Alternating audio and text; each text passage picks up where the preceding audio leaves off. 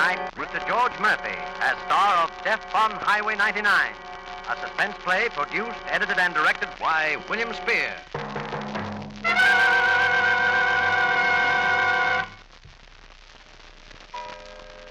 Dear Julie, the clock here in my room has just struck 7, which means I have about an hour for writing this letter to you. I guess already you've said, who's this from? What goes? So I'll tell you right off. Remember Morton Blake? Speed Blake, they called me in high school. The guy who sat behind you in Algebra 2 and chemistry? Well, that was more than 7 years ago. And I'm writing to you because there's no one else in the world that I give a darn about. There never has been, Julie, since I saw you the first time. Well, I sure had other plans about you, and that's probably a surprise, too, because I never had the nerve to let you know I was alive before. But as it is with me now, this letter is all you'll ever know. A letter telling what a mess I've made of things, what a mess I've made of my life. You see, Julie, it's because I always decided too late what to do, because I always was a coward. That's why I never spoke up and told you back then what I thought about you until it was too late. You married someone else. That's why I'm writing you the last letter I'll ever write. To a girl who can't even remember my face. That's why I'm waiting for Captain Shannon to come and get me. You see, Julie, I'm a murderer. Yes, in just a little while, I'll see the squad car pull up outside, and then all the fumbling and mistakes will be over. But I want you to understand, that's all. Because it really was all her fault, Pauline's. You remember Pauline? She was that strawberry blonde who hated you so much. Of course, Pauline hated everyone. She was so sharp and mean and not like you.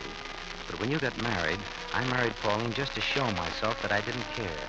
Just because she was there handy and you were lost.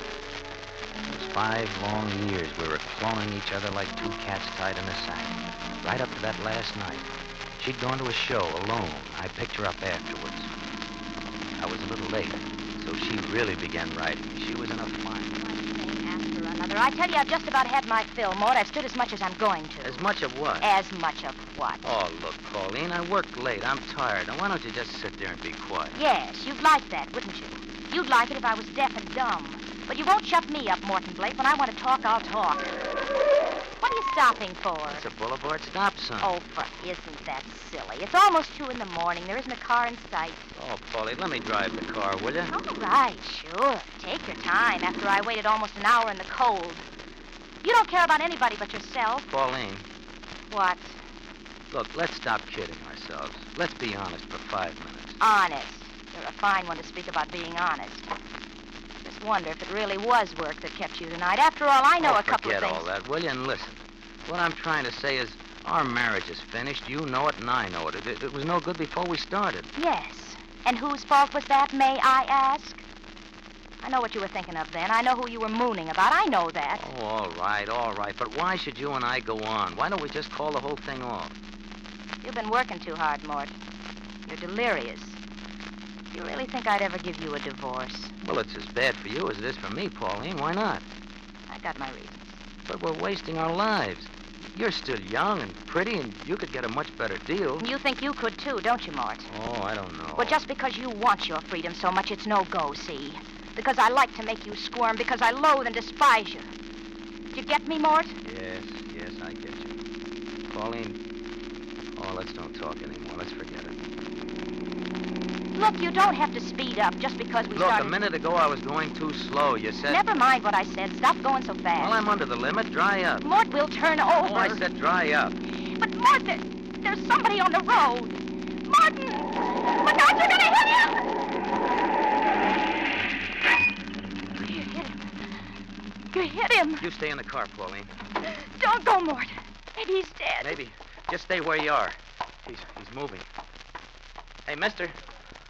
Mister, can you hear me? Okay. Not your fault.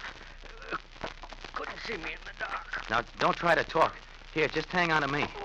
I'll get you into the car. Good. Now, you're on your feet. Who are you, mister? Name Haggerty. Okay, Mr. Haggerty. Take it easy now, and I'll take you to a doctor. Yes. Doctor, quickly. Quick. He's passed out. Pauline, open the back door. Is he He's dead? alive. He's alive. Here. There now, if we hurry. We've got to get him to the hospital right away. There's the result of your temper, Mort. My temper? Well, you know it wasn't my fault. He jumped right in front of the wheels. Not your fault. Not your fault. He doesn't seem to think it was your fault either. Well, it wasn't. You saw. He ran out from the side without looking. Oh, sure. You're lucky. As usual, Mort. Lucky? What are you talking about? The streets are completely deserted. Well, it's late. What's so strange about that? Nothing. Only there weren't any witnesses. Well, that's right. No witnesses except him and you. Yes. That's right. Him and me. What's your hurry, Morton? What's my... Well, I've got to get him to a hospital. He may be dying. No, Mort, he's not dying. You don't have to hurry. He's dead. He's dead. She said it just like that. Like she was handing me a birthday present. I pulled the car to the curb and got into the back seat. The old man was sprawled across the cushions, his head twisted back. When I put my face down, there wasn't a whisper of any breathing on my cheek. I slipped my hand inside his coat, still as stone, not a flicker from his heart. I crawled back under the wheel and sat there thinking. Mort, Yeah, you know what you've done? yeah, he's dead. That means you're guilty of... What is it, Mort? Murder No, it's not murder. or manslaughter? And even manslaughter will mean prison. Won't it, Mort? Huh? I said manslaughter will mean prison, won't it? Prison? No, it wasn't my fault. You heard him say so. Yeah. If I testify that I heard, then you'll get off. Is that it? Why? Well, you'll have to testify, or else Or else what, Morton? I'll be sent up. There weren't any other witnesses. That's right, Morton. Hey, what are you trying to tell me? Mort, you must have imagined that poor man said it wasn't your fault. What? Because I didn't hear him say a thing. You're lying. You're lying, Pauline. You heard him. As soon as I put him in the car, he said it's not your fault. Can you prove it, Mort? Can I prove? This is what I've wanted, Morton. I'll have my freedom, but you won't have yours. You'll be that jailbird, Speed Blake. And you'll have years and years and years to think about the other girls you used to know. Won't you, Mort? I looked at her. She had a thin smile on her lips. I got a crawling feeling at the back of my neck. I held onto the wheel so tight my knuckles began to ache. Well, Morton, what are you waiting for? What was I waiting for? What had I always waited for? Well, Morton. I began to think of something. A line my beloved wife's ran through my brain. No witnesses. There were no witnesses. Why wait, Mort? Be a man. No witnesses. There were no witnesses. I could dump the old man's body somewhere on the edge of town and no one would be the wiser. No one but Pauline. But what if there was no Pauline?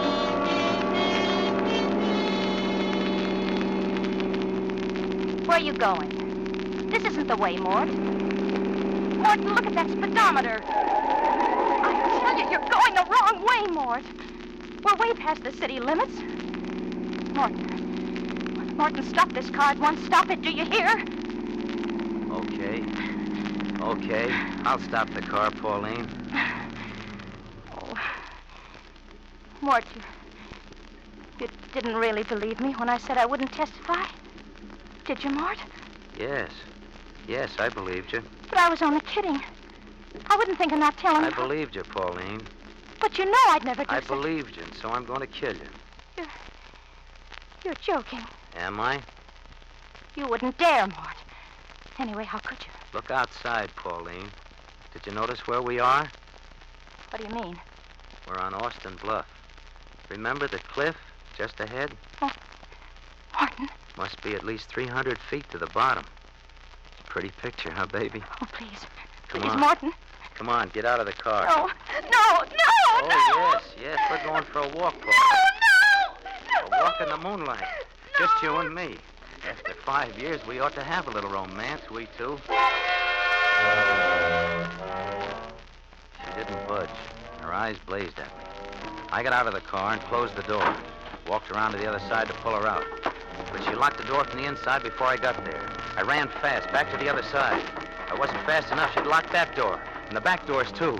She and Haggerty were locked in. Oh, it made me crazy wild to see her little white face in there. The face that had kept me from anything a guy could want in life. Open up. Open up the door. You can't get away. I got the key, so quit stalling. Open up. Stop it. Stop that horn or I'll... Okay, I'll fix that. You won't keep that racket up long, sweetheart. Let's see now. Which is it? There. Got him. You see, Pauline? You'd be smart to come out and get it over with. I pressed my face against the glass. She was crouched down in the front seat. Her eyes watched every move I made. She was trapped and she knew it.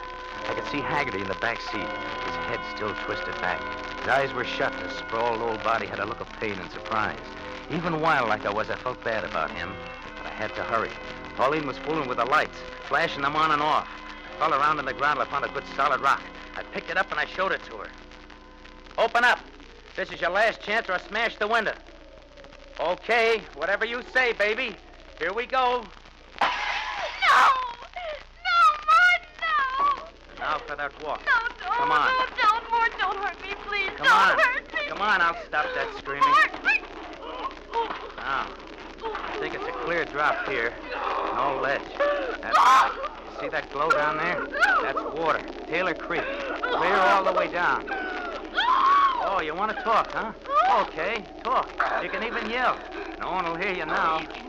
Mort, I promise I won't hurt you. You're not the kind of person to kill. You can't do it, Mort. You can't do it. Can't I? No, please. You'd please. be surprised what I can Mort, do, Pauline. please, let me. No, please. Come- Stop it, Goodbye, Mort. baby. No. Goodbye. Sweet dreams.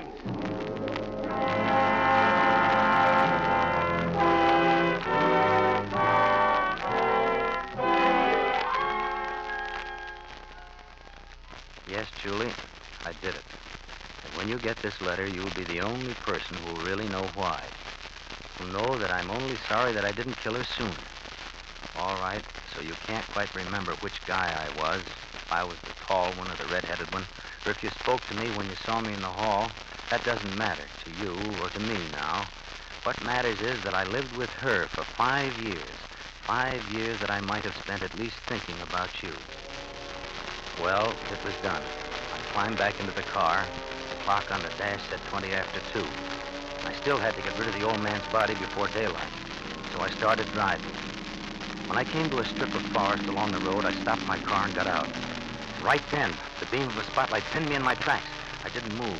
I saw it was a cop. Hey, what you doing there? He started walking toward me, rolling his motorcycle. No parking anywhere along the highway, mister. Oh, okay, officer. I didn't know. This ain't no lover's lane. You gotta keep moving. Oh, I'm sorry. I'll get moving right away, officer. Hey, you're not carrying any vegetables in your car, are you? Vegetables? Oh, no. There's a beetle thing on again. I just better take a look in the back there. Well, there's nothing in the back Hey! there.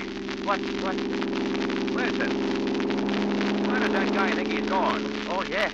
He's speeding, all right. Say, am I gonna slap a ticket on him? But you clear out of here, mister. And don't ever park on this highway again. Oh, no. No, sir, never again.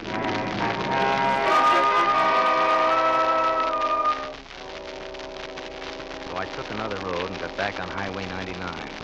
By then, I felt jittery. I smoked one cigarette after another, and the sweat was rolling down my face. I found another spot, and this time I made sure I was alone. Then I parked the car, and I opened the back door. I reached in for Haggerty's body. He was still limp and warm, and really, I was sorry about him. You see, that proves I wasn't the killer. That proves that it was her fault, Pauline. And if she hadn't been like she was, I never would have killed. Not anyone. Well, I got the old man out onto the road, and I left him.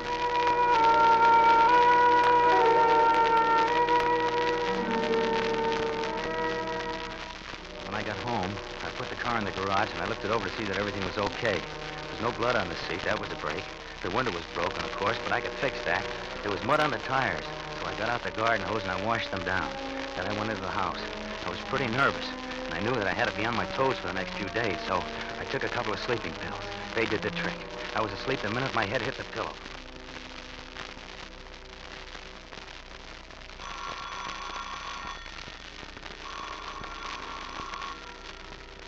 The telephone sounded like it was ringing miles away. I didn't know if it was day or night. I stumbled down the hall, shaking my head, trying to clear my brain. Hello? Hello? Is this Martin Blake? Yes. This is Sergeant Graham down at headquarters. Oh, yes. Is there anything wrong? I have some bad news for you, Blake. Bad news? Yeah. A report just came in from the East Precinct. A couple of campers found a body at the bottom of the cliff. Yes? Well, tough to tell you, but the body's been identified as your wife, Pauline.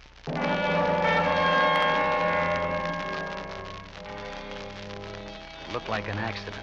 They didn't suspect a thing. I was in the clear. The sleeping pills were still working. I wanted to go back to bed, but I didn't dare. I had to go down to the morgue right away to identify what was left of Pauline. I thought that might throw me, but I was as cold as steel when they took me in to see her. They were watching me, so I pulled a little act. Hey, take it easy here. Here, sit down. I'll get you some water. Oh, thanks. I'm all right now.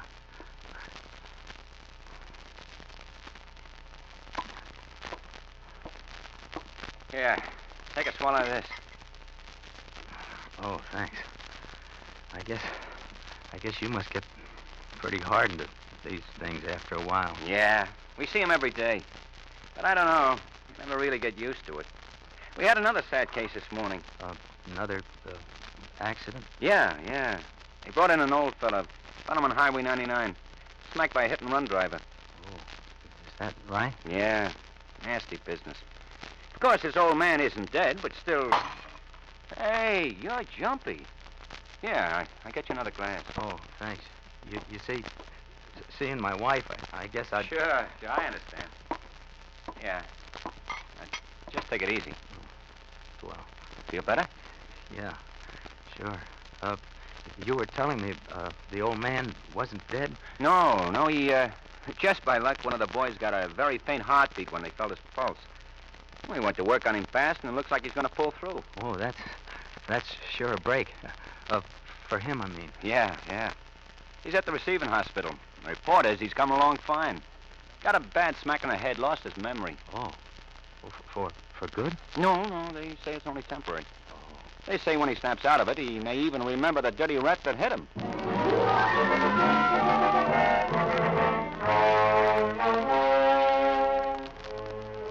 Haggerty was alive.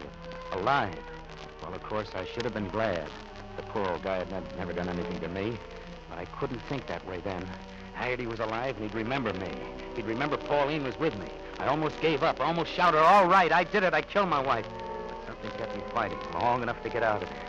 Long enough to drive to the hospital where Haggerty was. It was taking an awful chance, but I couldn't stay away. I was just walking up to the desk to find out his room number when... Blake. Aren't you Morgan Blake? Yes, I am. Well, I'm Captain Shannon from headquarters.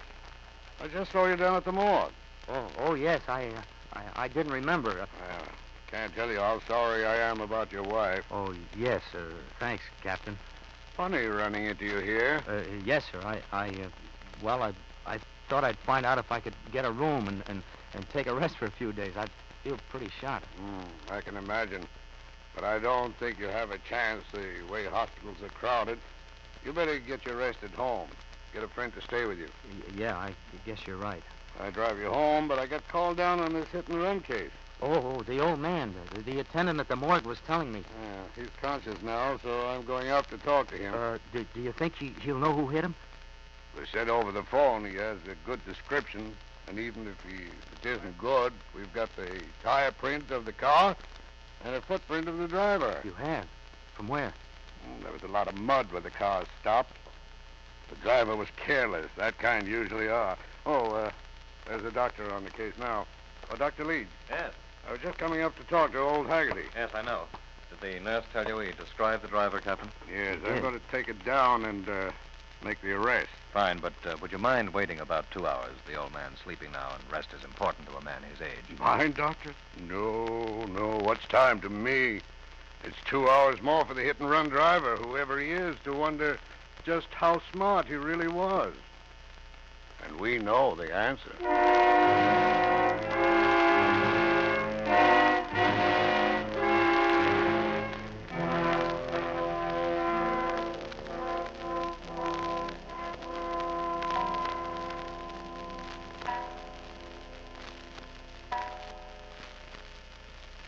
So, Julie, I'm waiting now. I'm writing you all this because I got a crazy idea that you have a right to know. You, a girl I knew 7 years ago, who won't remember me. Who won't remember that nickname, Speed, or if I had freckles. You did. Or if you signed my book on class day. You didn't, because I didn't have the nerve to ask you. So maybe it isn't a real girl at all that I'm writing this to. I guess I'm writing to how I failed. To how I never did anything on time. To how I thought good and acted bad. You see, what I think you were adds up to how much I failed. I guess every guy in the world has someone like you. A girl in a blue dress. Success is having her now. Knocked back a long way in the back. They drove up now. Captain Shannon and a couple of cops. Okay. Well, I've only got seconds to get ready for them. So, goodbye, Julie. Goodbye.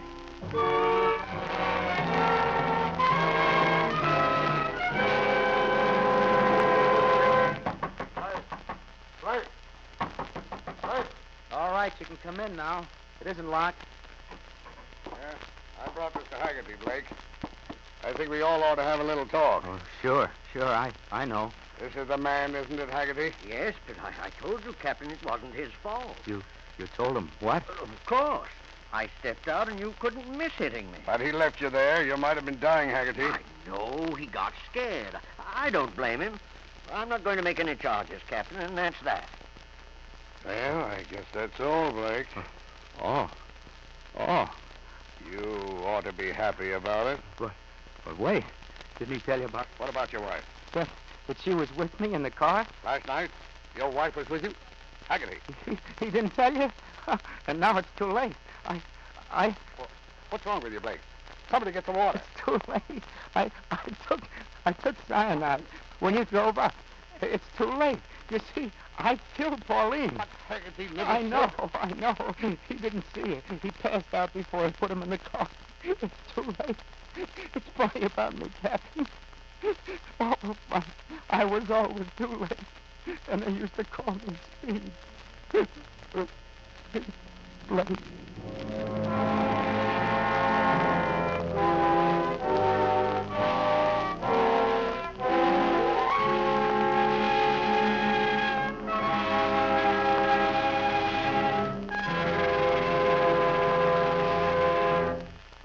George Murphy, as star of Death on Highway 99. Tonight's study in Suspense.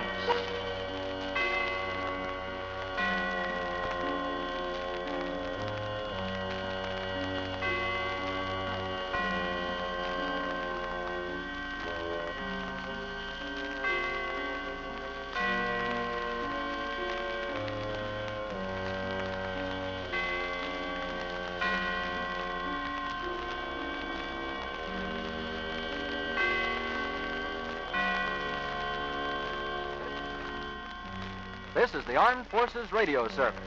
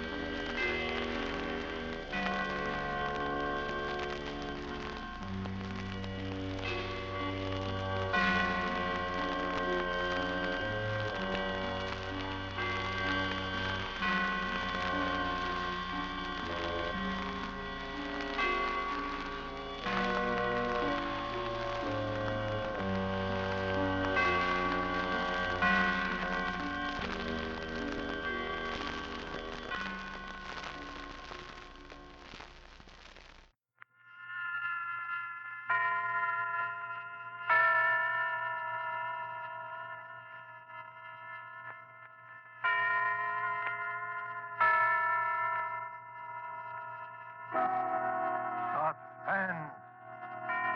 Mr. Ronald Colman, a star of the Dunwich Horror, a suspense play produced, edited, and directed by William Spear.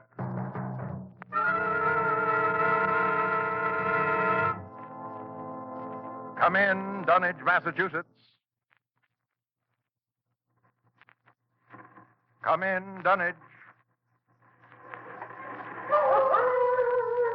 Good evening. This is Henry Armitage. I'm speaking to you... Dr. Rice, please close the window. I'm speaking to you from my laboratory on the slopes of Sentinel Hill near Dunwich, Massachusetts. Present with me is Dr. Warren Rice, my distinguished colleague from Miskatonic University. We are now about 100 yards from the summit of the hill, which is crowned by a huge table-like stone set in the center of a circle of stone pillars, a place of prehistoric worship.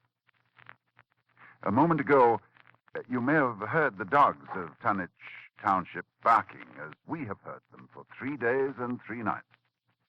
Dr. Rice and I know the horror which their barking portends, but the purpose of this broadcast is to make this unbelievable horror believable to you. I hope for your sakes and ours we are successful tonight. It is the eve of All Hallows. Tomorrow will be too late.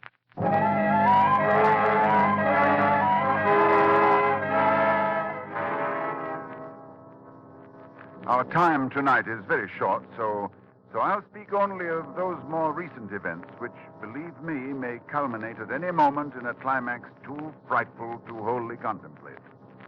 I will begin with the birth of Wilbur Whately.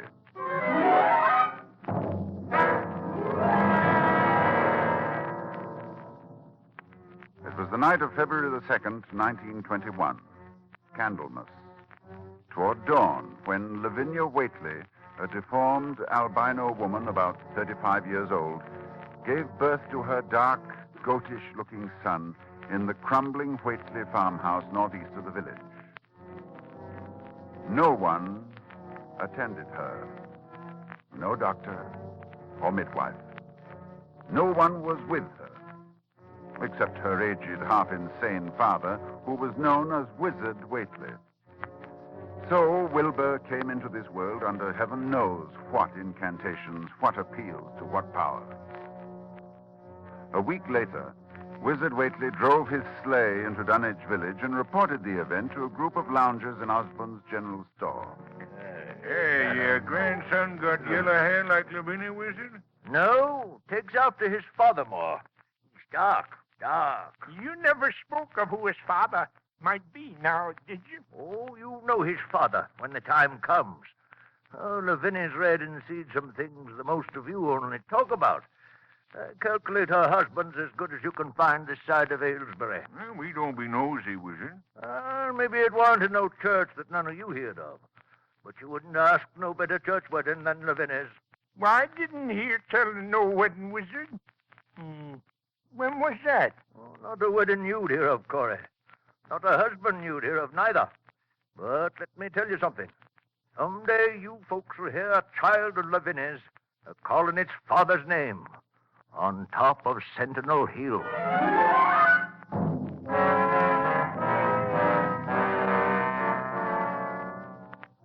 Prophecy? Or idle boasting by an insane old man? Oh, I know I ask a great deal when I ask you to believe that the arrival of an infant into that house of dire poverty and squalor could possibly constitute a horror and a threat to all our known world. Yet it has an earthly history. Perhaps through this history, you will be able to give it credence. Wilbur Whately's growth was uncanny. But even if he had been an average child, he would have become, in time, an unnatural being, for he was surrounded from the first by the most malign influences. There was his grandfather, old Whately, Wizard Whately, who each Halloween climbed Sentinel Hill to the great circle of stone, and while the hills shook, stood holding a great book open on his arms and shrieked into the wind. Shrieked. Jump! Jump off! Jump! Jump off! Jump! Jump off! Yog Sothoth, that dreadful name, first mentioned in the hideous forbidden book, the Necronomicon.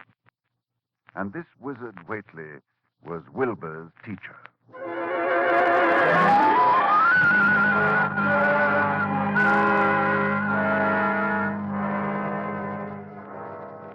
The villagers began to notice curious things that were going on at the Whately farmhouse.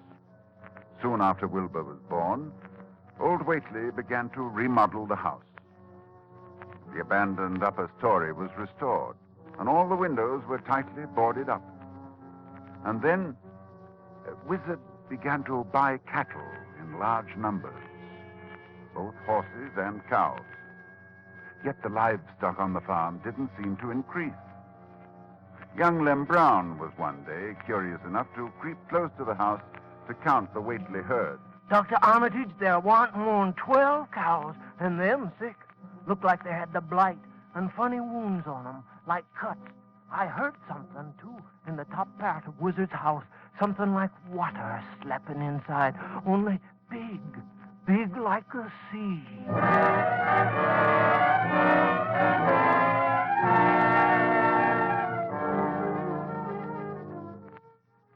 One other person went to the Whately farm in the years before I met Wilbur, Dr. Ken Houghton of Aylesbury, who was called by Wilbur himself, who said that his grandfather was dying.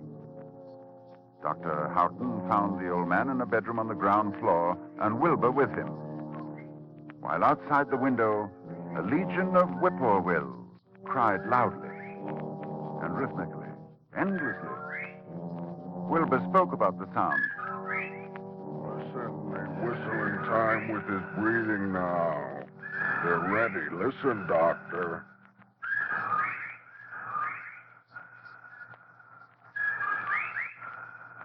They know his soul's going out. They're waiting. Yes, Wilbur, that's an interesting superstition. Late in the year for them, too. And when he goes, if they catch him, they'll keep laughing till break of day. If they don't catch him, they'll quiet down. You mean you believe that... Just a minute. I think he's conscious. Yes, the birds changed when his breathing changed. Like Willie, I say. Willie. I'm here.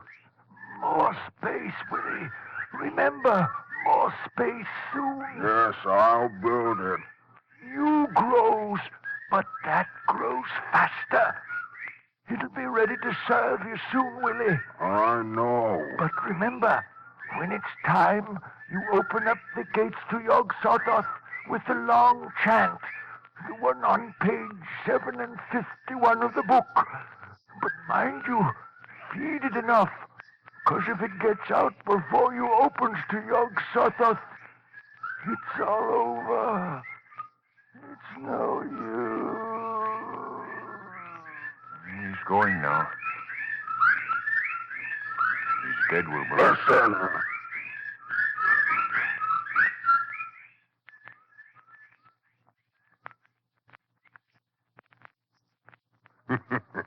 The birds, they didn't get him. Yes, he's free. He's gone.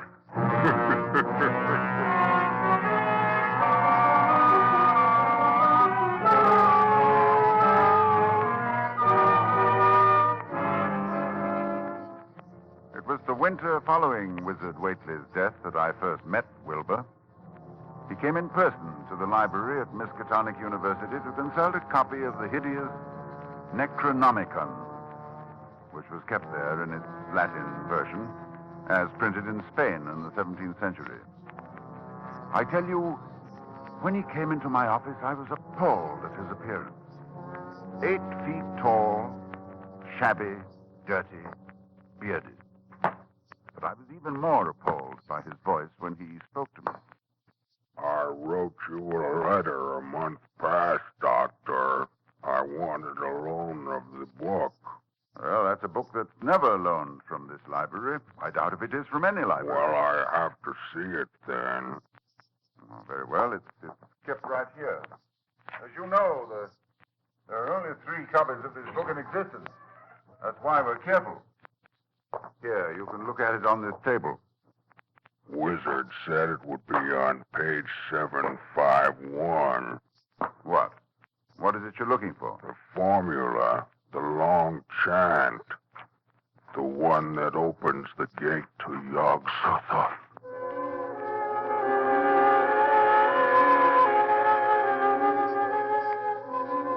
I felt a wave of fright as tangible as a draft from the tomb.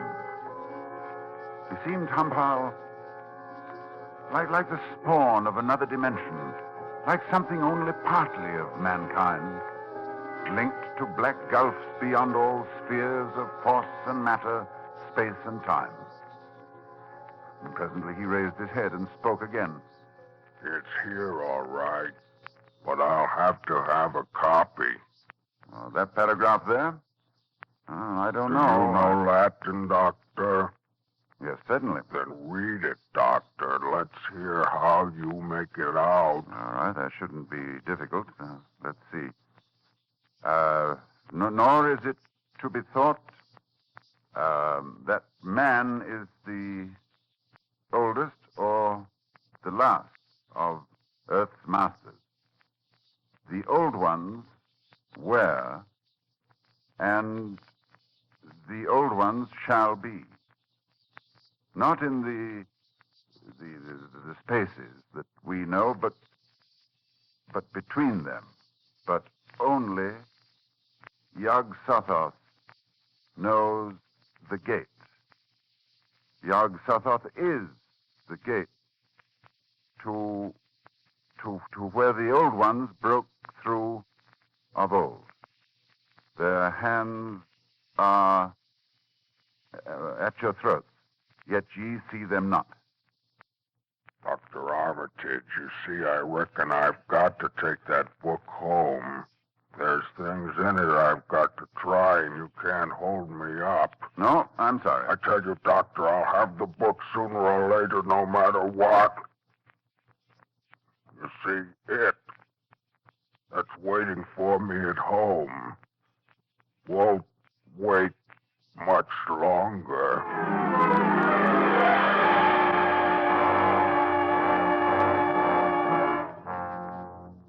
It was a week later that I was awakened suddenly by the fierce yelping of the great watchdog on the campus, followed by a sound from a wholly different throat, a scream.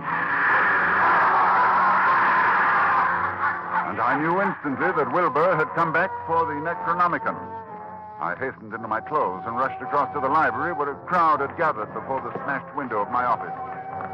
Inside, there was a fearful groaning and growling, and some instinct warned me that what was taking place there was not for unfortified eyes to see. I brushed back the crowd, motioning only to Professor Rice to come in with me. When we opened the study door, Professor Rice screamed. No, Dr. Armitage, no, I can't. Come, close the door. We can't let them see. She's alive, but Lord, what a job that dog's done. Torn him to bits. Oh, it's a horrible sound, that moaning. You suppose we ought to call a doctor? A doctor? A doctor for that? No doctor in the world would know what to do for that. Look, Armitage, it's not human, nor animal. Where did it come from? Can you tell me? Can you tell me what it is?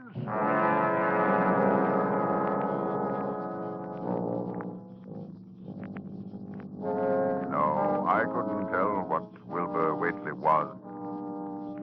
The thing that lay half bent on its side in a pool of greenish-yellow stickiness was 9 feet tall. And the dogs had torn off all the clothing and some of the skins. It was partly human, beyond a doubt, with very man-like hands and head, but the torso and lower parts of the body were fabulous. Its chest had the leathery hide of a crocodile or alligator.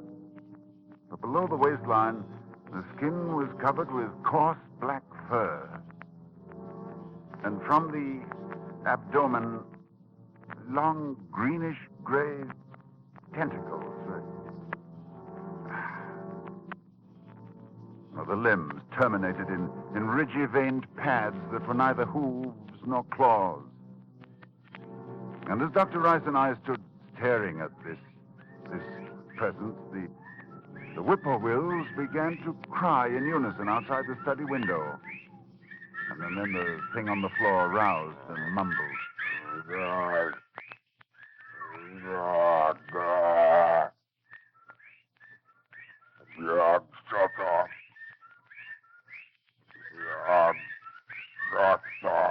Armitage, in heaven's name. Listen.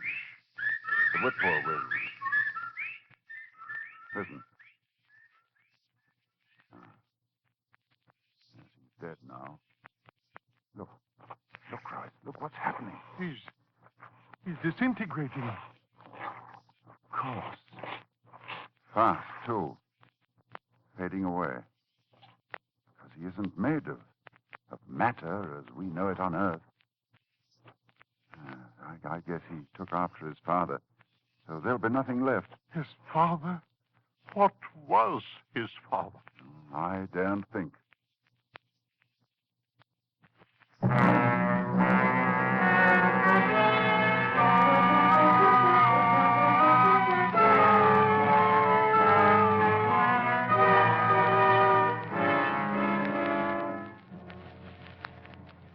I thought then that what came into our world with Wilbur Whately left with him.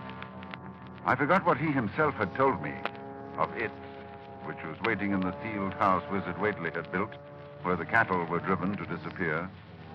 But Wilbur Whately left a diary, written in a strange alphabet resembling Sanskrit.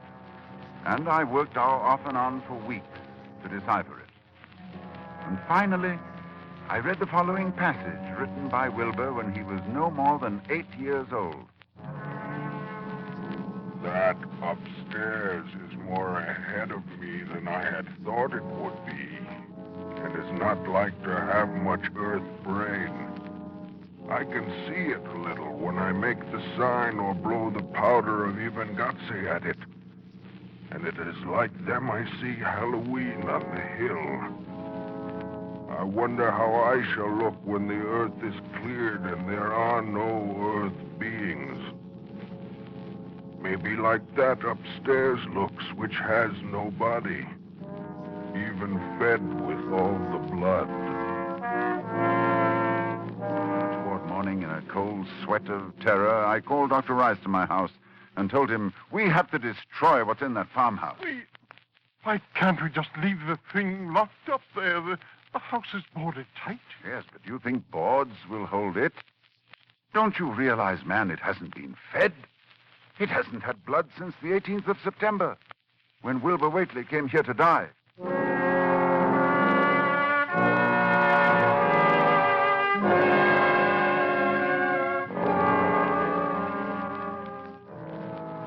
left for Dunwich that night, and we've been here on Sentinel Hill ever since, working desperately to discover the formula in time. But a week ago tonight, shortly after dawn... Yeah, hello? Dr. Armitage, this is Lem Brown. I was just up beyond the glen, Doctor, looking for cows I lost last night. Yes, Lem? Well, Doctor, something's been there. Smells like thunder, and there's prints in the road. Great round prints, big as barrel heads, like a elephant has been along.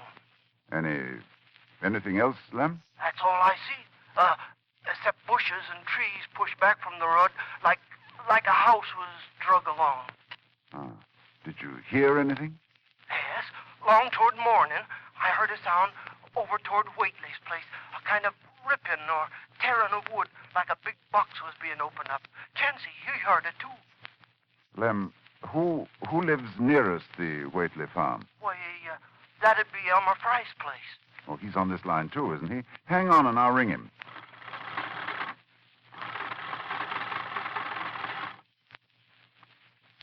Yes, Dr. Armitage, this is Central. I'm trying to get Elmer Fry, Central.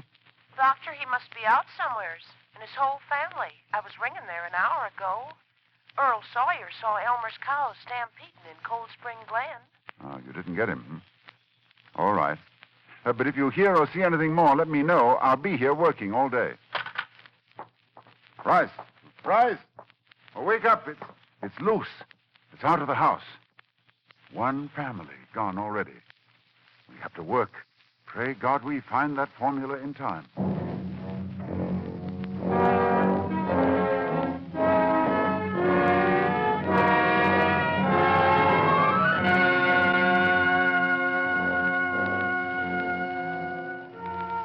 A week since it broke loose. A week of terror and panic here in Dunwich Township. Each night it moves about the countryside, leaving the trees crushed in a 30-foot swathe, as though by a moving mountain, leaving its monstrous tracks on a trail of tarry stickiness, leaving crushed and gutted farmhouses and whole herds of cattle drained of blood. Well, ladies and gentlemen, that is the story to this moment. And tonight is Halloween. Tonight we are here to... Oh, just one moment, please. Dr. Rice, did you hear something? With the window closed, no. Well, we'll throw it open. I thought so. Listen. The sound from 1,000 bending trees. A sound like the sea moving across a forest. Yes. Yes, it's coming here, of course. All Hallows, it comes to Sentinel Hill.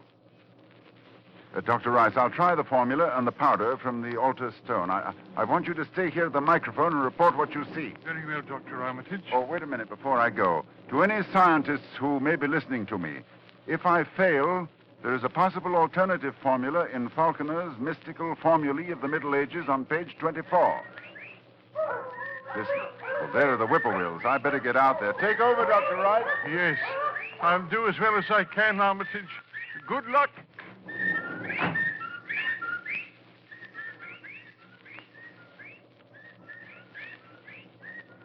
Ladies and gentlemen, Dr. Armitage is climbing to the top of the hill, to the altar stone.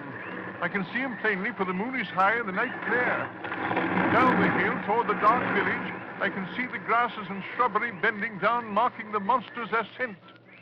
It moves quite fast, and I feel the proximity to phases of being utterly forbidden. Now, Dr. Armitage stands now on the altar stone and is holding the powder which, if the books are correct, will make this thing for an instant visible. It is quite close to him now, perhaps 20 yards or less. He lifts his hands. He flings the powder in a wide arc. I can see... Oh, no! No!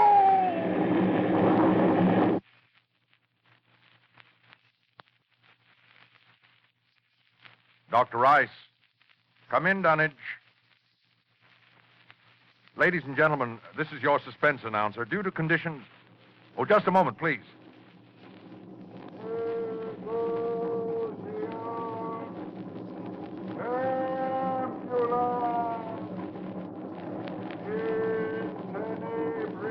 One moment, please. Dr. Rice, can you hear me? Yes, I can hear you. Yes, for a moment I was overcome when I saw... Ladies and gentlemen, perhaps you can hear now the incantation of Dr. Armitage. Listen.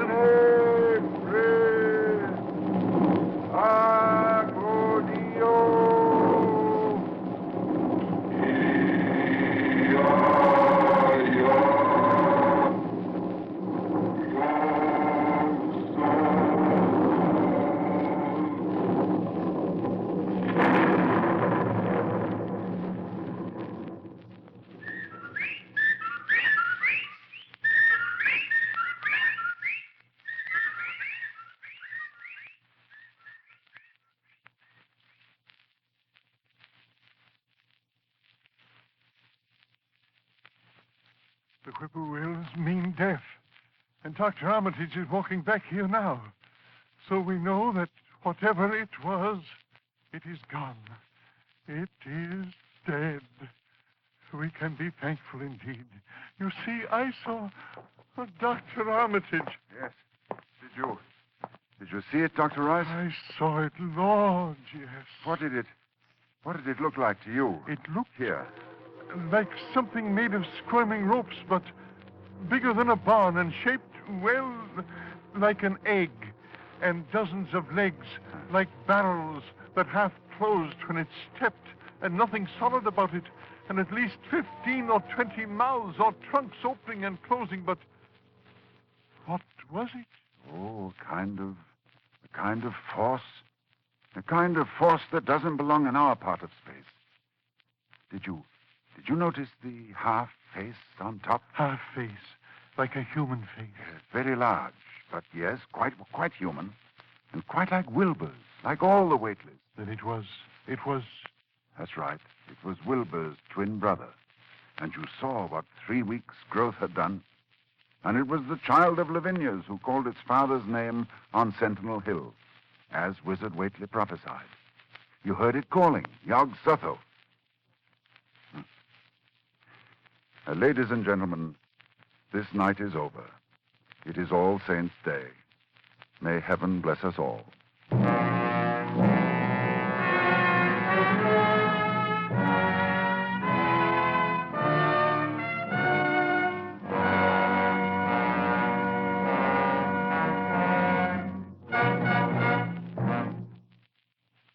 The Dunwich Horror, with Ronald Coleman as your star of Suspense.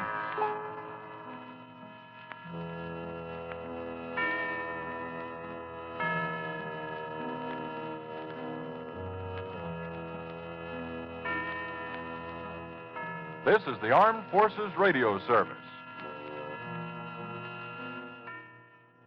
Suspense. With George Coulouris as star of The Long Shot, a suspense play produced, edited, and directed by William Spear.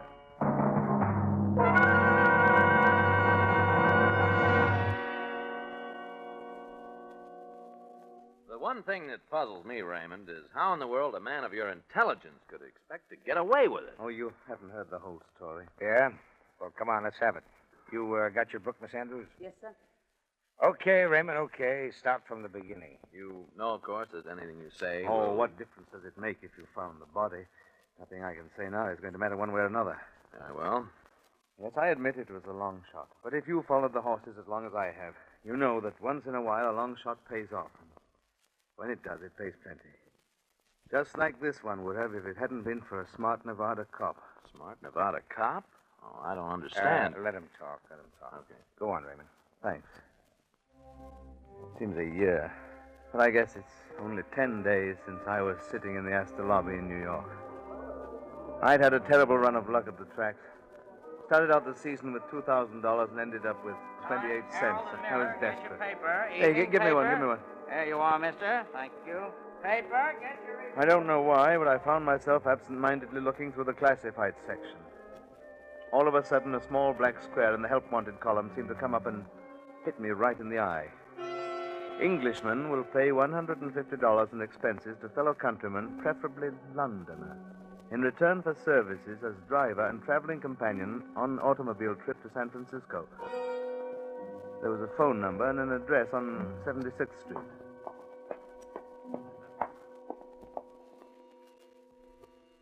Come in. Oh, excuse me a moment, old chap. I'm on the phone. Hello? You say you're from Devonshire. Yes, I understand. Tell me, have you spent much time in London? Oh. Well, frankly, I'd much prefer a Londoner. Towns are sort of fiendish with me, you understand. Yes, I'd probably bore you to death. However, if nothing else turns up, I'll call you. Righto. Oh, step inside, please. Thank you. You've come about the advertisement, I presume? Yes. Oh, have a chair. Thanks. You know, I couldn't help overhearing your conversation. Yes. Been plagued all day, not a prospect in the lot. Now, what about you? Well, my name's Kelly Raymond, born in London, in Vigo Lane, just off St. James's Square, August the 18th, 1902. I know the town like the inside of my hat. Really? You're not making this up. Oh, no, of course not.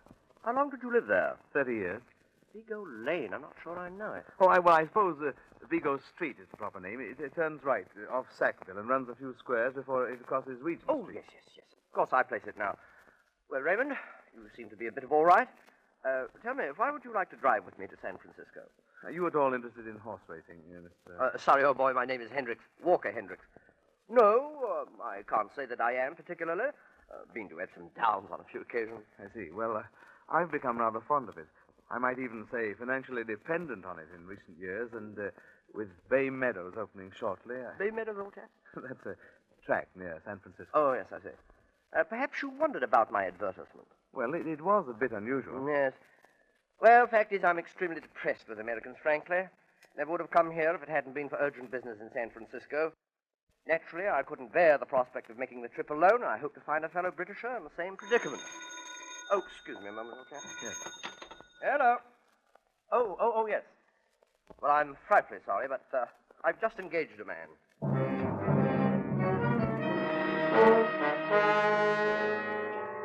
I didn't tell him why I had to leave town, of course.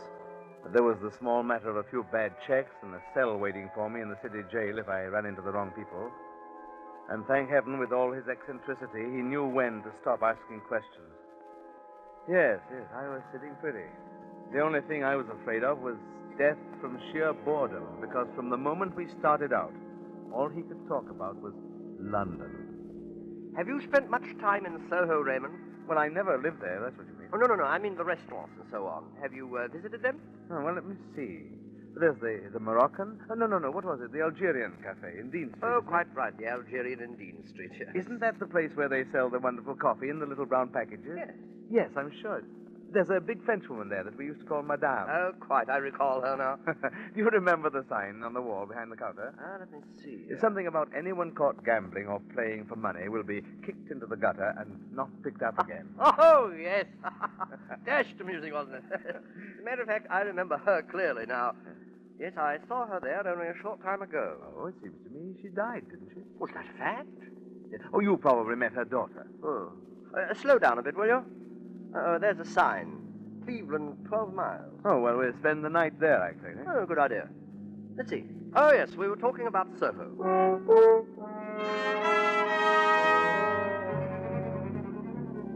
Yes, we were talking about Soho, and we continued to talk about it the rest of the way to Cleveland and most of the night in the hotel room. I began to think the man doubted my authenticity and was trying to trip me up. On the way to Chicago the next day, we covered Whitechapel, Fleet Street, Bloomsbury, and Mayfair. He still hadn't struck me, but I was beginning to feel like a well-thumbed Baedeker's guide by the time we reached Chicago. We just finished settling down in our hotel room. You've seen that remarkable man in Covent Garden, Raymond? Yes, a lot of remarkable men in Covent Garden. Of course, but I mean the one who does that wonderful balancing act. Oh, yes. Jim the porter. Balances 20 vegetable baskets on his head in the middle of traffic at high noon. It's quite a sight, that. Mr. Hendricks, I wonder if I might have a small advance on my salary. Oh, I suppose so, yes. It's still rather early, and I thought I might look over the Windy City. Of course, Raymond. Oh, sure. Let me open my valise. Oh, gosh, this infernal lock is always acting up. Ah, there we are. 20 be enough? Oh, fine, thanks. Say, I believe I'll join you. Stretch the legs a bit, eh? I could see that he was good for a couple more hours of London. But there was no getting out of it. Around the corner from the hotel was a place where I was reasonably sure of running into some of the racing crowd I'd met during the Arlington season. I lost no time getting there. We had a club sandwich, and at Mr. Hendricks' request, I was expounding scholastically on the difference between Chicago and London bacon when... Kelly! Tommy! Hey, good to see you, Kelly. I thought you were in Miami. Yeah, leaving in a couple of days. How about coming along? Oh, well, I'm on my way to San Francisco. This is Mr. Hendricks, Tommy DeWitt. How are How you? do? Hey, you can't walk out on me like this, Kelly. I got a deal for you. No. Yeah. Hey, Oh, sure. You'll excuse us, Mr. Hendricks. Oh, rather, of course. Yes, go right Hey, ahead. what was the name of that car? I'll get right to the point. We bought us some jockeys. Huh? It's coming up next week at Hialeah. 500 will get you 10 grand on a parlay, but it's got to be 500. Now, look, you're sure of this? I never failed you yet, have I? No, I've got to drive that stiff to San Francisco. Well, what if you just walked out? Well, I suppose I could. Yes, but the 500. Has he got any money? Wait a minute. That valise. Huh? Tommy, you sure this can't lose? I'm positive. Now, listen. All you have to do is watch that booth where Hendricks is and phone me at the hotel if he leaves. I'll call you in about 5 minutes and tell you where to meet me.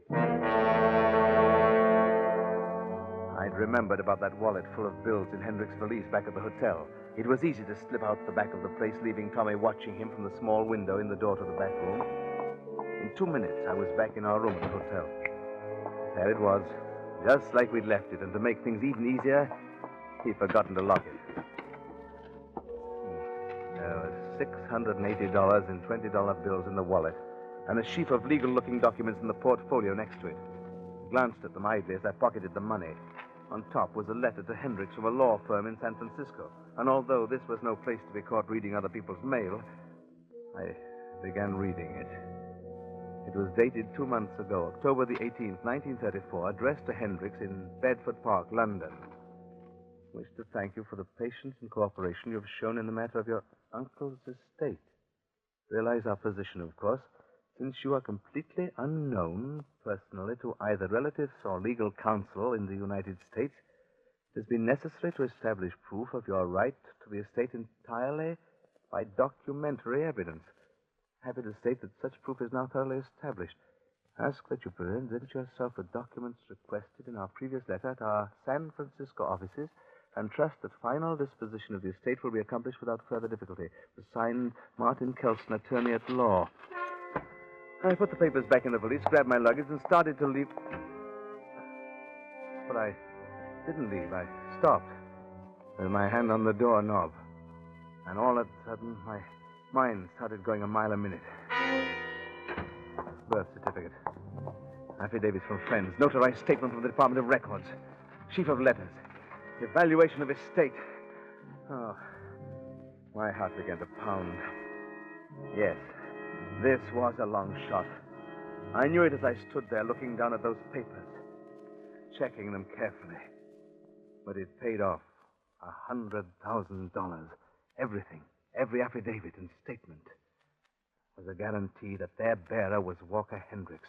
And to tie it up tighter, one of the letters said pictures wouldn't be necessary. Just a passport. Yes, it was a long shot, but did you ever see odds like that, boys? Maybe you're right, boys. Oh, I don't know. Maybe I lost my reason there in the hotel room with $100,000 under my nose, trying to think a million things through at the same time, trying to calm down and see it clearly when I knew Hendricks was liable to walk in any minute. Anyway, I put the papers and the $680 back in the valise and put the copy of McBalty's Your London and Mine on top. Then I called Tommy DeWitt at the Horse's Neck, told him the Hialeah deal was off, that there wasn't any money in the room. We left Chicago the next morning right on schedule.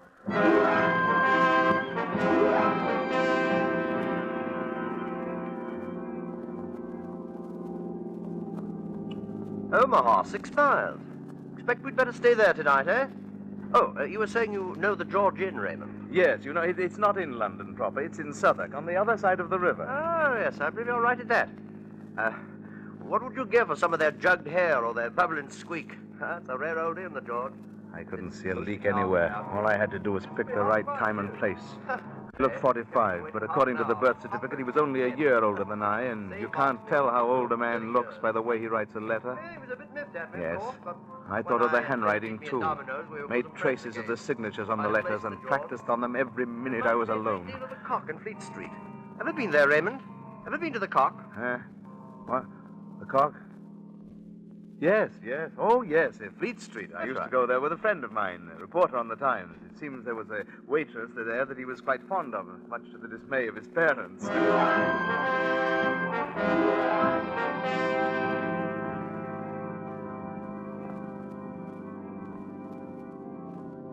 Ah, here we are, right on schedule. Salt Lake City, 3 miles.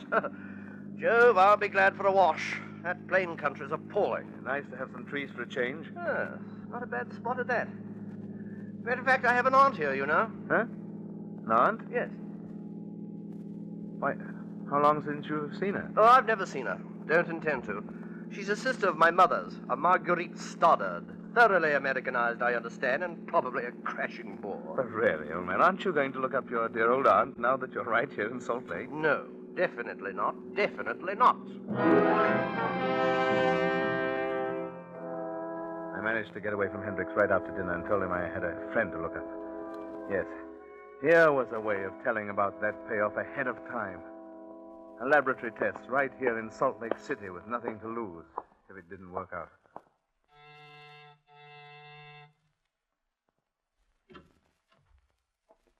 How do you do? How do you do? Are you Mrs. Margaret Stoddard? Yes. I'm Walker Hendricks. Oh, I can't believe it. May I come in? Yes, of course. I'm a little... you must excuse me. Oh, I understand, Aunt Margaret. You know, I was so hoping it would be you. I found your address in the phone book, you know. Please make yourself comfortable. I'll fix some tea. Oh, no, I just finished dinner. Please let me. I'll only be a minute, and somehow I can talk much better over a cup of tea. Very well. I give in. You're a pleasant surprise, Walker. Thanks. I'd expected you'd be a little more like... Like what? Oh, perhaps I'd better not mention it. Oh, please do. You know, I think it's time we talk these things over. You'll never know how much your Uncle Gerald regretted what he did. Oh, you mean the will? Of course not. Long before that. Cecily never told you, I suppose. No. Oh, no. She never told me. Your mother was so hurt, it's no wonder. If they could only have understood each other better. But she and your Uncle Gerald were as two peas in a pod, Walker. Neither would give in an inch. You know, Aunt, she never mentioned her family. No, I suppose she wouldn't. After all, she loved your father, and Gerald hated him. Mm-hmm. And so she left. Yes. Of course, you naturally don't know all these things. No, naturally. I know Gerald would be the last to admit it, but I'm sure the will was his stubborn way of giving in to her. Well, perhaps. I'm sure of it. And since I've met you, Walker, I'm happier than ever it worked out this way. And now that there's nothing any of us can do for your poor mother and father. Oh, but I was going to fix tea, wasn't I? You just make yourself comfortable. I'll be right back.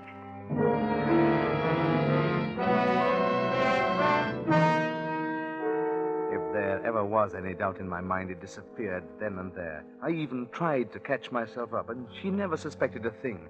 They knew absolutely nothing of Cecily Hendricks from the time she left home until Gerald died, leaving her the $100,000. At that point, they made a pretty thorough search, found both she and her husband had died in England, and their son, Walker, was the only heir. I could have told her I was born in the Tower of London, and she would have believed me. Yeah, that was it. Yes, and now I even had an identity witness to back me up.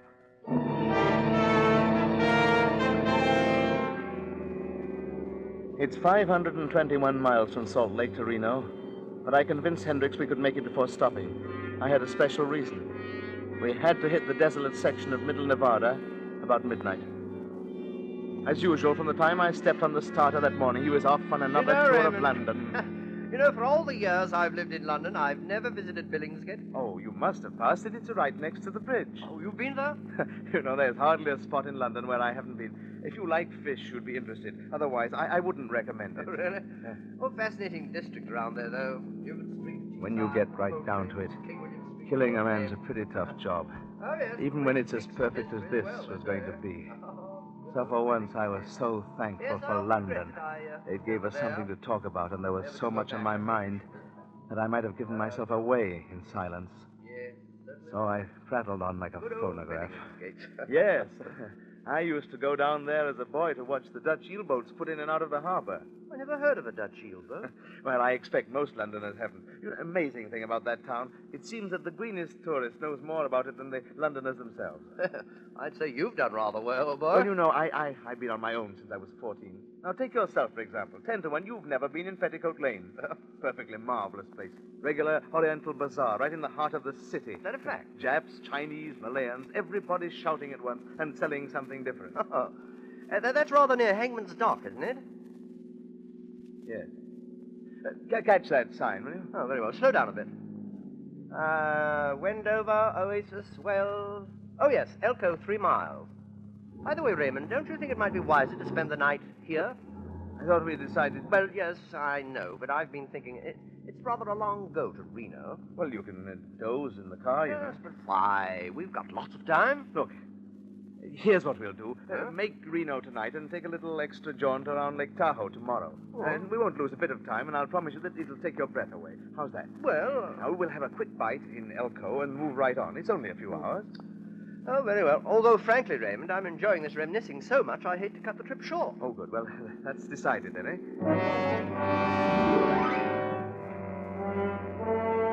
We left about 8. At midnight, we were somewhere between Winnemucca and Reno, passing through some barren hills. I knew the time had come, and my hands began to shake so much that I had to grab the wheel with both of them. I felt beneath the cushion for the wrench. It was still there. Finally, I held my breath and pulled over on the shoulder. Oh, I say. Oh, what were are you stopping for? Oh, look, over there against that cliff. Where? Oh! All over. He never knew what hit him. I turned out the lights of the car and pulled the body out on the right-hand side. We hadn't passed a car for hours, so I wasn't worried much about being seen. He was heavy, pretty heavy. But I managed to carry him over my shoulder as I walked off into the brush. There was a small cave on one side of the ravine. I shoved the body in, rolled a large rock over the opening. Started a small landslide which completely covered the hole. Nobody could possibly find it. Clouds came back across the moon again, and I got a bit off in my direction because I ended up on the highway at the top of a rise some distance ahead of the car. I just about reached the car when I saw something that made my stomach feel as if it was full of ice water. For there, behind my car, was another one with a seal on the door. The seal of the Nevada State Police. There was nobody in the car. The officer must have been wandering around looking for the driver of my car. I lifted the hood of the engine and knocked the battery cable off one of the terminals. And then I waited for a year there in the silence. And then I almost cried out in relief. The officer appeared from the other side of the highway. Hey there! What's the trouble? I don't know, officer. He just went dead on me. Having a look up the road when you arrived. Yeah, we usually check on stalled cars on this stretch. You say she went dead on you? Yes, the lights went out. The motor just died. The lights went out, huh? You, been under the hood? I wouldn't do much good, I'm afraid. I'm pretty green at that sort of thing. Now, let's have a look. Fine. Yeah. All right. Get the flashlight on. Oh, your battery cable's jarred loose, brother. Got a wrench? Yes. Yeah. Right handy, huh? All right. There you are. Say, try her now. You know, that looked pretty simple. Yeah, it was.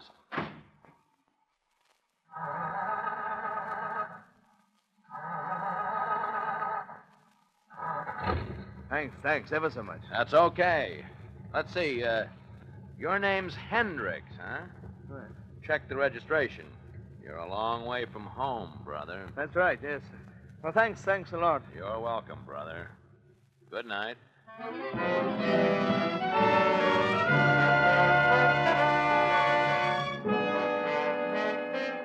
was sure he knew nothing. Too sure, I guess. I had the passport faked here in San Francisco, complete with picture and a perfect imitation of an English visa. I was all set. And yet when the time came, I began to waver again. I wasn't sure about that cop. What if he sent someone back the next day to look around? Battery cables just don't jar loose by themselves. For 3 days, I sat in my hotel room here, thinking. I bought Nevada papers from an out-of-town newspaper stand on Market Street. No mention of the murder. Nothing. Yeah, that's why you were smart. You'd never have got me if anything had leaked out of the papers about finding that body. Well, anyway, when I couldn't stand it any longer, I flipped a coin. Heads, I'd do it. Tails, I wouldn't. I came up heads. Well, you know the rest. Naturally, I denied it until you sprang it on me that the body had been found, and then I knew it was no use. Well, why don't you say something? Still think I couldn't carry it off, Kelson? Well, don't just sit there with a blank look on your faces. Say something. Well, Raymond, we were holding you for the murder of Walker Hendricks, but it appears we were wrong. What? What's the matter with all of you? Oh, it was a long shot, Raymond, but it was a pretty good bet. Maybe that's why both of you gambled on it. What do you mean, both of you? You and whoever you bumped off in Nevada. With whoever I... Hendricks is dead. I know he's dead. Oh, Hendricks was murdered, all right, but you didn't do it. What? You see, he beat you to it, Raymond. Who beat... Who? What? Your traveling companion. He wasn't. Hendricks. He wasn't even an Englishman. That's why he was pumping you so much about London. He was, what do actors call it? Getting up in his part. What are you talking about? I thought you found Hendricks' body in Nevada. Oh, brother. Hendricks never was in Nevada. Poor guy never left New York. The New York police turned up the real Hendricks in the East River the day after you left town, chauffeuring for the guy who killed him.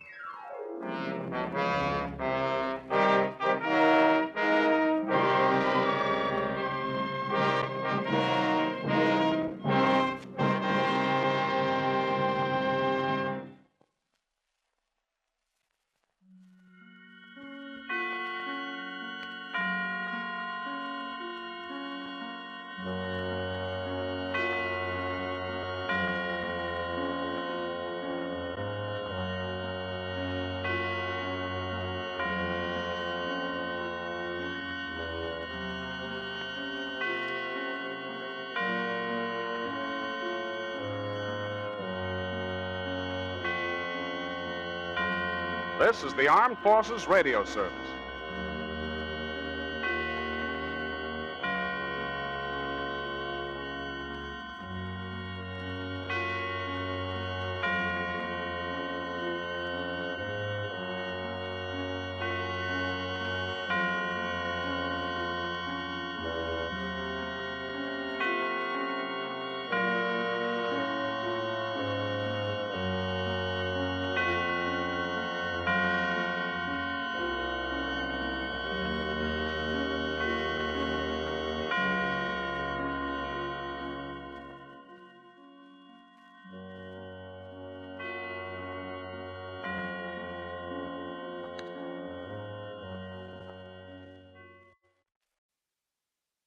Suspense. Tonight, George Murphy and Miss Nancy Coleman as stars of Too Little to Live On, a suspense play produced, edited, and directed by William Spear.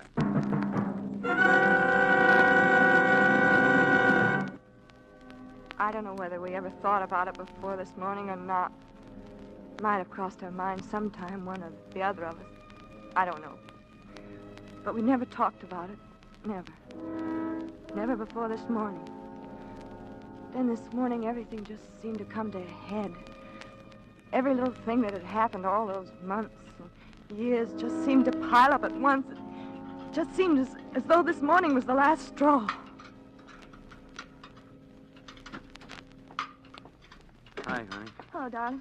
And breakfast is there, keeping warm on the back of the stove. I'd get it for you, but I'm already late with his. Oh, that's all right. You better hurry, though. Oh, I'm not going to the office today. You're not? No, he wants me to stick around. Don't you remember his lawyer is dropping in sometime today, only he doesn't know when? At least that's his story. Well, maybe he really doesn't know. Oh, he knows all right. Not that it matters much. I don't have any appointments today anyway. People around here wouldn't have their teeth fixed if you paid them to. They can't help it if they're poor, Dave. Well, I didn't say they could. I just said that they can't afford to go to the dentist. And it happens that I'm the dentist they can't afford to go to. Oh, darling, there ought to be some way we can move to another neighborhood so at least you can start building a decent practice. Sure. How? With what? I know. With Uncle Ed's money. When we get it. At least that's what we've been telling ourselves for the past 3 years. Well, couldn't we talk to him? Couldn't we make him see that... Oh, you know how much chance there is of that. He likes to see us having it tough. He likes to have us depending on that money. That's all he lives for. He'll probably live to be 100. Oh, we've just got to be patient, Dave. Oh, there he is. He's up. I've got to hurry. You'd think at least he'd spend enough dough to have some decent tires put on that wheelchair of his, so it wouldn't bump around over our heads like a 10-ton truck day and night. Well, I suppose we ought to be thankful he doesn't spend his money in the way. Have you seen him this morning? Uh-huh. How's he feeling? About the same, I guess. He made me bring his lemon juice and water down and heat it up again. Said it wasn't hot enough. Willie almost bit me again. Oh, that mutt. Oh, doggy is getting old. I suppose he can't help it. Any more than Uncle Ed. They could both help it. He wants it that way. He gets a kick out of it. Because now it's gotten so we even have to kowtow to a snarling little mutt. And he sits there and laughs at us. Well, we've just got to be patient, Dave. Well, one thing. When we get that $30,000, we sure will have earned it. Dave. Yeah? What about the lawyer? Well, what about it? Well, I mean, what do you suppose it means? Well, what should it mean? He's always getting the old fool over every 3 or 4 months and going into some kind of a huddle. Why should he want you here? Well, how should I know? Maybe he needs both of us as witnesses or something.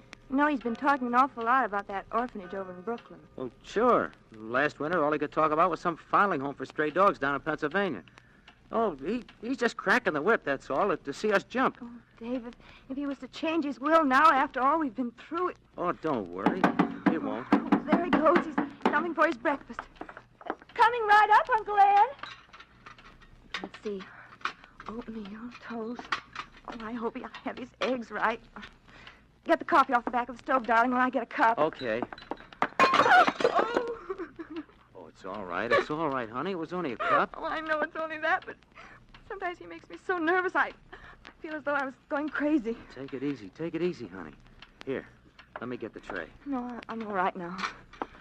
Let's see. Well, there's a pan of milk warming on the stove. Fill this bowl about half full and break up a handful of those little dog biscuits in it. Okay. Let's see. Sugar, salt, pepper, cream. All right, come on. Open the door for me, will you, darling?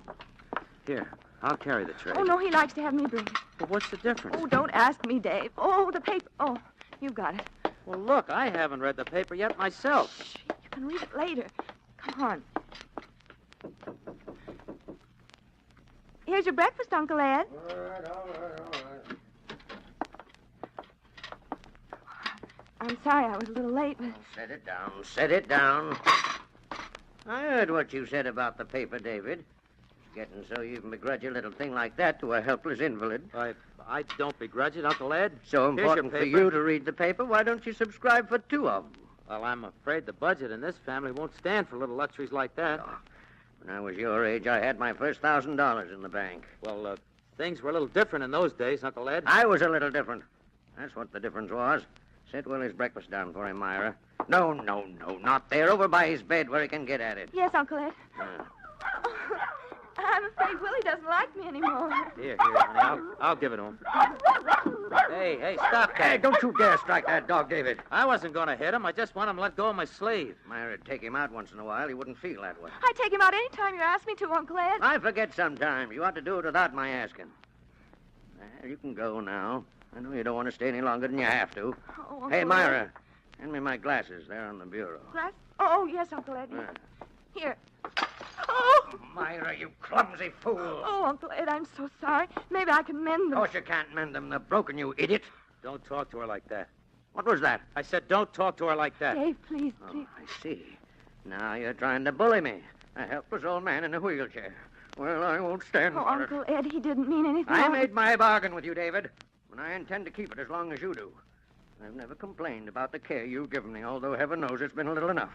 But don't think for a minute I'll stand for anything like this. Well, I'm sorry, Uncle Ed. I'm afraid that's scarcely enough. Well, it won't happen again. Look, I'll get the glasses fixed. I know a guy can do it right away. This'll probably take a week. In the meantime, I'll be as blind as a bat. And don't expect me to pay for it. Well, don't worry. I'll pay for it. You'll have him back tonight. Well, this reminds me, David, be sure that you're here when my lawyer comes today. I'll be here. I stayed home from the office on purpose. Well, that's all for now.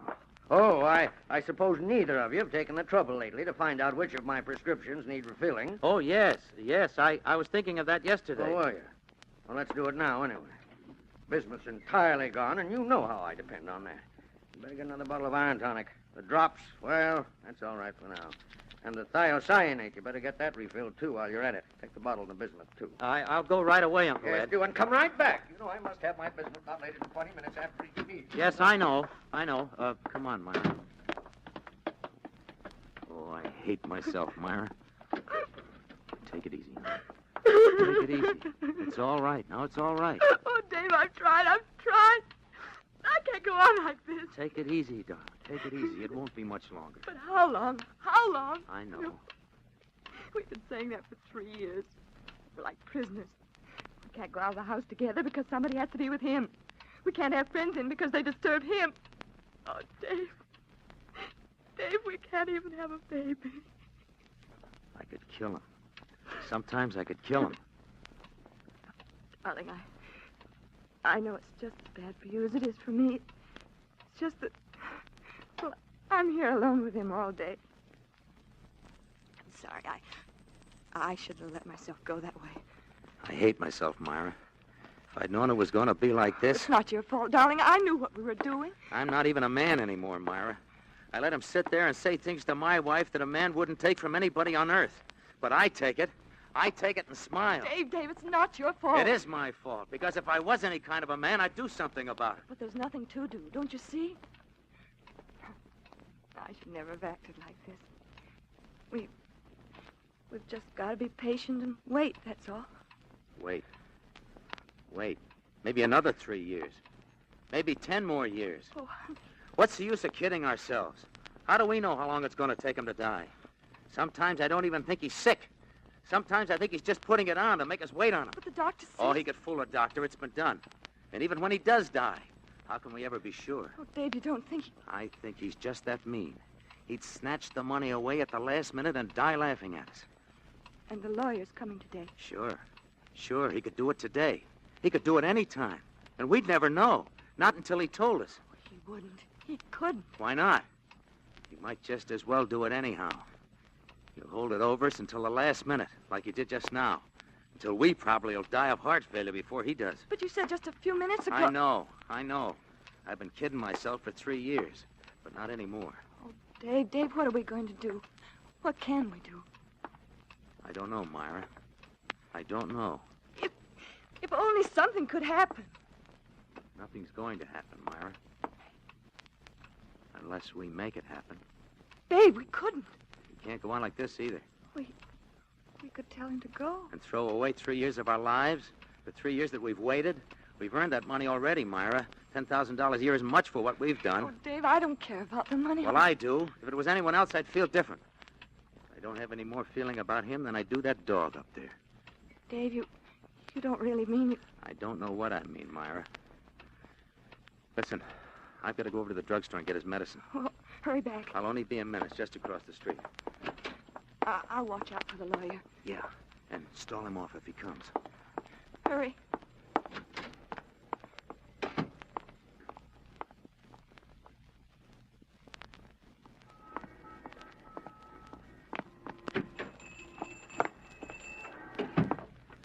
Hello, Mr. Herman. Well, Dr. O'Connor, you come for your regular batch of medicines, I suppose. That's right. How is he, Dr. O'Connor? Better, I hope? Well, I'm afraid he's been having a little pain lately. Oh, that's too bad. He's such a courageous old man, so cheerful. Every time I go by, he's sitting up there by his window, he waves.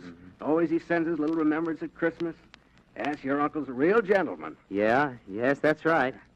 Well, what'll it be today? The iron tonic and the bismuth, 100 tablets.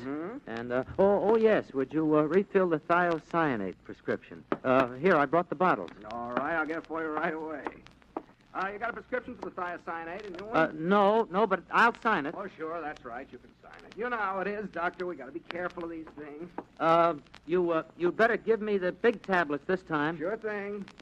You reach just over the counter, you'll find a prescription blank. Oh. Just below there. You got it? Yeah, thanks. Oh, there we are. Don't bother to wrap it. All right. That's $4.87. Here, I've got it even. Thanks. Well, thank you, Dr. O'Connor.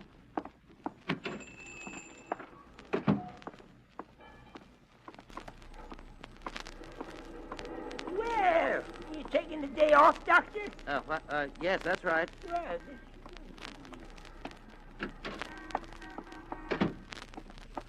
Dave? Yeah. The lawyer come? No. Come on in the kitchen.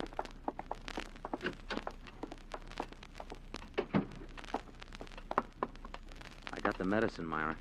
Oh? Myra, do you know what these things are that he's been taking? No, not exactly. Well, this is bismuth, the stuff he takes after every meal, 3 or 4 of them. The stuff he's due to take right now. Dave. Now, wait a minute. These are thiocyanate. He only takes these once in a while for his heart, just one of them. Less than one now because I got the bigger tablets this time. Dave, what are you trying to say? I'm trying to say, if he took 3 or 4 of these instead of his bismuth, by mistake, it would kill him. Dave, no. By mistake, I said. Well, it couldn't be. Yes, it could. Look at the tablets. Can you tell them apart? Hardly. If they were in the wrong bottle? But afterwards, they'd know they were in the wrong bottle. They'd know that somebody must have... No, he'd think it was all right from the shape. But afterwards, we'd put them back in the right bottle. But then they'd know it couldn't be a mistake. They'd know he could read right on the bottle from the label. No, they wouldn't. They'd know he couldn't read the label. They'd know he couldn't read anything. His glasses? That's right. His glasses, and the oculist would have to swear to it. Oh, Dave, are you sure you can't see? He's as blind as a bat without him. That much I know is real. Oh, Dave. It's the only way, Myra.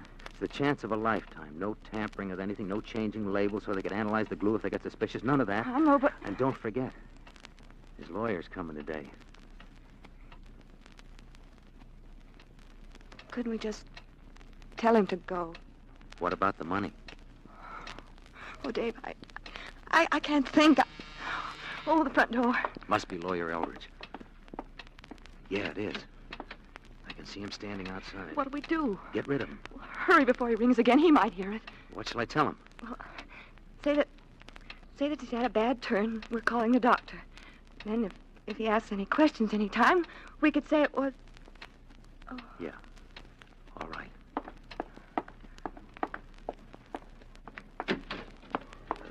Good morning, Mr. Eldridge. How do you do, Dr. O'Connor? Let's talk out here.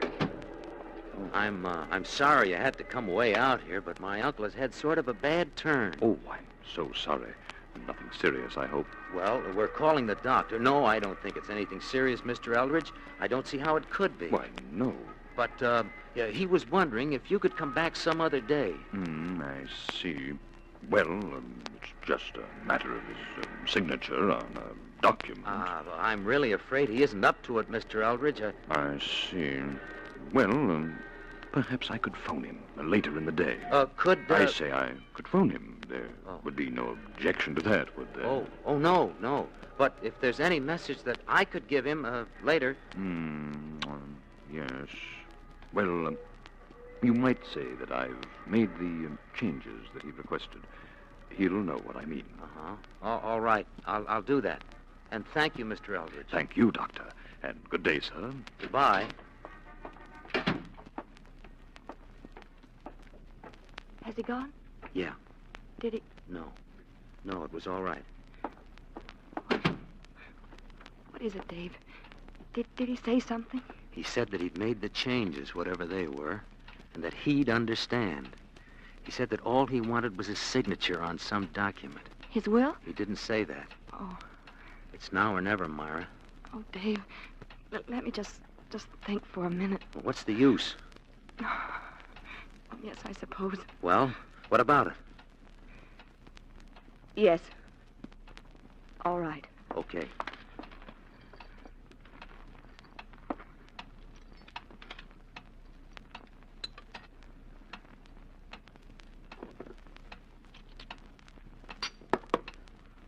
All right.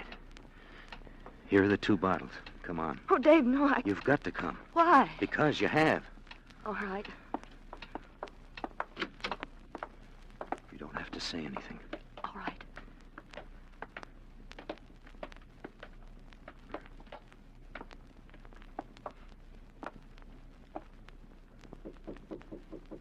Yes. Did I hear someone at the front door? No, there hasn't been anyone here. Has there, Myra? No. Oh. Thought it might have been Mr. Eldridge. I got your medicine. You took long enough about it. I'll put it over here by the bed where you can get it. What do you want, Myra? Well, I just came to get your tray, Uncle Ed. Oh, you did? Didn't Willie like his breakfast? It was too hot, of course. I'm going to give it to him now. Have you got water for your pills? Yes. And what about my glasses? They'll be ready this evening. All right. You show Mr. Eldridge up here the minute he arrives. Oh, yes, I will, Uncle Ed. Do you want me to take the tray? No, I've got it.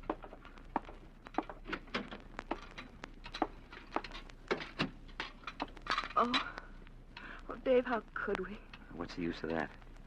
It's done now. It's so horrible. Is it? Don't you realize that we're...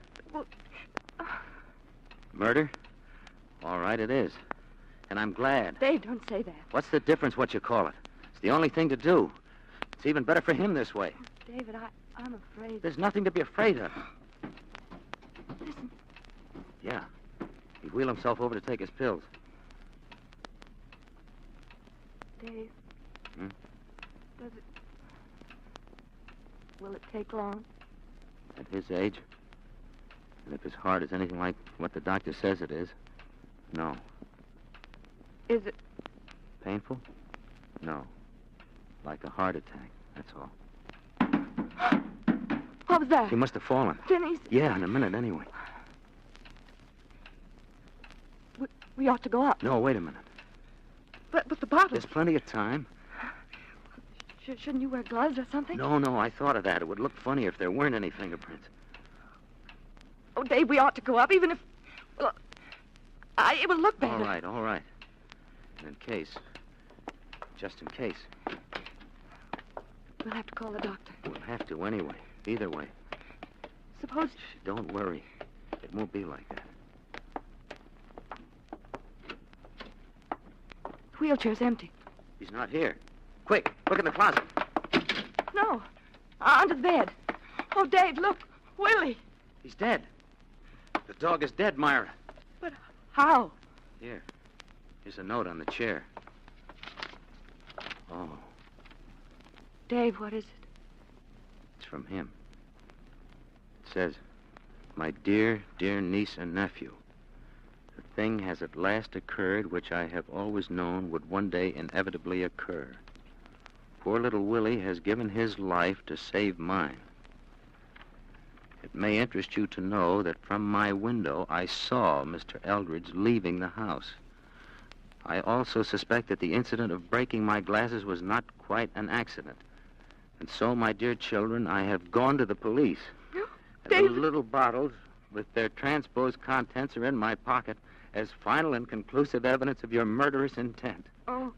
You see, I have never been quite as helpless as I allowed you to believe, and have, in fact, conserved my strength for precisely such an emergency, a circumstance to which it now appears I owe my life. For your further information, Mr. Eldridge was not coming to change my will. Oh. And now, my would-be heirs and assigns, a fond farewell. I will see you in court. Your loving Uncle Ed. P.S. Did you hear my body fall? I thought you would like that. I did. How could he have gotten out? Down the front stairs while we were... You said he couldn't read the label. He didn't. He tried it on the dog. What can they do? Attempted murder. 20 years to life. But would they believe it? They'd believe what everybody else believes. A fine old gentleman. Life. There it is. David, Yes? are there any more? What? Of the pills. Oh, Myra. There isn't anything else to do, is there, Dave? No. No, I guess not. Are there more? Enough? Yes. Of the little ones in my pocket. These? Yes. How many? Half a dozen. You said it didn't hurt. No, darling. Not much. Oh, David. I did so want to have children. The front door. Oh, they're here. You'd better go down so they'll leave us alone. Give us time. All right. Goodbye, Myra. No, wait. Go on. Go on. Goodbye.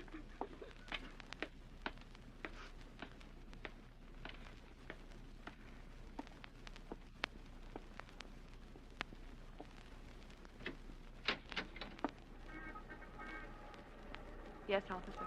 Good evening, Mrs. O'Connor. I'm sorry, Yes, Clancy, I know. but... Oh? I'm afraid you don't, ma'am. I got some bad news for you, Mrs. O'Connor. It's about your uncle. Yes. I don't know how he could have got out there, but... Well, he was just hit by a car. Yes. Hit? Yes, ma'am. He's dead. Dead? Yes. Dead! David! David! David!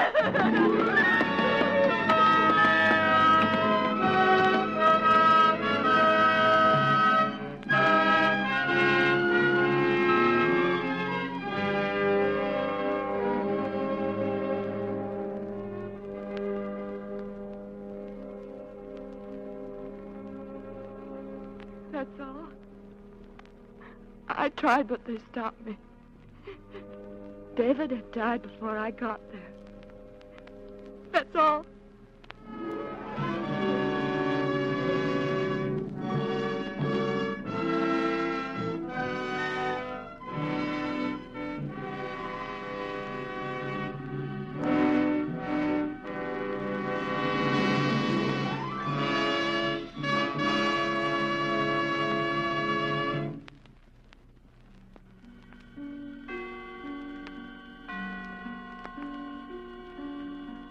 This is the Armed Forces Radio Service.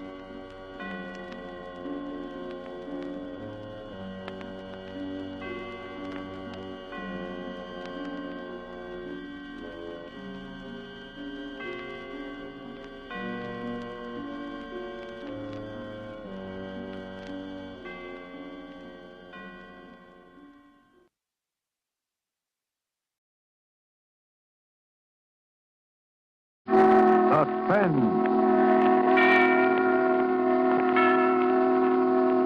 Mr. Cary Grant as star of The Black Path of Fear, a suspense play produced, edited, and directed by William Spear.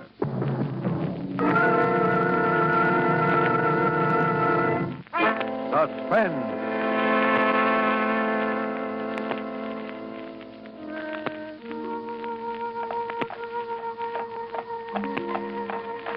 It was our first day in Havana.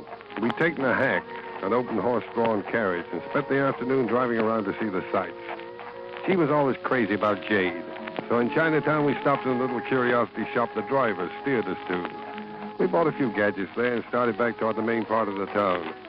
It was getting dark, and she snuggled up close to me there in the carriage. It's been a wonderful day, Scotty. Yeah. I was scared at first. A couple of times I thought I saw him in the crowds there in Chinatown. Guess it was just my imagination. Oh, sure it was. He wouldn't try any rough stuff this far from his home base. He may be a little Caesar around his nightclubs back in Florida. But here in Cuba, he's just another alien that better not get caught carrying a gun. He said he'd get me if I ever left him. Hmm. No matter where I went. Nah, but he sent a radiogram wishing us luck. That's what worries me. He didn't say which kind of luck. Alto, Cowell. Alto. Now, what's this, driver? It's Sloppy George. Pica trucks in the Havana. Of course. Sloppy Joe's. Want to go in, darling? Why not? We can only die once. So I paid the coachman. We went into Sloppy Joe's. The place was jammed to the sidewalk line and so noisy you couldn't hear yourself think. It was like a football scrimmage when you moved in. And like sardines in a can when you stood still. And then suddenly the crowd divided in front of us like the Red Sea. And a little photographer came through using an old-fashioned tripod for a battering ram. He set up his camera and pointed it in our direction. The senor and the lady would like a picture for to show their friends back in the estate. Oh, thanks. Oh, please, Scotty. We've never had a picture taken together. Together? With 4,000 people jammed up against us on all sides? And instead, maybe you come to my studio. Calle Barrios. It's not far. Oh, no. All right, go on. Shoot it here. Bueno. I make a pose, please. Mm-hmm. Much cariño, much love. Okay. Bueno. What's the birdie? Hold it. That is all. I have the picture. Here is my card. Take the comfort. Thanks. It should be ready tomorrow. Oh, come on. He's taking it now, darling. Well, come on, honey. Everybody's looking at us. Don't rush me, Scotty. Give me time. Hey, what is it? Why are you so limp? What's wrong? I knew we wouldn't make it. But what do we care? Part of a night's better than none at all. He's. Just stay with me a minute. It won't take long. Charlie, what happened? What happened? Scotty, that was the first picture we ever had taken together. Let me know how it turns out. Oh, Eve. Eve, darling. She's dead. She doesn't move anymore. Somebody do something. She's been knifed. Right here in my arms.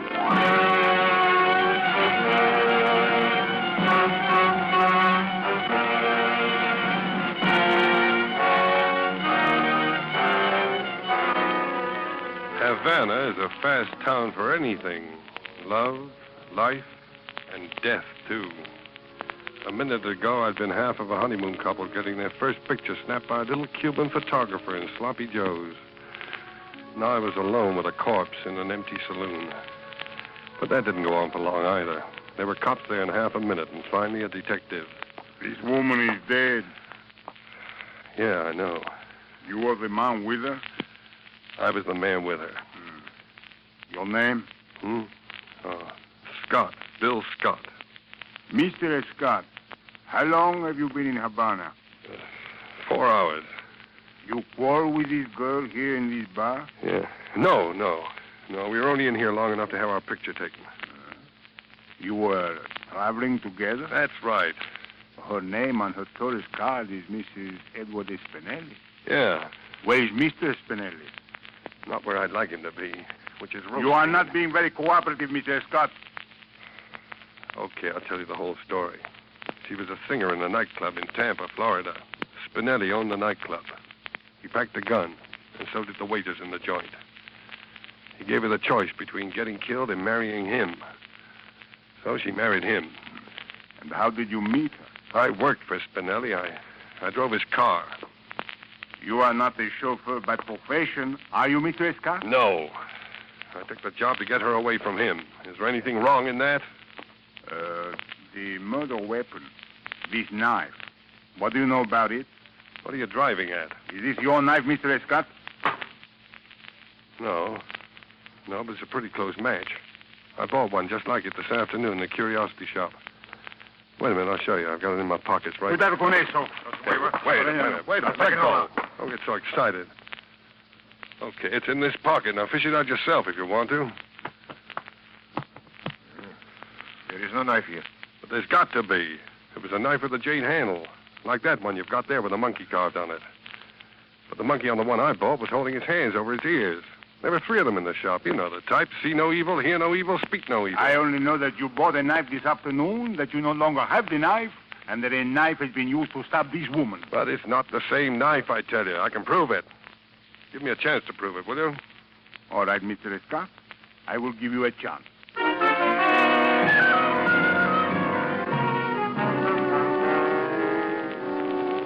So we went back to the shop where I'd bought the knife, back to Chinatown.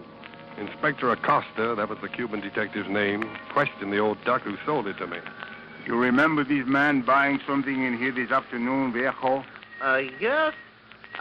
Gentleman buy knife, ornamental knife, knife with jade handle. Well, describe the jade handle. Jade handle have monkey. We know that. Describe the monkey. Pretty sure monkey hiding eyes, What? See no evil. You're crazy. What's the matter with you? What are you trying to do to me? I bought the one holding its ears. You know that. Teochin, this man's life may depend on what you are saying. Are you absolutely sure? Knives come by 3s. First one is sold to this gentleman. Others still got. I can show you. Can't lie in your teeth. Listen, Acosta. So what if he shows you a set with that one missing? He's probably got 100 sets in his storeroom. Only one set imported. Can show customs invoices. How did this man and the woman act when they came into the shop? Really act scare, very scare. The man Scott take out knife. He feel to see if sharp. He go over to ready with it. He do like this. For joke. Maybe. Sure, well, it was a joke. Lady don't think it's joke. Oh, she turned very pale and act scared. She say, go ahead. She say, she tired waiting for to be stabbed with knife. Uh-huh. Well, Scott? Well, I think she did say something like that. She was afraid Spinelli was going to have her bumped off. Well, he did it. And this guy has been paid to frame me. Can't you see that? I am sorry, Mr. Scott. But I must place you under arrest for the murder of Mrs. Eve Spinelli.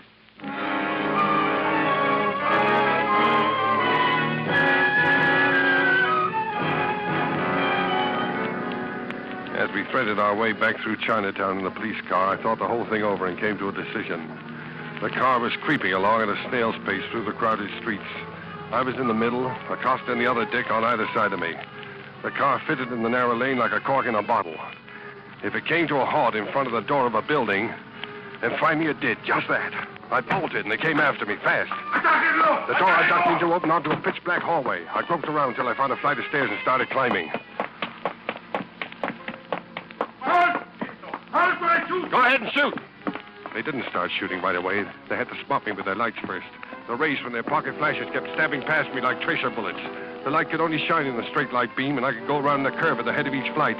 The third turn was the last. There was a square vent at the back of a passage, and I could see the stars through it. There was a ladder of rusty, twisted chains with rotten wood cross pieces. I knew I'd never have time for it. And suddenly, the light hit me. But the bullet didn't. I ducked back in the shadows and turned the knob of the nearest door, tossing my head over the foot of the ladder to make it look as if I lost it while climbing. I backed through the door into a room.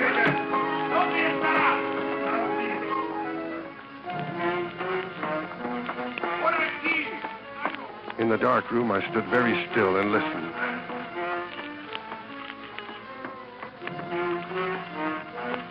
They were separating to case the roofs along the block. Well, I was safe for a few minutes anyway. Try to figure out where I am. A room A dark room. I strained my eyes into the blackness. Then, something cool and metallic found the side of my neck. It was the business edge of a knife. Bueno? No hablo español. No moverte. Now, take it easy, take it easy. I can't talk your language. Put that knife down, will you, miss? ¿Qué quiere usted? Police. Verstecken Sie. Understand? Comprende? Out there on the stairs. I don't know how to say it. Police here. They're after me. Cops. Cops? Why didn't you say so before? I hate cops. Oh, you do talk English. I ought to. I've been in enough of your jails to take out naturalization papers. Get over there. I'll do what I can for you.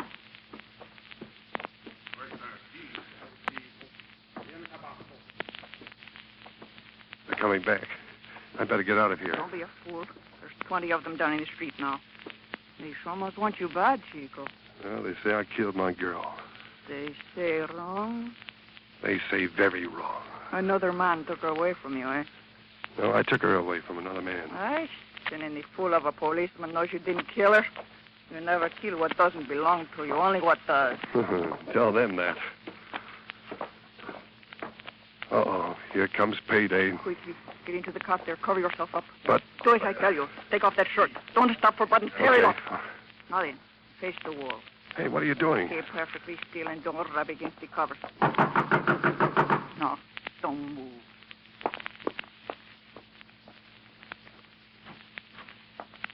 Suspense. Hai visto un hombre muy macizo, un americano. No he visto a nadie. ¿Quién es ese? Mi hombre. Veamos. Está muy enfermo. Viruela. ¿Viruela? Sí, viruela. Mire la cuarentena. Es verdad. Viruela. Vámonos. Suspense. Buenas noches. Buenas noches, señores.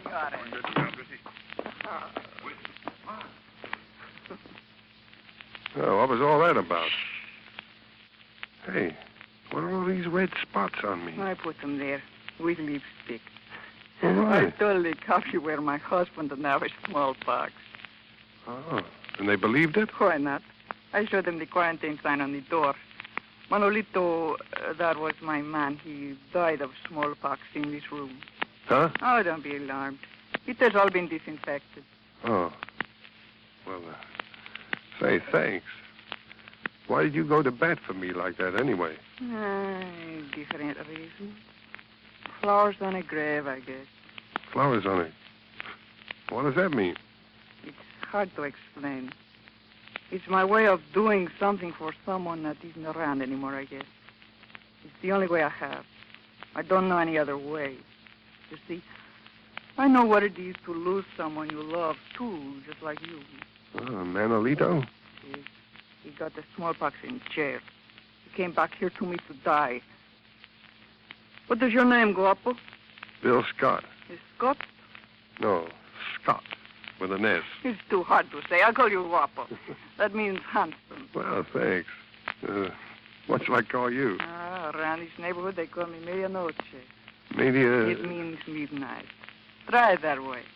Okay. Midnight? They call me that because now I always hang around late by myself since he's gone. Well, midnight, I don't know what to say to you except thanks. De nada. Flowers on a grave. Yeah. Well, guess I'd better get going. What do you want to throw away all my hard work for? They spot you at the next corner. Well, I can't hang around here for the rest of the night. What's the matter with it here? Why, nothing, but How do you figure on getting out of town, even if you do get out of here? I don't know. You don't know Havana, you don't know Cuba. You're on an island, water all around you. Yeah. You don't get away. Well, looks like I stay in Havana. Oh, if I could only get hold of that photographer. Photographer? There was a photographer in Sloppy Joe's. He was snapping a picture of us just when it happened. Ay, mira, you think maybe this picture is the man who killed your sweetheart, eh? Pretty sure of it. Think, Guapo. What do you remember about this photographer? Well, he was just a typical cheap photographer for tourists. Hey, wait a minute. He said something about having a studio somewhere near Sloppy's. He gave me a card. Where is it? Calle Barrios? Yeah, that's it. Cali Barrios. You know that guy? Sailors go there with girls to get their pictures taken. His name is Pepe Campos.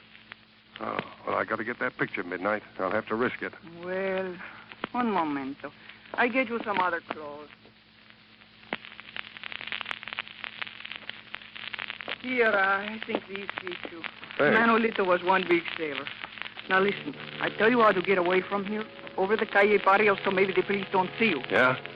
You go right down the mouth of the alley and you turn to the right. That's this hand here. Just a few steps from there.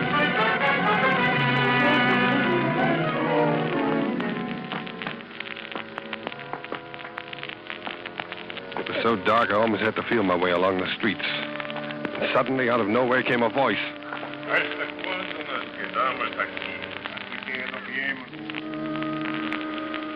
There were two of them there, keeping the alley covered. I looked back the way I'd come. Someone was coming along slowly. I waited there, paralyzed.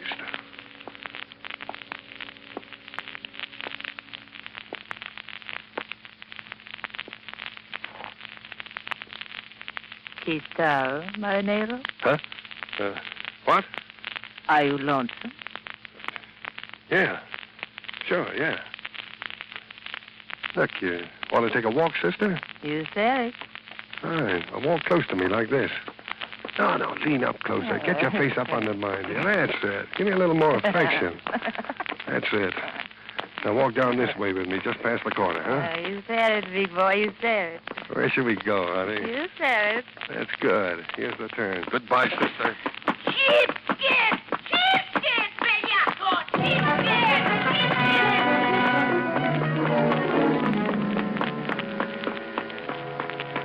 I was afraid her yelling might attract the cops, so I took off down the street and then I ducked into an alley to catch my breath. I looked up. There was a sign on the shop. Campos Retratos y Fotografias. At first I didn't get it. And then all of a sudden I knew I was there. I opened the door and walked in. Si, senor? You took a picture this evening of me and a lady in Sloppy Joe's. I want that picture. Oh, no me recuerdo. I do not recall, senor. There was trouble right afterwards, a lot of noise. Oh, see. I remember. I am just developing the pictures I have taken today. Come with me. This is my dark room. The most latest equipment. Eastman Kodaho. Yeah. Well, where's that picture? They are all in the bar. Un momento. Oh, this the one? Wait a minute. No, that's not. No. How long are they going to... Oh. Hey, wait a minute. I think that's it. Yeah, it's beginning to come through. Yeah, that's us. Yeah. Oh, someone leans over the lady's shoulder, no? Yes. Let's have some more light on the subject. See. This is someone you know, senor? Yes, it's someone I know. His name is... Never mind the name, Scotty. I'll introduce myself. Spinelli. Stand over against the wall. You know, I'm glad you found this picture, Scotty. I was kind of nervous about having a thing like this floating around. You can understand my feelings. You surprised me, Spinelli.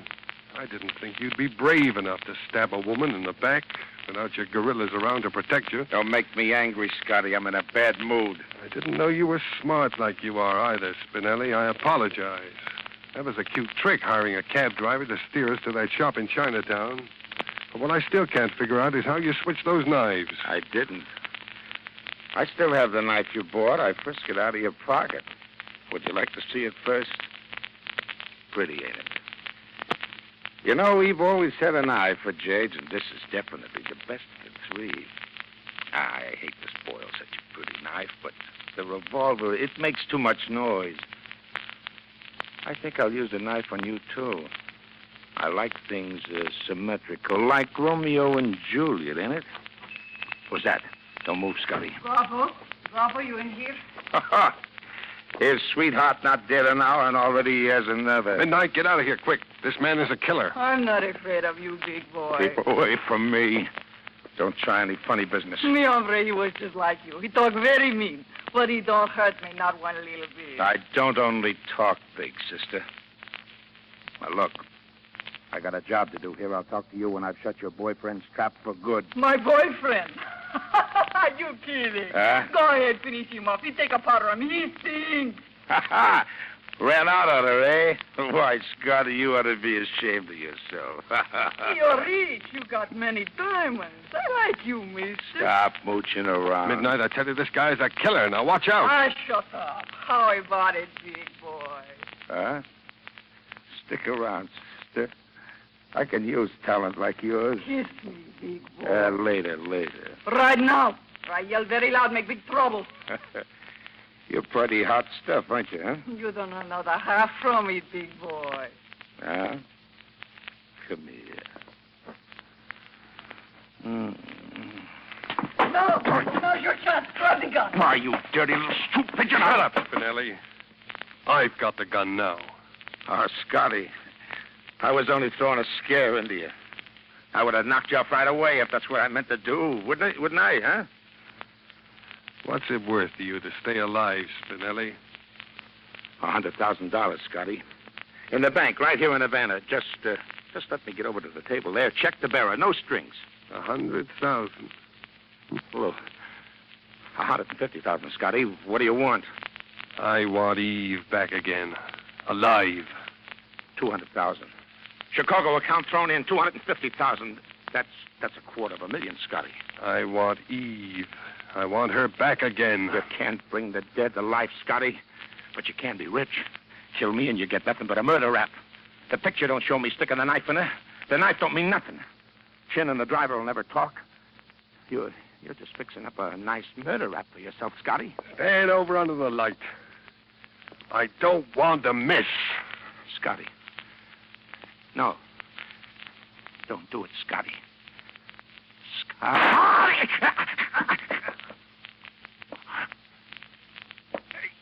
You win. Scotty.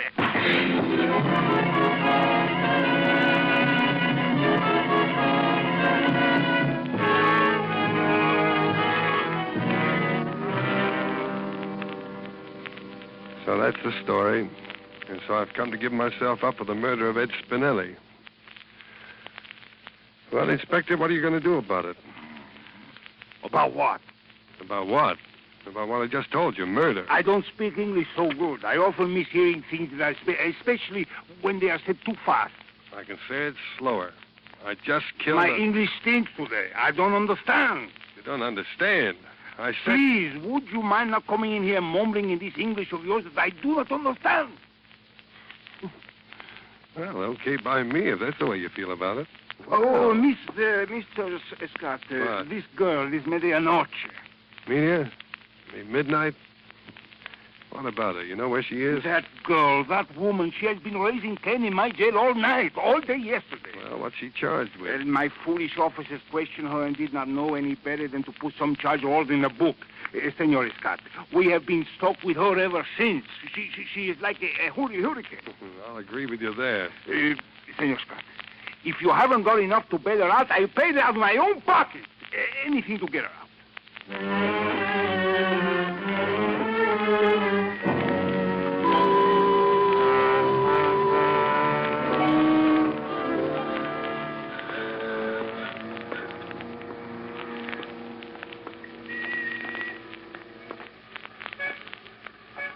Well, midnight, it's over. Si, guapo. It is over. Hey, you got any idea where we're headed for? Sloppy Joe's.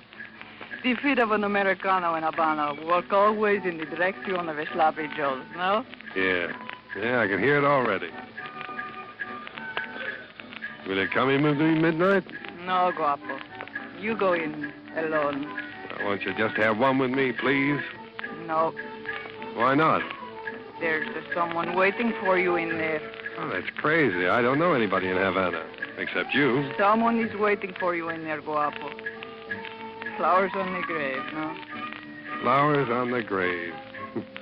In Sloppy Joe. Love makes any place beautiful, even the Sloppy Joe. Go on, guapo. Buy her a drink at the bar and tell her how that picture you took turned together out. You promised you would, remember? How do you tell something to somebody that's dead? In your mind, guapo, where she will always be. I'll try and tell her midnight. I'll tell her about you, too. Oh, no. She will be jealous. Not when I tell her. You don't know women, guapo. Maybe not. Well, Adios, guapo. goodbye, midnight.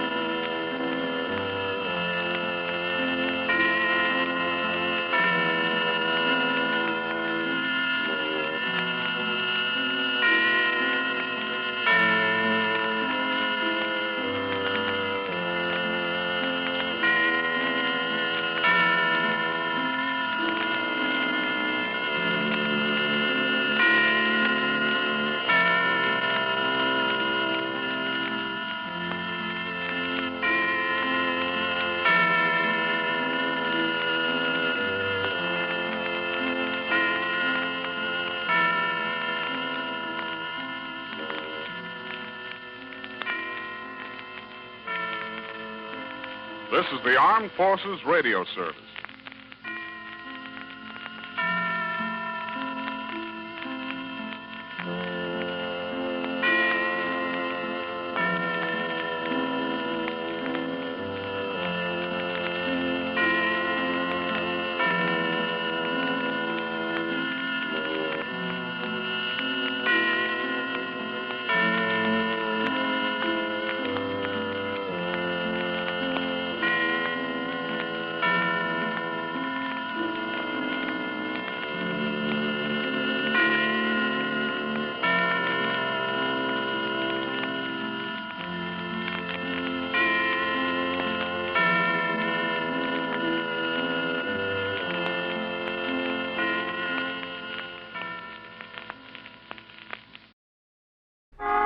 Suspense.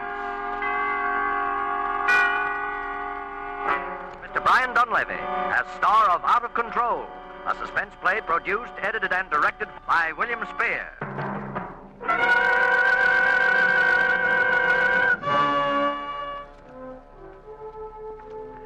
I arrived in Gatlinburg around 10 in the morning. I checked in at a hotel called the Mountain Inn and went downstairs to breakfast. My dog, Snooky, went with me, as she always does. I gave my order to the waiter, and as I sat there, I looked the place over. It was a good-sized room, by the echo in it. There was a log fire crackling in a fireplace on the far side of the room, and a large view window on my right. Glass has a special kind of echo. There was only one person in the room when I entered. It was a woman, apparently a wealthy and rather vain woman, judging from her perfume. She was sitting at a table diagonally across from me. I looked in her direction, so to speak. I heard a man's footsteps approaching across the room and smelled fresh polish on riding boots as he went past me. He paused before her table. Well, if it isn't Mrs. Dennis Fillmore. Hello, Marcia. Walter Crane. You surprised to see me? What do you want? I hear your husband is thinking of running for governor. So what? Well, Marcia, I've got a newspaper clipping here. I thought it might interest him. It's about your pal, the late Eddie Hassan. What about Eddie? I'll read you the headline. Eddie Hassan killed in auto crash. Colorful Reno figure plunges from Mountain Road. Car out of control, say police.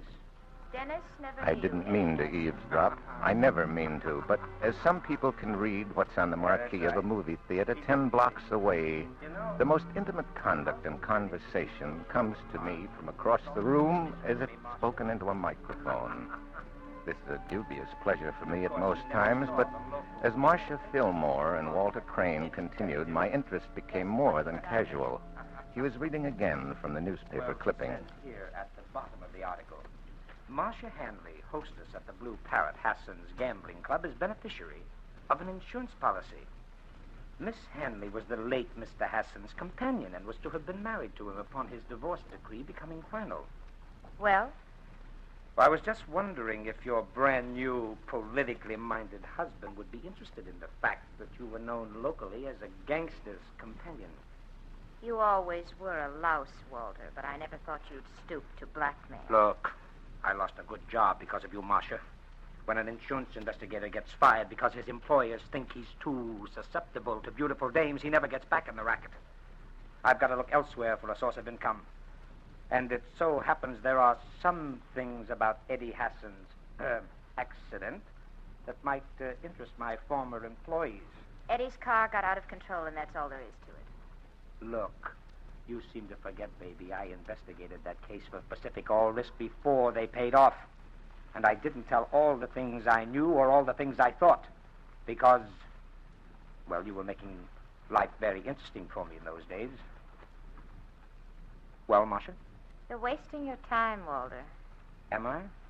Get out and take your clipping with you. Well, you can't blame a man for trying. Oh, waiter. Oh, yes, sir. Bring me a glass of water, will you? Ice water. Was something wrong, ma'am? No, nothing's wrong. Get the water. Yes, sir. Right away. Why did you do that? What? Nothing, skip it. Oh, the ice water? I'm thirsty, that's all. You're sure that's all? What else would I want with ice water? Forget it. Look, Walter, I'll sell Dennis on the idea of investing some money in a company of yours. Well, now, that's more like it. When's he coming up here? Tomorrow. But you mustn't see him till I've had a chance to talk to him. Hmm? Get out of town right away tonight. What? Well, where will I go? I have a fishing lodge up in the mountains. I'll give you the key to the place. You go up there and stay till I've sold Dennis on the idea. When the time's ripe, I'll come and get you. I'll cut you in on the deal if you sell him good enough. Women do things sometimes, Walter, that they don't want to be paid for. Lonesome women, maybe? Maybe. Marcia, you're still the most beautiful woman that ever led a man up a garden path. Let's drink to that, Walter. In ice water? In ice water.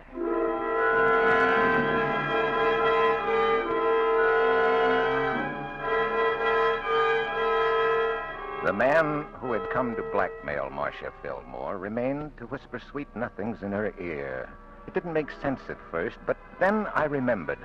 I had been told that she was a very beautiful woman. Beautiful to look at, that is. There are times when I am profoundly grateful that I have no eyes to deceive me.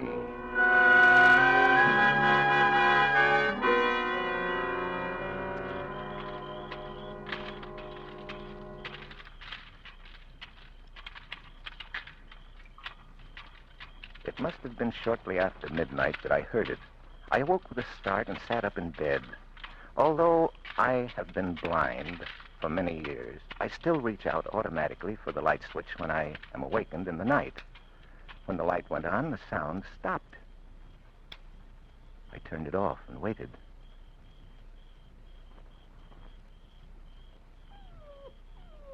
Quiet, Snooky, quiet.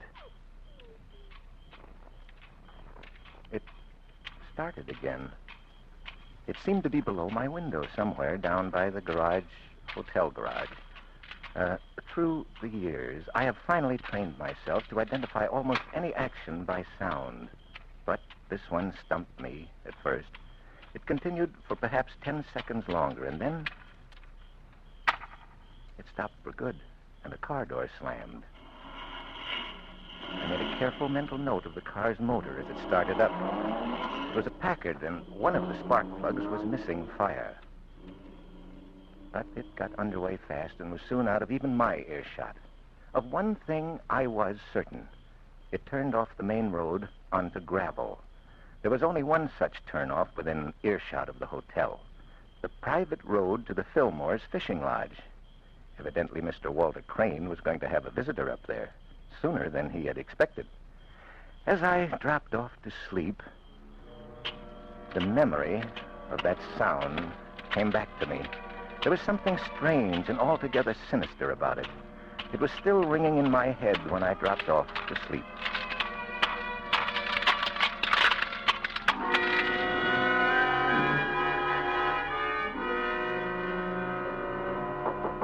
I was awakened early by an insistent rapping on the door of my room. Quiet, Snooky. Just a moment. I fumbled about, found my robe, and put it on. Captain McLean? I'm Duncan McLean. May I come in for a moment? Of course. I do hope you'll forgive me for bursting in here like this, but I saw you in the dining room yesterday morning, and when I heard who you were, I hope you won't be angry with me. Why, not at all. Past my getting up time anyway. It must have been the mountain air that made me oversleep. Won't you sit down? Thank you. Cigarette? Yes, thanks. Here, I've got it. You know, you're really amazing. One would never suspect that you're... Blind? Well, Mrs. Fillmore, we blind people can compensate to a certain extent by developing other senses more acutely. You know my name. I took the liberty of asking the head waiter last night who the lady was with the intoxicating perfume. Just as I asked who the man was with the police dog. Oh, no, Snooky here is not a police dog. She's just an amiable old German shepherd. I have a police dog, though, Dreist. I only take him along when I'm on especially dangerous assignments. Oh, I gather you're not on one now. Shall we get to the point, Mrs. Fillmore? Oh, well, there's a man staying here in this hotel, or rather he was. His name is Walter Crane. He's a blackmailer. Yes? Well, There's no need going into it, but he's got hold of something about my past. If it were published, it would ruin my husband's career. There's only one thing to do with a blackmailer, Mrs. Fillmore. Turn him over to the police. Oh, no, you don't understand. The police here is Sheriff Blackmer. He and my husband are political enemies. I'm afraid it would be too good an opportunity for him to pass up. Yes, I see your point. My first instinct was to get Walter Crane away from here. I told him to go up to our fishing lodge. I even gave him the key. I even pretended to renew an old interest which he once fancied I had in him personally. Always a mistake. Oh, but you don't know the worst of it. My husband came in from Knoxville early this morning, and without even waking me, went straight on up to the fishing lodge. He left a note asking me to join him up there. My husband is a violent and unreasonable man when he's angry, Captain McLean. If he finds Walter Crane staying there in the lodge, he's likely to think that... Just what are you afraid of, Mrs. Fillmore? I'm afraid my husband... Oh, heaven forgive me for such a thought. I'm afraid my husband will murder him. There. Now I've said it. Yes. Now you've said it. Excuse me. Yes? Oh, Mrs. Fillmore? Yes, she's right here. It's for you, Mrs. Fillmore. Oh, no. Don't go. I'm afraid it... Hello? Oh, yes. Sheriff Blackmer? Oh, how dreadful. Oh, I know we didn't know him. I did speak to him for a moment yesterday evening, but of course, I'd be glad to help you in any way I can. I'll be in my cottage. What is it? I found him. His car plunged over the embankment. He was killed instantly. When? Some people in the cottage down below saw it happen. When? Just 5 minutes ago.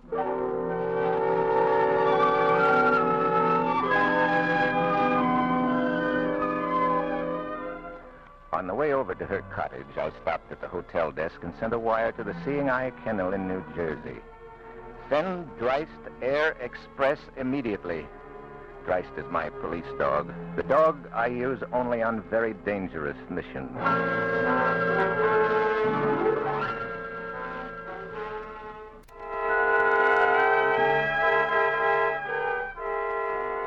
Sheriff Blackmer was a big, professionally cheerful man, but I could tell from his voice that he was plenty worried. Glad to have you in on this, Captain McLean. We don't have many cases of this kind in these parts. I'll be glad to do what I can, Sheriff Blackmer. Oh, so this is one of them there C&I critters. Oh, don't look no different from any other pooch to me. Nice poochy. Well, I thought those C&I dogs were trained to be gentle. I trained this one myself for special jobs. What kind of job? Stand right now. Don't bother to explain. I think I know the answer to that one. Yes. Well, now, let's get down to business. Mrs. Fillmore. Yes, I suppose you want some information about that road up to the fishing lodge. It's quite steep and hard to negotiate if you don't know it. I know the road very well, Mrs. Fillmore. Well, then, what are you... You said you didn't know this man, Walter Crane. Sheriff, I was very foolish when I spoke to you on the phone. As a matter of fact, he's a very old friend of mine, or was. I think you'll understand when I tell you my husband was very jealous. Jealous enough to have killed him? Killed him? I thought he died in an auto crash. He was murdered and thrown into the car just before it crashed. He died with an ice pick through his heart.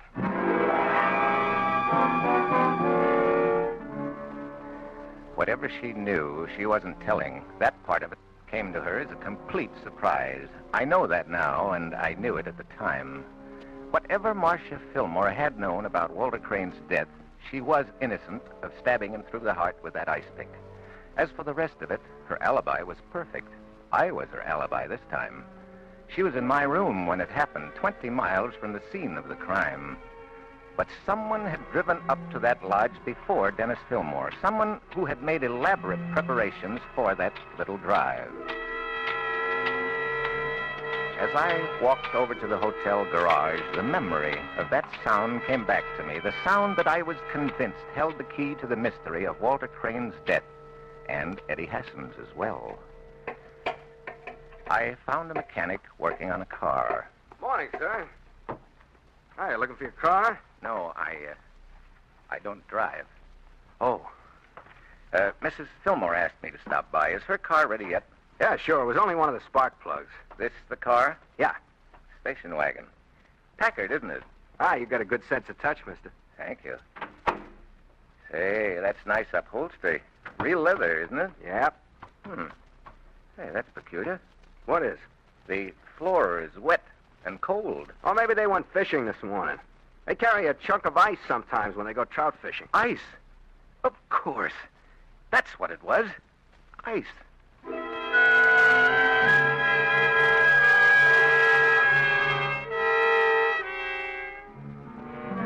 Captain McLean, you must believe me. I know that my husband didn't do this terrible thing. Then why did you come to me this morning and tell me you were afraid your husband would murder Crane? Oh, don't you understand why I needed help? I knew you only work on murder cases, so I tried to get you interested by making that story up.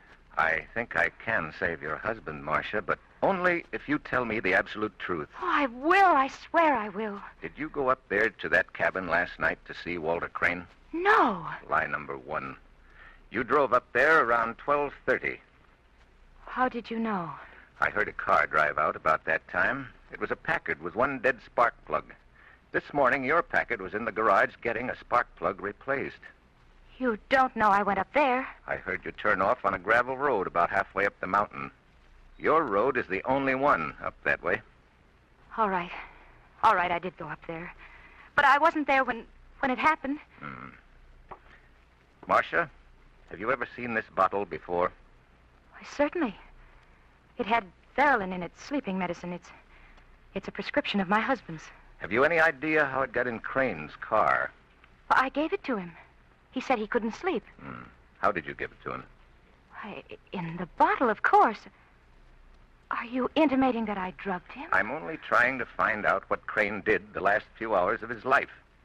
If he took an overdose of sleeping medicine, it might account for the accident. He might have got up this morning still woozy from the effects of the drug, got in his car, released the emergency brake, and blacked out for a split second, as sometimes happens in the reaction to an overdose of sleeping medicine.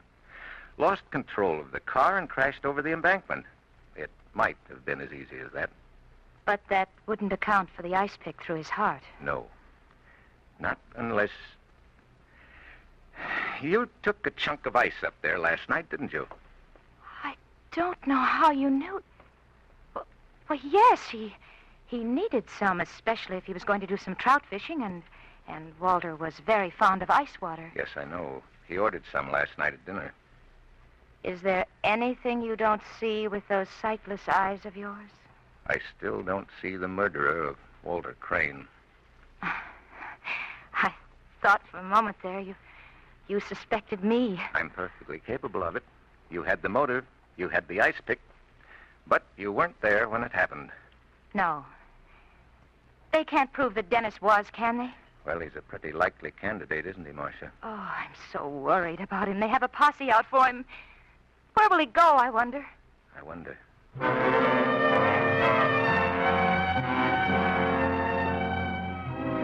I knew where he'd go, and so did she. And they both knew that matters would have to come to a head that night. I didn't tell Sheriff Blackmer everything, but he agreed to drive me up there. About 20 minutes after the sheriff left, a man came into the lodge. From the storeroom where I was hidden, I could hear perfectly. He didn't turn on any lights, but went out to the kitchen and started some coffee. It could only have been Dennis Fillmore who paced up and down in that darkened room. Then I heard the door open and a woman's footsteps coming in. Dennis. Marcia. Dennis. You shouldn't have come here. What are you trying to do, lead them to me? I didn't tell the sheriff about you, Dennis. I swear I didn't. Tell him what? Dennis, I know you killed Crane. So you know I'm a murderer. Then what are you doing here? Oh, Dennis, I love you so much. I hated that man. I'm glad you killed him. What was Crane to you? I was going to tell you, darling, I used to know him. He's a blackmailer. It was perfectly innocent before I met you, but with your career, and I didn't want you to get mixed up in it. That's why I told you to hide. Oh, I'm sorry, Marcia. Oh. Don't cry, Oh, please. I love you, Dennis. I made some coffee. Would you like some of it? Yes. You sit still, darling. I'll get it. Dennis, what are we going to do? Have you thought about it? I'm thinking as hard as I can, Marcia. You can't confess to this terrible thing, Dennis. I just won't let you. I don't think the insurance company would pay if I were electrocuted, would they? Oh, Dennis, don't say such things. Here, drink your coffee. Tastes rotten, but it's hot. Oh. Hey, what's the matter with you? I just feel faint. I can't seem to get my breath. It's stuffy in here. Must be the wood smoke. I had trouble starting the fire. Come along outside. The air will buck you up. All right. Yes, there. That is better. Would you like to take a drive somewhere? No, Dennis, let's just sit in the car for a while. This air is good. All right.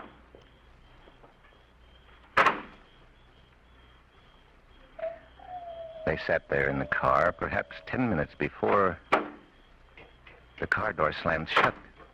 And then I heard it.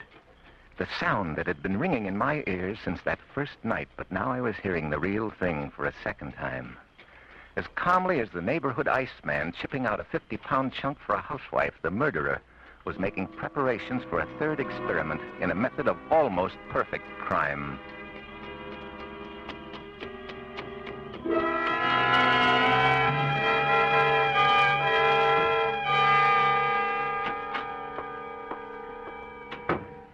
Hello, Marcia. You. How did you get here? I'm afraid I was eavesdropping. Then you heard what Dennis said. Yes, I did, Marcia. Oh, Captain McLean, could you forget what Dennis said? Crane was a blackmailer. What does it matter who killed... Don't come any closer, Marcia. This dog isn't Snooky. This is Dreist. The dog I told you about, remember? The one you take on dangerous missions? You're frightening me, Captain. You've terrified me for 2 whole days, Marcia. You're the most perfect killer I've ever met. You said yourself I couldn't have stabbed Walter Crane. Eddie Hassan wasn't stabbed. You're bluffing. You can't prove a thing. No. That's the beauty of your method. The ice melts away before the accident happens. Ice? That's your method, Marcia. First, the victim is drugged with an overdose of sleeping medicine, then lured into the car and kept there till he falls asleep. The rest is simple. Put ice wedges under the front wheels and release the emergency brake. When the wedges melt away, the car rolls over the embankment with the sleeping man in it. You're miles away from the scene, and the evidence has vanished. Literally melted away. Only this time it's not going to work. What are you going to do? Phone Sheriff Blackmer. I want him to get here before that ice melts. Captain McLean. Stay where you are, Marcia. It would be a shame to have Dreist mutilate your beauty. Your beauty is your most powerful weapon, you know. I only hope it won't free you and turn you loose to start killing again. You. What do you know about a woman's beauty, you blind... Marcia, stay back, I warn you. This dog is a killer. I'll kill you and that mongrel with... I've hated you from the moment I first saw you. What kind of a man is it that looks at a woman with those cold, dead eyes? You'd be better off dead. I'm doing you a favor.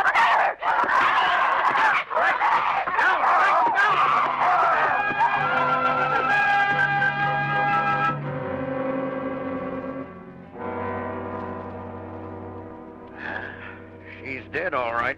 I'm sorry. The dog, I guess I'll have to have him put away. No, it won't be necessary, Captain. She did that for you. Jabbed the ice pick square between his eyes. Oh, poor fella. Yeah. What I can't figure out, how did she manage to stab Crane and still keep her alibi? She didn't stab Crane. Well, then who did? Nobody. Well, then how... It was a freak accident. The ice pick was on the seat of the car when it crashed. I knew that when you told me the angle at which it entered the body. That's why I kept insisting that Marcia hadn't stabbed him. That and the fact that the stabbing was so obviously news to her. She really thought her husband had done it. After she left Crane asleep in the car. So much so that she even accused him of doing it. By the way, is he all right? Oh, sure, just a little dopey from the sleeping pills. I guess he's really broken up about her. He really loved her, the sap. I can't blame her, though. She really was a beautiful woman. When she looked at you with those big blue eyes of hers, you could believe anything she wanted you to believe. So they told me. Yes, Sheriff.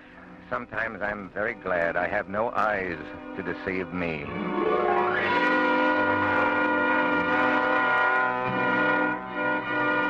This is the Armed Forces Radio Service.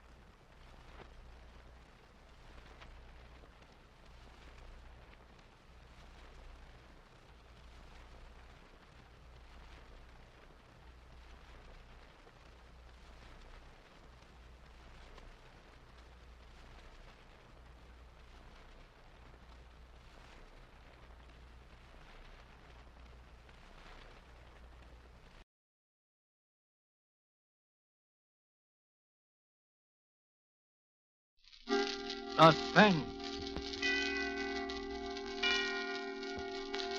Tonight, this is Jackie Cooper as star of The Clock and the Rope, a suspense play produced, edited, and directed by William Spear.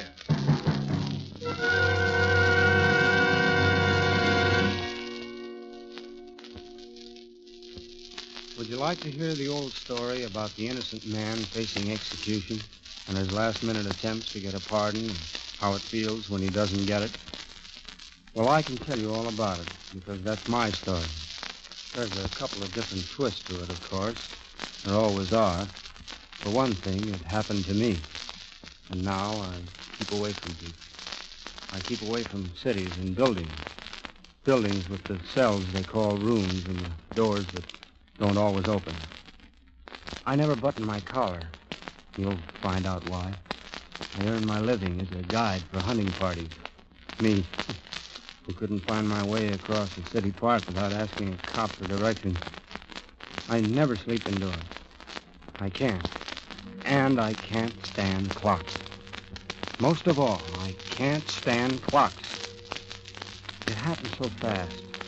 I told him it wasn't murder. It was self-defense. Involuntary self-defense. You know, like putting up your arm to protect yourself. But it didn't work out that way in court. That's the other different twist I told you about. They convicted me. They sentenced me to be hanged. And they hanged me.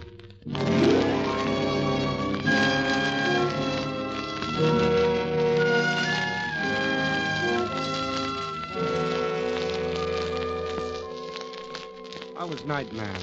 Sell a little gas, do the rough strip down for some repairs that had to be done the next day, take care of any transient overnight parking. Then this girl started dropping in for gas every other night or so, late. I liked her style, but I was too shy to say anything. I guess she figured it. She would sit with a sort of little smile half turned in her seat to watch me while I filled the tank. Then she'd pay me and pull away with a funny look in her eyes, as if she was getting a kick out of the way I acted. Then one night, instead of pulling away when she paid me, she spoke. Oh, come on. Open up.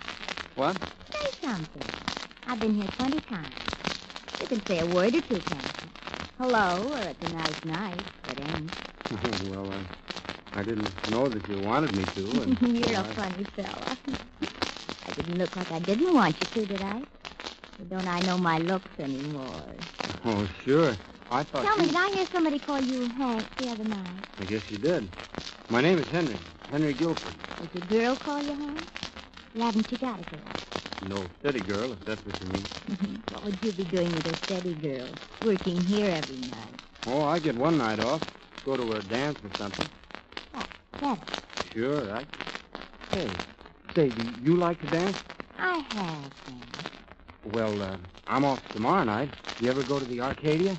They've got a good band there. I forget who it is this week. Oh, I'm sorry. Tomorrow night isn't my night off. Oh. But, I get off at midnight. See, the Arcadia closes at midnight. All the big dance places close at midnight. Well, you don't have to have a big place, do you? No. Oh, no.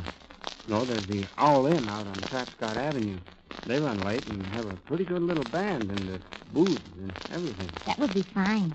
Well, I could pick you up at your job, huh? No, I'm way at the other end of town, and I have to drive my car back anyway. Suppose I meet you at the Owl. I'll be there a little after midnight. I'll be there. Okay, see ya. Oh, say, what's your name? Till tomorrow night. Goodbye.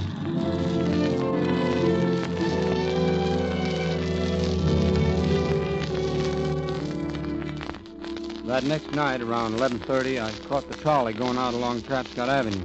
The motorman was old Steve Hoffman. He had known me since I was a kid, and he read me about my new gray suit, and especially about wanting to get off at the Owl Inn. Said I was stepping out in fast company. We got there in about 20 minutes, and I started up the driveway, kind of thrilled at the idea of a midnight date.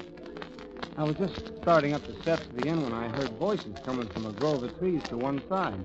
Nobody, I tell you. Don't give me that stuff. I followed you all the way out there. Who you meet?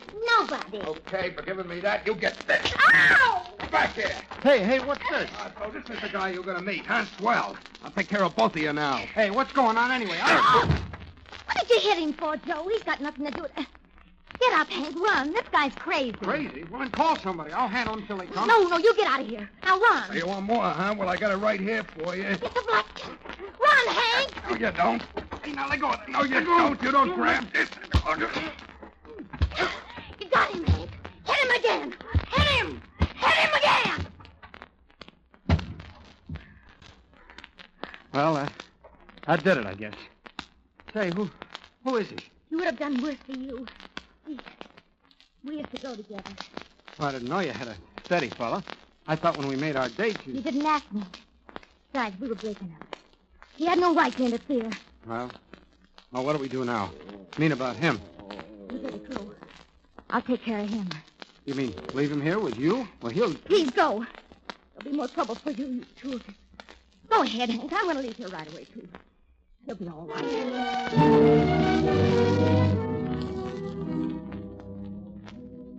But he wasn't all right. He was dead. I knew about it hardly 2 hours later. No, she didn't come and tell me. The police came and got me. And they didn't learn about me from her either. They didn't know anything about her, and they acted like they didn't want to know. Why did you walk home? You rode out there on the trolley. Why didn't you ride back? Well, I just wanted to think, that's all. Sure, because you weren't thinking about how maybe the motorman wouldn't remember taking you out there if you didn't ride back. No, why would I do that? I've known old Steve Hoffman all my life. Is that how you found out? You're not very smart. I'm not trying to be smart. Okay. So you hit him in self-defense and to save the girl. Now, what's her name? Her name? I never got it. She didn't tell me. You had a date with a girl and you didn't even know what her name was. Well, yes.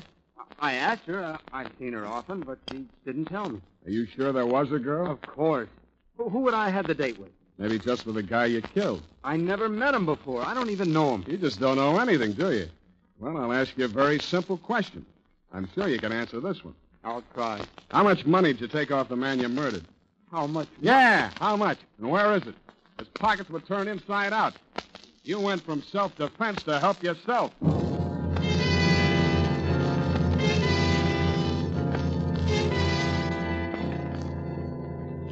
They pushed me around some after that.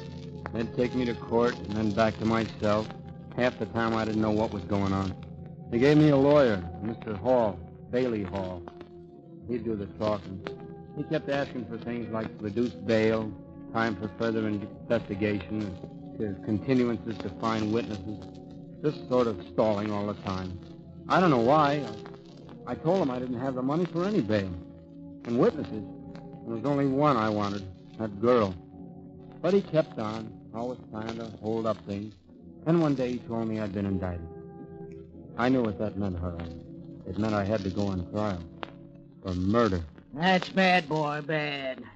I've done all I could to delay indictment and trial in the hope that something would turn up, but we're in for it now.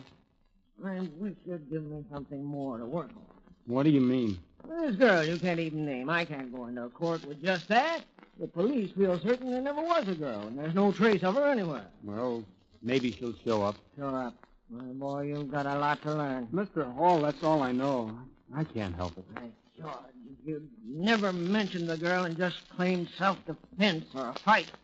It's the girl thing that's so bad, it makes your whole defense phony. Good Lord, boy, if you made up a girl, why didn't you make up a name? Look, I've been all through that with the police. Now, if you're going to talk that way, too, maybe we better forget the whole thing. Maybe they'll give me another attorney, or none at all, for I care. Easy, boy, easy. I'm sorry I popped off, but it isn't a new attorney you need. It's a new story.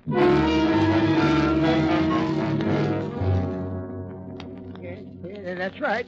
Guilford rode out to the inn that night in my trolley. It was on the 4th or the 5th. Face the jury, please, and talk louder. Oh, louder? I took Guilford to the inn that night. It was about 10 after midnight. We got out and started for the inn. Did you notice anyone else around? Any girl, for instance? A girl? No. No, nobody else. That'll be all, thank you. The defense may have the witness. And as soon as we started to talk to Guilford, he confessed to striking the blows.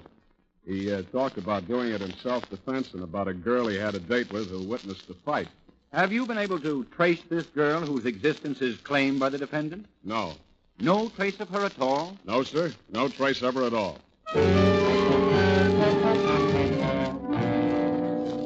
And then we come to the actual evidence, gentlemen of the jury. Where do we get the evidence? From the witnesses. And who is the state's principal witness? None other than the defendant himself. But the defendant can prove his story. He has a witness, the girl who saw it all. The girl he saved from a bad beating. Would any girl be so heartless as to leave such a benefactor in the lurch when just a word would save him? Why doesn't she appear? Why isn't she found? No, there is no trace of her. Not even a small-sized note. In other words, she is behaving exactly as you would expect someone to behave who is not real, but just the figment of a desperate man's imagination.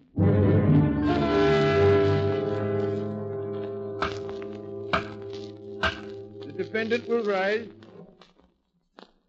Gentlemen of the jury, have you reached the verdict? We have. What is your verdict? We, the jury, find the defendant, Henry Guilford, guilty as charged of murder in the first degree. Yes.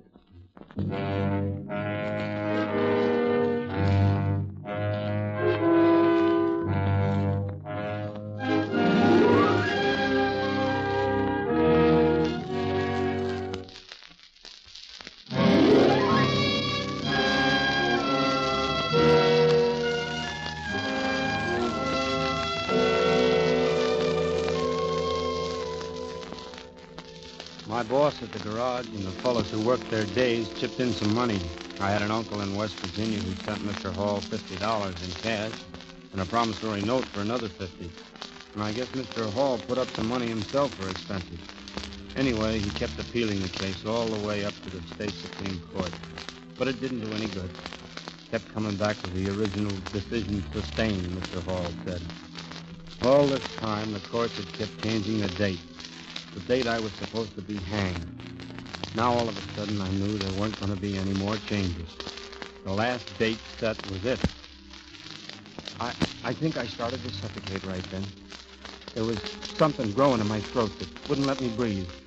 The evening of the next day, McGill, the deputy warden, came into my cell with a couple of guards.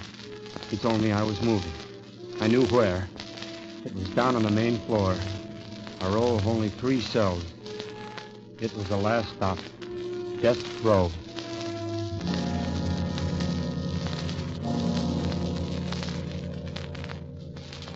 They have a team of 2 guards who live right in the cell with you the last few days. One time a prison breaks down and shows a human touch. I guess. Or else they just want to make sure you don't go ahead and carry out the sentence on yourself. Anyway, whatever it was, I was grateful. Because now I was lonely. I was afraid. Not afraid like a man, but afraid the way a child is afraid. I was going someplace. The last place. And I was going alone.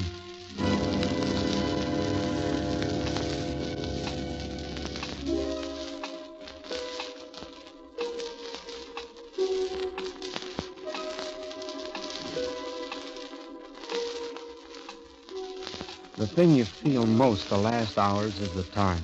The clock. Remembering how often you wished it would hurry so you could get off work or out of school or see your girl or go fishing. You remember a million hours like that, when 6 hours is all you got left. Outside, you know they're watching the clock, too. Not like you are, but they're watching it. All the usual people concerned with an execution, doing the usual things. Your lawyer, the warden, the governor maybe, newspaper men, guards, the executioner. I know what every one of them was doing as they watched the clock that night. He told me afterwards. Now I'll never forget it. Clocks all over the state, ticking away my life.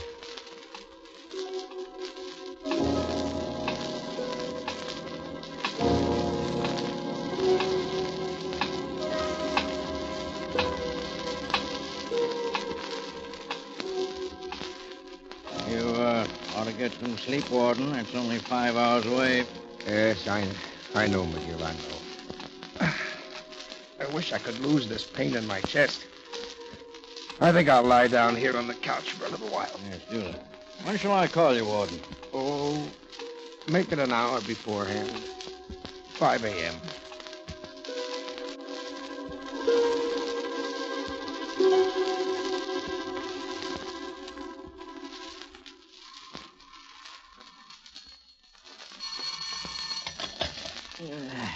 Hello? Yeah, this is Bailey Hall. Yes, I'm Guilford the who? You're the... Well, where have you been all this time? What? Yeah, look. You're not just some crook that's after pub... I know it's for 6 this morning. Where are you? All right, wait for me. I'll be right down. We've got about 2 hours.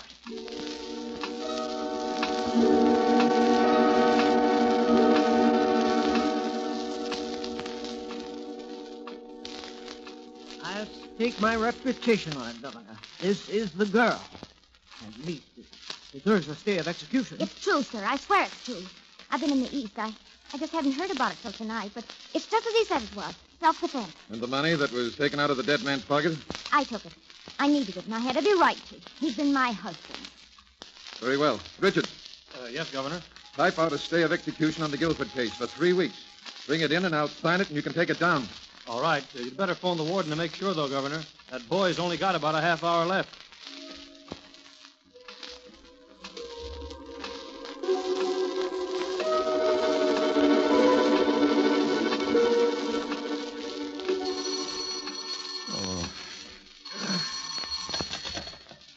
Warden's office. Yes, this is Warden Barnes. Huh? Oh, yes, Governor. Young Guilford? Oh, you don't say so. Why, that's splendid, Governor, splendid. Yes, sir. Yes, sir, I'll let them know right away. Yes, sir. Oh, McGill. McGill.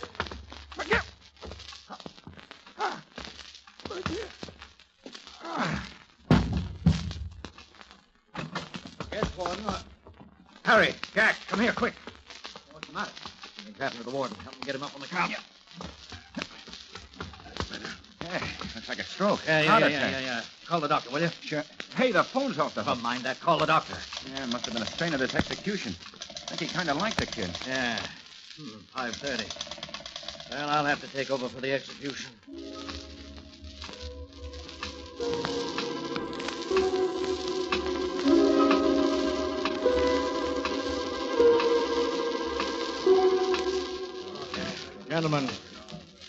Gentlemen, now 10 minutes to 6.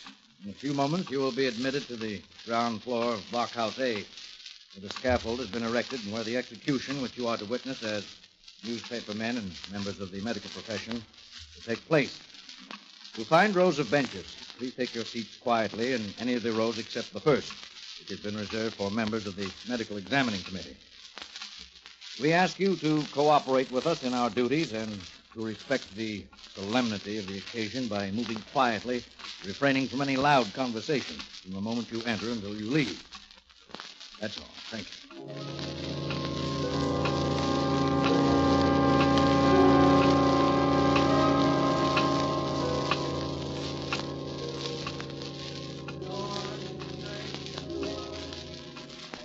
The minister was reading from the Bible when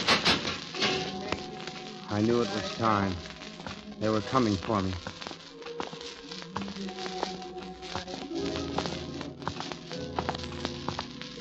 This was it, then. There was a group of guards. The deputy warden was with them. They opened my cell door. One of the guards came straight up to me. He was carrying a leather strap with a big buckle on it. I stood up. I felt him strapping my arms behind me. The minister stopped reading for a moment to say something. Steady, my son. We'll go now, Guilford. I started to say something to the deputy, but he nodded his head at the men, and we started to move.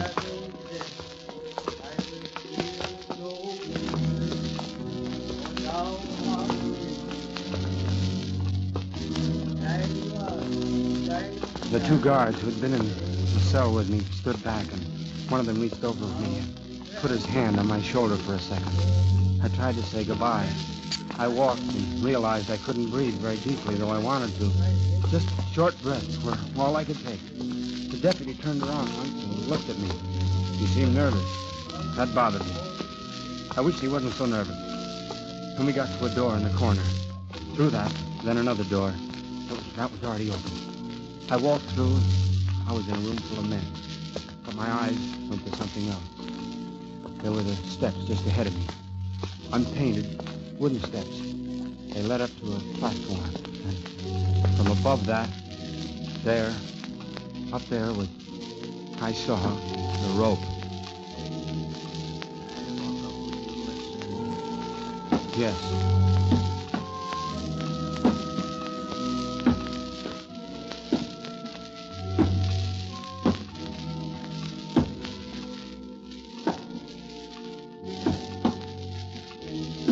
The guard who was waiting worked fast. He moved me into position. The men in the room below me now, they were looking up. There was a movement among them. One of them had fainted, fell off the bench, and landed hard. It was like in a dream. I wondered if he had hurt himself. Then I felt something over my head, and I knew the rope was being adjusted. Then another guard was in front of me. He had a hood. He lifted it, and it came down over my head. Somewhere inside of me, a scream began, but my lips were closed, and I was saying to myself, hurry, hurry, hurry. Hello. Tom, don't you know better than to ring a phone now? Guilford's on the scaffold. What? Governor's missing. What? Are you sure? Crotch is sprung. McGill! McGill, stop! There's a pardon! Stop it! Stop it!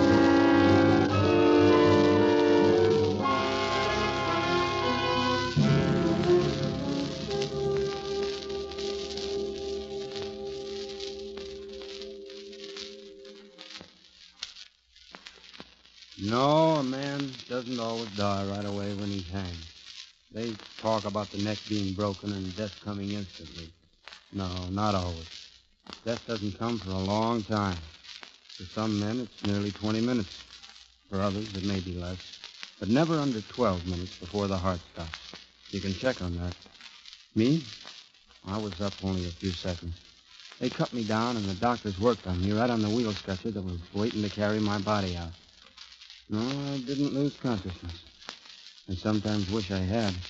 I sometimes wish I'd gone then instead of being brought back to remember every bit of those last hours. There was a new trial after I was on my feet again, but I don't know what was said. I was free. I saw the girl, Judy. I know her name now, and I thanked her. Neither one of us knew what to say after that, so she just went. Yes, I never sleep indoors. I never button my collar. I don't like building, any building. It's got stone and steel and holds you in. I want to be out here where I can see the sky any time I open my eyes. And I open them often. I think too much when they're closed. I hear the clock. The clock. The clock.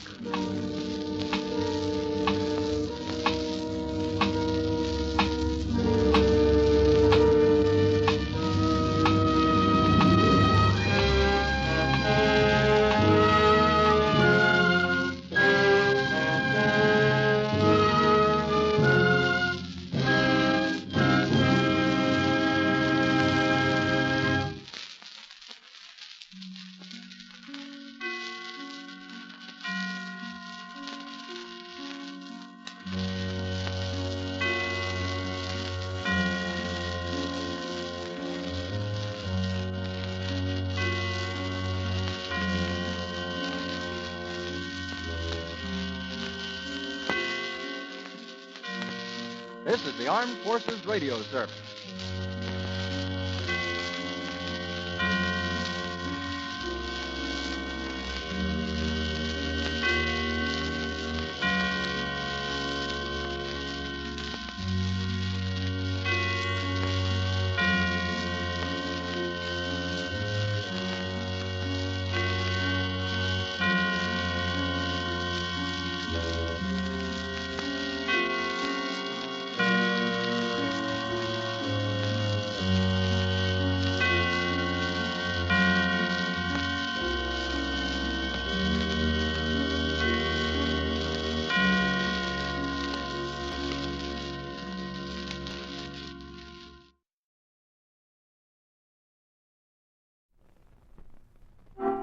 Suspense. Tonight, Mr. Dane Clark as star of Spoils for Victor, a suspense play produced, edited, and directed by William Spear.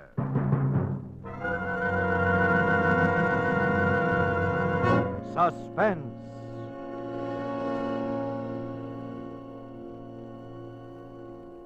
Can he talk, Doc? I wouldn't advise it, but... Maybe what you ought to ask is, will he talk? Oh, I thought you were asleep. Hi, Harry. Remember me, do you? You had me down to the DA's office enough times, so I ought to. I didn't talk those times either, remember? You ought to save your strength as much as you can, Mr. Rediger. Doc here thinks I'm going to die. Are you? I don't think so. I don't think I'm going to talk either. There's some questions we got to have the answers to. If we don't get them from you, Vic, we're going to have to get them from somebody else. Oh. What kind of questions? About those 2 slugs you got in your ribs, among other things. They're not in there anymore, at least that's what the doc tells me. All right, Vic, I'm sorry. Wait a minute, Harry. Yeah? Listen. I don't know how she feels about this. But if I talk, you gotta leave her out. Altogether out, complete. See? That could be, Vic. You've always been a pretty right guy, Harry. Is that on the level? On the level, Vic. All right. Maybe you can sell it to pictures. Alan Ladd. You could call it The Gangster and the Lady.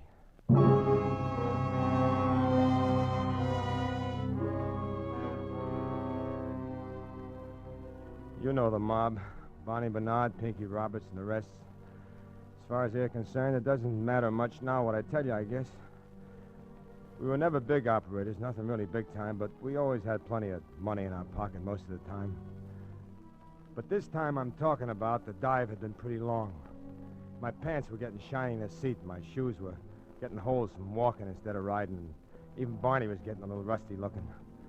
And this one day, he's sitting around the office with Pinky when I come in, and his chin is down around his belt buckle someplace. Hi, Vic. Hi, cutie. Hi there. What's new? I hear there's a depression on. Know anything about it? Ah, forget it. There's no money in it. Hey, they cut the phone off yet? He thinks he's kidding. Who you want to phone? A home relief? A dame. Bet you 3-1. That one what? What do you care? You ain't got it.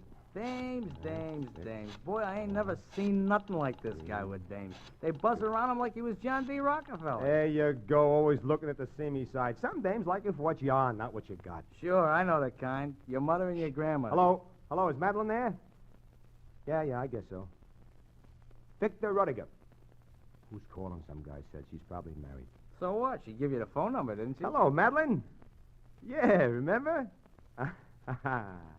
Say, who's the guy who answered the phone? Oh, so you got a sense of humor, too, huh? The butler, she says. I just called up to say hello. I don't like to let these things get cold, you know. That's right. What are you doing with yourself? Well, now, for instance.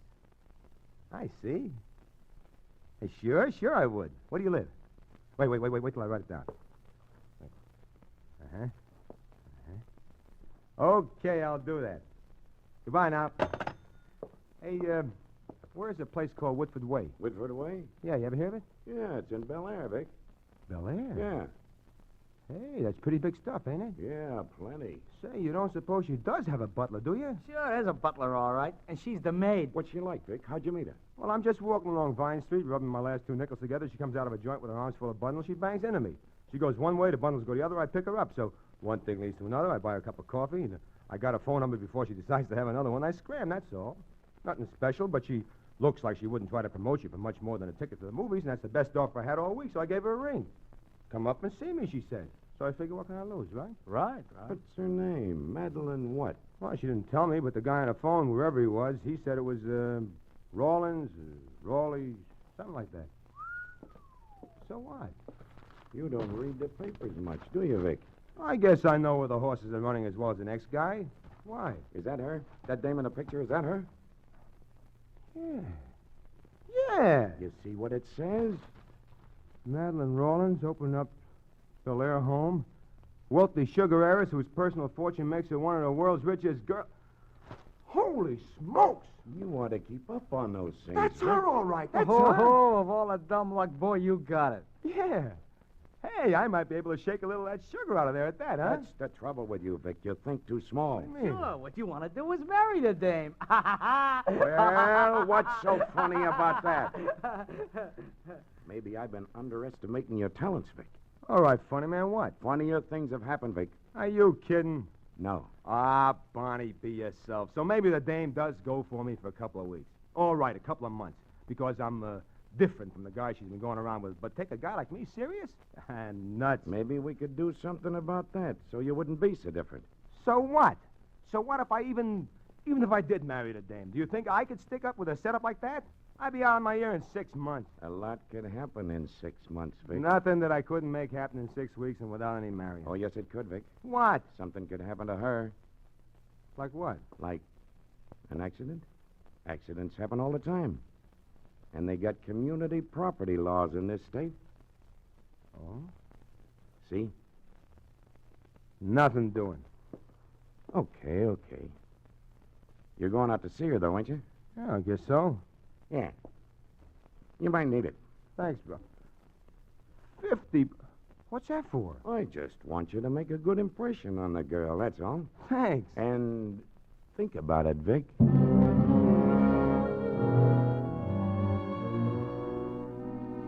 I did all right.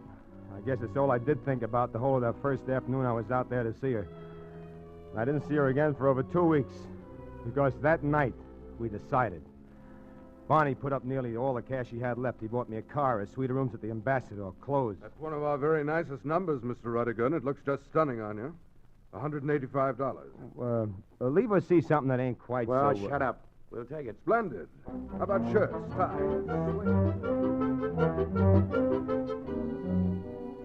I went around places. We hired a publicity agent. I was supposed to be a wealthy young oil man. We even hired a guy to try to teach me to talk better. All right, Mr. Rudiger. Repeat after me, please. The house of Murphy features turtle soup and oyster stew. No, Mr. Rudiger. You have it just backwards. Yeah? Turtle soup and oyster stew. Turtle soup and oyster stew. Again, please. The house of Murphy features... No.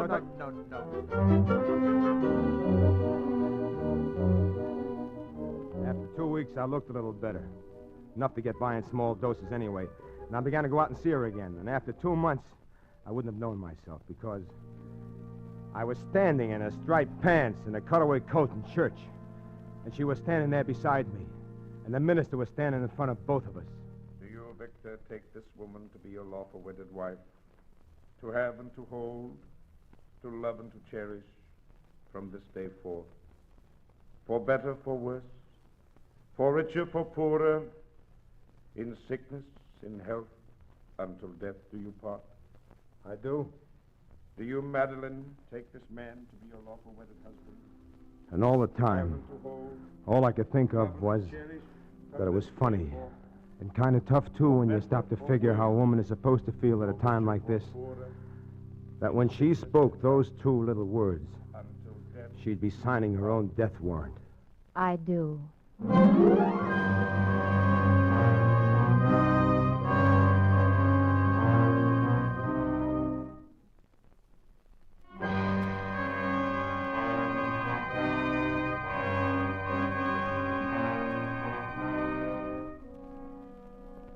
In 6 months, Bonnie and Pinky and me were going to be rich. And she was going to be dead. I didn't have any feelings about it at first. Inside of me, I was feeling like an old stray dog that just found a swell home. I was tired. I hadn't known how terribly sick and tired the years of snarling and snapping for every bone had made me.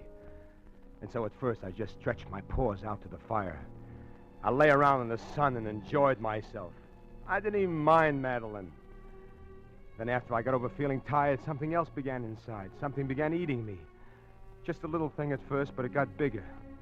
I didn't know what it was, except I knew it wasn't my conscience. I hadn't had one of those since I was 10 years old. But for a while, I thought maybe I was just missing the old gang, the old ways. But that didn't fit either. And then one day, we'd been married about 4 months then, and we were going out for dinner. I was upstairs getting ready, and I passed by her dressing room, and she was in there with a maid fixing her hair. Well, there you are. You better hurry if you expect to take me out anywhere. Yeah, I will. Say, that's a new hairdo, isn't it? It will be. You like it? Yeah, it looks kind of cute. Hand me the dryer now, will you, Marie? Yes, madame. What's that? An electric hair dryer. You've seen me use it before. I don't remember. Don't bother, Marie. I'll plug it in. You can go now. Yes, madame. Hey, wait a minute. You ought to be careful handling those electric gimmicks when your hands are wet that way. You can get... silly. I've been doing this. Madeline! Madeline! Get a doctor, Marie. Get a doctor! Oh, yes, monsieur. Then I was down on the floor beside her, remembering from somewhere that with people who had an electric shock, she gave them artificial respiration. I pressed my hands against her ribs, and I was talking to her without hardly knowing myself what I was saying. Madeline! Madeline, baby! Come on, baby, come on, snap out of it. You're going to be all right, baby. You gotta be. Oh, please, baby, please. Hello, Please, Vic. please. What happened? Oh, Madeline. Oh, I remember. Are you all right? Why, Vic, you're crying. Me? You're crazy. Oh, baby, baby.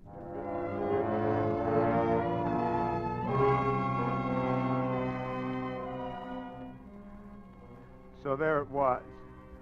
So now I knew. Because if I just stood there, she'd have died. But I couldn't stand there. Not for all the money in the treasury could I have stood there. Because I was in love with her.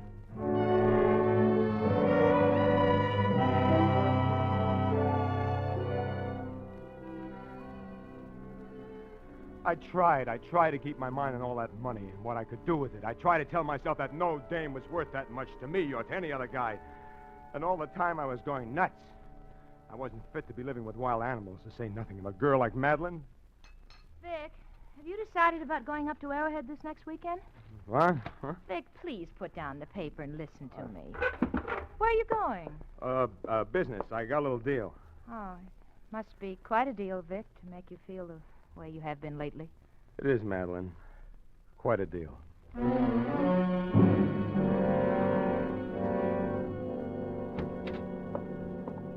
Hiya, Playboy. How'd they coming? Hi, Bonnie. Hi, Pinky. Hi, kid. Hey, you're looking great. Not that you hadn't ought to be. Yeah, we missed you, Vic. But we've been reading all about you in the society columns. Yeah, you've been living up there on the fat of the land for quite a while. Yeah. Putting there 6 months, Vic. That's right. So we've been sort of expecting you. That's what I figured. That's why I come. And I hope you're ready to talk business, Vic, because we are. That's why I'm here. Okay.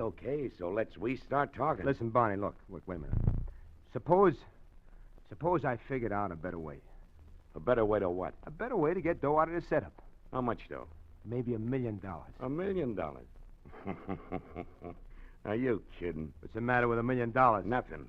Only my way, we get about 10 times that much, and that's what we're in this for, and that's what we're going to get, see? I might even be able to get more than $1 million in time. You're not trying to tell me you're getting soft, are you, Vic? I don't like murder, that's all. And you wouldn't try to tell me you've fallen for the dame, would you? Well, what if I did? Because I wouldn't believe you. I've known you for a long time, Vic, and I know you ain't that kind of a guy. No, I wouldn't figure it that way, Vic. No. I'd figured that maybe you were getting away with it up there a lot better than you expected, and you didn't see no reason for not hanging on to the rest of the dough. All be yourself. Oh, no. I don't like murder, Bonnie. Maybe you don't. I can see how maybe you wouldn't. But I put my dough into this. I put my brains into it. It's the biggest thing that anybody's ever pulled. $10 million. And I ain't taking any less. It's my way or else. Well, what about it? Okay. It's better. Got it all figured out? With the accident? Sure, a burglary. Pinky here breaks in. You and her hear the noise. You go down and find Pinky at the wall safe. You got one, haven't you? Yeah, in the library. So you catch Pinky and you shoot. Only you hit her. I do. Why not Pinky? No. If it's an outside job, they'll keep looking for the guy, and that might find him. And if you do it, it's an accident, open and shut. No more trouble. You like it? Sure, it's great. You got a gun, haven't you? Registered to you? Yeah, up at the house. Use that. Want to set a time? Sooner the better. Friday night? Friday night. Okay, Pinky? Sure, anytime. Check with me Thursday, okay? Okay. And Vic? Yeah? When you shoot, don't miss.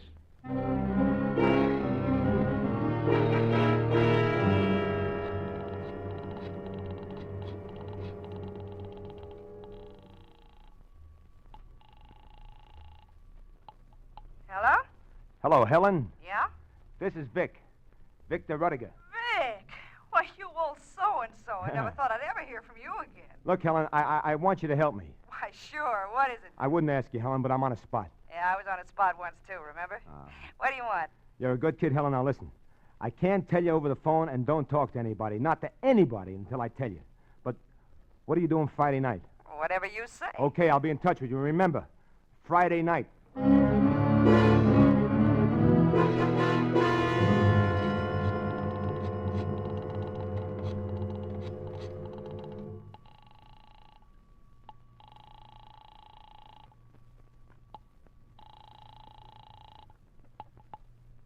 Yes? Hello, Madeline? Well, Vic. Look, hon, look. I think Arrowhead this weekend would be a great idea. What do you say? Oh, Vic, that's wonderful. Well, I'll start getting things ready right away. When were you thinking of leaving? What about first thing Friday morning? Well, Vic, fine. Well, that's wonderful, darling. Friday morning.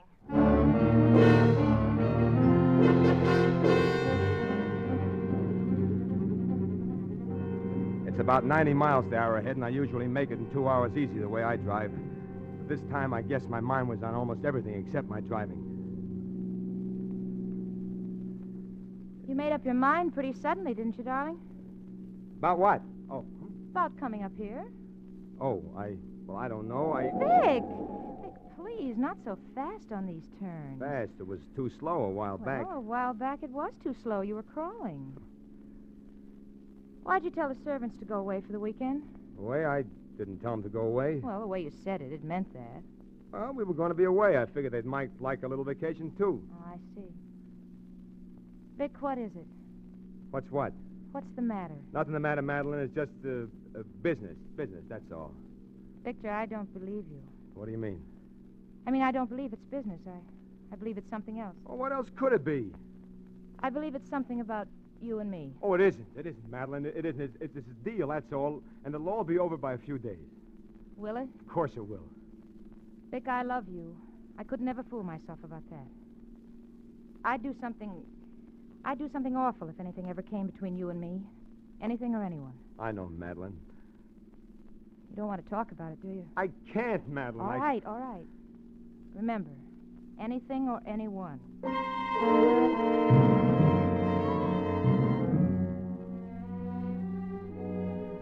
We got up to the cabin around noon, and I helped her unpack, and we changed, and I moped around a couple of hours stalling.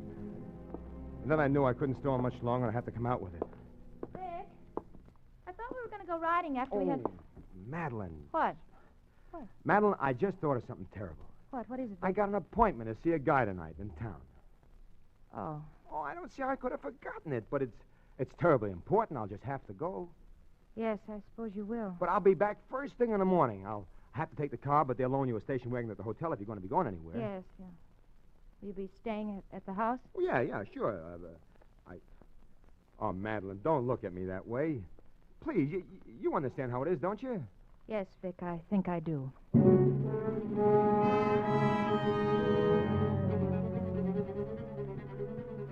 I drove on down feeling like the world's worst heel and scared and excited, too. I called Helen and told her how to get out there and where to leave her car and how to get in without anyone seeing her in case they were already watching a joint. It was good and dark, about 8 o'clock when I let her in.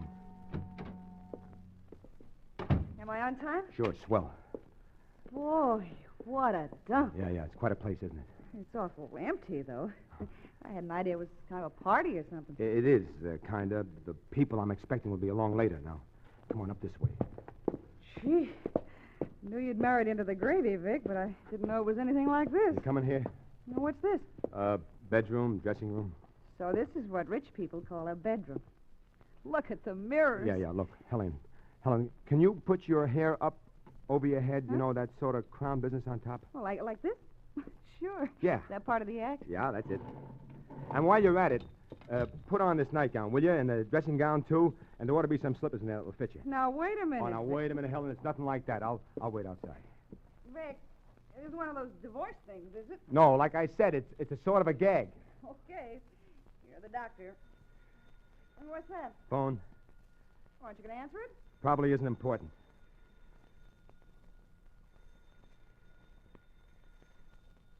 Oh, what do you suppose it could be? I don't know. Vic, it might be your wife. Yeah, it might be. Well, for heaven's sakes, why don't you answer I it? can't answer it. Oh, all right. Oh, gee, these things of your wife's a darling. How do I look, huh? You look just about right.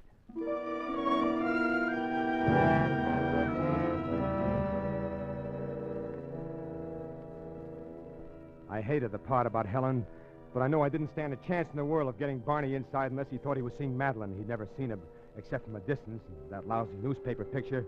And what with the hairdo and all, Helen looked pretty good. And after a while, I went around the house.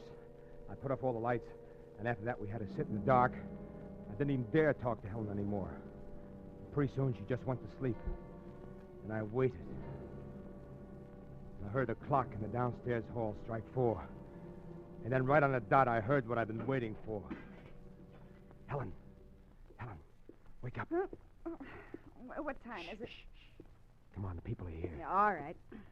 Aren't you going to put on the lights? When we get to the library, now you stay right behind me, and as quiet as you can, and I'll shine the flashlight so you can see. I can see. And when I go in, you come in right behind me, close the door, and just stand right there, right against the door.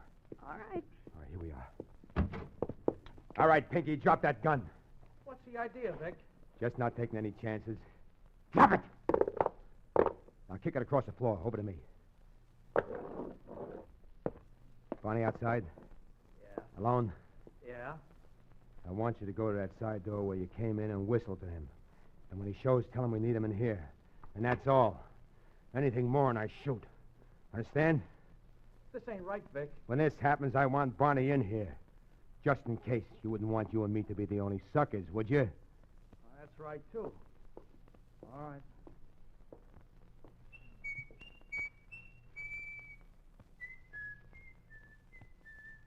Hey, Barney, we need you. He's coming.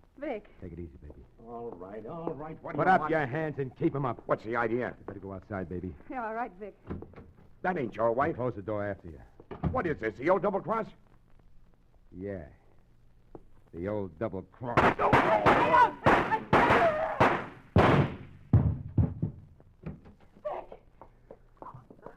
Oh, Vic, you killed him. They broke into my house. They were burglars. But that's Barney Bernard. They broke into my house. Oh, Vic, I don't want to be mixed up in anything. You're not going to be mixed up in anything. Nobody saw you come. Nobody will see you go. Is that why? I mean, your wife's nightgown. I'm sorry. I couldn't tell you more. I can't tell you now either, but you better get your things and scram. I've got to call the cops. All right, Vic. What's that?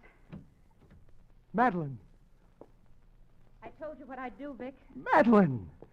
Put down that gun. I Listen, will you? Anything or anyone. Madeline!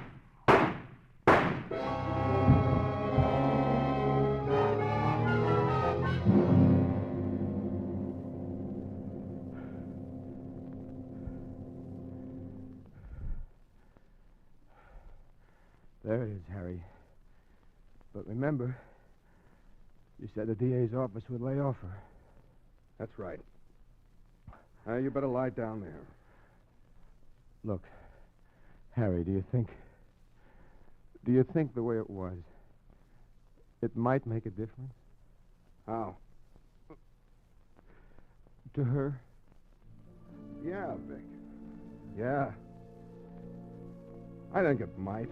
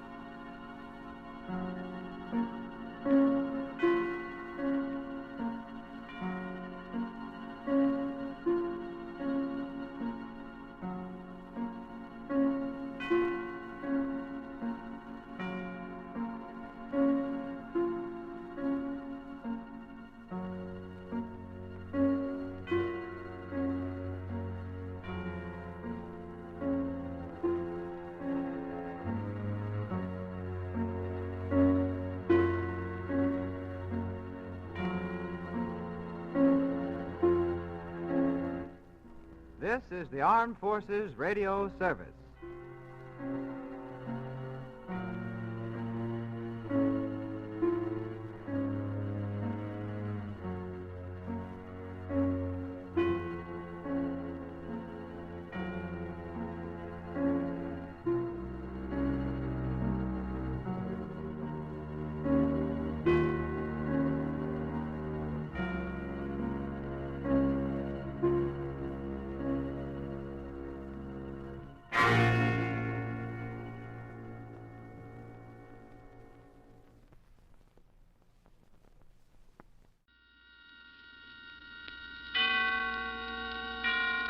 And now, transcribed for tonight's presentation of radio's outstanding theater of thrills, Suspense.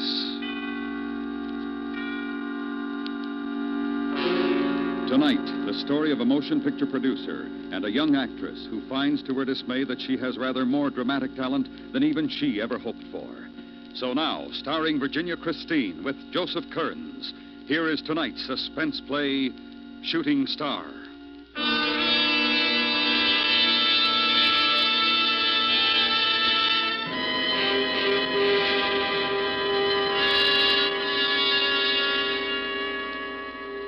These contract players, Dave. Martin Richards, Drake, Cantle.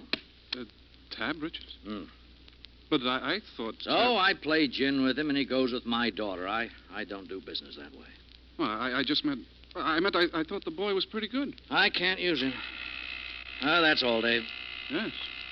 All right. Yes? Goodbye, J.D. Well, offer what you have to, but get her. Oh, and bring the papers to my place at Palm Desert. I'll sign them there. All right, goodbye. Yes? Benjamin Kahn to see you, Mr. Zimmer. Oh, all right. Send him in. Oh, and Miss Davis. Yes, Mr. Zimmer. Have my car sent around. Yes, Mr. Zimmer. Let's see. Well, good afternoon, J.D. Oh, hello, Ben. How's your arthritis? Not so good. Oh, it's too bad. Going to the desert for the weekend. That's the place. Bake it out. Yeah. Say, J.D., I want to talk to you about Gay Lansing. You've thought about her for Dark Lady? Yeah. It would be novel casting, and she wants to try something different, J.D. Now, the way I see it, after this musical is over, we could have something really big and gay. Go for the Italian type. Cut her hair.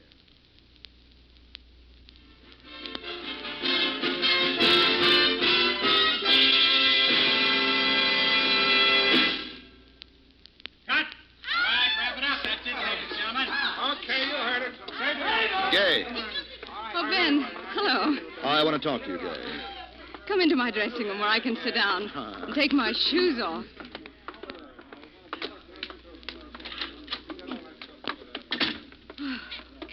I have never been so tired. It's harder every time, Benny. Thank heavens this dance marathon is nearly over. And thank heavens it's my last. I've just seen Zimmer. Benny, what did he say about Dark Lady? He said no, Gay. No. They're signing Laura Bevan. Laura Bevan. Look, did you tell him I'm that... sorry, Gay. That's the way it is. I see. Well, took off my dancing shoes too soon. So it's to be another super multicolored musical mishmash. Gay, they're not renewing. They're not what? They're dropping your option. That can't be right. Well, J.D. thinks the musical cycle is over. He thinks that He thinks new... my cycle is over. Is that it? No, he didn't say that, Gay. Just like that. Now, Gay, listen. Just this morning, I was talking with Harry out at Modern Pictures, and he... Give me my coat. Where are you going? Does it matter? Oh, now, Gay, take it easy. Look, you go change, and I'll drive you home. You'll feel better. Feel? Funny how I feel. I'm all numb and far away like I'm someone else. Gay, I'll figure something. I'll call J.D. at Palm Desert over the weekend. Gay? All numb and far away.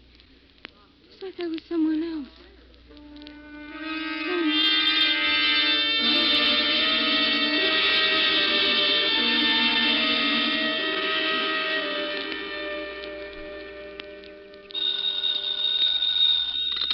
Yes? Oh, hello, Iris. Yeah, I just got here. I'm in the patio now, enjoying the hot sun and a long, tall, cold one. I let Haynes go back. No. I'll be all right. I'll have my meals sent in. Is the clan still at the house? Well, you let me know when they go, huh? All right, dear. Goodbye.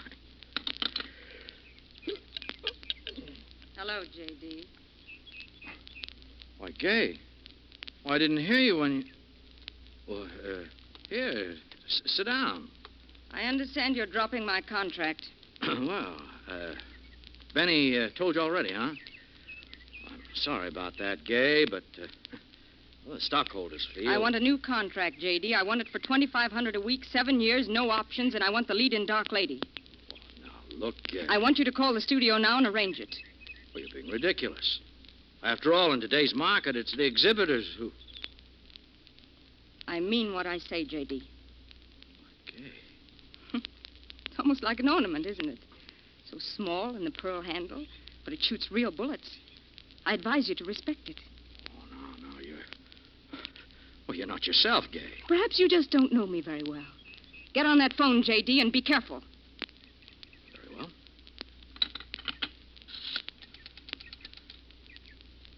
Operator, get me Hollywood 1429. You know how foolish you're being, Gay. Why, if I even hinted to Screen Actors Guild... Legal Department, Mr. Mitchell, please. If I tell Owen to go ahead with this, Legal is going to have a mess on their hands with Laura Bevan. Oh, hello, Owen. This is J.D. I want you to draw up a new contract for Gay Lansing for 7 years. No, that's right, 7. $2,500 a week, no options. The part. Put it in the contract. All right. She's to star in Dark Lady. Put that in the contract. That's right.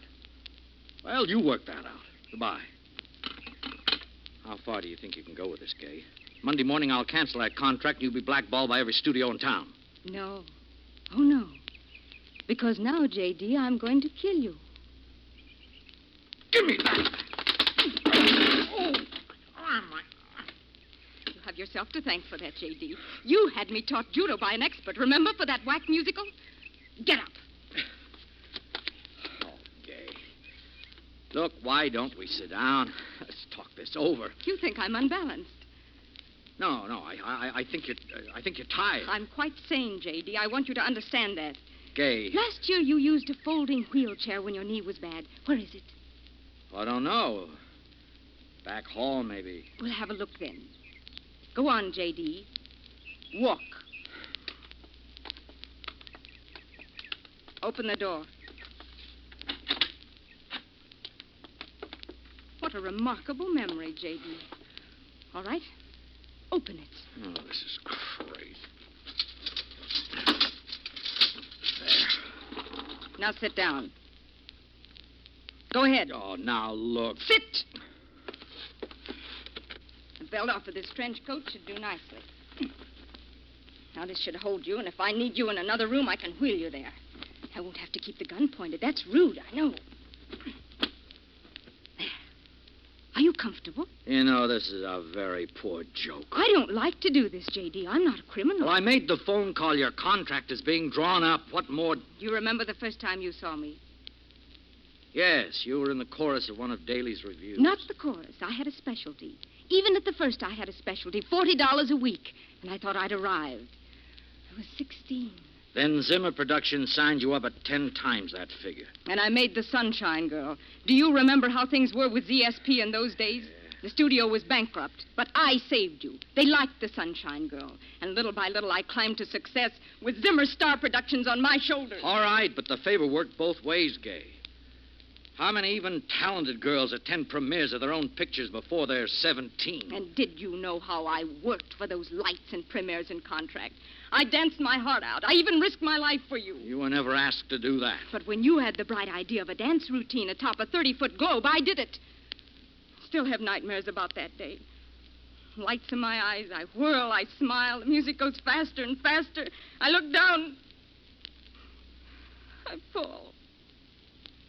It was 8 months before I ever danced again. I know, but you've always been our most reliable star. I have, haven't I? No undue husbands or scandals or temper. All right, then, why break your record? You use me up and throw me out. You've done enough to me in my career. Tomorrow, You'll be the headlines, J.D. An unfortunate accident. What are you talking about? You don't swim, do you, J.D.? A villa in Palm Desert with a pool, a cottage at Carmel with a private beach, a ranch in Oregon with a private lake, but you don't swim, do you, J.D.? You wouldn't do that. You couldn't. No. Not yet. Tonight I'm going to set the time, say 9 o'clock.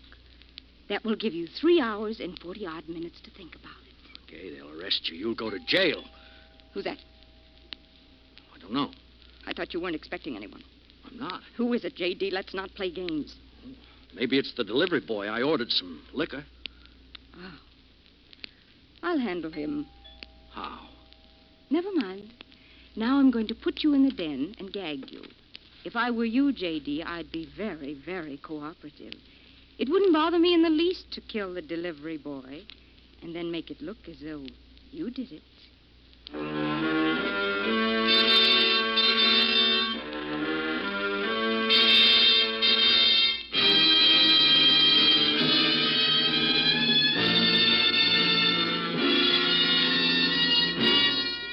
You are listening to Shooting Star, tonight's presentation in radio's outstanding theater of thrills, Suspense.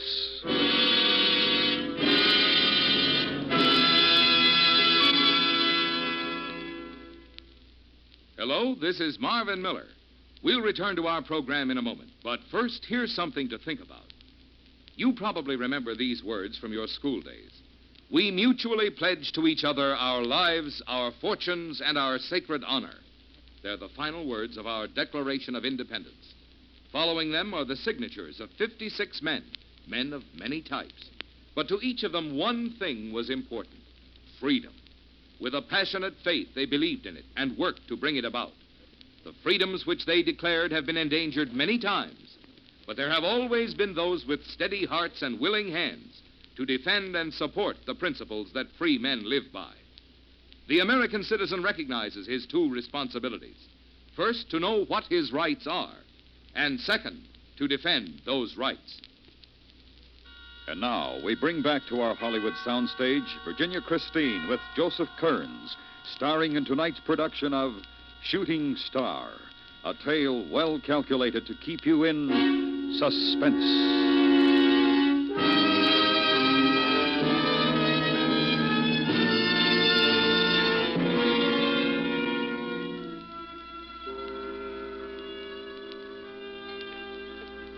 Coming.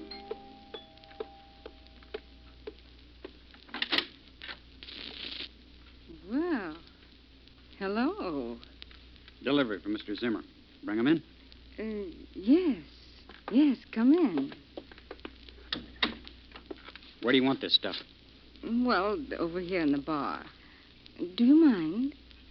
No. Why, it's hot for this late in the afternoon. Could you use a drink? Well, sure. Why not? I'll get the glasses. You open the bottle. Which one? Bourbon. Ancient age, okay? Fine. Go ahead. Pour. Say, I thought Mr. Zimmer was here alone this time. Well, he is, technically. I'm his secretary. You don't say. Mm-hmm. Here you are. Thanks. Well, bottoms up. Why not? You know, you're awful cute. I get around. I'll bet you do. Come here.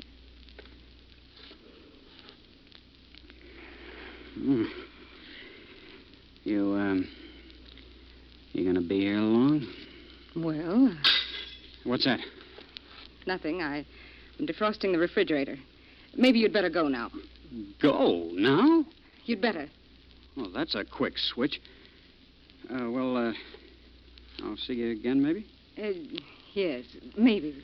Yeah, bye. And give my compliments to the old man.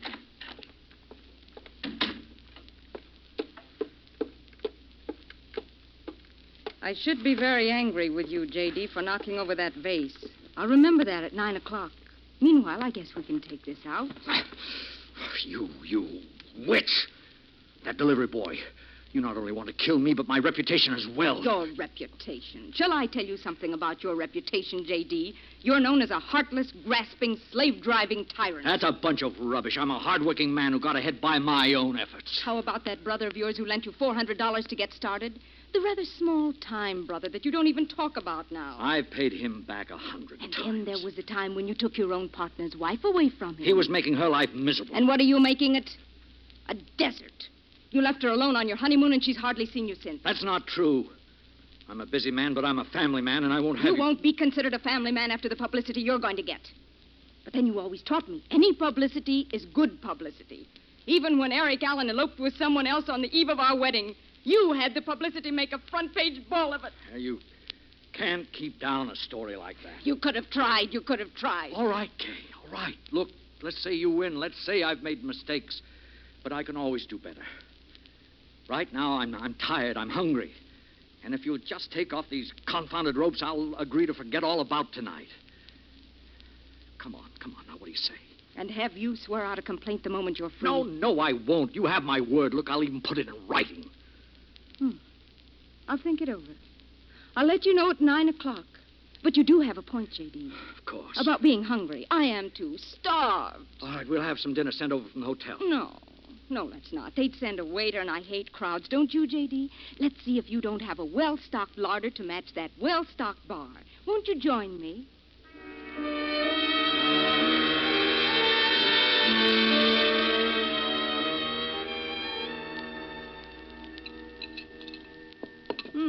Pompano, artichoke hearts, and brandied peaches.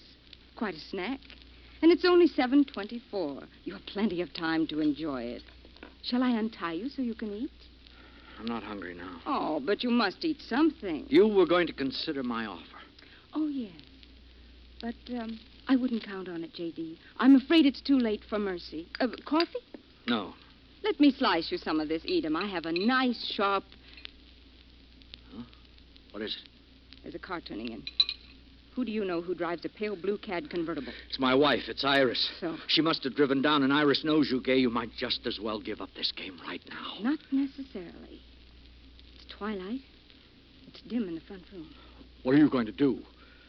First, gag you. Again. I regret the necessity, Don't you lay a J.D. finger on my wife. Don't you touch her. I swear, Gay. I swear.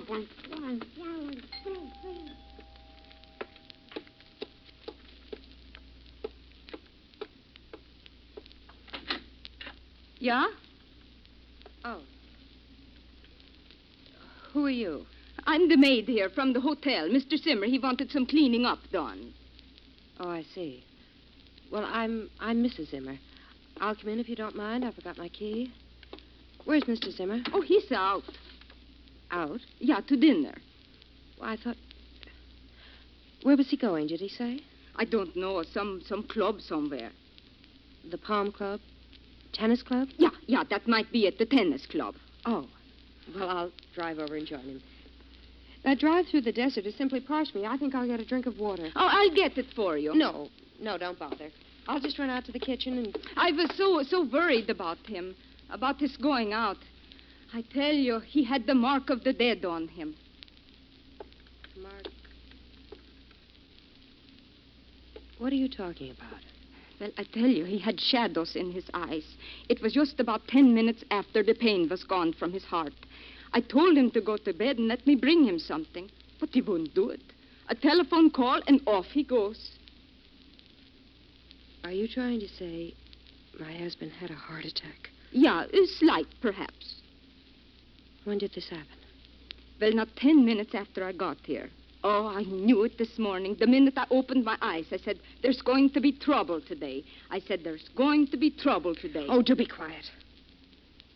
I better get over there. Just leave the latch off the door. We won't be late. I hope you're not too late. Yeah. Goodbye.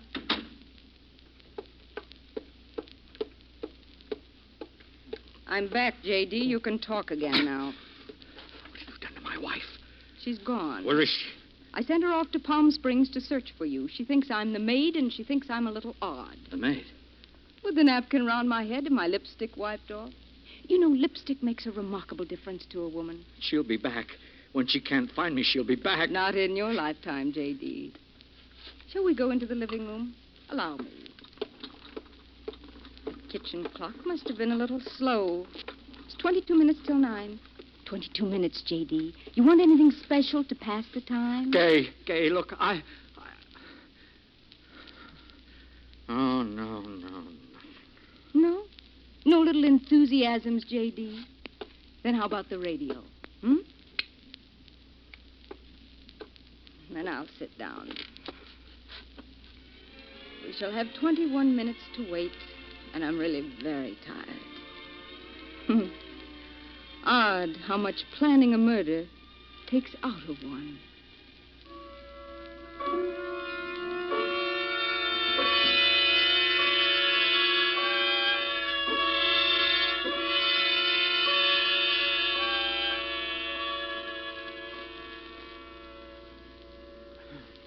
One more knot. Just one. My hands. Free. There.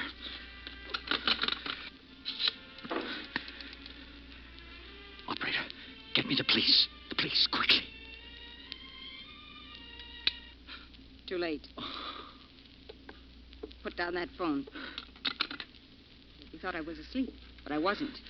You might say I was acting. It's 9 o'clock, J.D. No. Get up and walk towards the pool, J.D. No, Gay. Don't make me shoot you here, J.D. Get out of that wheelchair. Gay, please, you can't do this. You wouldn't get away with it. Now listen to me, Gay. I've been wrong. I'll make it up to you. You can have anything you want, money, parts, anything. No, Gay, don't. Not my life. Don't take my life, please. I beg you. I beg you. All right, J.D. The audition's over. It was rather drastic, but it was the only way I knew. It was all an act, J.D. After all, I had to prove to you that I could be something more than a song and dance girl. I'll see who's at the door.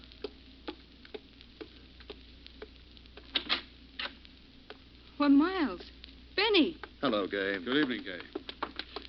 Say, what is all this about? I was all set with Laura Bevan for Dark Lady when I got word you were to do it. And came down to learn what goes. J.D.'s right in there. You can ask him. Well, good evening, J.D. Now, what's this about... What's the matter with him? He's unconscious. Unconscious? But he was all right a minute ago. Oh, I'll get some brandy. Don't. Huh? Don't bother. He's dead. Dead? He can't be. He can't. J.D.! Look at the expression on his face. Yes. He looks scared. Scared to death.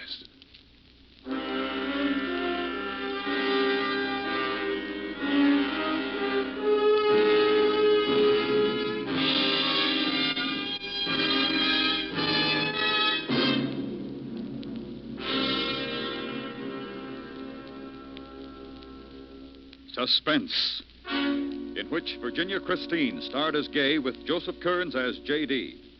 Next week, the story of a duel, an incomplete duel, since one of its participants chooses to wait and owe his adversary. We call it The Shot. That's next week on Suspense.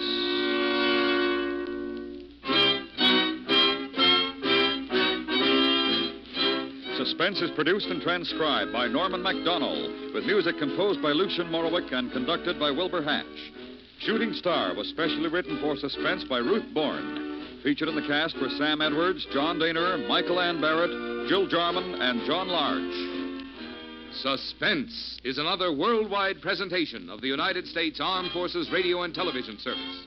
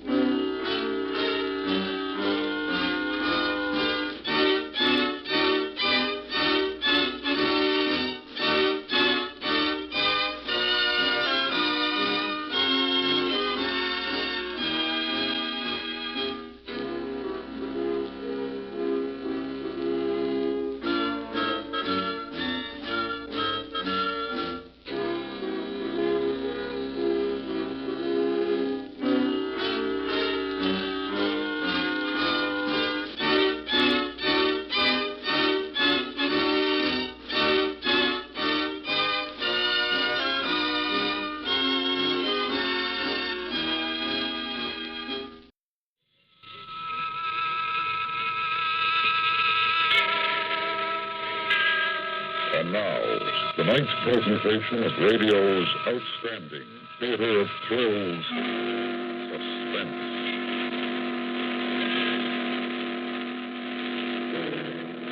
Tonight, the story of a rehearsal and a performance of murder. We call it The Cellar. So now, starring Mr. Eric Snowden, here is tonight's suspense play, The Cellar.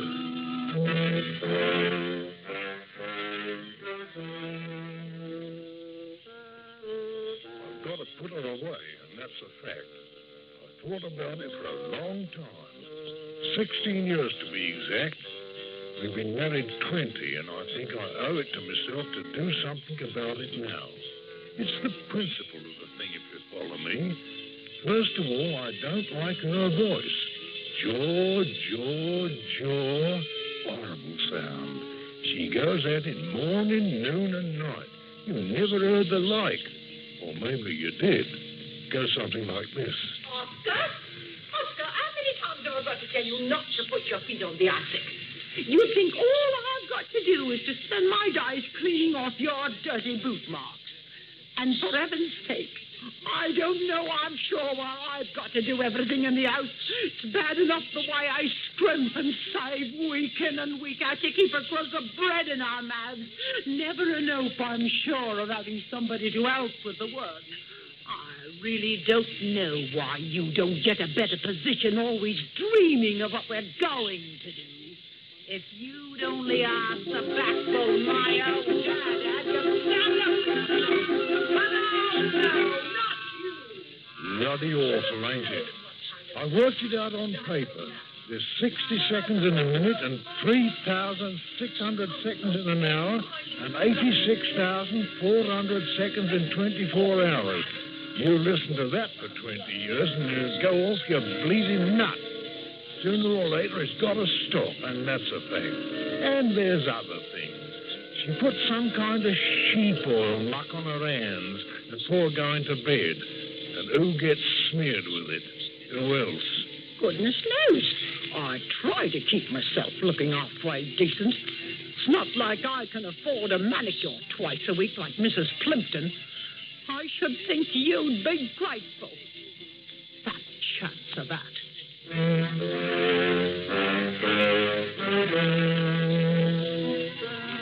think that's not a good reason to do in your wife? I don't mind telling you, it helps. And she's always putting her feet on me back. Says they're cold and wants me to warm them for her. They're cold, all right. Like a blinking mackerel. So's my back.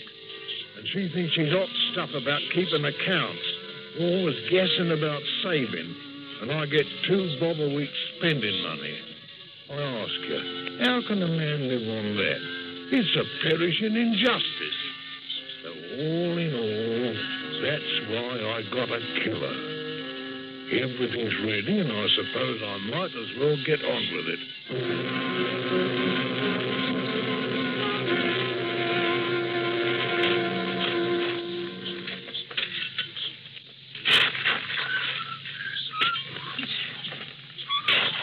Well, there. That looks about right. Millie? Millie? What is it, Oscar? Could you come down for a minute, love? Where are you? In the cellar, sweetheart. I'm busy. It'll only take half a mo.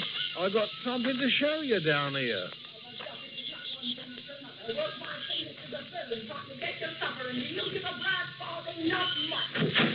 Think I haven't got better things to do than buzz up and down every time you want something? Keep your head on, love. It won't be long. Sure, I don't know why I put up with it, you messing about down here while I'm... Oscar Wigan. What are you doing with my cellar? Why is it all dug up like that? You go and bar me. Now, you put every scrap of that dirt back in the hole this minute. You hear me? I never. All right, love. I will. Don't worry. And don't you dare come upstairs till you've cleaned off your boots. I will not have that mess all over me clean kitchen floor. All right, old cough drop. I just wanted to get an idea of the size. It looks all right. What are you talking about? Right for what? You, dear. Lummy, you've been drinking. You've been drinking, that's what. Not a drop. I'm a teetotal, and you know that, Mill. No, Mill, no. The time has come, as the walrus said to the carpenter, your time. You pick up that spade this instant and fill in every bit of that hole. And no argument, you hear? All right, old car. When you've done, you'll march yourself upstairs and wash your hands and face. Because supper will be on in 10 minutes, and I will not have it spoiled. Mill, I got something I've got to say to you. Eh? I'm fed up with your jaw. Fed to the teeth, and that's a fact. How dare you? Who do you think you're talking to? I'm fed up with your greasy hands, and I'm fed up with your clammy feet. But most of all, Mill, I'm fed up with you. Oscar? So I'm going to do you in. Oscar, don't you look at me like that. Don't you touch me, or I'll have the law on you. I don't give a fig for you, and I don't give a fig for the law. I worked it all out, and if you think you can get up them stairs before I bash your head in, you're very much mistaken. Oh, it's going to murder me! Oh, it's going to murder me! Help! Police! Murder! Oh, you've got an horrible voice.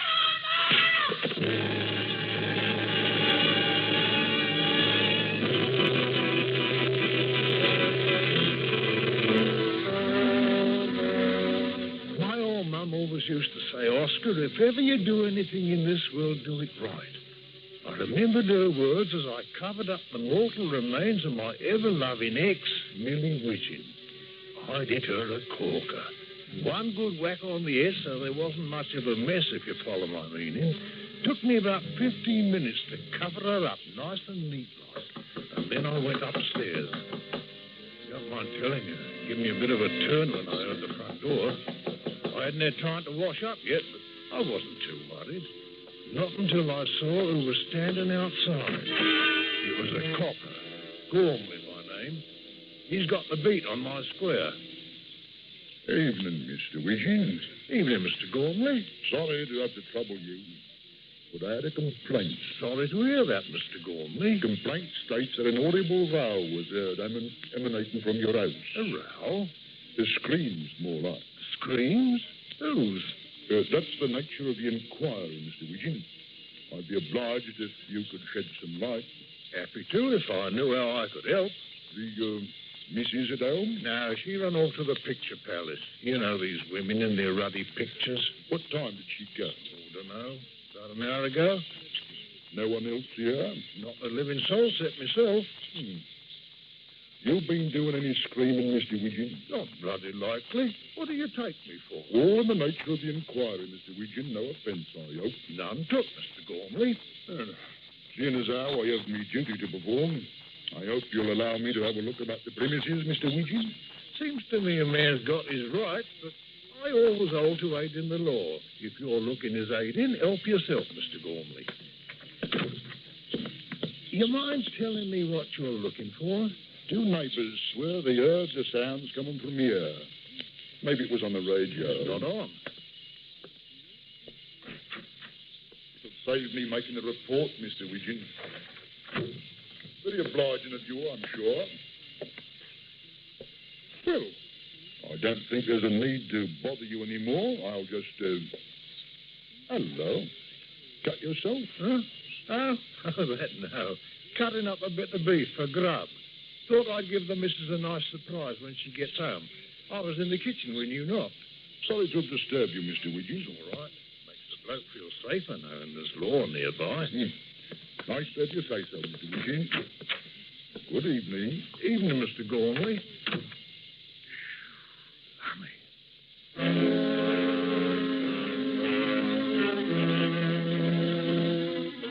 That was a close one, all right. But I handled it nicely. The worst of it was over. Copper had been and gone, and I'd have at least 24 hours to clear out. Maybe longer. At 8 o'clock, like I'd planned it, Aggie Jones turned up. Oh, what a bit of strawberry jam. Lovely. I'd met her a couple of months before, and I hadn't told her what I had in mind. But I knew she wouldn't care when she heard. After all, it was all done for her, mostly. Oh, Oscar, I do love you. Heavenly, ain't it? When's your wife coming home?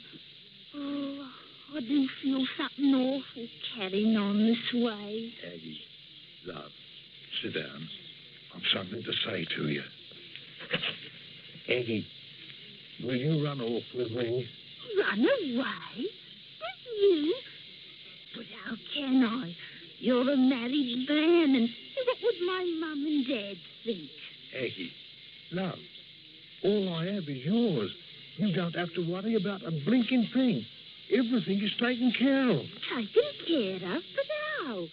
What's your wife going to say? She ain't going to say nothing. Aggie, for love of you, I done her in. You done her in? That's right. Where is she? What did you do with her? You're just about sitting over her now. She's buried in the cellar. Oh, how horrible. You did it for me, Oscar. For you, sweetheart. Oh, how you must love me. Never a truer word. Now, listen here, Duck. It's all arranged. In the morning, I'm taking the savings out, and you and me are buzzing off. There's a boat sailing for South America, to the Argentine at 8 o'clock tomorrow night.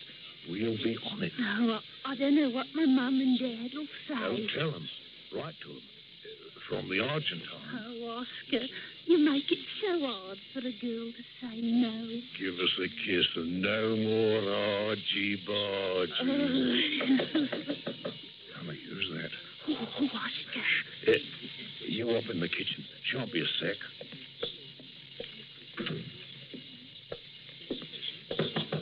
All right. Knock it. I'm coming. Good evening, Oscar. Oh, it's you. Where's me daughter? Out. Won't be home for a bit. Then I'll wait. Oh, close the door, Oscar. There's a drop down me back.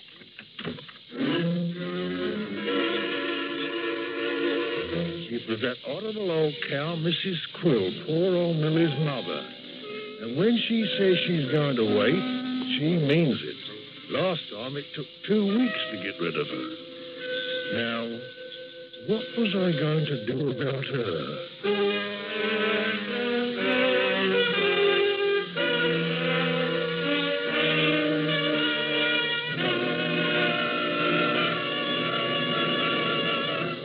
You are listening to The Cellar, tonight's presentation in radio's outstanding theater of thrills, Suspense.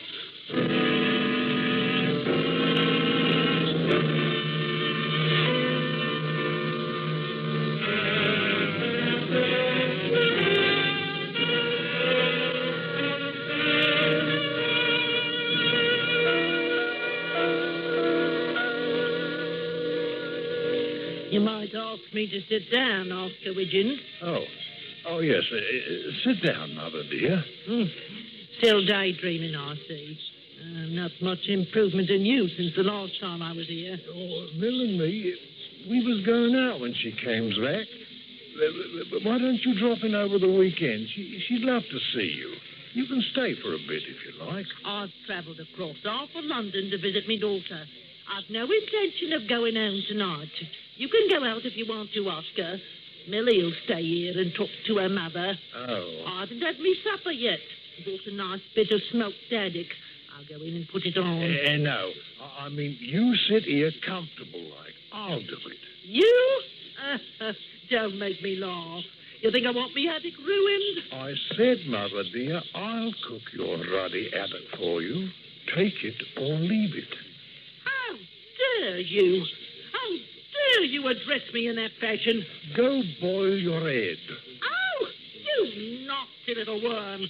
Just wait till Millie hears about this. No, you wait. Matter of fact, this is my house, and I didn't hear no invitation for you to come in tonight. You've been drinking. Once and for all, I have not been drinking. Now, buzz off. I will not leave this house until my daughter comes in that door. I'm going to give you 10 seconds, Mother dear, to op it. Then I'm going to land you one you won't forget. Oh. 1, 2, You dare to hit an old woman? 3, Just 4, don't lay an hand on me. 5, 6, 7, 8, 9, 10.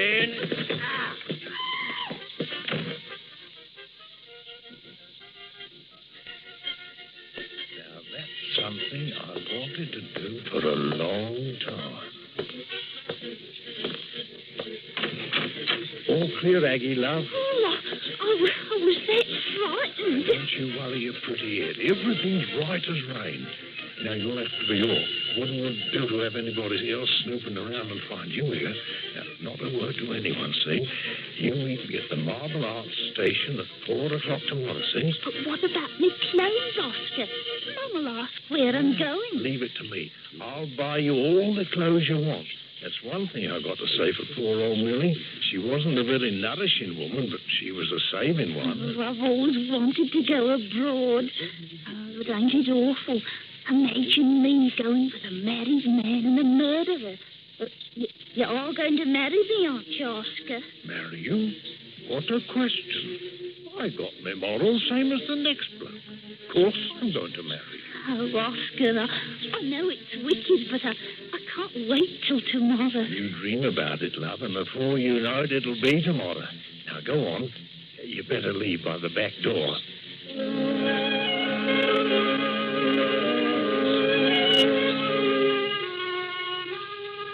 Next morning at 10, I was in the bank. I had my slip made out to withdraw my savings, and a nice little drop it was, too. 800 quid. I was waiting for the money when a tallish bloke comes up to me from behind the gate. All smiles and treacle he was. Mr. Widgeon? That's right. How do you do? I'm Mr. Forpaw, the manager. I understand that you wish to withdraw your savings. That's right. I trust you found no fault with our service? No, just what's mine. That's all. Oh, of course, naturally. May I inquire as to the reason you're withdrawing the funds? Does there have to be a reason? Oh, no, not at all. But since you've been such a faithful depositor for so many years... Oh, well, the truth is, Mr. Forpaw, me and the missus thought we'd take a bit of an holiday. You know, the Riviera. A little sunshine and parlez-vous. Oh, yes, I see. Oh, then, of course, you want to leave a sum here with us? No, I want it all. But, my dear sir, you can't spend it abroad. Who says I can't? The government, sir, the government. A maximum of £50 may be taken out of the country. Yes. What are you giving me? But surely you know that it's common knowledge. Not to me it ain't. It's my money. I can do as I please with it. Here in England, yes, but you can't take it out. Oh, it's a ruddy injustice. That's what it is. I shan't argue the point, sir. I'm conservative. And that's your hard luck. Now, you hand over my money, see?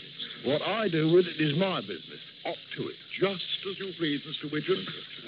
Mr. Easterday. Oh, Mr. Easterday, I'd like to take They've done me. What in blazes am I going to do now?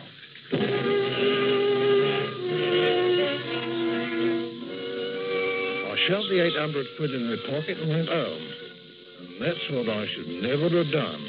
Because when I got there, the old cow was standing in front of the door and the copper Gormley was with her. There he is, Constable. There he is. Ask him what he's done with my little daughter. Ask him. Ask mine, you meddling old hag. Now then. No language, if you please, Mr. Widgeon. This here lady's upset because she has knocked on the door and there's no answer from within. Well, what's that to her? She's worried about Mrs. Widgeon. It's me own flesh and blood I'm worrying about. I've got a right. She ain't home. That's all. Then where is she? She went out. Shopping. He's lying. She was home last night and he put me out by force. Threatened to do me a mischief. He's done something to her, you mark my words. How would you like a fat blip? Now then. Look here, I ain't got time to stand here arguing. Constable, you go in that house and see what's what. He wouldn't let me in the kitchen last night.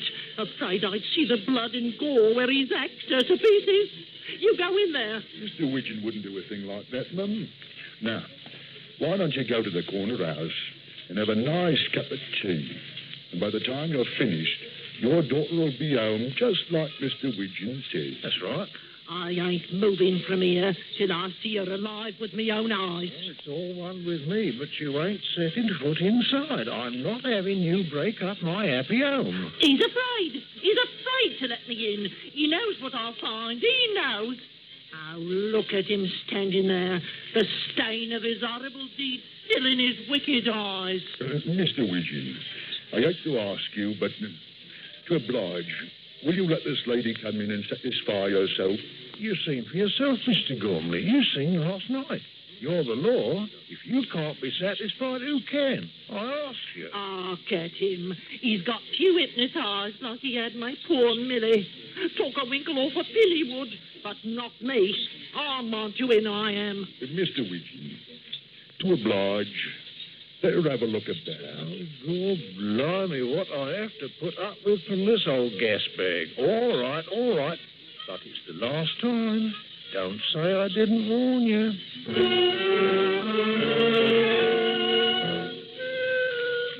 She went through the house like a ruddy bloodhound, and there wasn't nothing. Not an hair out of place.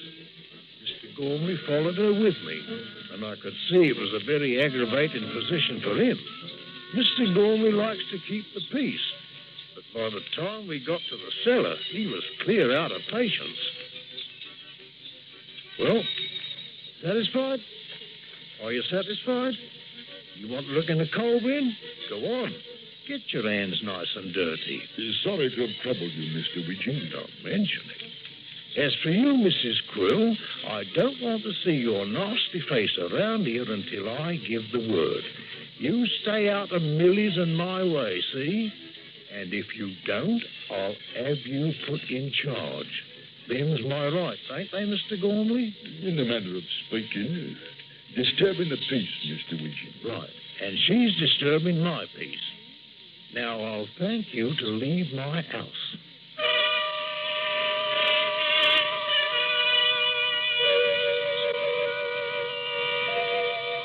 Of course, when you come right down to it, I suppose they're right.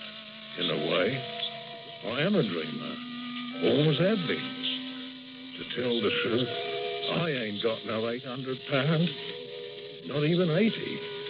There ain't no Aggie Jones. But I wish there was. There's only Millie's mother and Millie. And them greasy hands and cold feet and jaw. And if I aim for what I'm going to do, it'll be worth it. There. That looks about right. Millie? Millie? What is it, Doctor? Could you come down for a minute, love?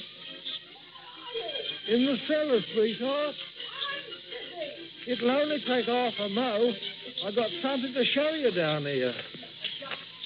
One thing is another. Work my fingers to the bone. Trying to get yourself burned. Do you give a brass farthing? No. You think I haven't got better things to do than buzz up and down every time you want something? Keep your hair on, love. It won't be long. Maybe a little consideration. I'm fair wore out. I'm sure I don't know why I put up with it. Oscar Widgeon. What are you doing with my cellar? Why is it all dug up like that? You go on, Barney. Now, you put every scrap of dirt back in the hole this minute. You hear me? Oh, I never. I just wanted to get an idea of the size.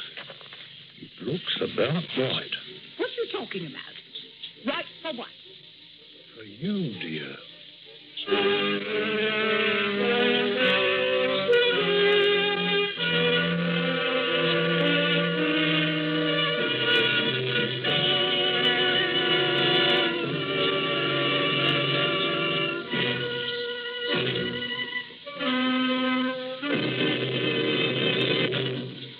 Suspense, in which Mr. Eric Snowden starred in tonight's presentation of The Cellar. Next week, the story of a handcuffed man and the woman who holds the key to his freedom. We call it Give Me Liberty. That's next week on Suspense.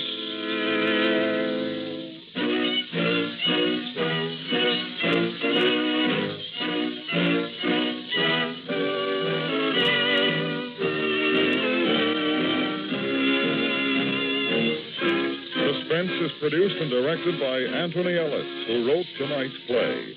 The music was composed by Lucian Morowick and conducted by Wilbur Hatch. Featured in the cast were Jeanette Nolan, John Daner, Betty Harford, Paula Winslow, and Ramsey Hill. Suspense is presented by the United States Armed Forces Radio and Television Service.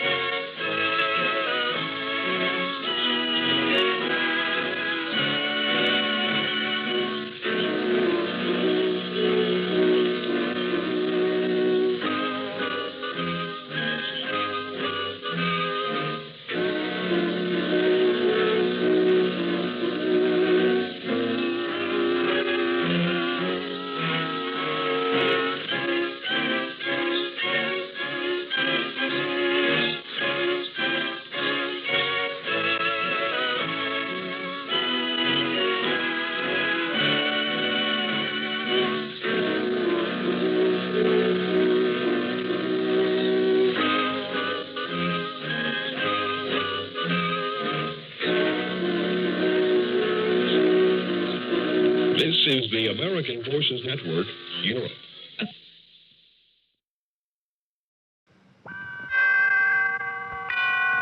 Suspense. And the producer of radio's outstanding theater of thrills, the master of mystery and adventure, William N. Robeson. There is more than one kind of mystery. In addition to the whodunits, there are the howdunnits and the whydunnits. Take the celebrated murder story of Frankie and Johnny. Everybody knows who done it, Frankie. And everybody knows why she done it, because Johnny done her wrong. But we feel that how she done it, with Miss Margaret Whiting starring as Frankie, makes a story well calculated to keep you in suspense.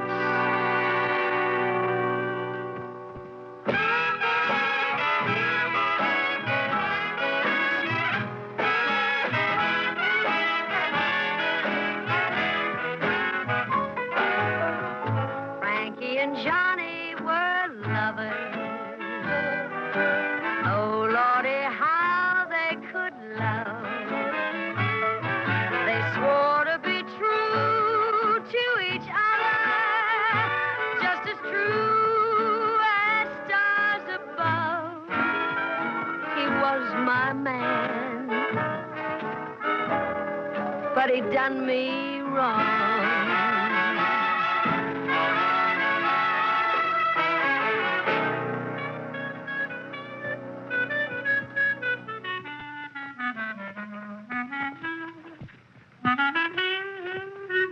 Johnny.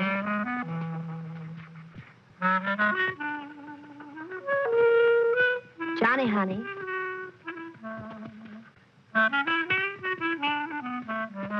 Put away that clarinet and talk to me, Johnny. Huh? Love me, honey? Sure, sure.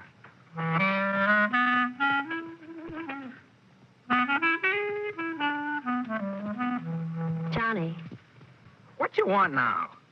talk to me, baby. That's all I want. All right. Come here.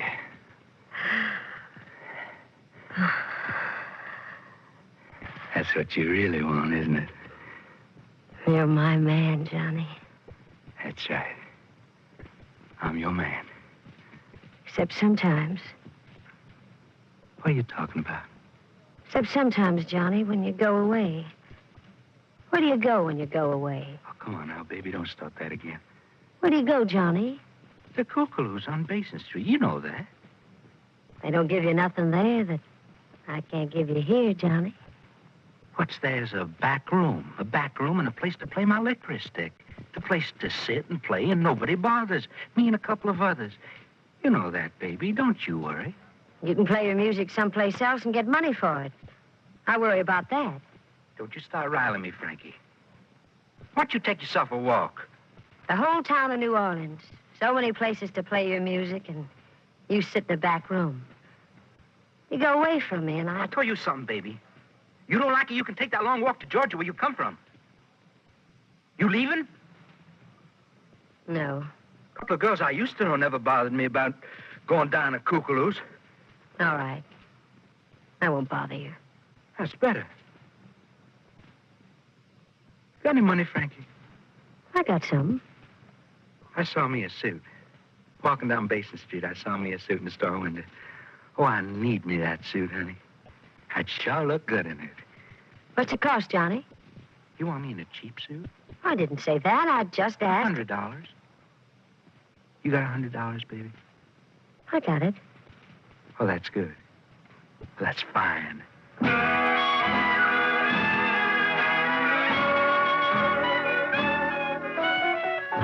Johnny and me, we went walking. Johnny wore his brand new suit. I paid out all of that money just to make my man look cute. You are my man, Johnny. Sure, I'm your man, Frankie. Show me off, baby. All right, honey. We walk down to Esplanade where the lights are, and everybody can see you fine. We walked real slow along Basin. The gals, they all called him by name. But I walked real close to my Johnny, 'cause I know that man's stealing game. Frankie, honey, all this walking's tiring me out. Well, I'm showing you off, Johnny, like you said.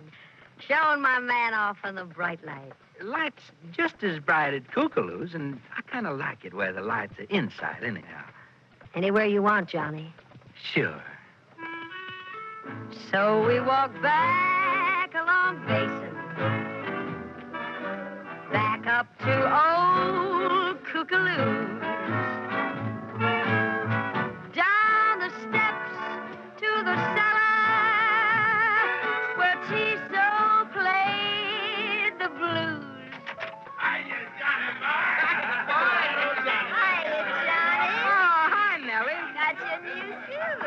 Yeah, Frankie bought it for me. Good, Johnny. You look real nice. Who was that, Johnny? Oh, just a girl. Nellie Bly. Pretty friendly, aren't you? No, just polite. Is she why you come down here all the time? Frankie, I told you, don't you round me. All right, Johnny. Don't you forget, you're my man. Sure. Say, I need me a beer, Frankie. Get you one? I ain't thirsty, honey. Oh, I'm thirsty. I'm real thirsty. All I got left is $9. I ain't that thirsty. Just give me one of them. All right. Here. I'll set you down here by the piano, and you can listen to Tiso. You wait here, Frankie. I'll bring me back my beer, and I'll sit with you. Hi, Frankie. What'd you like to hear? Just do what you're playing, T-Cell. I like that fine. Dreamy like, huh? Yeah, I feel dreamy.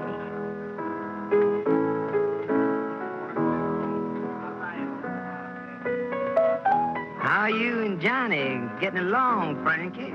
Like that music you're playing? Well, I'm glad. I'm mighty glad.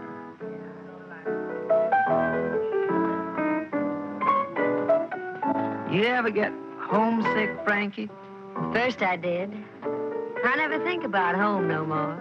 Georgia's a real nice place. A gal can do real nice there. I'm doing nice. I got Johnny. Yeah? Sure, I got Johnny. He comes back to the table from the bar, you ask him. I'll do that. When he comes back.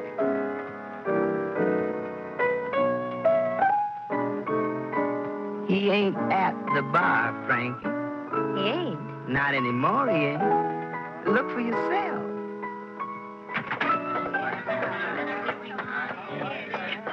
Bartender, Yes, ma'am.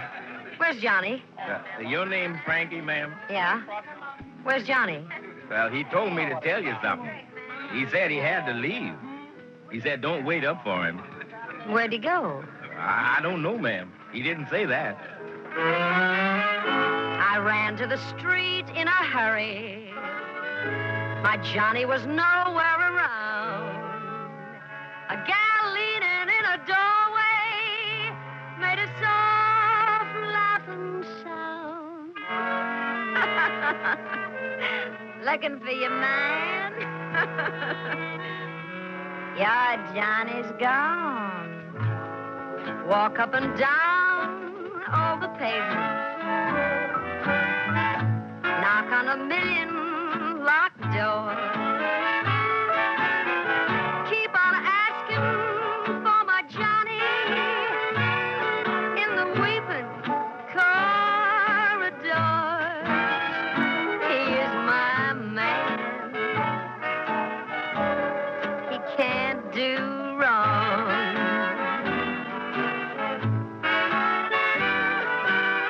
Guys tried to sell me some nighttime. Guys tried to kiss away my tears. Said, come along, pretty Frankie. Oh, I'll love you for years and years. Forget your man. That man's dead wrong.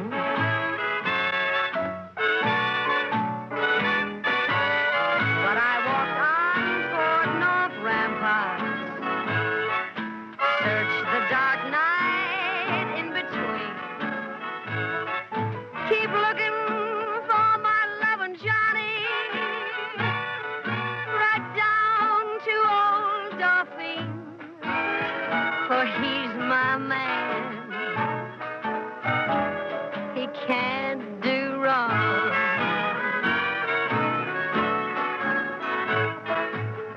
I turned into a dark alley close by that Jelly's gin mill.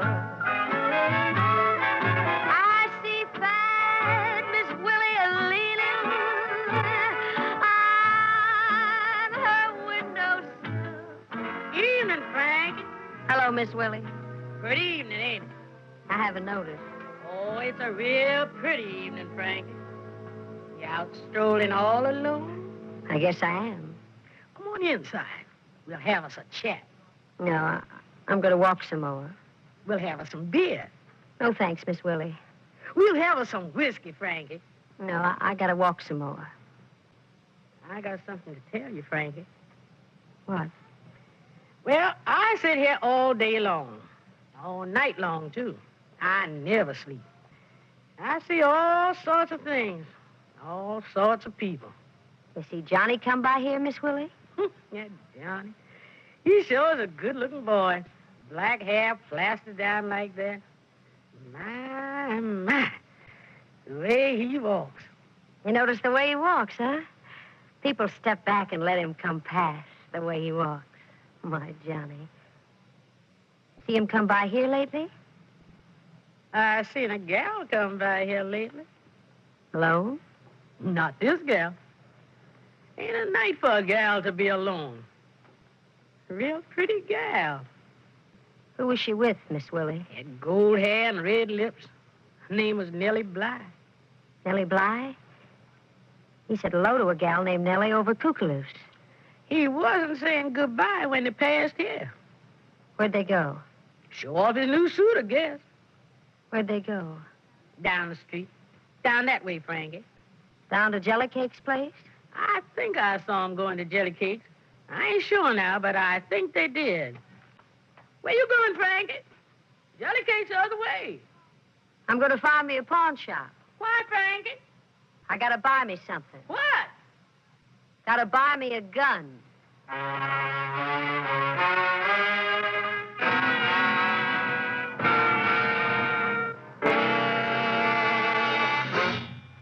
In a moment, we continue with Suspense. Somebody once said, tomorrow is the today we talked about yesterday, which is another way of saying, don't put off until tomorrow what you can do today.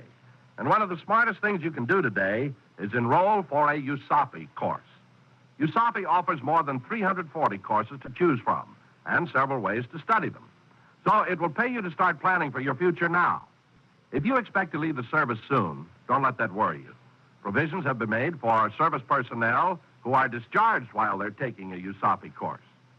If you're studying a correspondence course, you're allowed 9 months from the day of your discharge to complete your USAPI studies, providing you submitted at least one lesson while you were in the service. If you're taking a self-teaching course, you're also given 9 months to complete it after your discharge. And if you're taking a course through a college or university, USAPI allows you a full year after discharge to complete the course. So whether you're a 30-year man or not, take advantage of a good deal and enroll with USAPI now. For a uniform education, study with USAPI. And now,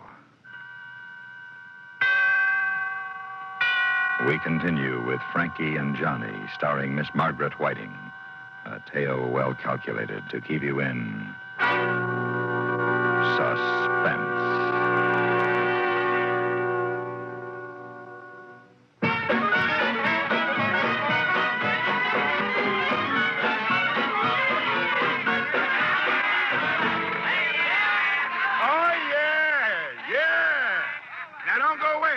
Because there'll be some more where that come from after a little refreshment.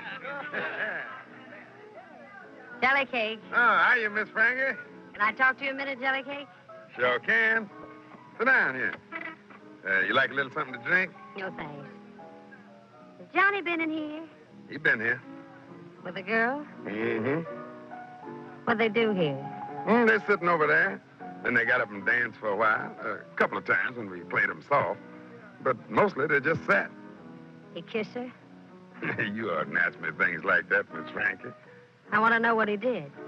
Well, there was a little fight while he was in here. Wasn't very much of a fight. He just hit a man, that's all. Johnny never hit a man on account of me. Oh, no, wasn't that, Miss Frankie? Some man walked by and spilled a little gin on Johnny's new suit.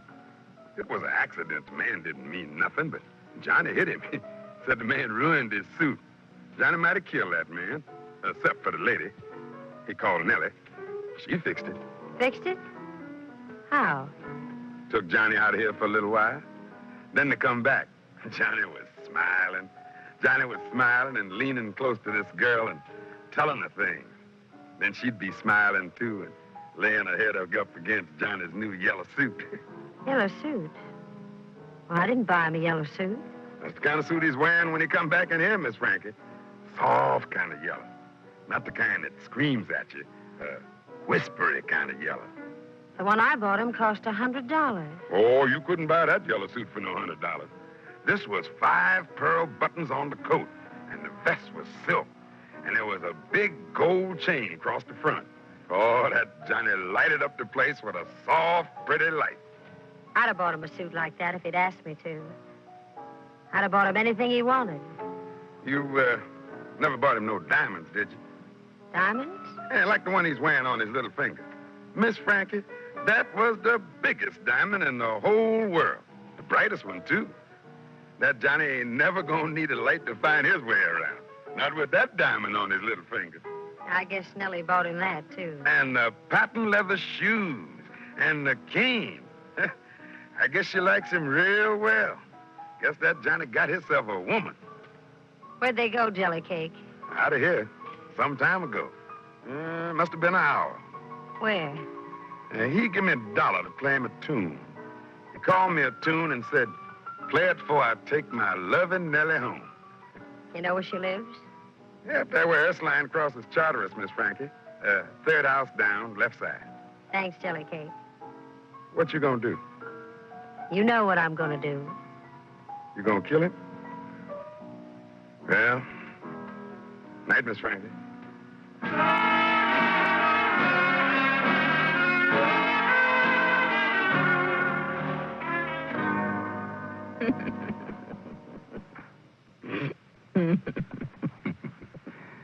Yeah. You my man, Johnny? All yours, Nellie. You my woman? I ain't nobody else's. Oh, you gonna like it in Memphis, Johnny. I'm gonna like it fine so long as you're there.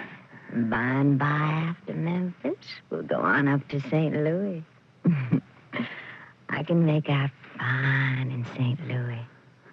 I know you can. You ever been upriver, Johnny?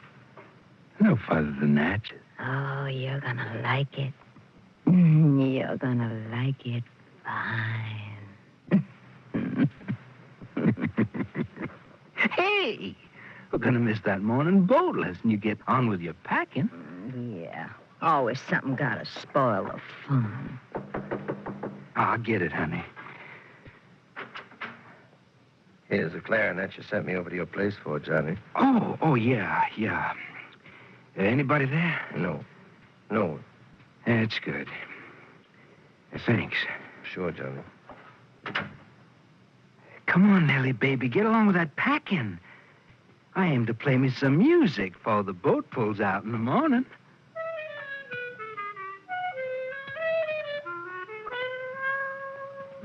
That man took all of my money. That man took all of my love. He left me so sad and so lonely. My heart's a broken winged dove. He is my man, but he's doing me wrong.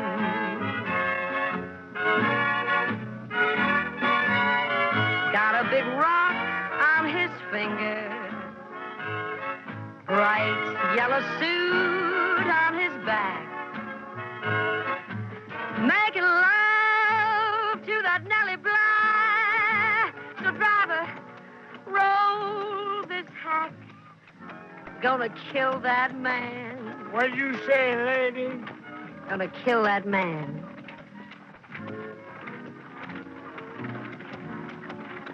Turn here. 3 houses down and stop.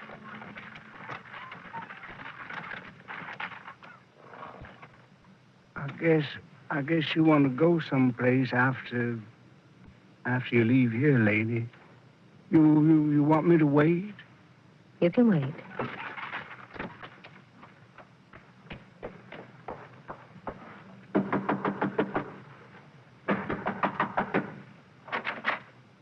What do you want? Where's Johnny? I don't know what you're talking about, lady. Nellie Bly live here? She's gone, lady. She ain't never coming back. A man with her? Wearing a yellow suit and a golden chain and a diamond ring? Name's Johnny, huh? A gent. A real gent. He's gone, too. He's gone with Nellie Bly. They talk about where they were going? They talk about Memphis, St. Louis, about riding a riverboat come morning. That Johnny was a real sport. Laid a $5 bill right here where my hand is. I only got $2. Right here where my hand is. Thank you kindly. What do you buy for $5, mister? What I'm going to sell you for $2. Johnny sent me to his place to pick up something. You're lying. Johnny ain't got nothing except what's on his back. Got a clarinet. That's what he told me to get, that's all. What do you want Johnny for? I got something to give him, too. What's that? A gun. You find him, lady? I know where he is. I know for sure where he is. Yeah, is that where we're going? To Kookaloo's. Oh, on Basin Street. That's right. Yeah, I know where that is. It won't take long. Cabby, Yeah, lady. I got no more money. Oh, I can't pay you for this ride, cabby. you weren't kidding, were you, about what you said before? About what? About killing a man. I wasn't kidding. I'm going to kill him. This ride won't cost you nothing.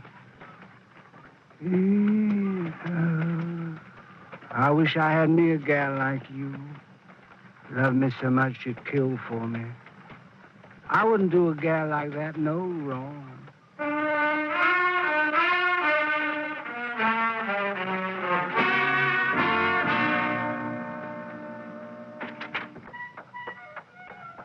Where you think you're going, Frankie? Get out of my way, Nellie Bly. You can't go in that back room. Johnny won't even let me go in there, so he ain't gonna let you. I got no argument with you, so get out of my way. You got an argument with my sweet man. You got an argument with me. You want to go to Memphis, Nellie? I'm going. You want to go to St. Louis? I'm going there, too. Maybe you're going, and I ain't going to stop you. But you're going to find another sweet man to go with. Not Johnny. Honey, he don't love you no more. He's tired of you. You told me. Told me lots of things. Told me about my gold hair and my red lips. Told me... You ain't going with Johnny, so get out of here, Nellie. Go on. Get out. Where you hold that gun, I guess I'd better. Get on that riverboat and never come back. Here? Yeah. Yeah, I'm here.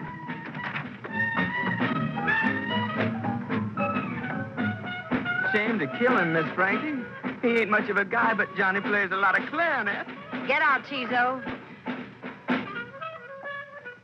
You oughtn't to kill him, Frankie. When you leave here, mister, close the door. Johnny.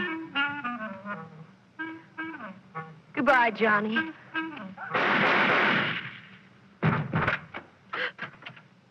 Oh, Johnny. Johnny. Roll him over easy, boy. Roll him over slow. Hey, what's going on in here? He got shot, officer. He dead. You do it, Frankie? I did it. Then I gotta take you down to the jailhouse, Frankie.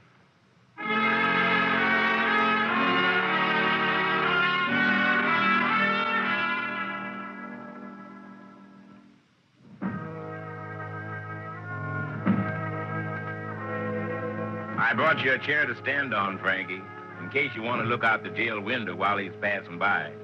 You want to look? Climb on up and look, Frankie. What do you see? I see a long black coffin with people in funeral clothes. Johnny's gone and cashed his checks.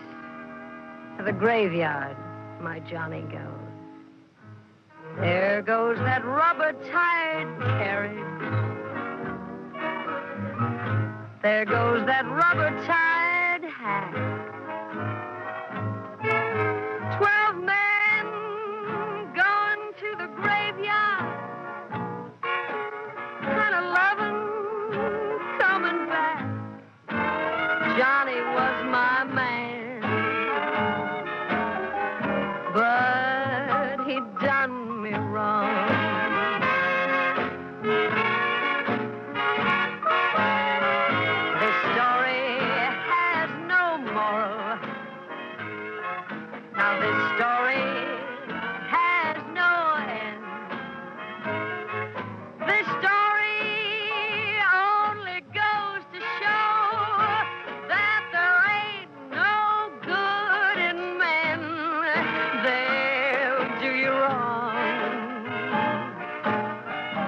Just as sure as you're born.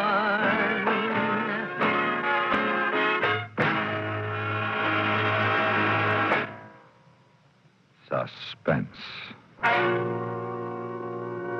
In which Miss Margaret Whiting starred in Frankie and Johnny, produced and directed by William N. Robeson.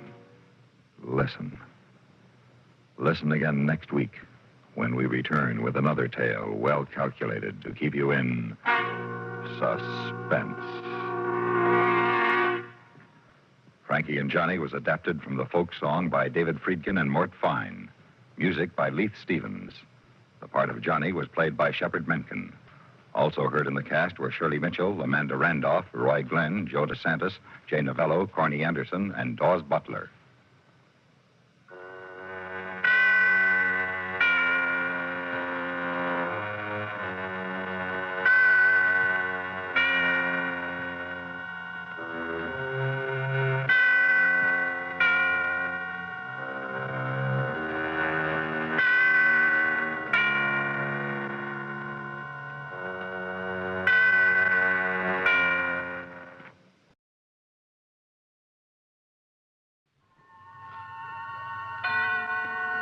Suspense.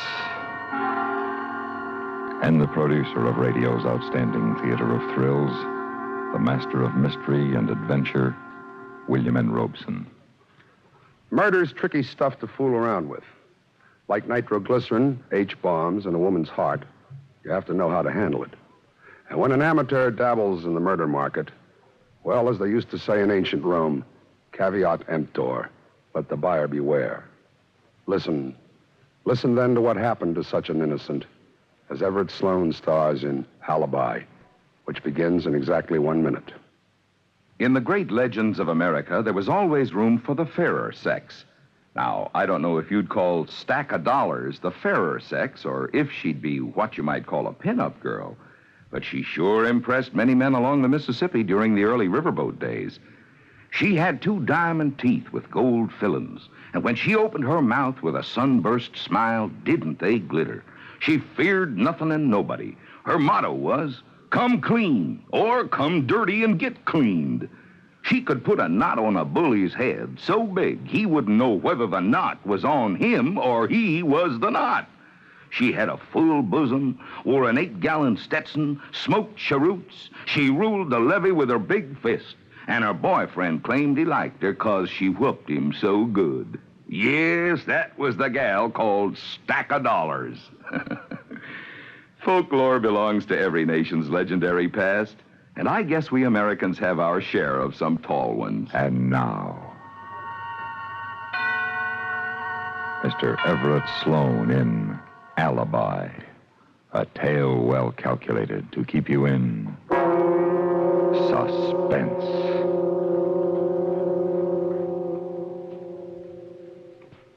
There was nothing to it, really, once I'd made up my mind. That was the hard part, making up my mind. Not that Hannigan would be any great loss to anybody, including himself. But after all, you don't often go shopping for somebody to bump off your business partner.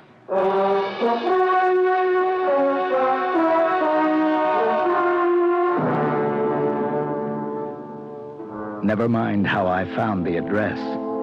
It was a grimy storefront between a press-while-you-wait tailor and a fly-blown fruit store. Dusty cigarette stand-up posters littered the window. Inside, there was a stock of tobacco and candy that wouldn't have tempted a 5-year-old. Not much danger of customers disturbing you here. A pair of sharp eyes under a green eye shade were looking at me. Yeah? I want to see Barney. Oh, I phoned him. He gave me this address. Back there. Thanks.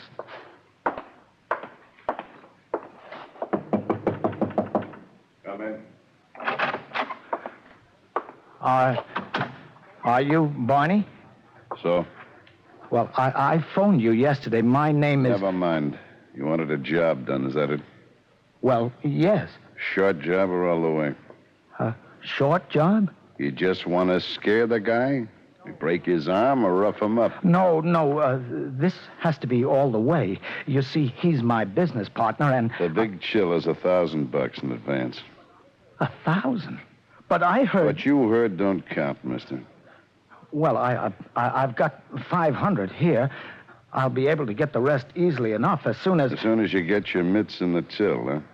Oh, no, it's not that way at all. It's just that Hannigan, he put the money in the business, and he watches it like a hawk. He'd slap me in jail in a wink if I... Probably is ready to slap you in jail already, no? How did you know? Not hard to guess. Well, as soon as he checks the books, first of the month. Only Hannigan ain't gonna be around the first of the month, is he? That's right. If you get busy and scare up to the rest of the grand, that is. But there's no time. Tomorrow is the first. So? Oh, no, please, Barney, you've got to trust me. I'll pay you on my word of honor. On your what?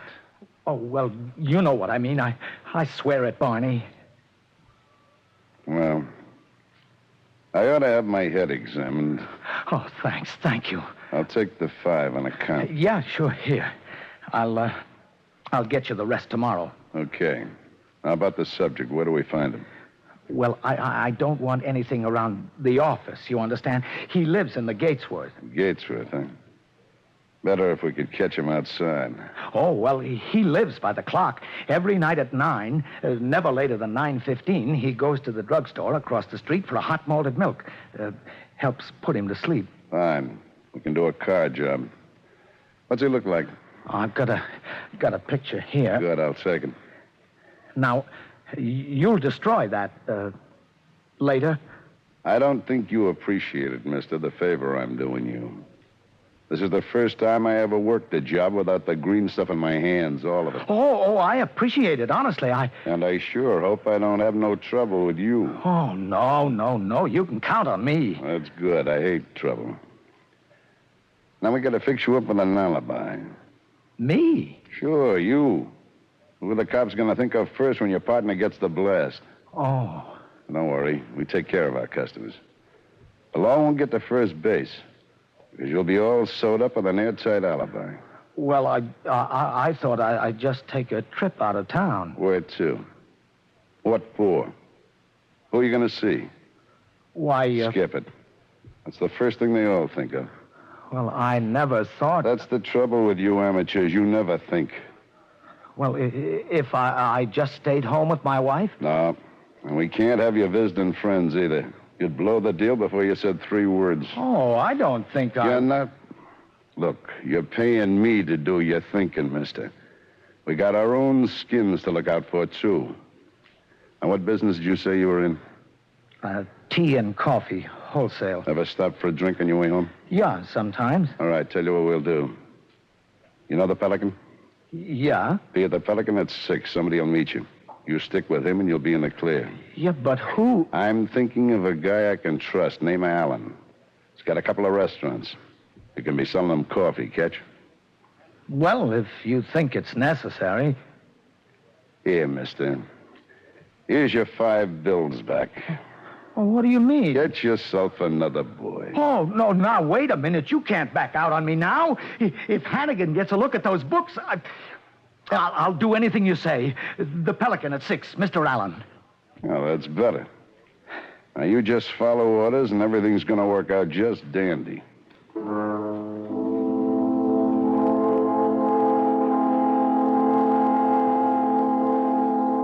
I walked out of Barney's with a feeling of elation.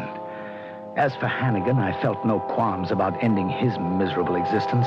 He was old, withered, a man who had never in his selfish life done anything to help or comfort another. I had taken him into the business when I needed money. He had plenty of that, but I saw mighty little of it. No, I wasn't at all sorry I'd gone to Barney. Oh, of course, Barney'd been a little too pessimistic about this alibi business. No reason I couldn't handle it myself. Why, I could go into the Pelican right now and more likely than not run into somebody I knew. But when I got there was something different about it. The neon signs weren't lighted, and there was a notice nailed to the door, closed for violation. Yeah, how about that, Mark? What? Padlocked. I got a Oh, hello, Lee. Oh, well, the Pelican isn't the only place in town.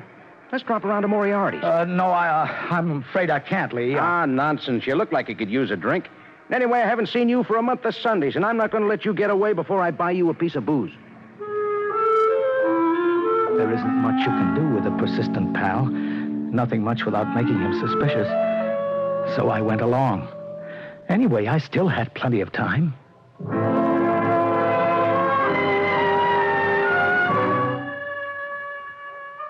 Sure, Barney made it sound hard, building himself up. Sitting at Moriarty's with Lee, I had to laugh to myself at how easy it was. Why, I could take this fellow here, a casual business acquaintance, invite him to dinner, spend the evening with him, and I'd have my alibi. The shock of finding the Pelican closed wore off. The pleasant, inconsequential chit-chat over the smooth martinis was soothing, and then I was jolted. I can't see how you stand it, Mark. Tied to a skinflint like Hannigan just because you need his capital. If it was me, I'd be tempted to bump the old coot off. Hey, what happened, man? Oh, here, let me get my handkerchief. Oh, no, it's not your fault. I've got to go. I just remembered. Appointment.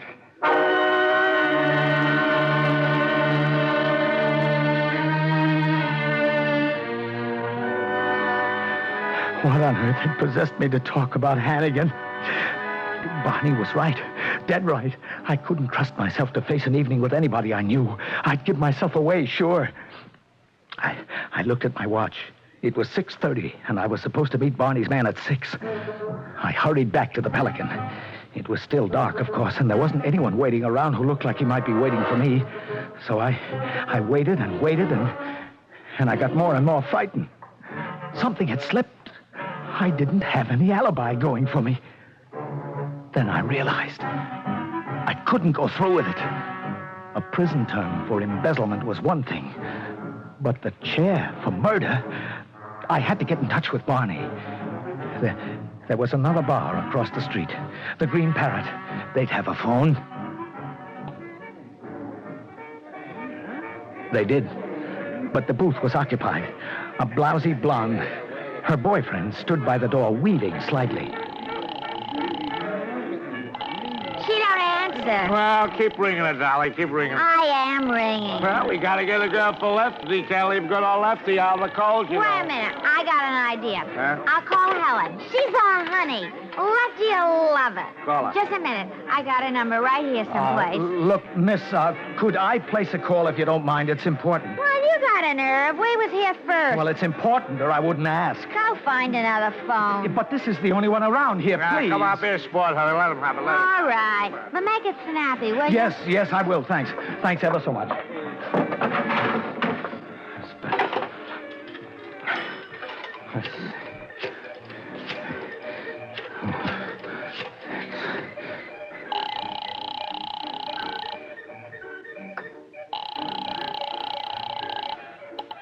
Hello? Hello. Is this Barney? No, Barney ain't here. Oh, well, can you tell me where I can reach him? Got no idea. Well, when do you expect him back? He ought to be around sometime. Well, how soon? I don't know. He don't tell me nothing. But I've got to reach him right now. Can you get a message to him? I could try.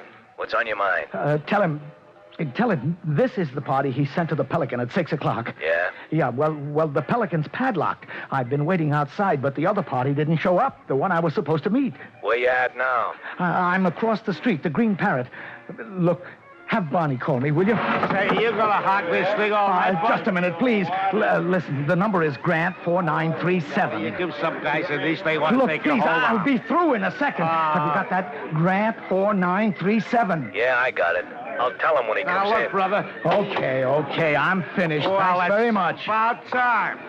Okay, honey, now what's that number you have? Look, you see. I took a seat at the bar where I could keep one eye on the padlocked door of the Pelican across the street and the other on the phone booth, and then I started sweating it out. I didn't need the silly cuckoo clock over the bar to tell me the passing of the minutes. Until suddenly I came to myself. 7 o'clock, and that confounded couple was still at the phone booth. I never saw anything like it. Helen, Marie, Janet, Ethel, Dorothy. Well, gee, kid, they can't all have dates. Try another one. Let's see. Oh, here's a girl. Lefty'll be crazy about her. Look, miss, before you make that call... Oh, it's Nosy again. Listen, I'm waiting for a very important call. Won't you please stay off the line for a few minutes? No, but this is vital. It's a matter of life and death. Ooh, how dramatic. No, I mean it. Who writes your material, bud? Go ahead, Golly, go ahead. Don't pay any attention to this schmo. Look, we gotta get Lefty fixed Look, up. miss, please, you've got to get off that phone. Now, listen, Buster, fun's fun, but you watch out how you talk to my girl. I don't care. You don't care, huh? Well, now, you listen to me. No, you listen to me. Tough guy, Hal. Hey, Dolly, help me. It couldn't have lasted very long, but by the time they pulled the drunk off of me, somebody had yelled copper, and there was a big policeman filling the door. Okay. Now, what gives here? Yes, he did it. No, I he didn't. started to beat up on her. No, please, officer, All right, break it up. Now, back, folks. Hold on. Now, which one started this? No, I didn't. I didn't do anything. That's enough. That's enough. I better take the both of you in. No, but officer, please, Hey, wait a minute. That's my call. That's the call I've been waiting for. Come along, will you? Don't give me any trouble. No, but I must answer that phone. I've You got want to to come along quietly, or do you want to sample the end of this nightstick? No, but you can't do this. Oh, I can't I?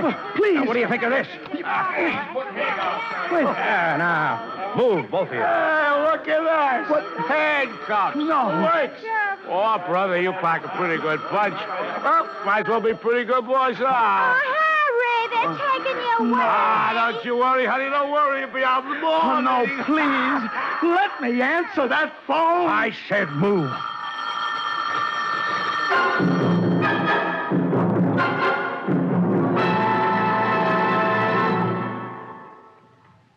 In just a moment, we continue with Suspense.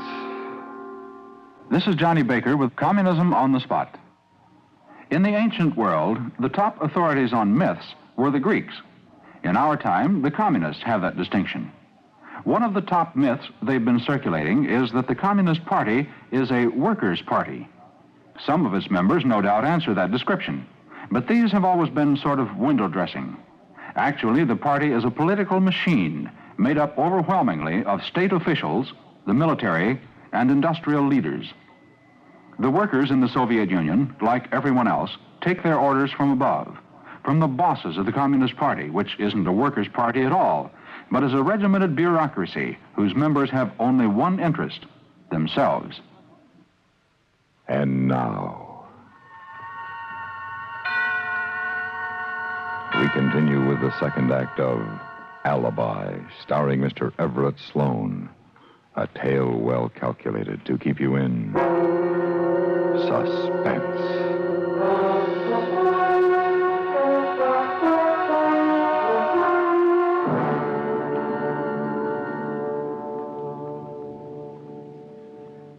The phone kept ringing in my ears. The phone with Barney on the other end. Barney and salvation. And here I was in the squad car, speeding toward the police station, handcuffed to a stupid drunk. Oh, well, was a good father while it lasted, wasn't a fella? Now, listen, I'll tell you the truth. I'm just as happy to get away from that pig. I figured I'd palm her off on Lefty and get me another girl. Shut up, will you? Oh, now, don't be like that. Don't be like that. You worried about the little woman, maybe? No. Come to think of it, the only time my old lady ever believed me when I stayed out all night, I was in jail. She could check up on that. Wonderful alibi, jail. Alibi? Oh, the very best. Take it from me.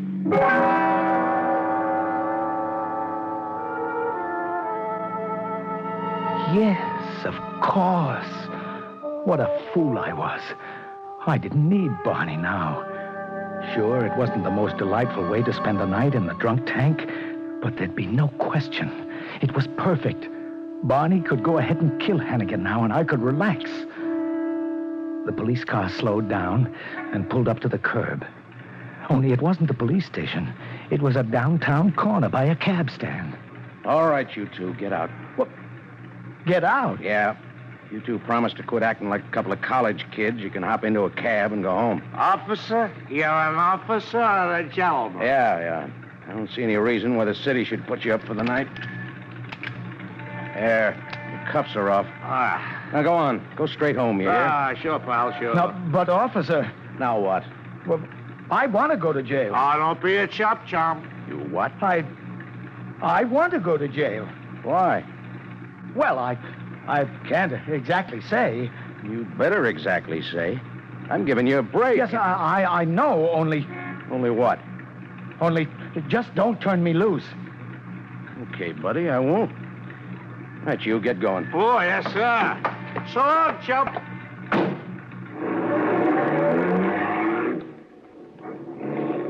I never heard the like. Wanting to go to jail. Yeah, sounds funny, I guess. Sure does. Sergeant will be interested in it, and the lieutenant. They'll want to ask you a lot of questions, mister.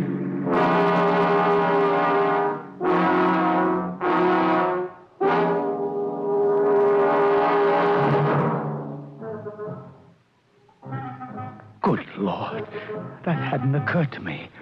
Of course they'd ask questions. Questions I couldn't answer, beginning with the first fateful one. Why did I want to be in jail when my partner was being assassinated?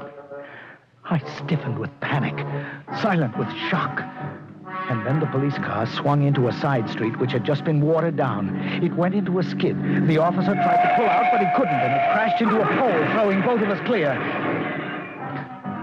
He was out cold, and I seemed to be all in one piece.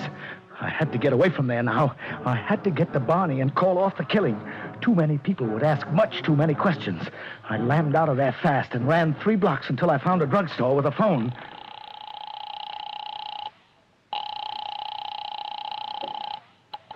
Yeah? Is Barney there? No, he ain't. Oh, I thought he was. Well, he ain't. Listen, I called before. I left a message for Barney. You remember? Yeah, I give it to him. Well, then he has been calling me. Where from? Now, how should I know? He don't tell me where he goes. Oh, but I... Now, listen, I give Barney the number. What more do you want? I guess nothing. I was you, I'd stick by that phone. Barney don't like creeps that waste his time. Thanks. Think nothing of it.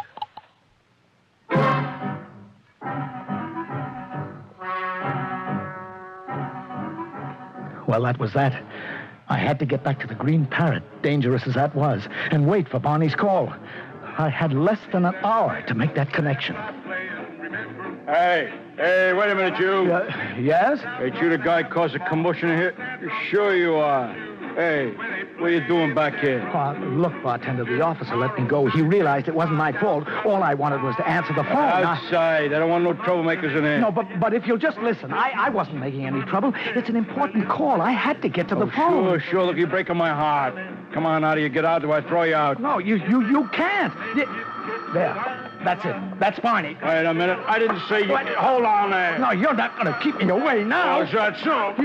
You let me go. Let me get that phone.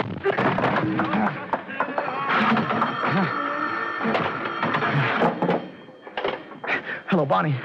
Barney? Say, where you been keeping yourself anyway? Never mind that now, Barney.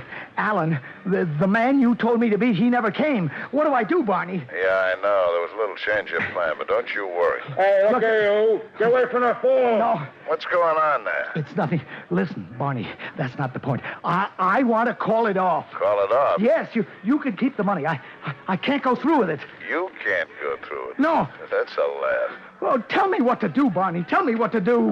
Shock me, will you? Wait till I get you out of that booth. Please, just one more second. Say, what gives? Skip it. But hurry. I've only got a second. What do I do? Come to 9th and Blossom. Somebody will meet you on the corner. 9th and Blossom. I got it.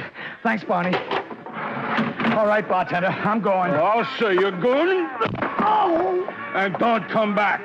It's guys like you give a place a bad name.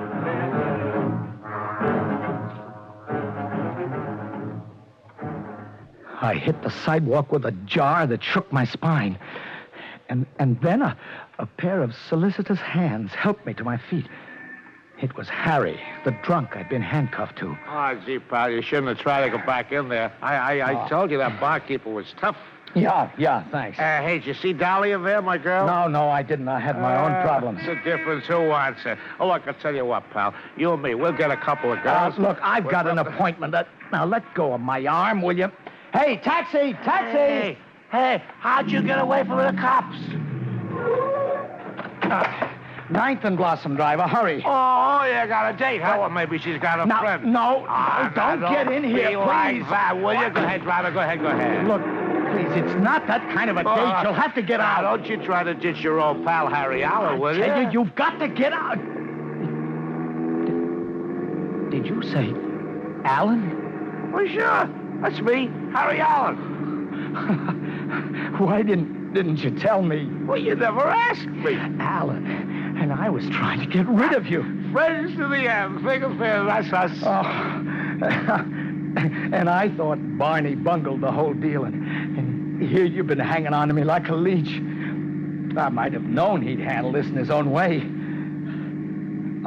Say, don't you think we ought to be someplace where more people can see us? Huh? What for? Well, it's nearly 9 o'clock, the time I need the alibi, when Barney is killing my partner. Alibi? Kill? You were Alan. You said so. Well, Yeah? You're in the restaurant business. Me? You're not in the restaurant business. Barney didn't send you? I don't know, Barney. I don't know what you're talking about, but... hey, wait a minute. Maybe I do know what you're talking about. So that's why you wanted to go to jail. Please, stop! Stop, driver! Wait a minute. No, let me out. No, you don't. Come back here. Come back here.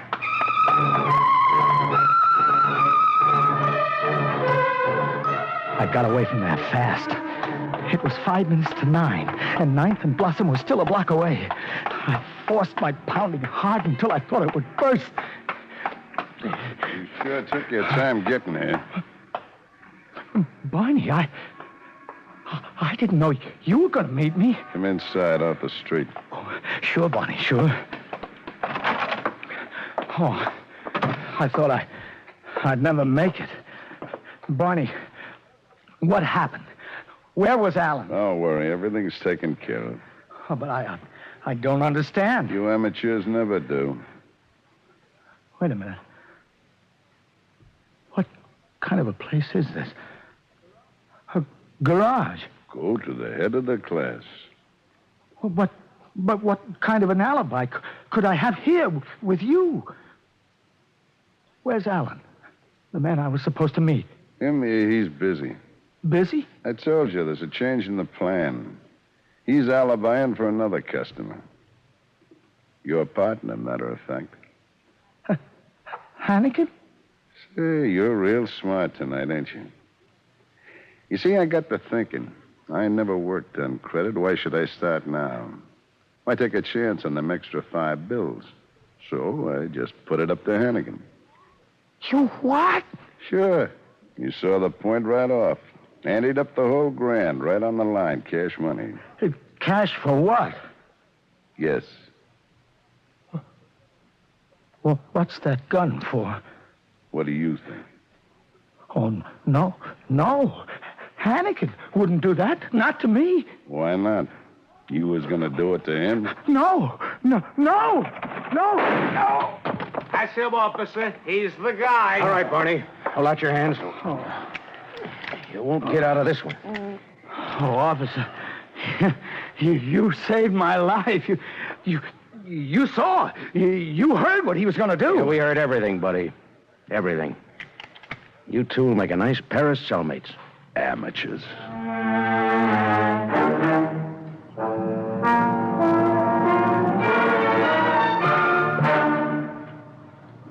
Suspense, in which Mr. Everett Sloane starred in Alibi, written by Lawrence Goldman. Listen again next week when we return with another tale well calculated to keep you in suspense. Supporting Mr. Sloane in Alibi were Ted DeCorsia, Eddie Marr, Sandra Gould, Peter Leeds, Jack Moyles, and Jack Crucian. Suspense.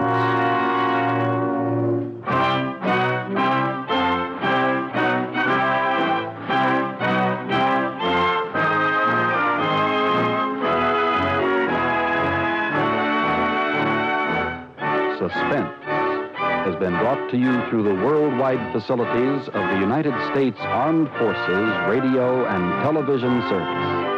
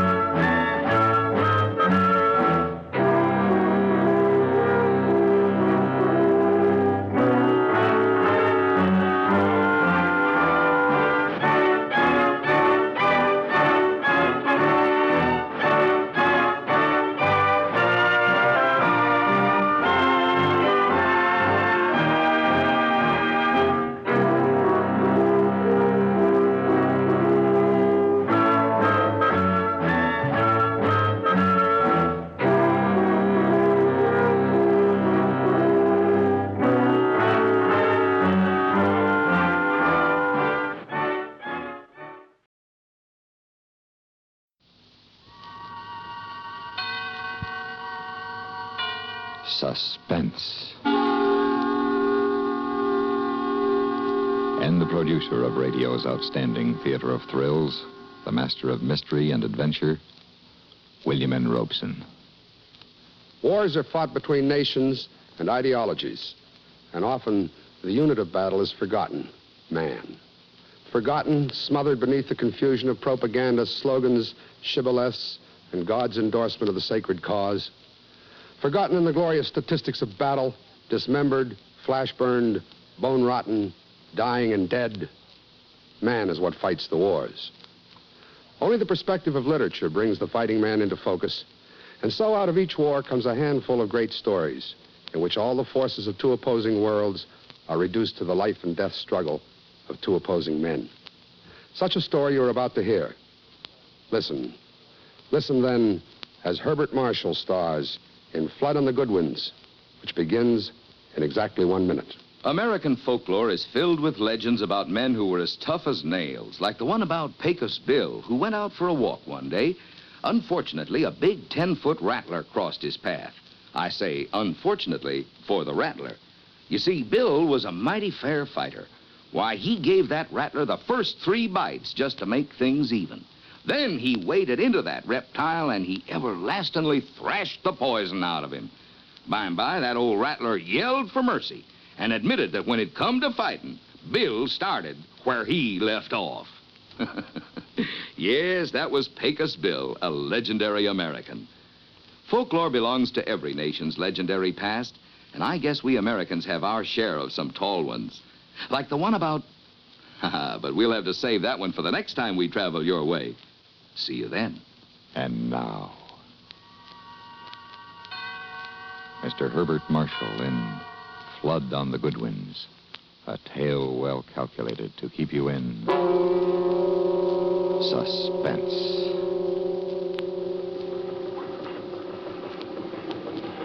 Is that another one? Where?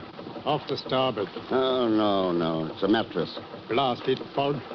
Couldn't see the living, let alone the dead. I don't think we'll be finding any more. Not the way the stuff's settling down now. Where do you figure the patrol boat is? She ought to be about a couple of 100 yards to port. Take it easy now, Uncle. Don't want to ram her. Now, don't you worry about me, Dundas. Just you start singing out. Patrol boat, ahoy! Patrol boat, ahoy! Who are you? Captain Mack of the Mary D. They sound to be dead ahead, Mac. Better cut it back. I see her. We'll come about her. We're coming around your stern. Get any more? Yes, 3. Bear a hand there. 3 more coming aboard. Any alive? No, all 3 are drowned.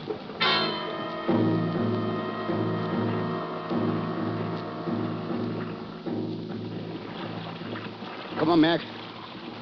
Let's get them up there. Don't you bother, Dundas. Hey there. Can you send down a couple of men? Right. My mate here has only got 1 flipper. Now, look, Mac, that doesn't make any difference. Oh, what's the matter? You ashamed of it? No, but I can swing my load like any man. They're forward there, man. All right, Be right. sure I get my top back. Right. Now, don't let it get you, boy. There's lots of amputees working these days. Amputee. Look, must you use that expression? Amputee is what you call a man who's lost his arm. Amputee, what's wrong with it? Better than what you call those things they're hoisting on board. Amputee, I hate that word. Floaters, you call them. A man's been floating around dead in the water, he gets bloated, see? Floaters. Very pretty. Did you know what you call a gabby old goat like you? Never mind now, never you mind. That's a bunch. How many have been brought into you so far? Well, counting your 3, that makes 30. 30? You don't say. Lucky we got this fog. Without it, we'd be sitting ducks for any Stukas or Messerschmitts that might be about. Or U-boats? Or U-boats. That's right. Was it a U-boat sent her down? No. The only survivor we got alive, he says it was a time bomb. Oh, sabotage. Yes, went off in the forward hold. Boom! Boom! Boom! Boom! Boom! Boom! Boom! Boom! Boom! Boom! You hear that, Dundas? I heard. My nephew lost his flipper in the RAF, taking it real hard. Oh, you shouldn't take it hard. No, who says I shouldn't? Now, don't get sore, laddie. I'm just trying to cheer you up, you know. Well, cheer me up by getting your bloody feet off this boat so we can shove off. All right, laddie, all right. Casting off. Going back to Dover? Might as well. Fog's in for the night. We'll just make it by dark. Righto. Cheerio. You didn't have to bite his head off. Lay off me, Mac. He didn't mean any harm. I said lay off, Mac, lay off. All right, all right. 30 of them. Is that what's eating you? A saboteur.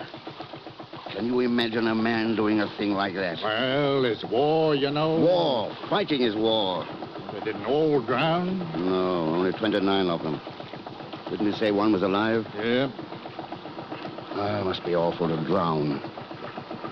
Awful way to die. I wonder if it'll clear tomorrow.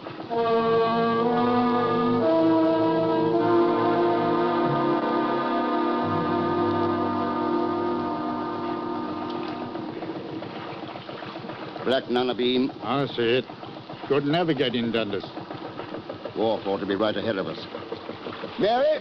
Doctor? Coming in. Get ahead, Mac. Right. There. I'll jump it. Hello, you two. Hello, Donnie. How was it, Uncle? Terrible, dear. Just terrible. Were there many? 30. Oh, dear. Mac, how's the petrol? Ample. We didn't use a quarter of it. Are you going to fish tonight? Ask Mac. It's his boat. Fishing tonight, Uncle Mac? In this fog? I should say not. But Dundas can navigate for you. Well, I don't know. I brought a basket of food in case you're going out again. Oh, I don't know. I think that husband of yours needs some sleep. Are you going to start again? What's wrong? All day long he's complaining like an old woman. Just because he had the bad luck to lose his fin. Fin. Flipper. Why can't you say arm? See what I mean? Well, you know you are a little rough about it, Uncle Mac. Well, what ought I to do? Help him feel sorry for himself? Get out, both of you. There was a man to see you, Uncle Mac. Who? We didn't say. He said he dropped back. Oh, what do you look like? Very tall, distinguished looking. Who's that, Mac? Not me. Tall, you say? Yes, and carrying a little briefcase. Oh. Come for the payments on the boat, Mac. Oh, hardly likely. Oh. Oh, would this be him? Oh, yes. You're back just in time to catch them. Good. Very good. You looking for me? Yes. You're Captain Mac. That's right. And who is this, please? Mr. Dundas, my nephew. The husband of this lady? Look, mister, who are you and what do you want? Oh, it's very simple. You must forgive my questioning. When one is engaged in my work, one can't be too careful. Your work? Intelligence. What's that got to do with us? I want to charter your boat for a trip. Government work, eh? Yes. A secret mission. Where is it you want to go? To Ostend, tonight. Belgium? Oh, that's a fair haul. And there's the U-boats. The fog will cover you. Here, what'll you pay? The Crown provides handsomely in these cases. £100. You're on. Wait a minute, Mac. Huh? Mind showing us your credentials, mister? I shouldn't mind at all, fella. But the fact is, I'm not carrying any. You're not, eh? This isn't what you'd call a casual visit. Use your head, Dundas. He's going where the Nazis are. No credentials. Then would you mind explaining why you're sniffing around a little fishing boat like this when you could cross on one of those big, fast torpedo boats they've got over at the yard? I find this man insufferable, Captain. Now, what do you say? Time is growing short. Why don't you take a torpedo boat or a minesweeper? They've got sweepers there, too, you know. Now, you must know the answer to that. Those are naval vessels. They might be seen by one of the enemy shore stations. In this fog. You are a liar, mister. And you are a very astute fellow. Into the boat, all of you. A gun. Yes, my ticket to Ostend. Put that thing down. Look out, Mac. He's serious. Oh, indeed I am. Now, in. You too, miss. Dundas. Do what he says, Mary. I'll start your motor. Make me. Shall I? Start it, Mac. Oh, but this is crazy. You, untie the ropes. And you, miss, you sit up there. You don't stand a chance. We'll see. I'll sit up in the front with the lady. Front? You don't know much about boats, do you? No, and I shan't pretend to. Listen, mister. We can't get out. They got submarine nets across the harbor entrance. But I happen to know they're open until 8.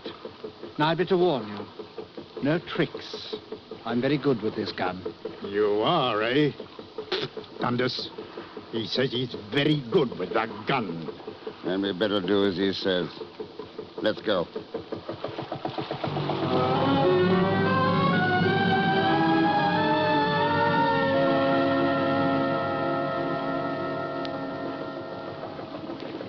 So, you're a Nazi. That's right. You talk like an Englishman. Oh, really? A Nazi. What are you, a spy? You might say that. Or what are you going back to the continent for? The war's not over? What time do you think we'll hit the Belgian coast? Around midnight. You didn't answer my question. What was that? Why are you leaving England? Scared? If you like. But as a matter of fact, I'm returning because I've completed my mission. Oh, what was that? A matter of a bomb. Sabotage, eh? Naturally. That ship, the one that went down off the coast, was that your work? Yes, I planted the bomb in the hold this morning before she sailed from Dover. You stinking filthy Hold it, Mac, hold it. No, let him curse. I find him an amusing old gaffer. 30 men drowned because of you. 30? What do you mean? There were 45 aboard, you know. It was 29, Mac. 29, 30, what does it matter? This big, skinny Nazi to sneak in the dark with his mission not completed. As a matter of fact, we were only joking, mister. Nobody was drowned. What are you talking about? 29. Your sense of security is a little delayed, One Arm. Don't you call me One Arm. Oh, sorry. What's the time, Dundas? 1:15. You ought to be over the Goodwins sands. Got enough water under you? Oh, yes. The Goodwins won't be exposed until low tide. That would be at midnight. That's right. So we get a fast ride back anyhow. If he lets us come back. Yes, if. How do we know you won't kill us when we let you off?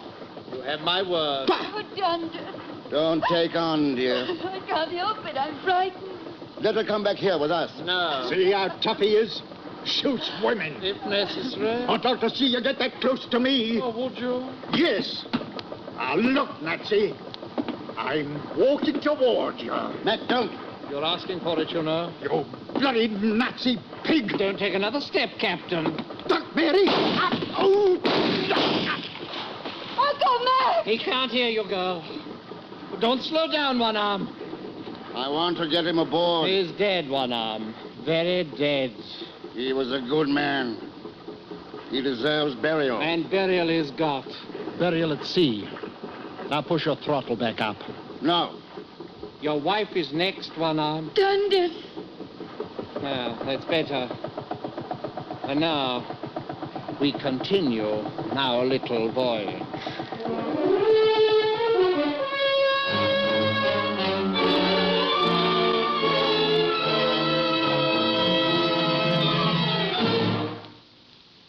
In just a moment, we continue with Suspense. Do you know the Social Security benefits to which you will be entitled when you separate from the service and take a civilian job? Here's a tip from Social Security. When you open an account at a store, a special record is usually started for you. When you get a Social Security account card, a personal record is also started for you, using both your name and the number of your card. To be sure your Social Security record is correct, it's a good idea to check your Social Security record every few years. To get a statement of your earnings from the Social Security records, you can use postcard form 7004. This form is yours by writing to Social Security, Department 15, Hollywood 28, California. That's postcard form 7004. And now, we continue with the second act of Flood on the Goodwins, starring Mr. Herbert Marshall. A tale well calculated to keep you in suspense. How much longer, Dundas? About an hour. I notice you change course from time to time. Why is that? The channel current. If you ride with it, you make better time. I see. And you'd like to be rid of my company as quickly as possible, huh? That's right. I'm glad you're being reasonable. The old man was a fool. You think so, eh? Of course, and so do you. Why do you say that? You've seen the war. You know how it is. That's right. I know how it is. Dundas, don't. Why, what's wrong, Mary? Don't talk to him. He killed Uncle Mac. It's not right to talk to him. Oh, but we find each other very interesting, Mary. Don't we? Oh, yes, indeed. Tell me, how did you lose your arm? RAF. As a navigator. And a very good one, I dare say. So they said. Did it happen over England? No. Bremen. Bremen. I see. You chaps did a very thorough job in Bremen. Yes. You're to be complimented. Thank you. Dundas. Relax, Mary, relax. Oh, Dundas. You must understand, Mary. May I call you Mary? You must understand that it's a very extraordinary thing for the soldiers of warring nations to get together for a chat like this. Take a nap, Mary. Take a nap? Yes, why don't you? Here, you can pull this tarpaulin over. No, not that. Huh? It's got blood on it, that tarpaulin. Blood? Oh, but really, the old man was over there, don't you see? Not his blood. Huh? We spent the day picking up after you. I see, and you used the tarpaulin for the body. Yes. Well, then, Mary, of course, we mustn't use that. Oh, please. Please, may I go back to where my husband is? No, you may not. Why? Why? And I'll tell you why you may not. You two are desperate, despite your husband's conversational manner, and I should like to avoid the possibility of your rushing. You see how it is, Mary. I'm sure she understands. Just be very quiet, my dear. Everything will be all right. Of course, a lot depends upon you, Dundas. Why do you say that? That spanner you picked up about 15 minutes ago. It's right behind you on the ledge. On the thwart. Thwart, then, thank you. Yes, it's right behind you on the thwart. Would you mind dropping it overboard like a good fellow? Oh, that'd be a foolish waste. Wartime, you know. Spanners are hard to come by. I'm sure. Why not slide it over here, then, huh? All right. Oh, no, slide it. Even if you could hit me accurately enough to disable me, the gun would go off. Well, you know. I know. Yeah. Thank you, Dundas. Now then, where were we? Soldiers from warring nations. Oh, yes. You know, it's a remarkable meeting, really. It gives us a chance to refresh ourselves on what it is we're fighting about. Dundas is fighting men who sabotage ships. Was, you mean, don't you? Was. Now I fight nothing. And I envy you. I, unfortunately, am still able, and so must carry on. I find it a little difficult. Excuse me. What's wrong? Navigation. I have to check my course. Oh, by all means. What course are you steering? Why don't you come and look? No, I don't think I'd better. Why not? Well, you may have another spanner there. Perhaps you'll try to take my gun, in which case I'll have to shoot to kill you, and then where would I be? I might steer all the way back to Dover without knowing it. That's so. And then I'd have to kill your wife so she wouldn't inform. You see how it is. How do you know I'm not tricking you? Oh, I'm sure you're not. If we don't arrive by 3, I'm going to kill her anyway. And then if you should continue to be stubborn, there are ways of forcing you. You mean torture? Now, ordinarily, torture is very difficult to accomplish alone, but in your case, one-armed, it should be comparatively simple. Yes, in my case. Don't worry, I'm taking you where you want to go. And I'm counting on you to keep your word to allow a safe departure. Of course. I don't believe him, Dundas. Why not? Because you are what you are. And because Dundas might know something your people want to find out. Dundas, don't you see? They will torture you. He's lying, Dundas. Please, Mary, please don't worry. You have my word. My sacred word on my honor as a gentleman. There, you see, Mary. We have nothing to worry about.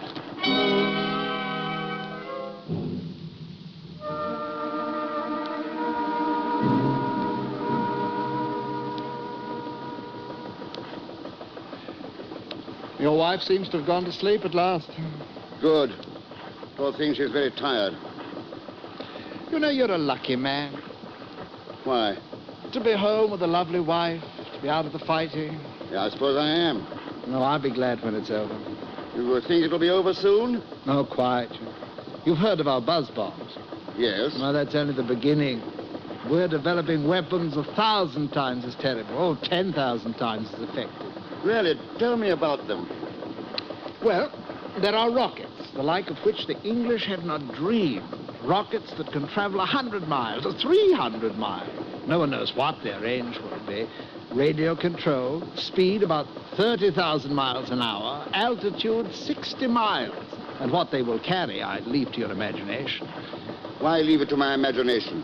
Huh? You wouldn't tell me about all this highly secret business if it were your intention to let us go, now would you?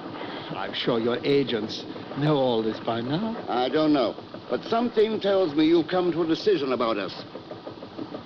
How much longer till we reach shore? Not long now. I'm bringing her into a deserted beach a few miles outside of Ostend. I see. If you look ahead, you may see the shoreline soon. Straight ahead? Yes. And that's impossible. This fog is much... I've got it, Dundas! Give me that gun! Here, darling. Stand back, fellow. That's it. Now raise them good and high. Oh, Dundas. Good work, Mary. I thought he'd never drop his wrist. I waited and waited. Here, Mary, take the wheel. Hold that course. Yes, darling. Remarkable woman, your wife. Yes, indeed. Unfortunately, there's no cartridge in the chamber. It's pointed at your gut. Why don't I pull the trigger and see if you're telling the truth? Perhaps you'd better not. I don't see why not, if it's empty. No, it's loaded. Huh? I thought so. I wonder if you're the type who can kill the man he's facing. I don't know. I've never done it. No, it's very difficult, really. Just think of me as a fellow human being. Flesh and blood, like yourself. Think of the infinite genius that went into making this body of mine. The skin, the muscles, the arteries, veins, organs, vessels, and the blood. The blood. Murder's a very difficult thing when you're face to face with your victim. I know. I don't feel as though I could kill you right at this minute, but suppose I try. All I have to do is squeeze the trigger ever so little. Wait, no, don't. Why not? My life is worth a lot to me. More, believe it or not, than my pride, my honor, my love of Germany. Much more than that. All right.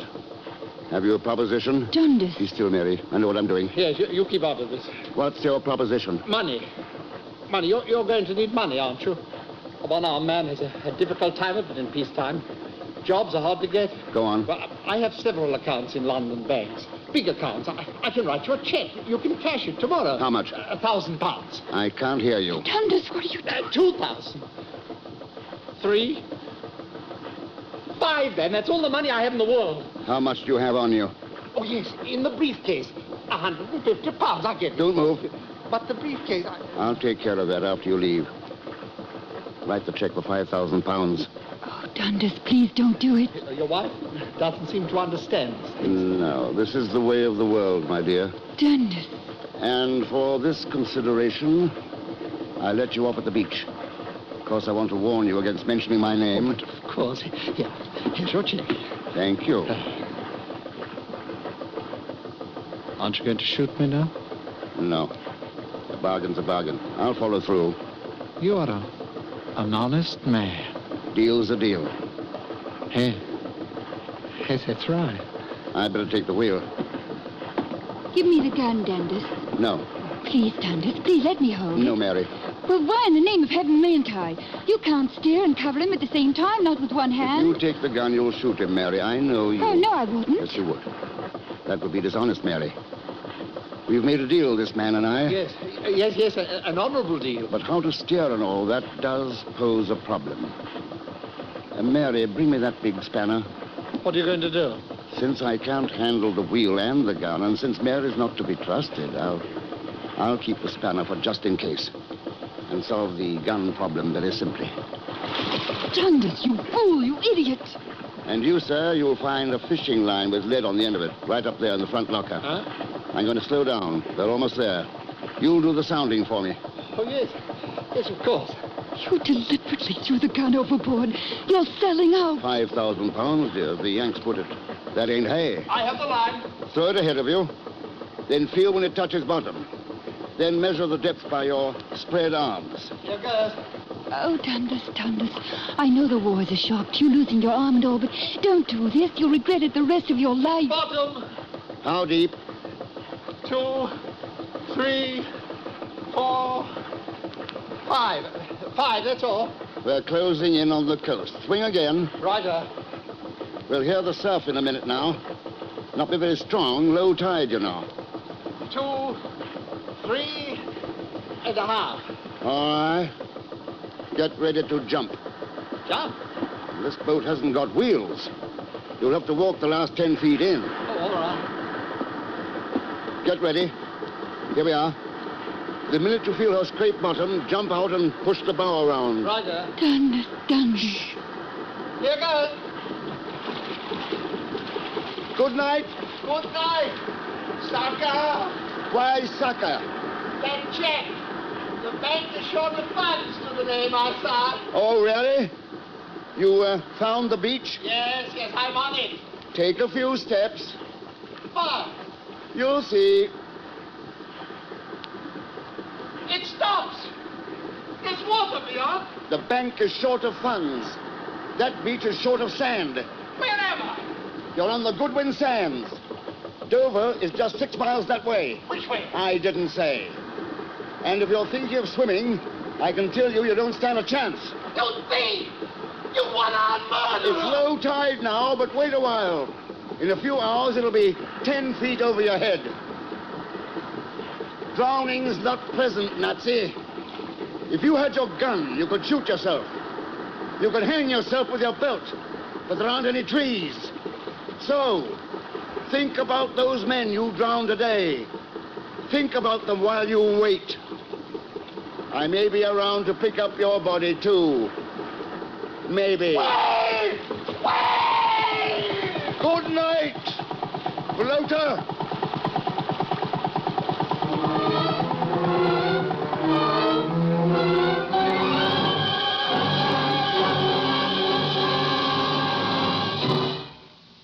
Suspense, in which Herbert Marshall starred in William N. Robeson's production of Flood on the Goodwins, written by David Devine and adapted for radio by James Poe. Listen. Listen again next week when we return with America's Boyfriend, starring Mercedes McCambridge. Another tale well calculated to keep you in suspense. Supporting Mr. Marshall in Flood on the Goodwins were Hans Conried, Ellen Morgan, Raymond Lawrence, and Richard Peel.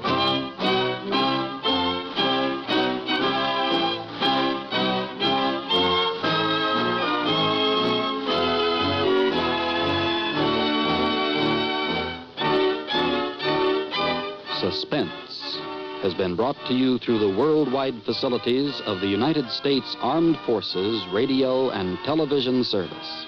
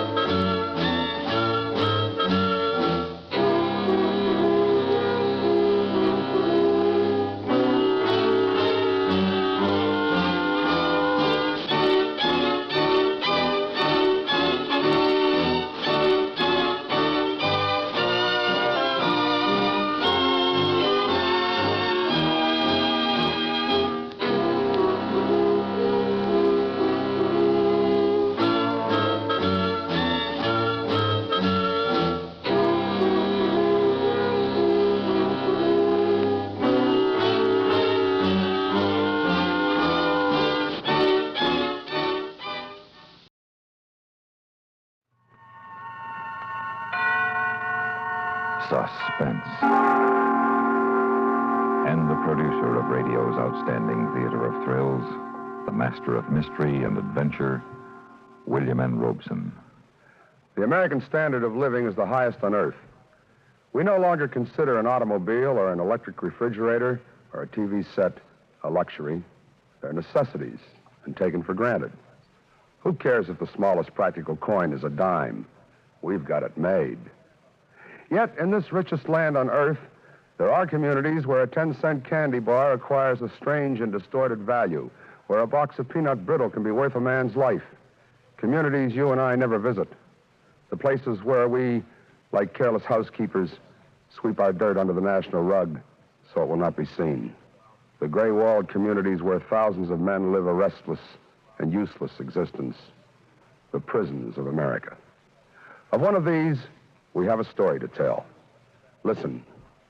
Listen then as Skip Homeyer stars in Peanut Brittle, which begins in exactly 1 minute. Do you know the Social Security benefits to which you will be entitled when you separate from the service and take a civilian job?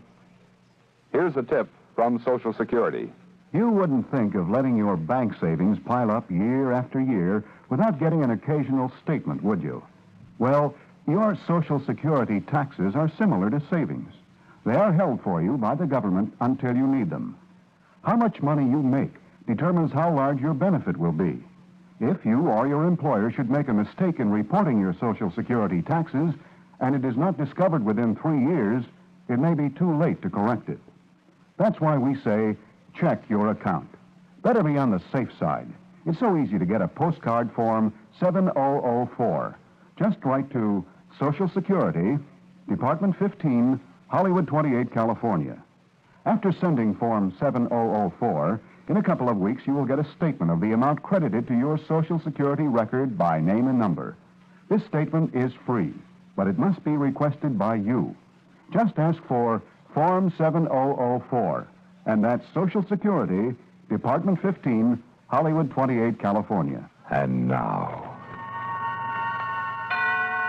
Skip Homeyer in Peanut Brittle, a prison tale well calculated to keep you in suspense.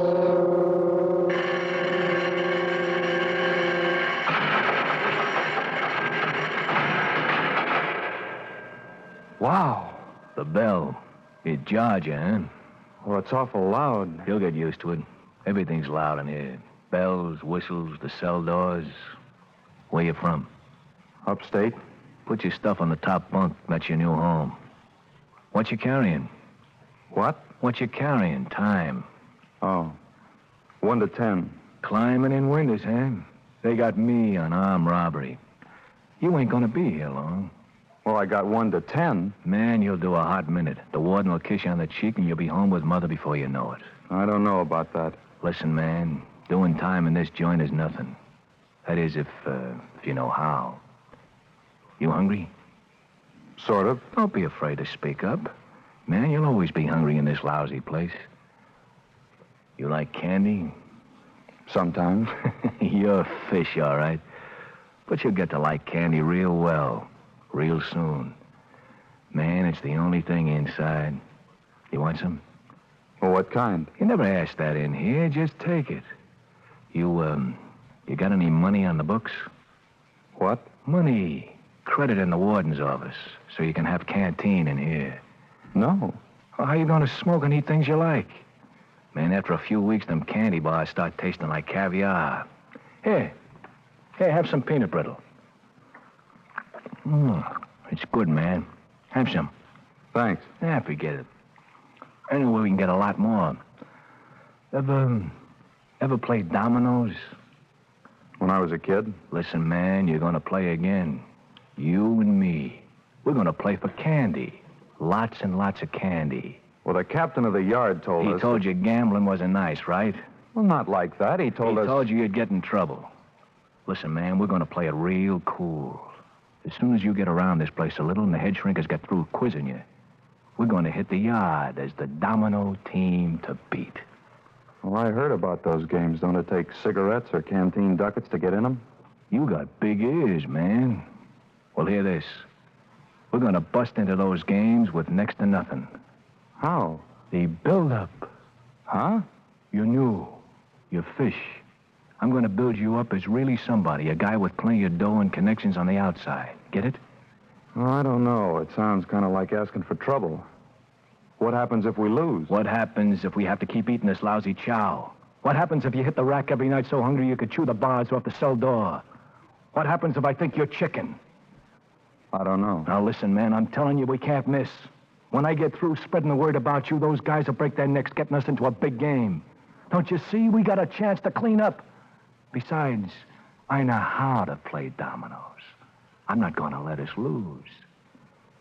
Oh, by the way, my name's Marino. Tommy Marino.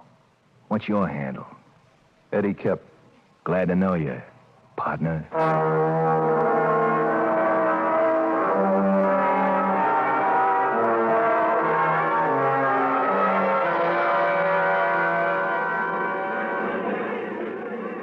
Well, what do you think of the yard? It's big, isn't it? Seems like everybody who ever lived is inside. The best citizens. Hey, look, over there. That's where we're going to open shop. One of Sky Grogan's games. Who's he? Bad, man. Plain bad. But he's got all kinds of connections. He's got what we want, the game and the loot. I've already told him about you. I don't know. It's a setup, man. Sky wants new players with him. I've known Sky a long time. He's been here a long time, too. He's doing it all. Life without parole. But he's a good guy. Come on, let's go over and meet him.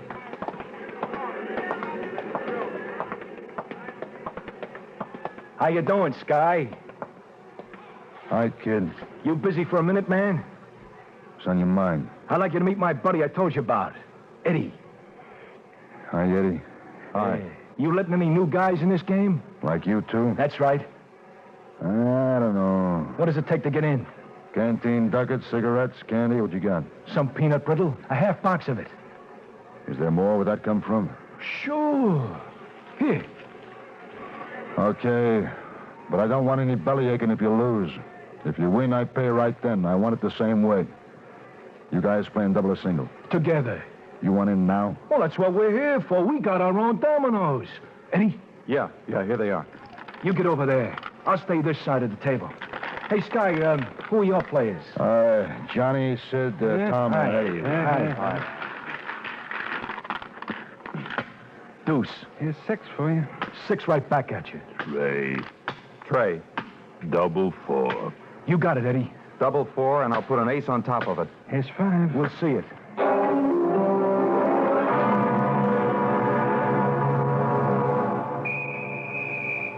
Hey, it's noon chow. You guys gonna eat? Not me. How about the other guys?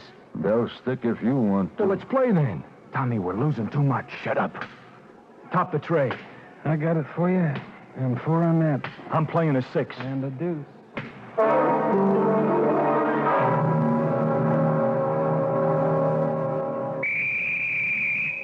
All right, put them away. Line up. That means you men, too. Come on, wrap them up. All right, put them away.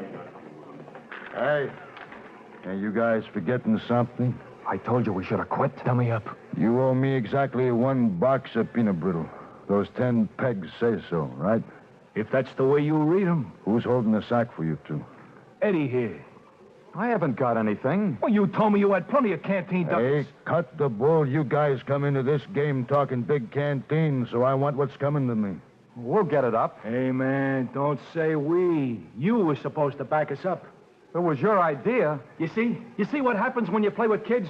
Honest guy, he told me he had all kinds of loot. So naturally, I figured... You're lying. I didn't say anything. Hey, man. Man, look out who you're calling liar. Listen, you punks.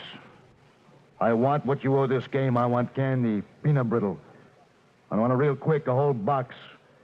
You, kid, pick a better partner next time. Don't worry, I will. Listen, punk, or whatever your name is, you come into this joint, into this game with a lot of big talk about who you were, what you had.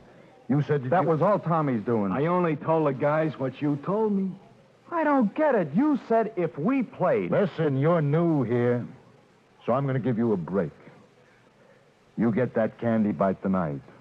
After we're locked up from supper, and we'll forget all about it, okay? Where am I going to get it? I don't care where or how you get it, but get it. Or you better find a way to beat that wall.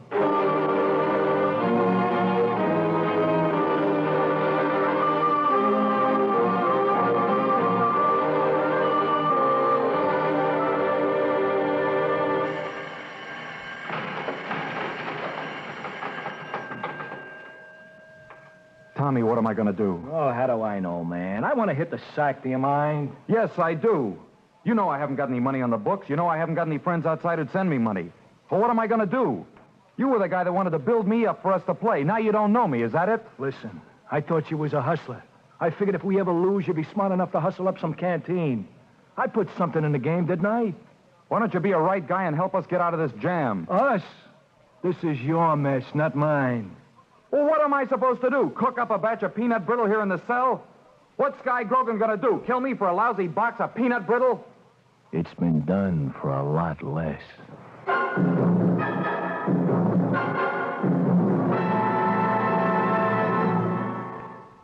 In a moment, we continue with the second act of Suspense. Do you know the Social Security benefits to which you will be entitled when you separate from the service and take a civilian job? Here's a tip from Social Security. When you open an account at a store, a special record is usually started for you. When you get a Social Security account card, a personal record is also started for you, using both your name and the number of your card. To be sure your Social Security record is correct, it's a good idea to check your Social Security record every few years. To get a statement of your earnings from the Social Security records, you can use postcard form 7004. This form is yours by writing to Social Security, Department 15, Hollywood 28, California. That's postcard form 7004. And now, Act Two of Peanut Brittle, starring Skip Holmeyer. A tale well calculated to keep you in suspense.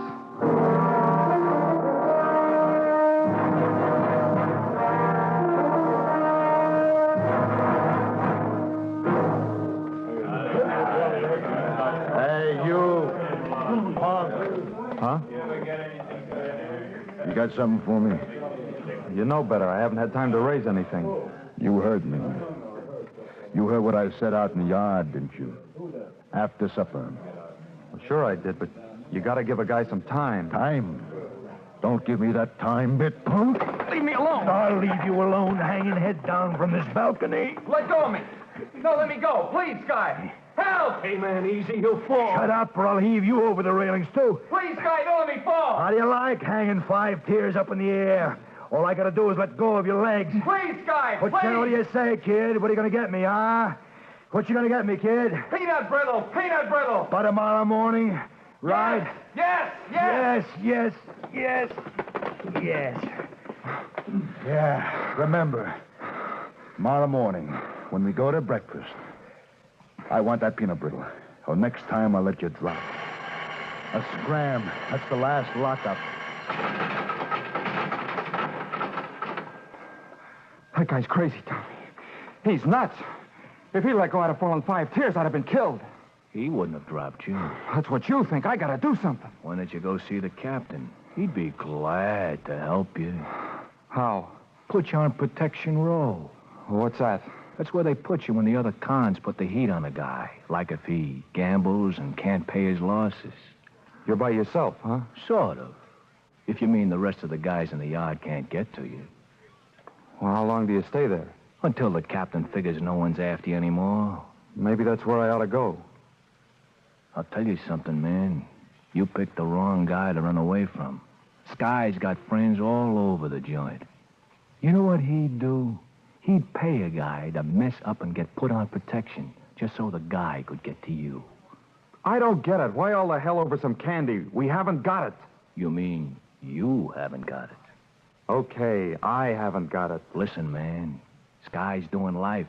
And when you're a lifer, you don't stand anybody giving you a bad time. I'm not hurting him. No? One guy gets away owing Sky canteen, some other character'll try it. So if you're Sky, you don't let anybody get into you for canteen. See? Hey, which one of you guys is Eddie? Me. Sky Grogan sent me down to remind you about tomorrow morning at breakfast. He said something about peanut brittle. What am I supposed to do? Fly out of this cell and get him his peanut brittle? Hey, don't give me a hard time. I'm just carrying the word. I'm sorry. Save it for yourself, man. Sky ain't kidding. Well, won't he take any other kind of candy instead of peanut brittle? Guy says peanut brittle. Nothing else. Well, why just peanut brittle? Well, he uses it to get cigarettes or favors from the other kinds. Doesn't he want it to eat? You kidding? This guy don't like any kind of candy, especially peanut brittle. He's got stomach ulcers.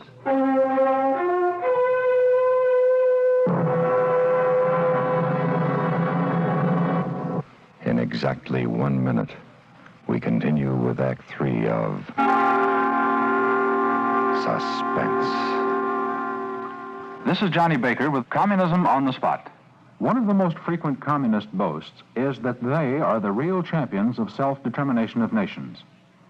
They claim that this even extends to the Soviet republics, pointing out that under their constitution, every republic has the right to secede from the USSR. Unfortunately, this is merely a paper guarantee. For example, even though the Ukraine and Belarusia have full United Nations representation, they do not have separate governments independent of the Kremlin. Even their budgets are controlled by the central government in Moscow. It's thus apparent that the privilege of self-determination, like other supposed Soviet rights, is strictly an illusion. And now, Act 3 of Peanut Brittle, starring Skip Homeyer. A tale well calculated to keep you in suspense.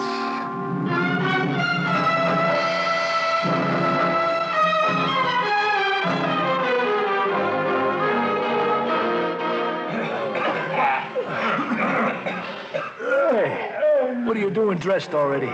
The lights just came on. I couldn't sleep. Hey, man, relax. Is Sky after you? Oh, chow make you feel better. I'm not hungry. When the unlocked bell rings, I'm taking off. Where? I don't know, but I don't want any more accidents that might happen on purpose. I'll see you. Hey, wait a minute, man. Where's your boy going? I don't know, Sky. He ain't going far anyway. Hey, man, why don't you give him a break? Well, you want to pay the canteen? Well, why, no, man. I haven't got anything. Neither is he, right? He don't know nobody. That's too bad. If you was any kind of a guy, you'd help the punk. I can't, man. Oh, you're a sad man. Real sad. If you see your boy, tell him there's no use running. Them walls can't run with him.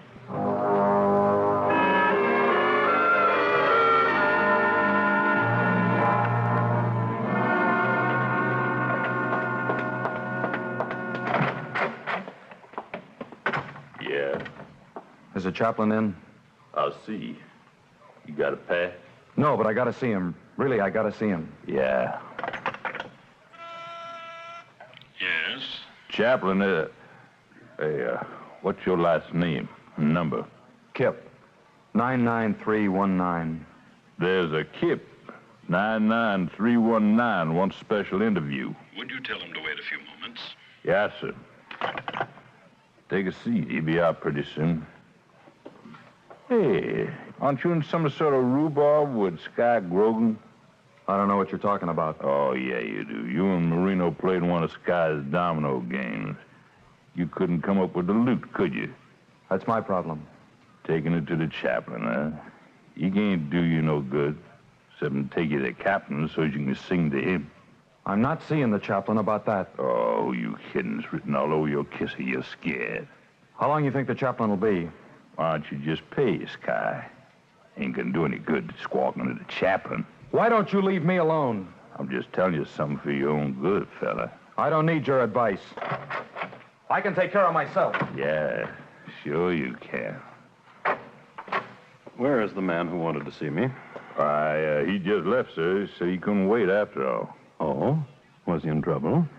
Everybody in here in trouble, ain't they, sir?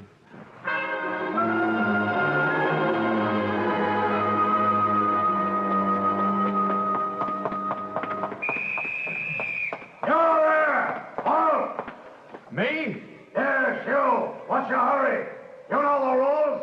No running. That's a good way to get yourself shot. Yes, sir.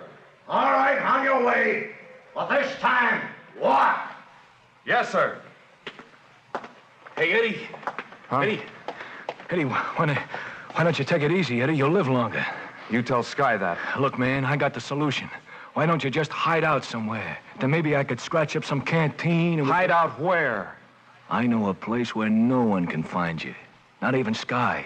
Come on, I'll show you. Why are you worrying about me so sudden? You want help, don't you? Sure I want help. Well, shut up then and listen. This place I'm talking about is on top of the east cell block. Where? Right on top of the east block under the roof. You good at climbing girders and stuff? Well, I guess so. How long do I stay there? Until lockup before supper. When you hear the bell, come down. Now, let's go before someone sees us. Come on.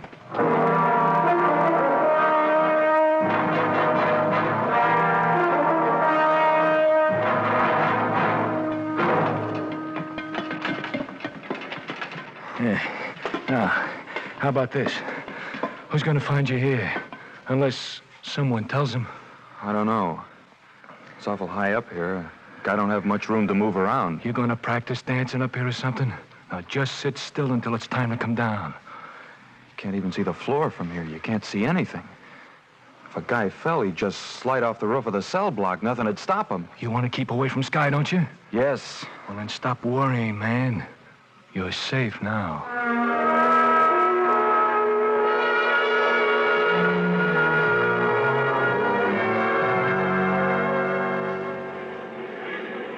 Hey, Sky. Sky? Yeah. Hey, man, I'll make you a deal. Coming from you, it's probably crooked. Come on, man, I'm serious. I got a deal. You know that peanut brittle Kip owes you? Yeah. Put me back in one of your games and I'll tell you where you can find Kip. Aren't you his cell partner? His buddy? So? You don't like him suddenly. That it? That doesn't have anything to do with it. I'm on your side. Like a rattlesnake. Do you want to find Kip? Maybe. I need some canteen, cigarettes, candy, anything. And your buddy is the price, He's not my buddy. I thought you wanted to get the canteen he owes you. Has he got it? I don't know. He's pretty scared, isn't he? You can bet on that. Tell you what, I've been thinking it over. The kid's new, or he wouldn't listen to a rat like you. I'm going to give him a good scare. Teach him a lesson. Where is he? Cigarettes, candy? All right. You got credit in one of the games for 5 packs of cigs or a box of peanut brittle. Okay. He's hiding on top of the east block, the yard end. He's up in the girders. There's a flat spot there. That's where he is. How'd you find that spot? I took him there. Real friend, huh? Okay, take the game nearest the north block door, and I'll get out of my face. You said you wanted to find Eddie. Yeah. It's great to have friends. Hey, kid.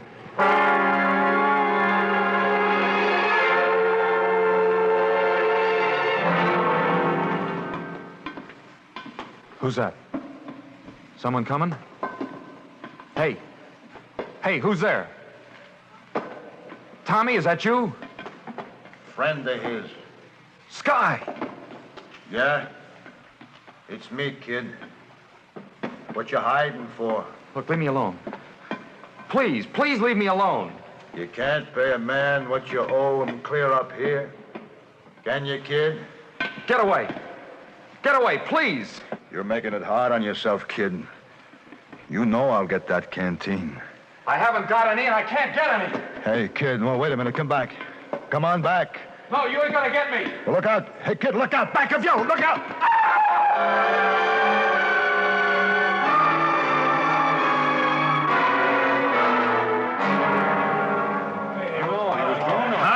All right, let's break it up. Sergeant, get the hospital. Send a stretcher out right away. What happened, son? I'm hurt. I'm hurt real bad. All right, son, lie still. Sergeant, you know this boy? Yes, sir. Kip, he's new here. Did you see what happened? No, sir. I only heard him fall. From one of the tiers? I believe the roof of the block. I was on the 5th tier myself checking cells. He fell right past me. Eddie didn't fall, sir. He was pushed. What's that, Marino? I said he was pushed. Pushed? Who pushed him? Grogan, sir. Sky Grogan. Hey, you! You up there! Stop where you are! Call off the gun, Bulls. I'm coming down. All right, Grogan. Make it careful. The captain wants to see you.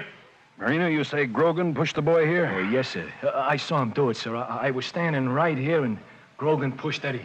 All right, you men. All right, get back to the yard. The show's over. Come on, let's Here he move. is, Captain. All right, what were you doing up there, Grogan? Trying to talk to the kid here. Kip? Yeah. Marino says you pushed the boy off the top. He's a dirty rotten He was son. after both Eddie and me, sir. We knew too much about his gambling games. I saw him push Eddie. You're lying in your All right, both of you, shut up. Marino. Hey, yes, sir? Look up there where you said you saw Kip pushed. I am, sir. All right, what do you see? The fifth tier. I mean the top of the block, You're sir. lying, Marino. It's impossible to see the roof of the cell block from here. How did you know the boy was up there? How did you know Grogan was up there? Answer me, Marino. How did you know? Oh, Captain, because I told Sky. What are you yelling at me for? Sky pushed him, I saw it. All right, Sergeant, put them both in isolation. No, Captain, you got me wrong, Captain. Eddie was a buddy of mine, a real buddy. I was his friend. Sure, punk.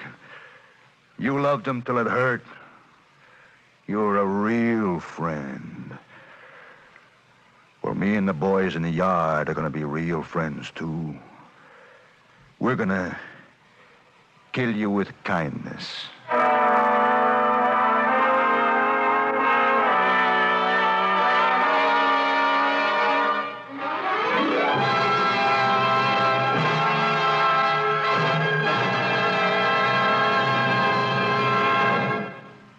Suspense, in which Skip Homeyer starred in William N. Robeson's production of Peanut Brittle, written by Jules Maitland. Listen. Listen again next week when we return with another tale well calculated to keep you in suspense. Supporting Mr. Homeyer in Peanut Brittle were John Daner, Lou Krugman, Peter Leeds, Lou Merrill, and Barney Phillips.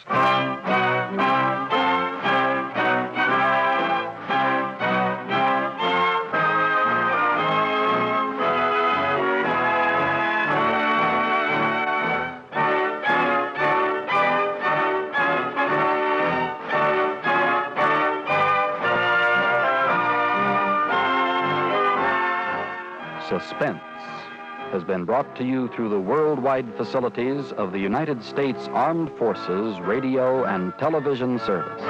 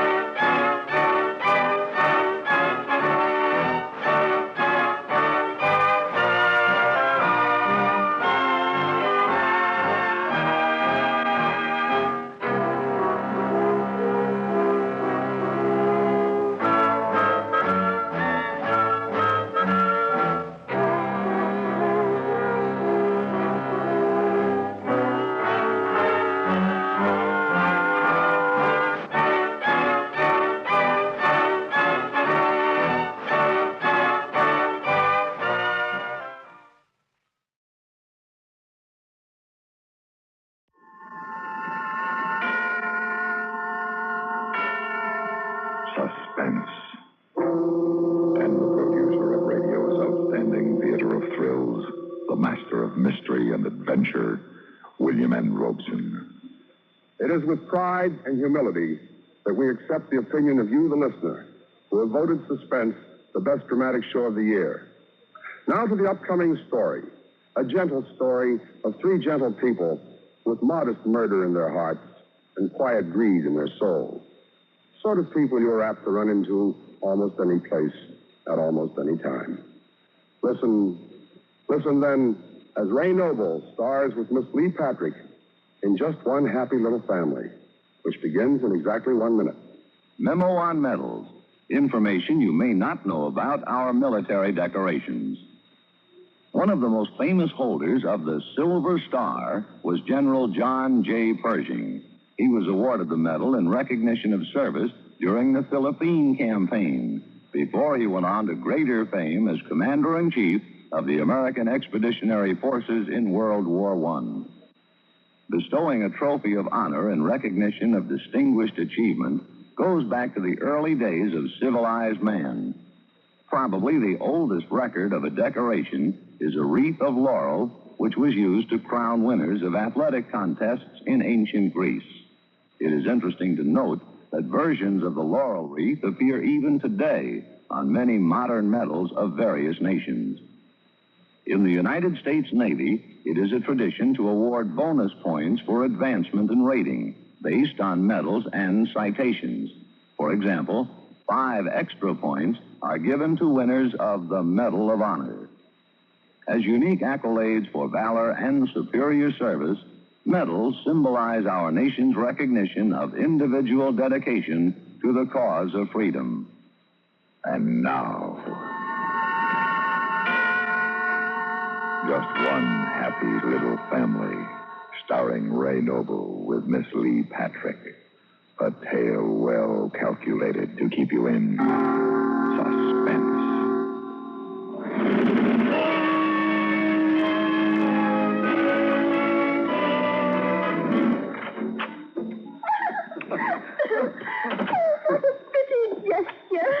Now, come sit in the parlor, Mr. Dunkel, and catch your breath. Yes, thank you. I believe I will. After all, one doesn't carry a bride over the threshold every day, my dear Victoria. And certainly never as lovely a one as you. Oh, Mr. Dunkel, come this way. Oh, this beautiful parlor, so elegant. It was my dear departed's favorite room. Victoria, we are indeed fortunate to find each other. You alone in this big house, and me alone with no house. It does work out nicely, doesn't it? With your money in my house, we should be able to... what was it the lady said? At the Cupid's Lair Friendship Club. Oh, yes. Spend our golden years together. How well she put it. You poor thing, you must be tired. Let me fix you a nice cup of tea. Good idea. My wife, Jane, rest her soul, used to say it was just the thing to perk a person up. You just sit and rest. I won't be a minute.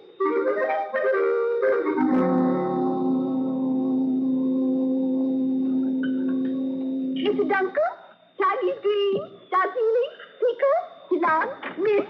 Now, what does all that mean? They're teas. Which kind would you like? Oh, just plain tea will be fine. All right. Why, what a lot of bottles and jars. All of these teas. Oh, heavens, no. They're herbs and things. I'm an herb expert, you know. No, I didn't. It's a sort of a hobby with me. Here we are. It won't be a minute. Oh, you have quite a collection here. Newt skin. Now, what's that used for? It's mostly for love potions, but sometimes I use it for dreams. Pot blend, hemlock, arsenic, strychnine. Victoria, aren't these dangerous to have around? Of course not. You just have to know how to use them. But strychnine and arsenic, these aren't herbs. Oh, don't you give it another thought. I told you I'm an expert. Now, come along. We'll have tea in the parlor.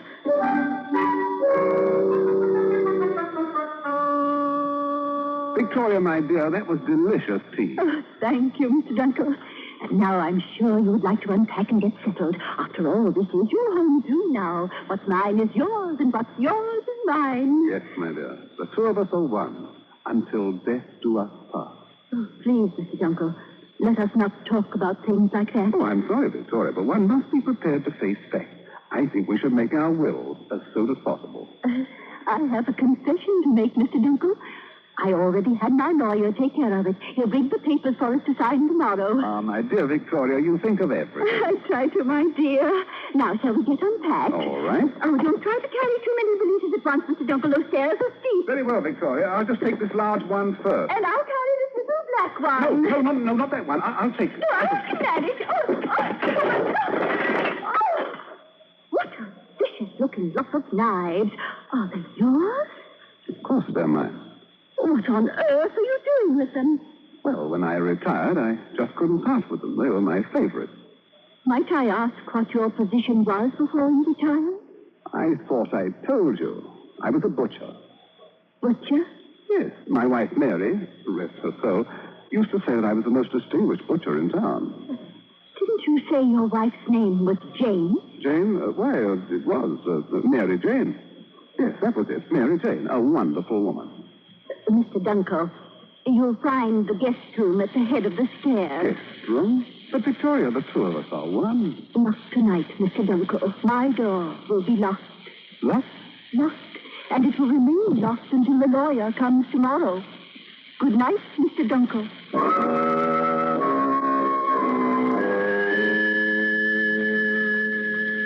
There we are, all signed and sealed.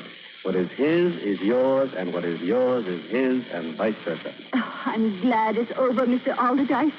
I think wills are so depressing. Yes, so reassuring, my dear. Yes, I suppose they are. And now, if you will excuse me, I'll see to the sea. Well, Dunkel, I must say you ought to be congratulated. You have a fine woman for a wife. Yes, a fine woman. Dunkel, make her happy. You can do it. She's had such a sad life, losing her husband, one after the other. Husband? Yes, poor woman. All 7. Every one as found as $1 or 13. And then, one by one, gone. Been so hard on her, and now with this house mortgaged to the hilt. Mortgage? Dunkel, what's the matter? Well, are you ill? Dunkel? Victoria, quick, I think Mr. Dunkel has fainted.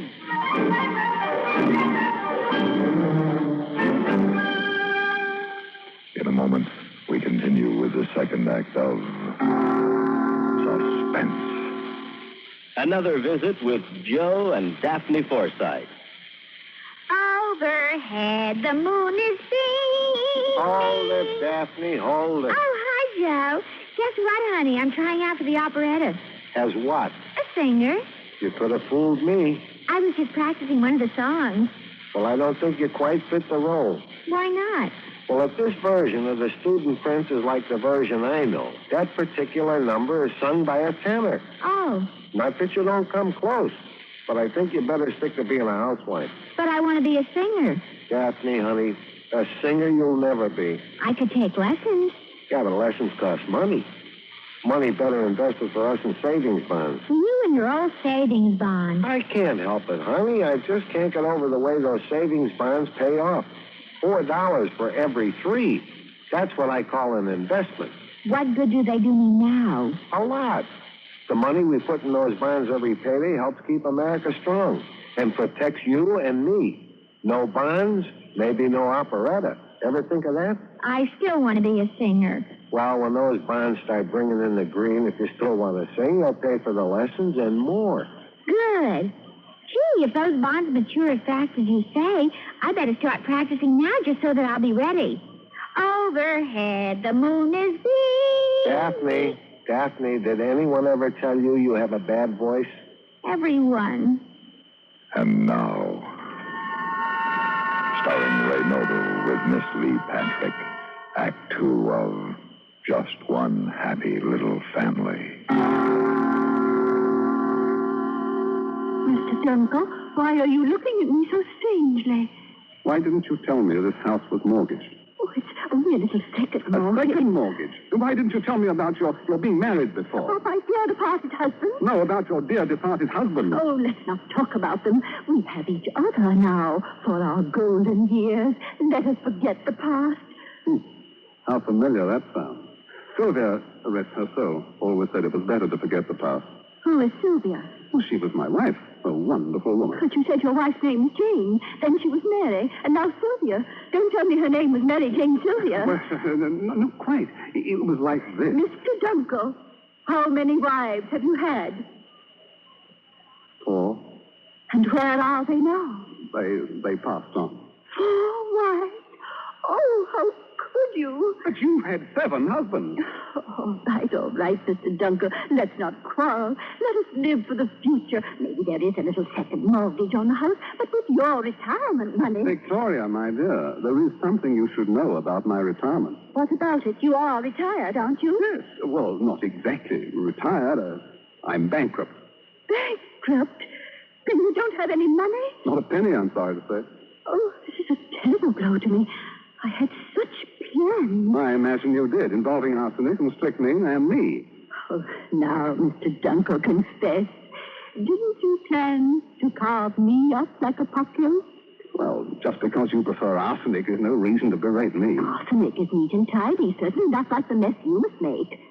I beg your pardon. I told you I'm a first-class butcher. I'm sure you are, Mr. Dunker. And that gives me an idea. What kind of an idea? I have an idea we might make a good team. A team? Yes. We both need money, and since we're both rather expert, why not work together? On whom? Well, we can place an advertisement in the papers and rent the guest room. It might work at that. There's plenty of room in the cellar. And the flower garden is nice and soft. Hardly any work to dig it up. Victoria, I think it's a splendid idea. Then we'd better advertise at once. There is a mortgage payment due. I don't know, Victoria. 5 applicants so far, and not a one had any money. And even worse, most of them had relatives here in the city. Oh, have patience, Mr. Dunker. We'll find someone. Oh, see? Don't give up the ship, Mr. Dunker. Yes? You're both just as I knew you would be. So sweet and saintly. You must have the wrong house, child. But I can't have. Oh, I hurried so. I did so want to be the first one here. I just know it's what I'm looking for. What is? The room. The advertisement in the paper said you had... that. Why didn't you say so? Do come in, child. Thank you. Oh, it's so beautiful in here. What's your name? Goldenly. Goldenly? Oh, what a lovely sound.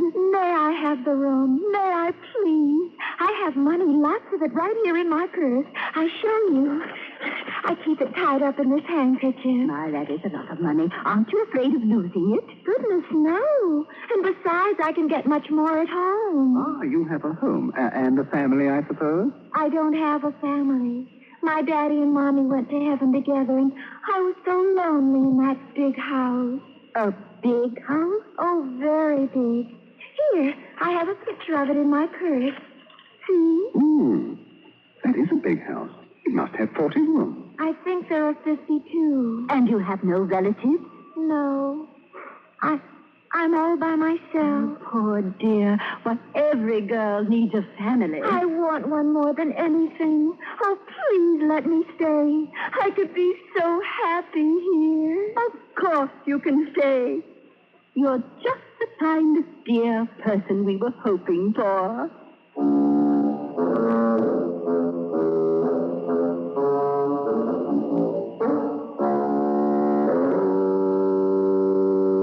Sit right down, Mr. Dunker. Your breakfast is on the table. Golden Link goes down in a minute. Do you have everything ready? Oh, yes, right here. All mixed with a hot chocolate. I got the recipe from a very old witch's handbook, but I've never tried it before. I do hope it works. I hope so, too, my dear. I can't think of any other way to get her power of attorney.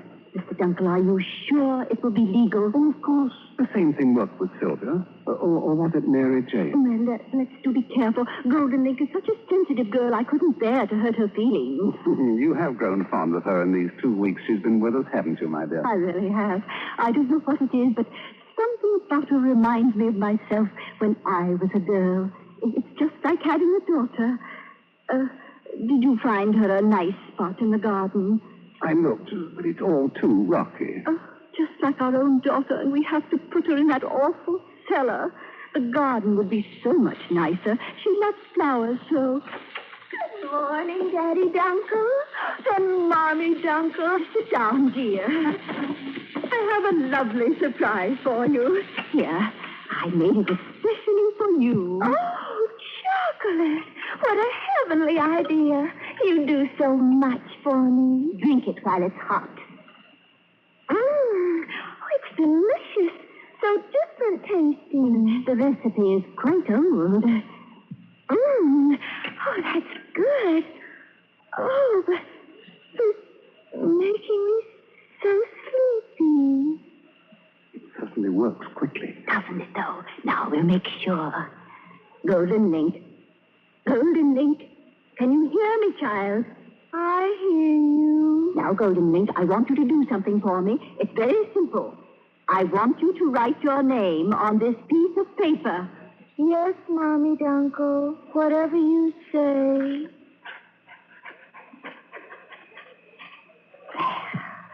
Here you are, Mr. Dunkel, all signed. Amazing, Victoria. But how are you going to bring her out of the trance? Simple. All potions have a counter potion. Here, Golden Link, my dear. Drink some more chocolate. It will be good for you. Yes, Mommy Dunkel. Golden Link, was the chocolate good? Oh, yes, it was wonderful. Such a nice change from tea.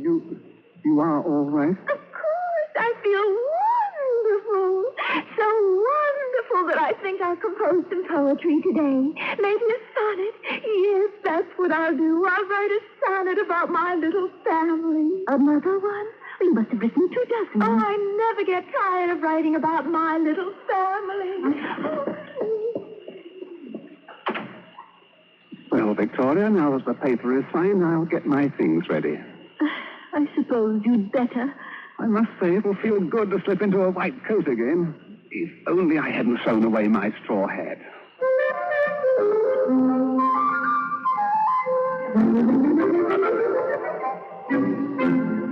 In a moment, we continue with the third act of Suspense. We have together ample capacity and freedom to defend freedom. This is NATO, the North Atlantic Treaty Organization.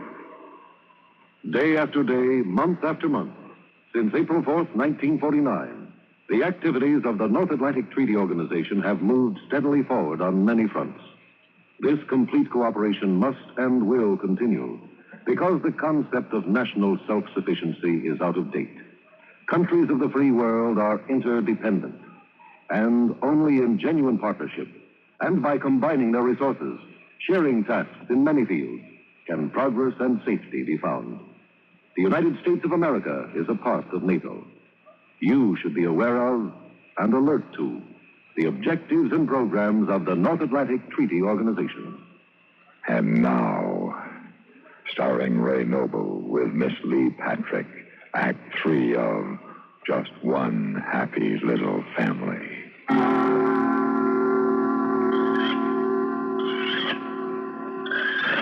Oh, Mr. Dunkel, must you do that?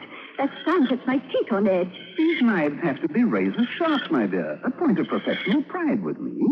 I'll be ready in a minute. Oh, surely you're not thinking of doing it now. May as well. But she's writing a sonnet to us. Can't it wait just a while longer before we send her away? I suppose so. After tea time, then. Golden Link does so like tea time, and I hate to disappoint her. Oh, very well. Oh, I can't bear to stay here and listen to that dreadful sound. Oh, Golden Link, child, why are you standing here by the door? I wanted you to hear my sonnet. Oh, of course, my dear. Let me see what you've written so far. A silver sunshine cabbage and the blue and purple roses bend to... But it's not finished, child. I can't think right now. I don't feel well, Mommy Dunkel. Oh, you poor dear. Why don't you go rest in your room and maybe you'll think of something. Yes, I'll do that. Maybe by tea time I'll think of something.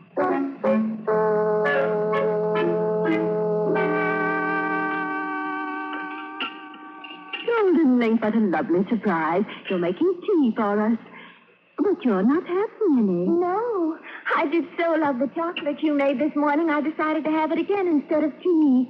But it doesn't have the flavor yours had. No, I imagine not. Now, these jelly sandwiches are just the way I like them, all sprinkled with sugar. Here, Daddy Dunkel, have another. I believe I will. Truly delicious. I enjoy jelly sandwiches with my tea. Mr. Dunkel, what's the matter? Do you have a touch of indigestion? It's not indigestion. He's dead. Dead? Oh, ridiculous, child. Why should he be dead? I poisoned him. You poisoned him? Oh, yes. I hope you're not angry that I used so many of your herbs. Golden Link. How could you? You were going to get rid of me. That's why I had to put some of your herbs in the sandwiches and tea. The tea? But I drank it too. Yes, I know. Oh, you've got to help me. Get the antidote. Oh, I don't think there is one, Mommy Dunkel. Your little recipe book didn't have one for hemlock. Hemlock? Oh, you're right. There is no antidote. Well, what's done is done. Oh, why did you do it, child? You were planning to send me away. I heard you. My Mommy and Daddy were going to send me away, too. They didn't love me either. But I showed them how much I loved them. I sent them to heaven together, just like you and Daddy Dunkel. You poisoned him? Goodness, no. I used an axe. This is the first time I've ever poisoned anyone. But your big house. I didn't want to go to that big house. I didn't like it. Most of the time they kept me locked in a room. But I got away. And we thought you were rich. I am. Oh, yes. A nice old man who lives in the big house gave me the money. He's got lots and lots of it. General Robert E. Lee gave it to him personally. Oh. Golden Link, child. No wonder you remind me of myself when I was a girl. Oh. Don't worry, Mommy Dunkel. Now that you and Daddy Dunkel have gone to heaven, I'll have to find another family to love. But I'll find one. I'm sure there are lots and lots of people who would like to have a daughter like me. Suspense, in which Mr. Ray Noble starred with Miss Lee Patrick in William N. Robeson's production of Just One Happy Little Family, an original radio play by John Thornton. Supporting Mr. Noble and Miss Patrick in Just One Happy Little Family were Shirley Mitchell and David Shiner. Listen. Listen again next week when we return with another tale well calculated to keep you in suspense.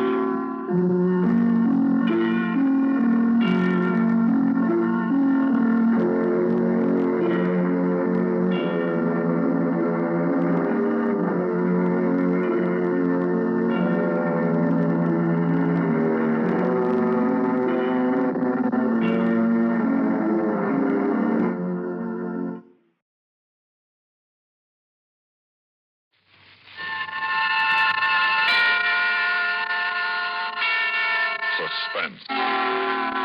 And the producer of radio's outstanding theater of thrills, the master of mystery and adventure, William N. Robeson. Murder will out, they say. And you can't keep a good man down, they say. But what pithy piece of folk wisdom covers the criminal who is a good man?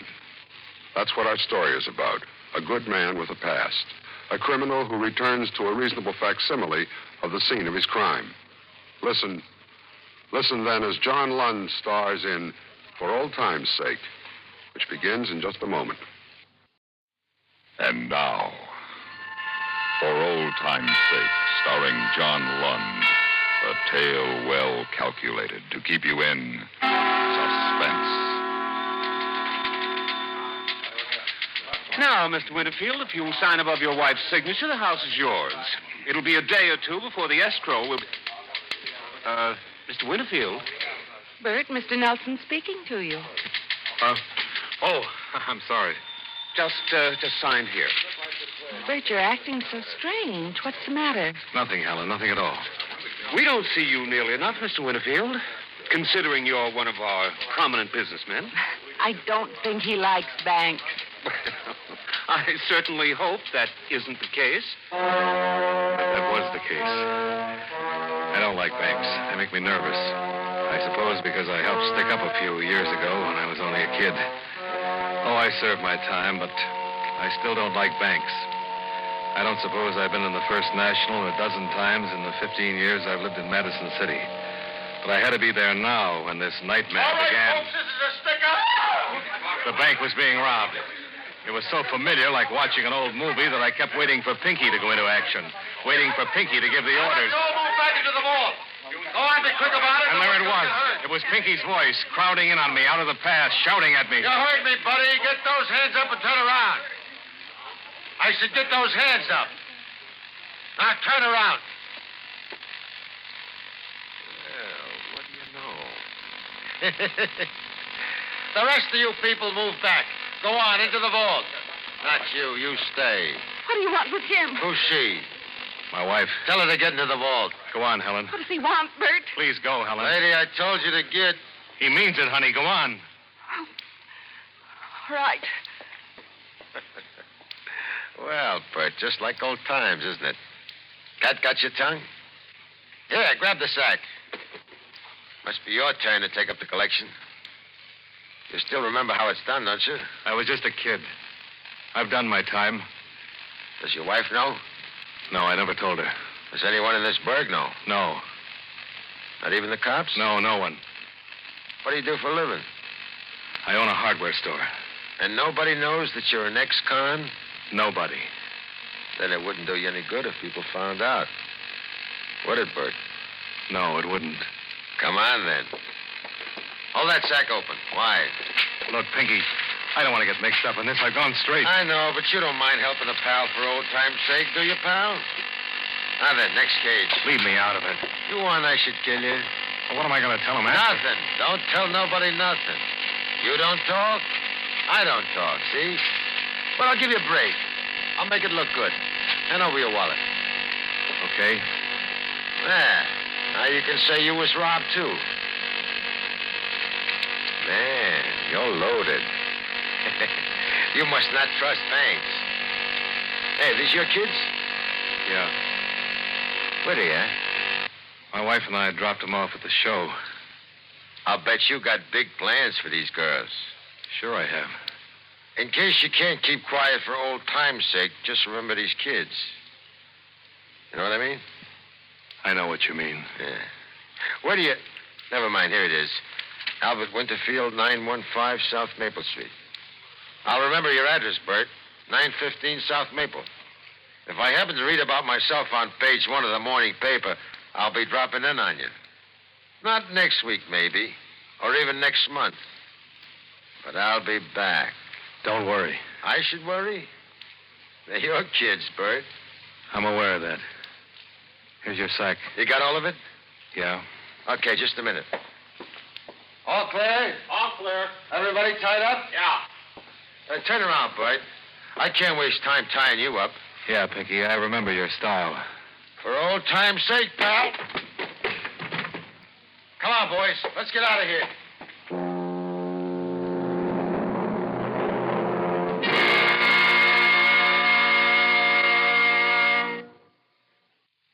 And now, starring John Lund, Act 2 of For Old Time's Sake. I woke up in the emergency hospital at police headquarters with a couple of stitches in my head.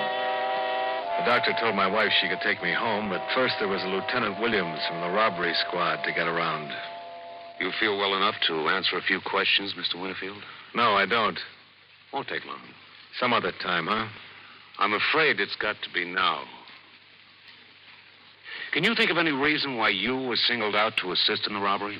I know. I was forced to do it at gunpoint. What'd you two talk about?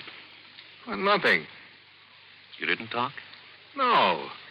You didn't say anything to one another? I told you we didn't. Bert, that isn't what you... You started to say something, Mrs. Winterfield? What was it, Mrs. Winterfield? Nothing. It was nothing.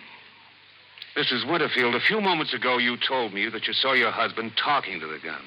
Now, isn't that right? Well, Well, he might have said something. Yeah, in fact, he did.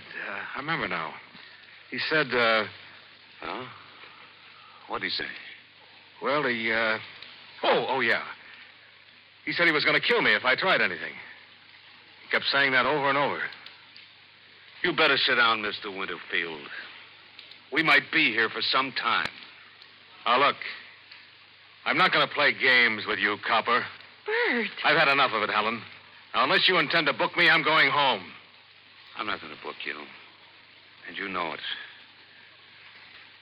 But I can't help feeling that you're covering up something.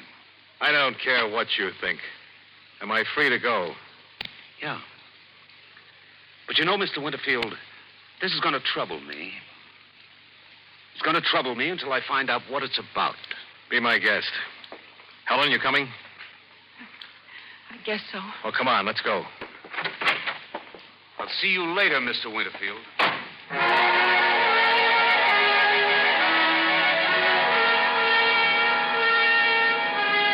Bert, I'm waiting. Waiting for what? You haven't opened your mouth since we left the hospital. There isn't anything to talk about. Isn't anything to talk about. I should say there's a great deal to talk about. Get off my back, Helen. Bert, what is this? You never used that tone of voice to me before. Oh, I'm sorry. Bert, listen to me.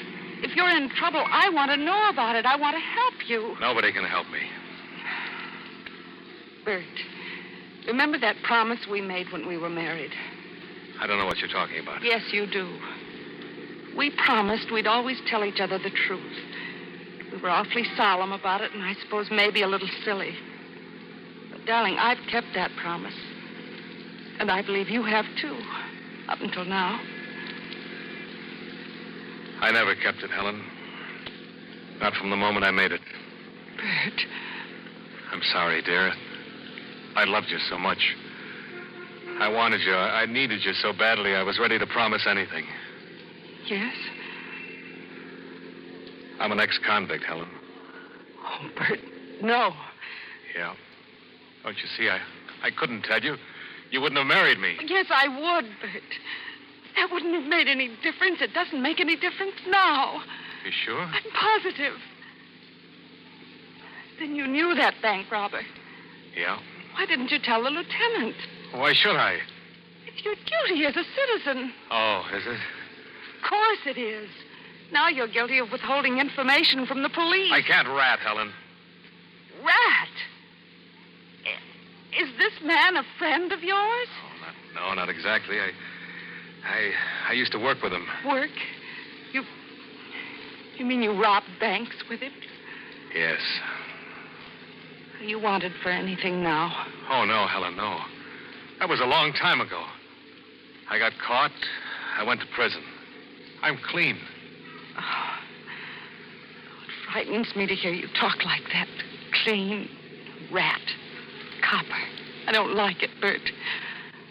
Let's go back and tell the lieutenant. I can't, Helen. You can't pretend this never happened. Well, let me worry about that, huh? I'm not going to do it. Pull over at that gas station. Why? Pull over, Bert. Stop the car. Oh, why, I said. I want you to call the lieutenant, Bert. I'm not going to do it. I can't. Bert, I want you to prove to me that the past is really over with. I have to know that. Please, Bert, call the lieutenant. I can't do it, Helen. Why? I have reasons. All right, then. I will. Helen, don't, Helen.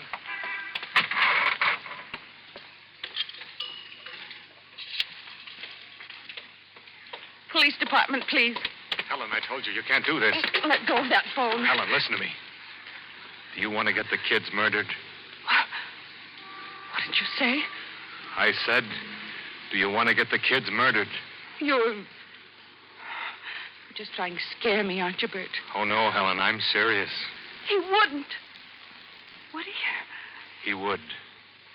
Can I still trust you, Bert? This hasn't... You wouldn't say this to... I'll leave that up to you. I'll be waiting in the car.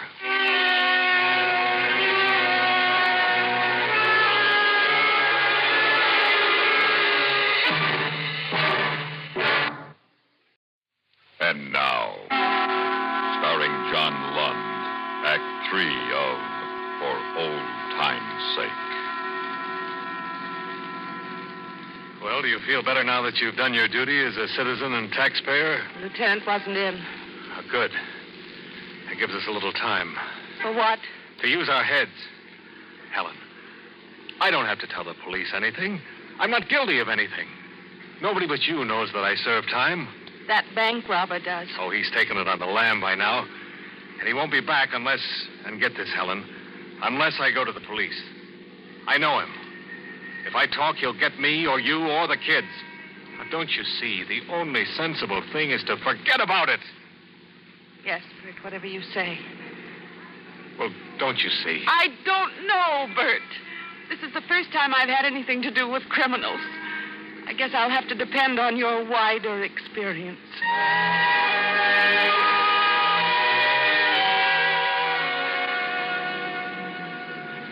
What time will the kids be out of the show? I don't know. They'll phone. Oh, good. Give me time for a drink. I need one. What's for dinner? I haven't the slightest idea. Oh, come on, darling. I'm sorry, Bert. This is one day when dinner is not uppermost on my mind. All right, then. When the kids call, we'll both pick them up and we'll all eat out.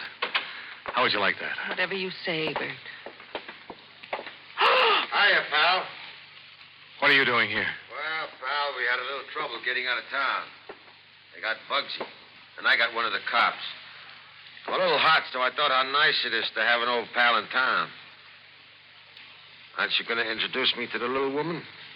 Get out of here. I like it here. I want to get acquainted with your family, Bert. Where are the kids? Why, they're... Oh, that's right. You said they were at the show. Be home soon?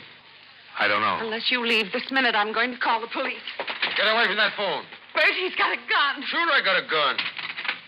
And it shoots. Real bullets. Now sit down and shut up. Don't answer it. But it might be the kids. Oh, yeah, the kids. And they think something was wrong if Mummy and Daddy weren't home. Okay, go ahead and answer it, Bert. Tell them to get on the bus and come home. No, Bert, don't let them come here. Tell them to go to the grandmother's. I don't want them here with this hoodlum. Oh, you shouldn't have said that, doll. But just to show you what a nice guy I am, I'm going to let you talk to the kids. Go on, answer the phone. Don't do anything foolish, Helen. You better tell those little kiddies to get on the bus and come home. Or they ain't going to have no mama. Please, Helen. Hello? Oh, hello, honey. No, Daddy won't be able to pick you up. We want you and Cindy to take a bus and go to Grandmother's. Remember, Grandmother! All right, doll, I want you. Wait, Pinky. You're going to need us. I'll still have you. No, listen to me a minute. I can pick up the kids at the bus stop. Don't do it, Bert! One more word out of that woman and I'll kill them both of you. I'll kill you right now. Let me handle it, Helen. Lady, you got anything more to say? Come on. Just one word.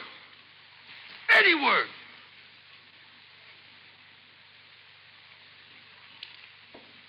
Okay. Now, don't you open your mouth again. All right, Bert, go get the kids. No tricks. Believe me, it would be a pleasure to kill this woman of yours. If one lousy cop shows up, she's dead. Now beat it.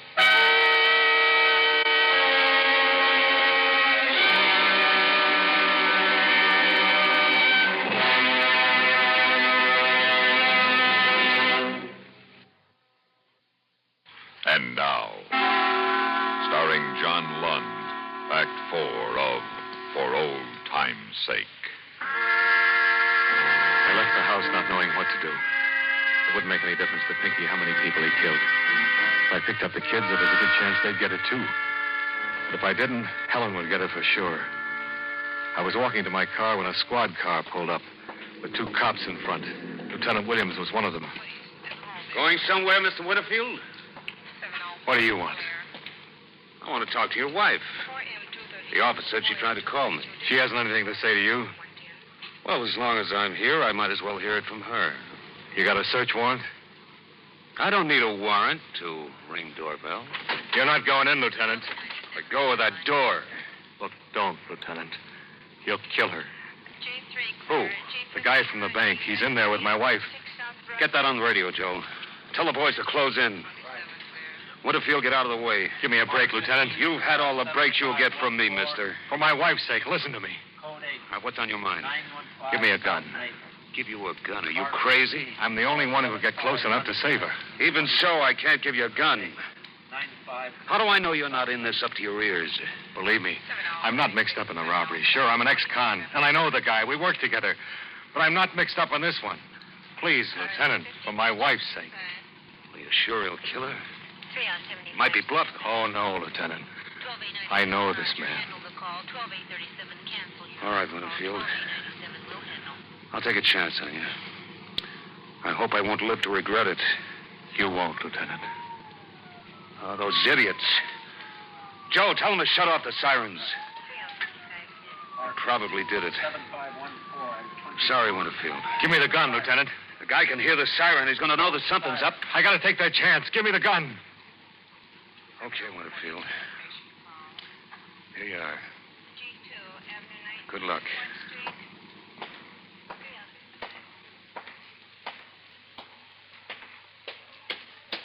Get away, Bert. He's going to kill you. Can you hear me, Bert? I can hear you, Pinky. Don't come in, Bert. Shall I kill a bird, or are you coming in? I'm coming in, Pinky. Okay, drop the gun. Are you dirty rat? Are you all right, Bert? Yeah, I'm all right. Is he dead? Are you two okay?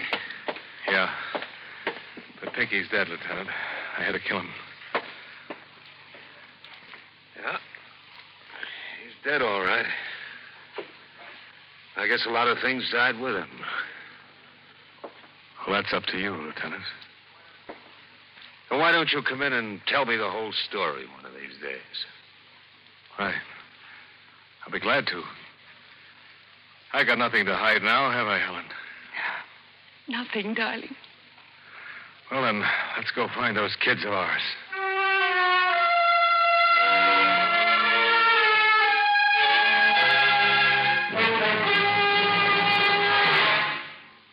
Suspense, in which John Lund starred in William N. Robeson's production of For Old Time's Sake, written by Gordon Christian. Supporting John Lund in For Old Time's Sake were Virginia Gregg, Bill Quinn, and Joe DeSantis. Listen. Listen again next week when we return with Elliot Reed in Four of a Kind.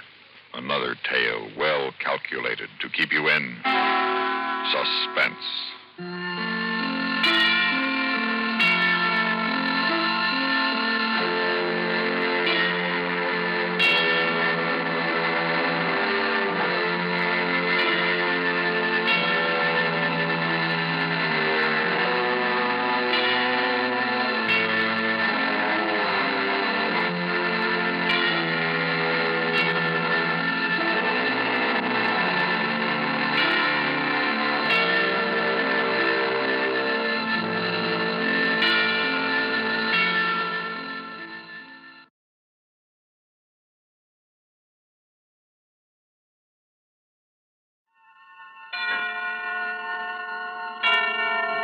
Suspense.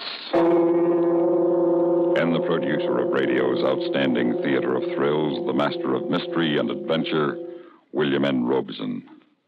There's an old saw which says you can't fool all of the people all of the time. Neither can you please all of the people all of the time. Recently, our presentation of Edgar Allan Poe's great horror story, The Pit and the Pendulum, displeased some listeners who felt that we should not have made the Spanish Inquisition the villain. Yet, had we not done so, we would have displeased others who feel that Poe's classic story should not be tampered with. We face a similar quandary with tonight's story. It concerns a man who steals another man's wife.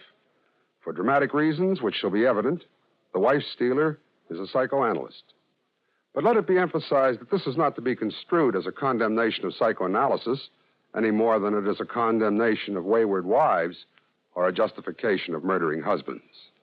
Listen then as Jack Carson stars in Analytical Hour, which begins in just a moment. Now, Analytical Hour, starring Mr. Jack Carson. A tale well calculated to keep you in suspense.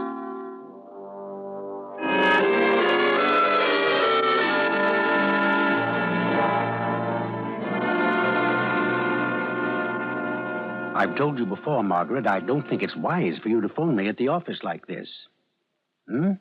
He's acting strangely. Well, he probably got delayed. I'm sure he'll call you any minute with a logical explanation. The doctor? Excuse me. Well, Mr. Nelson, come in, come in. Thank you, Doctor. I know it's late and I didn't have an appointment, but I had to see you. Yes, of course. Sit down. I'll be with you in a moment. Now, my dear, I'm sure you'll have no cause for worry.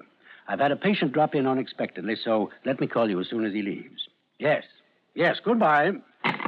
I want to tell you how I feel, Doctor. Oh? Well, how do you feel, Mr. Nelson? Fine. Just fine. The migraine headache is gone, the dizziness, the heart palpitation, all gone. Well, that's splendid. Then our sessions together over the past 6 months are beginning to bear fruit. Oh, they have borne fruit. I've never felt so sure of myself in my life, so free. I see. Well, this is very interesting, Mr. Nelson. Let me get out your file and make some notes. No. No? Well, why not? You've exhibited remarkable improvement, and I'd like to put it into the record. After all, this is the data from which prognosis is made, and if it isn't complete... Close it up. Well, all right.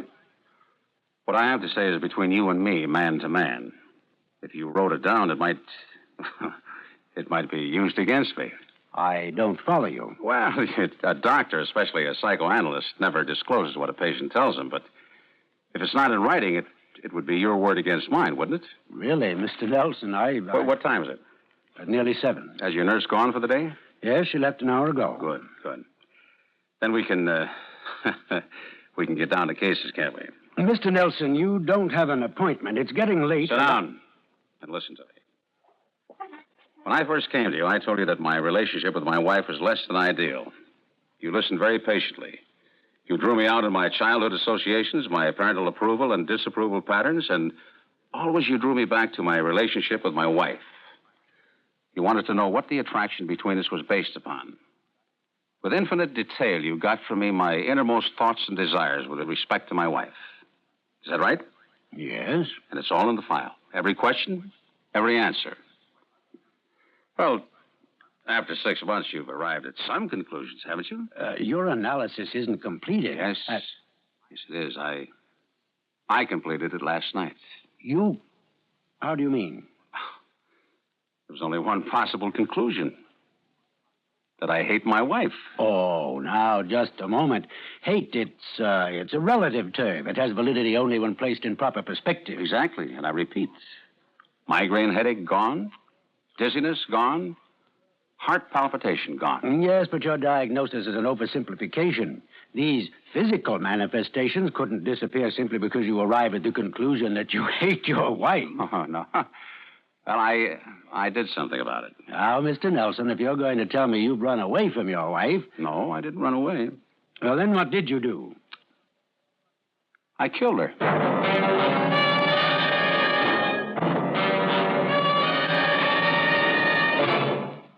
And now, starring Mr. Jack Carson, Act 2 of Analytical Hour.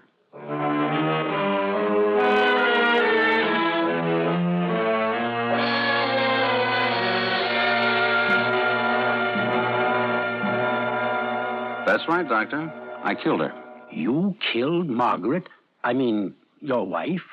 Well, but you couldn't have. Why do you find it so hard to believe? Well, but no man in his right mind will kill another human being, no matter what the provocation. A few minutes ago, you said I was an intelligent man. You are. You were. Wait a minute. When did you say this happened? Last night. Last night? Uh-huh. I see. Now, surely you realize that if you have committed murder, it's only a matter of time until the police will be searching for you. Of course. Well, doesn't that concern you? Not in the least. Then if you have no intention of running or of hiding, you should give yourself up right now. No, not yet. Why? We haven't finished our discussion. Mr. Nelson, what have we to discuss? Murder as a solution to a personally untenable situation is not acceptable in the eyes of society. At first you were startled, Doctor, but now you're giving me a lecture on the ethics and morality of murder, as if we were having a disinterested conversation in logic. Could it be that you doubt I killed her? If you say you did, why should I doubt you? Your reaction. Reaction is a key word in the medical and psychiatric fields, isn't it? Yes. Then why are you taking the murder of my wife so lightly? I've had years of professional training. And I'm not going to panic just because a patient tells me he's committed murder. Telling you is one thing. Your believing it is another. If you believed it, under the circumstances, I think it would ruffle your professional calm. All right, I don't believe you. This is a mental quirk. It's an aberration, a figment of your imagination. Is it? You haven't committed murder. Oh, undoubtedly you wanted to, but you've substituted the desire for the fact. The pattern's perfectly clear. Now, I'm going to shock you, Mr. Nelson, because we've reached the point in your analysis where shock will be of the utmost value to you. All right. And then I'm going to recommend that you take legal steps to divorce your wife. Get rid of the physical cause of this fixation of yours, and eventually you'll achieve a normal mental outlook. Is that clear? Yeah, perfectly. But not very logical. Why not? How can I divorce a woman who is dead? Your wife is not dead. You know, I was wondering when you'd tell me I should divorce her. It's too bad you waited so long. Oh, stop it. Can't I convince you? You're imagining all this. You're playing games with your mind. Now, if you continue like this, it could lead to permanent insanity. Now, listen to what I'm going to tell you. I'm listening. When you walked into this office a few moments ago, I was talking on the telephone. Is that correct? Yes. I was talking to Margaret, your wife. She is alive, Mr. Nelson. Quite alive.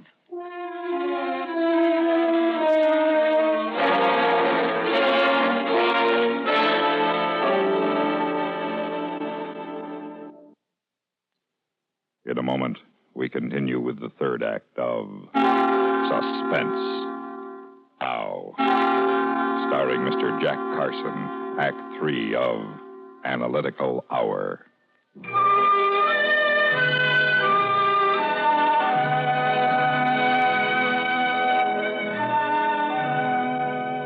I tell you, Mr. Nelson, your wife is alive. I know. You know? Well, perhaps I didn't know what I suspected it. Good heavens, man, I've just told you your wife is alive. I have positive personal knowledge that this is a fact. Now, doesn't that make an impression on you? Yes, it makes an impression on me, but not in the way you think. You still persist in this hallucination that you've committed murder. You called her Margaret. I beg your pardon? My wife. You called her Margaret. Now, let me ask you a question, Doctor. Do you always refer to the wives of your male patients by their first name? Well, I used it for emphasis. Mm-hmm. For emphasis. During the past 6 months, you have referred to her as Mrs. Nelson or your wife, but never as Margaret. Now, suddenly, for emphasis, you call her Margaret. What are you driving at? Your reactions are becoming less professional and considerably more human, Doctor. I'll tell you what I'm driving at. Officially, you met Margaret just once. 6 months ago, when we both came here to set up the series of appointments for me. If you'll remember, it was Margaret who thought psychoanalysis would help me. She's the one who selected you, and for a very good reason. If you're insinuating... I'm not insinuating, I'm telling you. There never has been anything wrong with me that couldn't have been remedied by an honest wife, a feeling of marital security. But she's destroyed that with your active and willing help. You know what you're saying. Certainly. My wife and you are lovers. You have been for months, even before I met you. All right, let's drop the doctor-patient relationship. Suppose I were to admit it. Suppose I asked you to get a divorce, not for psychiatric reasons, but so I could marry Margaret. Would you do it? No. Mm-hmm. It's too late. Why? Look, I'll admit everything you say. Margaret and I have been in love with each other for nearly a year. We thought we'd kept it a secret from you, from everyone. I honestly thought if I could take you far enough in analysis, I could get you to realize that she is not the woman for you. That you aren't and never would be really happy together. You can't tamper with emotions this way. You're not God. No, but I'm human. So you are. Subject to anguish, despair, and anxiety. Do you think I've liked this situation, that I've enjoyed it? You've been a willing party to it. Then let's end it right now. Let me call Margaret, ask her to come here to the office where the three of us can discuss this situation as reasonable, intelligent, adult human beings. Go ahead. One thing still concerns me. Why were you so insistent that you killed her? Well, you called it playing games with my mind. I know that's dangerous. Possible incipient form of schizophrenia. I'll have to work with you on that. It could get you into trouble. Depends on your definition of trouble. Hello? Hello, Margaret. Yes. Yes, I'm still at the office. No, he's here with me. Now, Margaret, there's nothing to be alarmed about. I want you to come here right away, as soon as possible. You'll drive right over. Good. Yes, he knows. All right, half an hour. Intelligent adult human beings.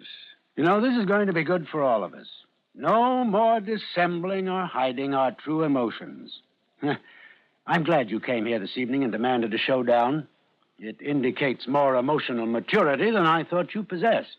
Doctor, you know what I do for a living? Yes, you're some sort of a chemist. Yes, yes, a chemist. And do you know my specialty?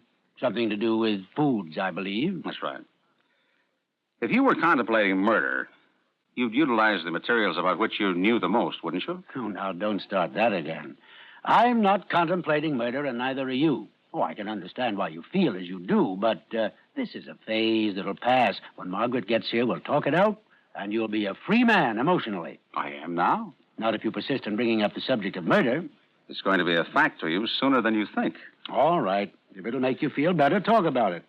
But Margaret is alive, and nothing you think or say can change that. Now, I'm going to shock you. And I'm quite certain I'll be more successful than you were with me. I don't know what you're talking about. Do you know what botulism is? Of course. It's a type of food poisoning. Yes, yes. Food poisoning caused by a toxin produced when foods are improperly canned. Or it could be introduced into foods which had never been canned at all, if one knew how to do it. Still on the murder theme, huh? Botulism toxin attacks the nervous system, distorts vision, causes muscular weakness. If antitoxin serum is not used, death usually follows from respiratory paralysis. That's very ingenious, but I don't... Oh, no. Beginning to get it, eh? Of course, you know, symptoms of botulism appear 18 to 36 hours after consumption of poisoned food. No. Margaret is in her 25th hour at this moment. You fiend. You are shocked. By the way, it would be dangerous for a person to drive an automobile when the poison might strike at any moment. Margaret! Put down that phone. I've got to phone the police. It's too late for that. You're not going to call the police or anyone else. Oh, Margaret. How does it feel, Doctor? Apply the clinical technique. Come up with a prognosis. Do something. Make a break for the door. Reach for the gun in your desk. Try to reason with me. You're insane. You're utterly insane. I'm playing God, just as you have with me for 6 months. Only it doesn't take me as long. Now I'm going to give you a prognosis, Doctor. When Margaret gets here, if she gets here, you're going to watch her die. Then I'm going to watch you die.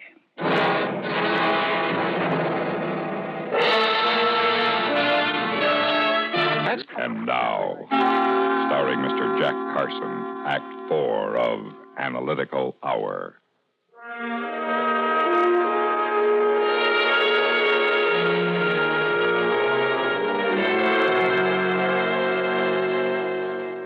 It's been a half hour, Doctor. It doesn't appear Margaret's going to make it, does it?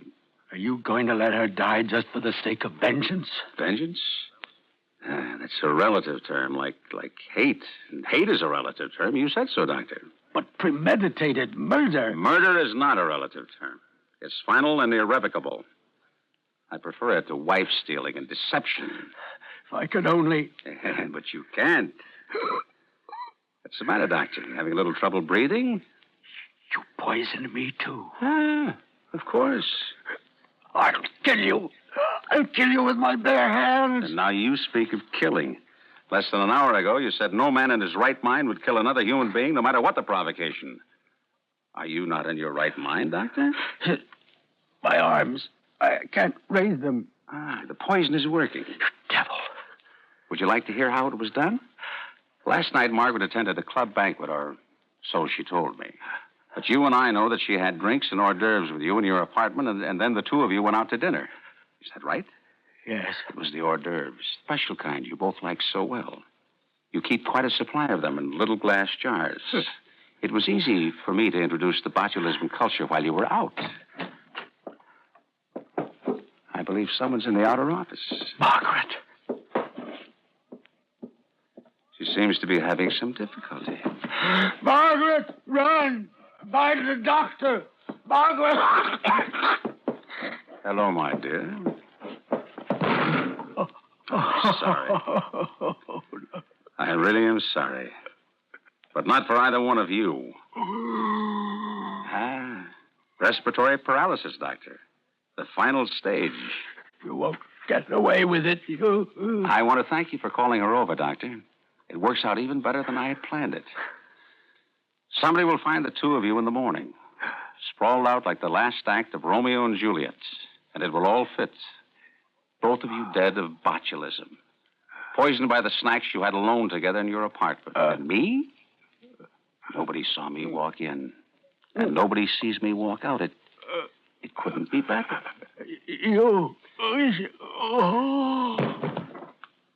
Goodbye, Doctor. Hey, is anybody in there? Who is it? Police. Police? Did a woman come in here? What woman, officer? She was driving like she was drunk. Ran through 2 red lights. She came in this building. Is that her, officer? Yeah. What's the matter with her? She's dead. And him? He's dead, too. What do you know about this? Enough. Enough to hang me.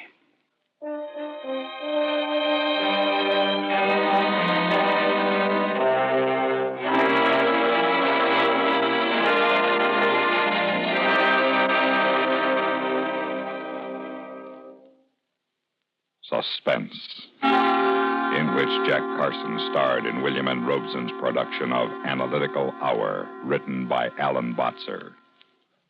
Supporting Jack Carson in tonight's story were John Hoyt and Sam Pierce. Listen. Listen again next week when we return with another tale well calculated to keep you in suspense.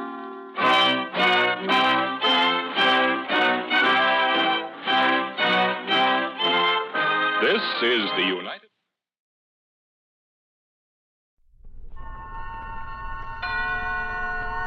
Suspense. And the producer of radio's outstanding theater of thrills, the master of mystery and adventure, William N. Robeson. Out of the mouths of babes and sucklings. What is the rest of it? Well, no matter. Childish prattle can be dangerous in its pristine innocence. So if you are about to do something you shouldn't, we advise you not to do it around your moppets. They can be such blabbermouths, as the upcoming story demonstrates. Listen. Listen, then, as Miss Mercedes McCambridge stars in America's Boyfriend, which begins in exactly 1 minute. Folklore isn't always something out of the past. Each day, a new legend, anecdote, joke, or colorful character is added to our collection of Americana. Like the story about the man who was nailing shingles on his house. Somebody noticed that he was throwing half the nails away and asked him why. Because, he said, the heads are on the wrong ends on those. Well, you dope, said the other man. Those are for the other side of the house. Folklore belongs to every nation's legendary past, and I guess we Americans have our share of some tall ones. Like the one about... but we'll have to save that one for the next time we travel your way. See you then. And now, Miss Mercedes McCambridge in America's Boyfriend. A tale well calculated to keep you in suspense. They used to call him America's Boyfriend. His face was known everywhere, from South Dakota to Saudi Arabia. Those mischievous eyes, that lovable teenage grin, the lock of blonde hair over his forehead. Remember First Love, his most popular movie? His freckled face was on billboards everywhere in 4 colors. Dickie Keith, that bad boy who steals your heart.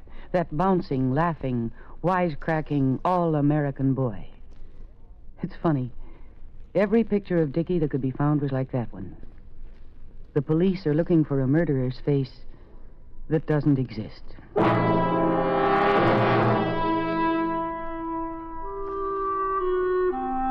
When he came into the kitchen that morning, I didn't know whether to laugh or feel sorry for him. I was too busy to do either.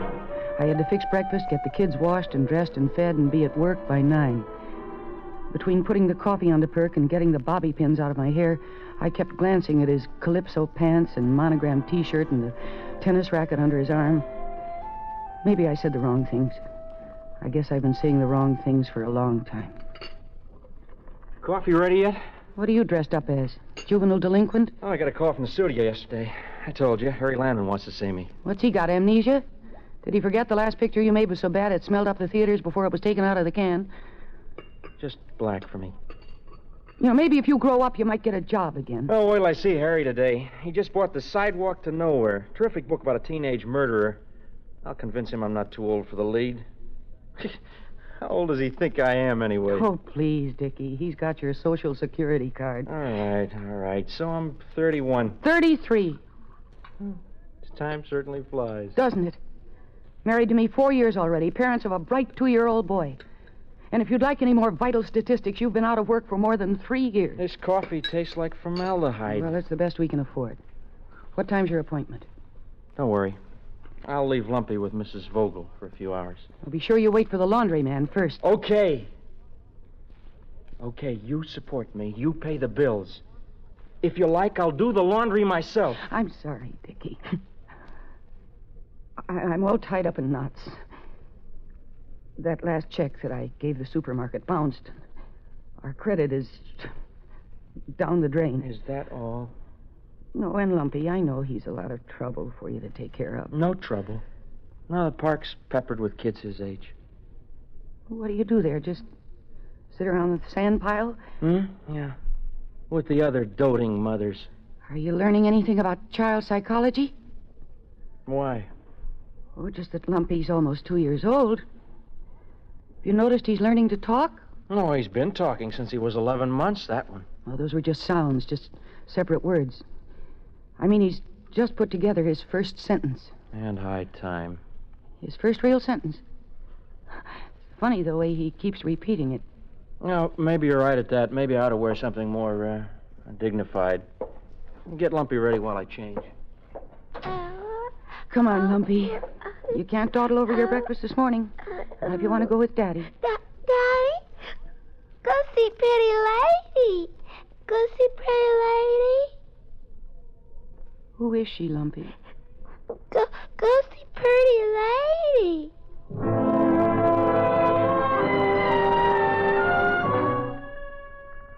The first time he said it was a week ago. It hit me right between the eyes. His first sentence. Something to cherish, to put in his scrapbook with his first tooth and a curl from his first haircut. His first sentence. Go see Pretty Lady. It burned in my mind all day long. But it burned deeper that night when Mrs. Vogel delivered Lumpy herself. Dickie hadn't picked him up as he was supposed to. After I got Lumpy to bed, I canvassed the neighborhood bars by phone. Nothing. Then I just sat and waited, my insides gnawed by fear and anxiety and plain old-fashioned jealousy. Then about 10 o'clock, the front door opened, and there he was. He swayed in the doorway. There was blood drying on his face. His eyes looked stupid and beaten. The only reason he was able to stay on his feet was the hand steadying him from behind, the big, powerful hand of Harry Landman. Dickie took one step inside, and then he pitched forward. A table crashed to the floor with him. I'm sorry, Jean. Oh, Harry, what happened? Came to my house a couple hours ago. Lucky I wasn't alone. Should have heard of the things he called me. I wouldn't let my own mother-in-law talk to me that way. Oh, but he didn't mean it, Harry. He must have been drinking. Yeah, that's what I thought till he grabbed the poker from the fireplace and tried to kill me. Me, who feels like a father to the boy. He tried to kill you? Me and my houseman had to beat him right down into his shoes before he quit trying. Oh, he must have been drunk. Oh, he's out of his head. I could put him away for 10 years for this. Harry, what did you tell him at the studio this morning? The truth. Once and for all, that he's washed up. Now, if you're smart, you'll get him out of this town, take him back east where he can be himself. Himself? Where he can grow up, where he can get a job without his pride getting all mixed up in it. Here in Hollywood, he can't stop being America's boyfriend. He's turning into a full-fledged schizophrenic, a homicidal maniac. You're afraid of him. Of Dickie. I'm telling you, he's dangerous. He tried to kill me. That's really funny. You're afraid of this thing you created, this lovable, tap-dancing monster. This horrible spirit of youth. You're blaming me? For years you kept him a teenager. You didn't let him grow up. You made this stunted thing out of him because there was money in it. He made plenty of money himself, And he didn't spent it faster than he made it. Oh, he lived the part all right. It was cute how irresponsible he was. Look, Jean, I'm not arguing with you. I'm telling you. Get him out of my hair. Take him back east, anywhere. But do it inside of 24 hours or I'm... what? Well, I'll bring charges against him for assault with intent to kill. You're forgetting something, Harry. I'm only his wife. I don't have much influence with him. 24 hours. He's got other attachments in Hollywood besides his family. Another woman? Yeah. Who? I don't know. I heard about her from somebody. Somebody who won't talk.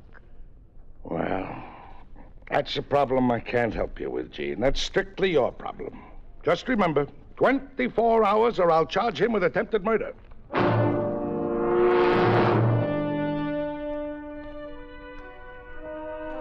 I tried to help Dickie up, but he pushed me off. He made his way to the bedroom like a bulldozer, knocking over a lamp, a chair, anything in his way. He sprawled face down on the bed, and for a long time I could hear his heavy breathing. I don't know what time it was when I fell asleep on the sofa, but in the morning, a little before 7, I looked in. He was gone. I left Lumpy with Mrs. Vogel, but I didn't go to work. I tried a dozen bars, 3 Turkish baths, every alleged friend he had. By noon, there was still no trace of him, so I went back to Charlie's and sat down at the end of the bar. Charlie shuffled toward me, his eyes refusing to meet mine. Mrs. Keith, I'm sorry. You're wasting your time here. Listen, I've got to find Dickie. It's terribly important, Charlie. He couldn't just disappear into thin air. The air in this town ain't as thin as you think. Well, if you try, maybe you can remember something. Somebody he's been in here with. Oh, Charlie, please tell me. Tell me who that woman is. You mean the dame he was with last night? Last night? He came back here last night? Yeah, around 2 in the morning. They was just sitting together right here. That's all I know. What did she look like, Charlie? Could you describe her? Well, to me, Mrs. Keith, the dames that come in here, they all look as much alike as a row of bar stools. Was she tall or short? Kind of in between. Well, was she a blonde or redhead or brunette? What? I don't remember. Well, she had hair, didn't she? Oh, yeah. Yeah. She had dark hair. Well, thanks, Charlie. That's something, anyhow. At least I know she has hair. She isn't a midget.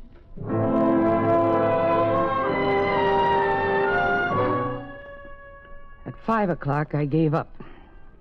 There was only one thing to do, see Harry Landman and explain that Dickie disappeared and that there was really nothing to worry about. Harry lived up above the strip. I climbed a steep incline, made a sharp turn that almost broke my steering gear, and there it was, a low pink house sitting back against the hillside. There was an ugly iron dog beside the front door. I went to the door and I pushed the bell. And somehow I knew that the man who answered the door didn't belong in that house. Yes? I'm Mrs. Keith. I must see Mr. Landman right away. You want to see Mr. I didn't wait. I brushed right past him into a dim hall, and I stopped dead. Whatever it was that had been holding me together all day snapped. I closed my eyes to shut myself in darkness, but the thing I saw was still there, as if painted on the inside of my eyelids.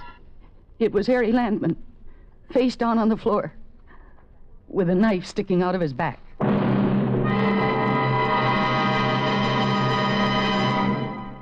In just a moment, we continue with Suspense. Do you know the Social Security benefits to which you will be entitled when you separate from the service and take a civilian job? Here's a tip from Social Security. 1940, an important year in the security of American families. It was in 1940 that the first Social Security checks began to find their way into the mailboxes of the nation. That was the year that retired people and their families, and the families of working people who had died, began to get payments from the government insurance program to partly take the place of earnings that were no longer coming into their homes. Social Security has done much through the years to relieve the grinding worry of old people, to keep widows and their children together, living as families beneath the family roof. Just recently, within the last 5 years, Social Security has helped to relieve the financial plight of the disabled. Find out about Social Security, what you can expect from it for your security and the security of your loved ones. write to Social Security, Department 15, Hollywood 28, California, and ask how it will work in your case. They'll be glad to give you the information and to send you a free booklet, a booklet that tells the Social Security story. And now, we continue with the second act of America's Boyfriend, starring Miss Mercedes McCambridge. A tale well calculated to keep you in suspense.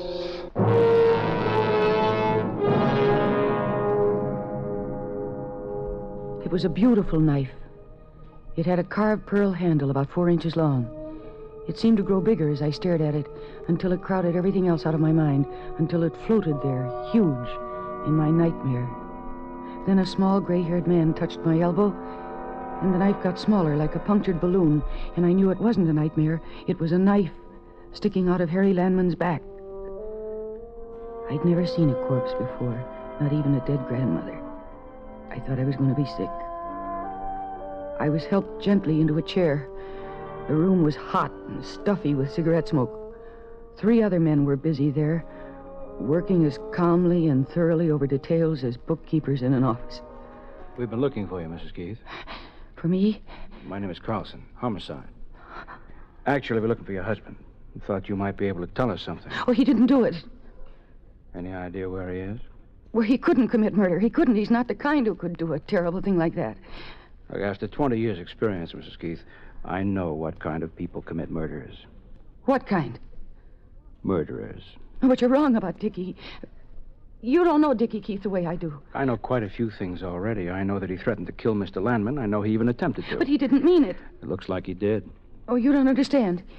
He was out of work. He was trying to cope with all the responsibilities of a family.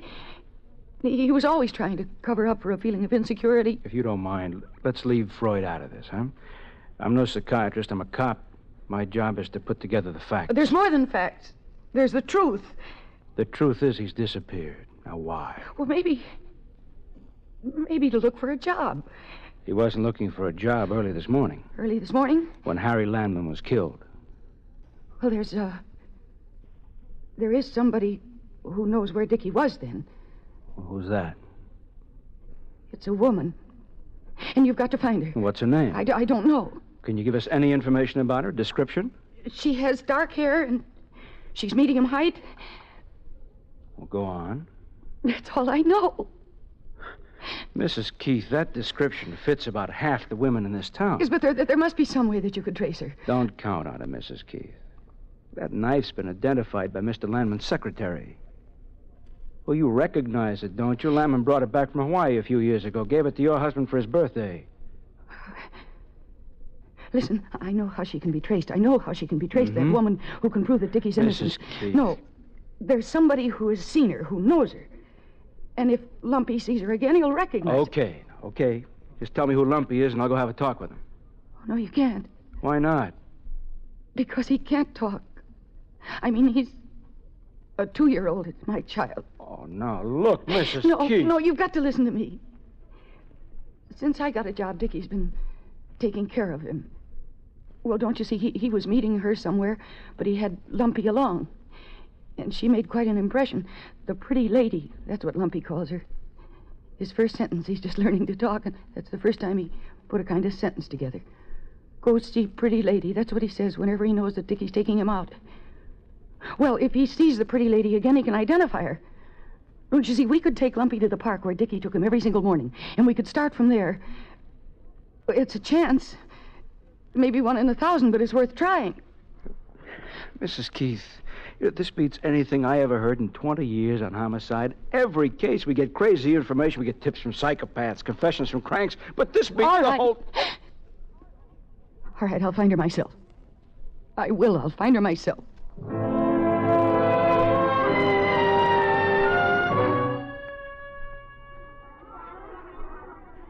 Know where we're going, Lumpy? To see the pretty lady. With Daddy? No, just us. Go see pretty lady. Uh-huh. Now, which way, Lumpy? Which way do we go? Go see pretty lady. For a moment, feeling the warm early morning sun and hearing the sane, normal voices of children in the park, I decided I was out of my mind. It was crazy to think I could find her that way, dragging Lumpy into it, using a 2-year-old to track her down. And he seemed to forget all about it, attracted by the more immediate joys of the sandpile. A couple of hours went by, and then Lumpy came trotting over to me with his one sentence. Go see pretty lady. That was it. The pretty lady didn't come to the park. Lumpy and his father visited her. But where? Maybe in the neighborhood. It was worth a try. Anything was worth a try. Dickie might be a crazy, mixed-up kid and a faithless husband, but one thing I knew for sure, he was not a murderer. How about this street, Lumpy? Go see pretty lady. On this street, Lumpy? This the street where pretty lady lives? I turned up cross streets, I circled blocks, I drove on until Lumpy began to get restless and lose interest. How about this street, Lumpy? Darling, when we get to the pretty lady, do you know what we're going to have? Chocolate ice cream and marshmallow cookies and toys? Hey, lady! What? I slammed my foot down on the brake. The way Lumpy bounced off the seat, the way his eyes got wide with expectation, I knew that I was in luck. He pulled me like a puppy on a leash. He pointed to a house across the street, an old house. The downstairs was used as an interior decorator's studio. Pretty lady! We were just getting out of the car when I swung Lumpy around and slammed the door. The woman coming out of the house was a pretty lady, all right. It's a very pretty lady, of medium height, with dark hair. As soon as I left Lumpy with Mrs. Vogel, I hurried back. The sign downstairs read, Maurice Byrne, Fine Interiors. I went in. A tall man with a blunt nose came toward me. The deep, regular waves in his yellow hair must have taken plenty of time and attention. And he had an off-balance smile like a man with something stuck in his teeth. Good afternoon. I'm looking for the woman who lives upstairs. I don't remember her name. Upstairs? Yes. There are 3 apartments upstairs. 3? One is occupied by Joe Courtney, an electrician. He threw his wife out a few months ago. I don't think she's back yet. Well, what about the other 2? Well, there's Farley McLean and his wife. Is she an attractive woman? The last time I saw Mrs. McLean, she had an ugly gash running the length of her throat and up one side of her face, as if someone had slashed her with an axe. With an axe? There are a couple of old hams who get an occasional bit part in pictures. They're always practicing makeup. Don't go near them at night. No, the woman I'm looking for, she has dark hair. Oh? A beautiful woman with an expensive look? You know her? Not yet. She's new here. She still ignores me, which should give you an idea of how discriminating she is. So I wonder if you could tell me her name and where I could get in touch with her right now. I'm afraid not. How do I know you're not serving a summons or maybe a bill collector? Oh, no, it's nothing like that. This is something very personal, but it's terribly important. Really, I must find her for her own good, as well as for somebody else's, somebody that she can help. And if I don't find her, the police will. Her name is Alice Evans. She's a model at Maison Chic, the exclusive dressmaker.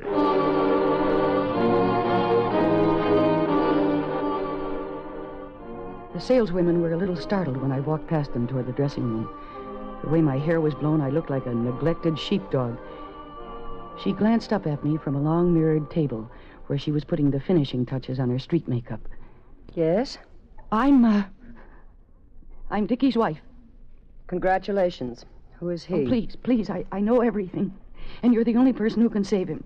Save him from what? I know you don't want to get mixed up in this, but Dickie's facing a murder charge, and you've got to tell the police that he was with you when Harry Landman was killed. What is this, a gag? You've got me mixed up with a couple of other women. Please, I'm only thinking of Dickie. I don't know your husband. I never laid eyes on him. If you care anything about him... Me? Why did you pick on me? Of all the women in this town, why me? If you don't go to the police, I will, and I'll tell them everything. I tell you, I don't know your husband. I never saw him. I never spoke a word to him. I understand how you feel, but... You do. Then be a good girl and go away. Listen, if you don't want to get involved, your name might be kept out of it. I'm sure that the police would cooperate. Just tell me, where were you and Dickie that night? You're raving mad. If I could find somebody else who saw him there, you won't be dragged into this at all. I'm getting out of here. No, not till you tell me what happened. Oh, dear. My head throbbed. I remembered the lovely crystal bottle in her hand, and then a couple of saleswomen were helping me to my feet. I was reeking of cologne and spattered with broken glass, and Alice Evans was gone. She was obviously panic-struck, and I had to press this advantage, so I hurried back to her house.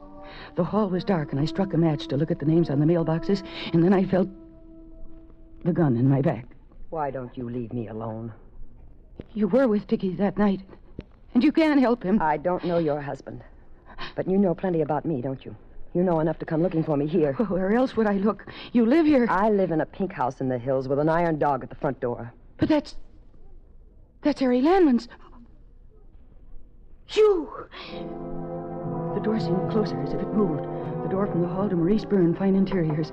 It was crazy and desperate and clumsy the way I knocked the gun aside and got through the door. Hurry! Oh, hurry, get the police. She killed him. Don't be silly, Mrs. Keith. She's the first one the police checked and double-checked. They know she was in Las Vegas that night. Lock the door, Alice. You said there was nothing to worry about. There isn't. Why did she come here looking for me? I'm not sure. I can't figure out what she knows. You said there wouldn't be any suspicion. You had a made-to-order fall guy, a perfect dupe. Fall guy? Dickie? You're a clever woman, Mrs. Keith. I don't know how you managed to trace Alice here, but it was clever. In a suicidal way. I've seen you somewhere long ago. Of course. In one of Dickie's early pictures. He came walking by here with Lumpy a few months ago. First time I saw him in years. And I know why he kept coming back. He was lonely. He needed somebody sympathetic to talk to. About how he hated Landman. How Landman had given him a dirty deal. And one day he brought in that beautiful pearl-handled knife. Here. Wanted to know if it was worth $50, if I could use it in some decorating scheme. Then you killed Landman. It was you. $50. Such ingratitude. A knife that Harry Landman gave him as a birthday present. Do you know how much that knife was worth to Alice and me? $200,000. Left by her late, unlamented husband. And who would believe Dickie? Of course, it wasn't as decorative as, say, this silver candlestick. Oh, no. I'm sorry you traced her here. No. Sometimes the less people know, the smarter they are. No!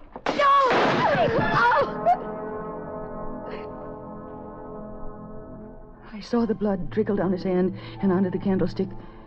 And the next thing I knew, the police were looking down at me over the edge of a dark, deep well. Only it wasn't a well, it was an elegant sofa at Maurice Byrne, Fine Interiors. All right, now take it easy, Mrs. Keith. When you feel better, I guess you and your husband can go home together. Dickie? Everything's okay, Jean. I even picked up Lumpy on the way here. Well, how did you... I mean, where... I was running away from everything. When I heard the police were looking for me, I came back. You know, funny thing, we had a man following you, Mrs. Keith, since you left Landman's house. Thought you might lead us to your husband. Instead... See, pretty lady. What? Where, Lumpy? Oh, see, pretty lady. Where? Oh, no. No, it can't be. That's the only pretty lady Lumpy ever saw around here, Jean. That portrait on the wall? It was going to be a surprise. A painter, Byrne-Nose, did it from a photograph of you. Me? It was going to be your birthday present. Me? The pretty lady I was looking for. Yeah, it set me back $50. I sold that pearl-handled knife to Byrne to get the $50 to pay for it.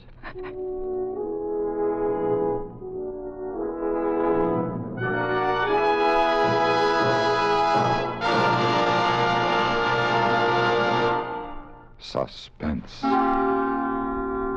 in which Miss Mercedes McCambridge starred in America's Boyfriend, written by Sidney Renthal. Listen. Listen again next week when we return with The Twist is Murder, starring Raymond Burr. Another tale well calculated to keep you in suspense. Supporting Miss McCambridge in America's Boyfriend were Norma Jean Nilsson, Joan Banks, Dick Crenna, Jack Crucian, Byron Kane, and Alan Reed. Suspense.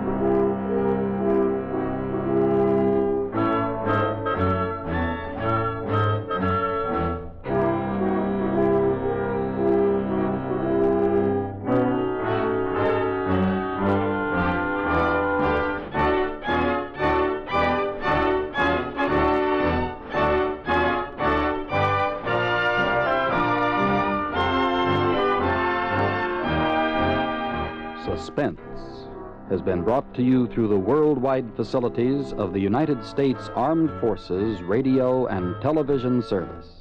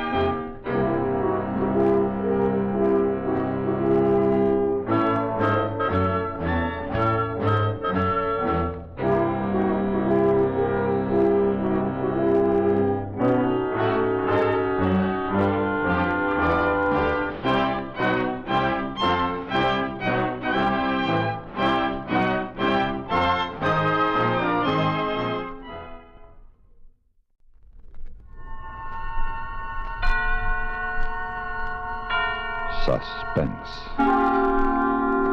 And the producer of radio's outstanding theater of thrills, the master of mystery and adventure, William N. Robeson. Directors of radio plays share a common fantasy, an unattainable goal, the dream of producing a broadcast in which murder is actually committed on mic. But since they are by and large sane, responsible citizens, their dream is in vain. Not so the hero of the upcoming story. He sets out with lethal intent to make his dream come true.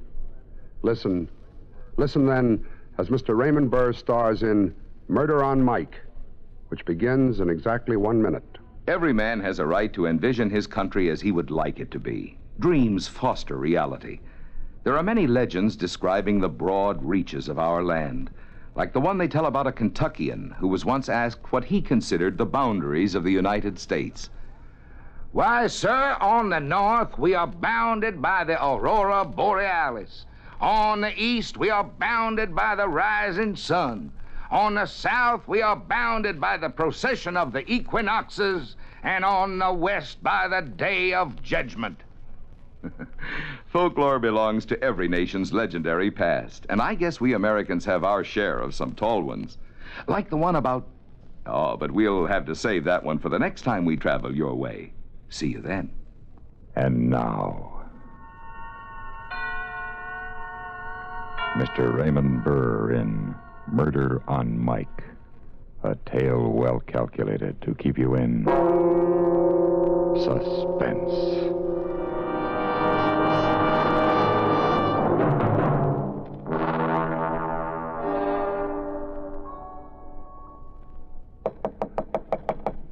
Yep. Want to see me, boss man? Oh, yeah, Chris. Come in. Sit down. You hear the show Sunday? No. Well, you should have. After I got through rewriting that closing scene, it really played. I'll bet. I don't get it, Chris. I don't make you come to rehearsals. You don't have to sit in the control room all day. The least you can do is listen to the show at home. Nothing in my contract says I have to. Well, listen to this playback. George, honest, I didn't mean it, George. Now, get this, Chris. Get it. Do you mean to say that you didn't really mean it when you told my brother that you didn't love him? No. You forget, Doris, that I heard you, every word, while I was hiding behind the Davenport the night my mother was here. George, I beg you don't do this thing. Put down the gun, George. This is only what you deserve. You tricked me for the last time, Doris. You tricked me for the last time. How about that, kid? What did you change it for? What was wrong with my ending? Why did you change it? Take it easy, Chris. I'll tell you why I changed it, because it was wordy and repetitious. Did it ever occur to you that maybe people are wordy and repetitious? Chris, I'm trying to tell you the scene, the way you wrote it, just didn't play. Just didn't play. That's right. Drag out all the trade cliches. It didn't live, it didn't play. You ran it up the flagpole and no one saluted it. Well, how did you ever get into this business? Whoever let you into a radio station? Chris, I think you need help. Help? Yes. Now, I know a good man, Freudian but liberal. Don't you tell me I need a psychiatrist. Let go of me. I said let go. You are nuts. You listen to me, boss man. For 2 years now, I've ground out a murder a week for you, week in and week out. A murder a week. I eat murder, talk murder, dream murder. And what happens? Every time I turn in a decent script, you chop the heart out of it. Your contract is up next week, Chris. You've only got one more script to do. Write it and get out. You'll get better than a script. You'll get everything you deserve. I'm going to show you what a real murder sounds like. I'm going to show you even if I have to kill you to do it.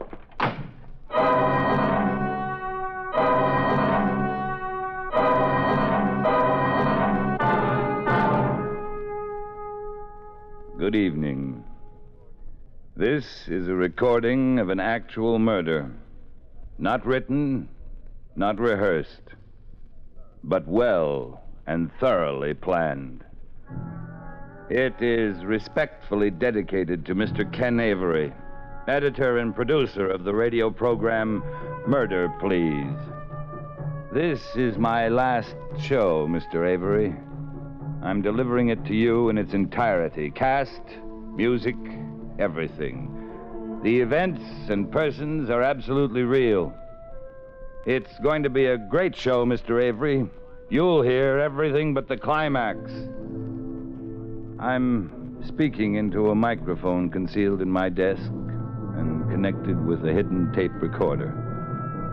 A special microphone is attached to my telephone to enable the listener to hear both ends of any conversation.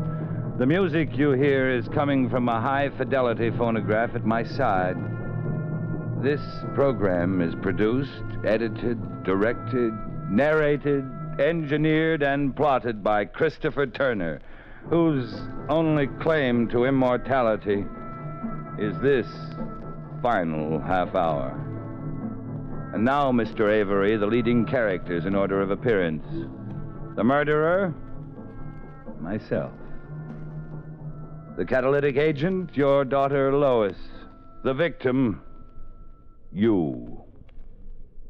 Listen.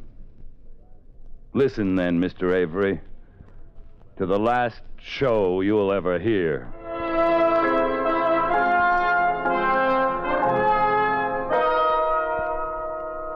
Murder, please.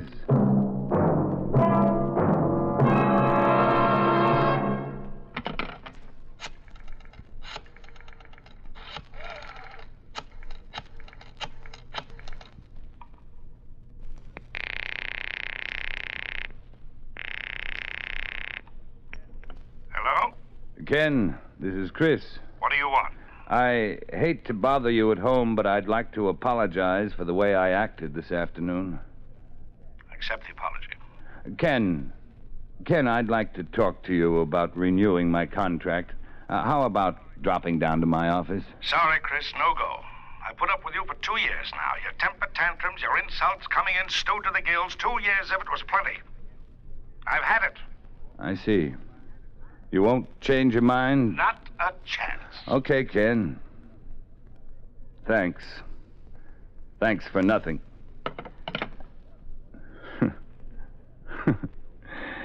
Lovely opening scene, Mr. Avery.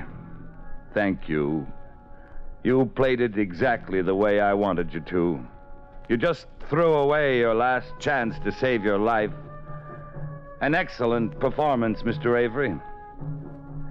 I shall kill you in the name of the parasitical breed you represent. The avaricious, arrogant men of high places who milk the talent of others and claim it as their own. So, Mr. Avery, if you won't come down to my office by invitation, and I knew you wouldn't, there's another way. The telephone book. Listen, Mr. Avery. The sound of the flipping of pages. Your daughter's phone number. Here we are.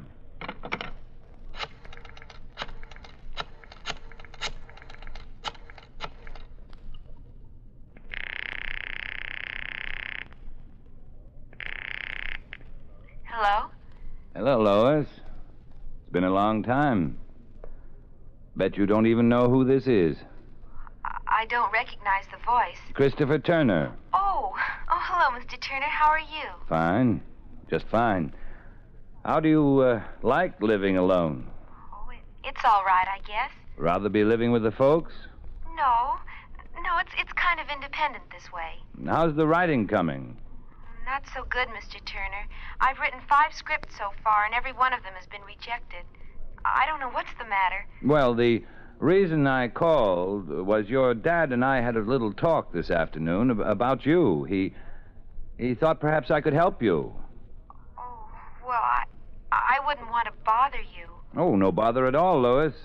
I like to help aspiring young talent. That's very kind of you. Well, what are you doing this evening? I was going to wash my hair. Why don't you wash your hair tomorrow evening and come down to my office right now? We'll get started. Well, I told a girlfriend I'd be home tonight. She was going to drop over. Can't you call her and tell her to make it some other night? Here's the point. This is the only free night I'll have this week. Things are sort of piling up. I'd like to see you get squared away with your writing. And I did promise your dad. Well, all right, Mr. Turner. You know where my office is? No, I don't think so. It's right across from the studios in the annex, room 208. I'll be right over. Fine. And I certainly appreciate this, I'm sure. Not at all, Lois. Goodbye. Goodbye. I'll be right over. I certainly appreciate this, I'm sure. Not at all. You see, Mr. Avery, that's how people talk. Now, let's see, what else? Oh, yes, sound. Drawer opens. Gun taken out. Click of breech. Whirl of chamber. Bullets inserted in chamber. 3, 4, 5, and 6. Gun in drawer. Drawer closed. Now we must wait until the... You see, Mr. Avery? Fate is a better dramatist than either of us. Just when things start getting dull, the phone rings. Hello? Hello, Chris. Hank. Oh, hi, Hank. What is this? Old man Avery got you slaving on a round-the-clock basis now? When are you going to tell him to go take a flying leap? I just did that today. No kidding. Well, congratulations. From here, you can't go any place but up. Yeah. Say, Chris, we got a pretty active poker game going on over here. Just room for one more sucker. What do you say? I can't tonight. I'm doing my last show. Well, forget it for one night, why don't you? Live a little. Thanks, Hank, but I can't. I'm coming over and get you away from that typewriter if I have to use force. I can't do it, Hank. The show's next Sunday. Well, I got a script due tomorrow. You don't see me knocking myself out. Let them wait. I'll be right over. Now, listen, Hank, you can't come over here. Don't you get it? Oh, I'm sorry, Chris. Sure thing. Give her my regards. Anybody I know? Story conference, that's right. Yeah. Well, take it easy, boy. How about lunch tomorrow? Sure thing. Okay, Chris. Goodbye. Bye. That was close. Good scene, though, don't you think, Mr. Avery?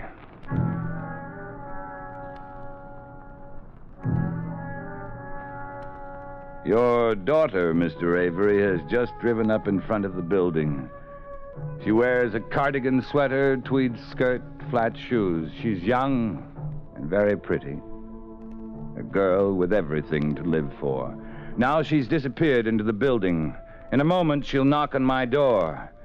Then, Mr. Avery, you will hear for yourself how youth reacts to the threat of death. And this, Mr. Avery, would be the proper dramatic moment to end Act One. May I suggest, at this point, you insert one of your beloved commercials?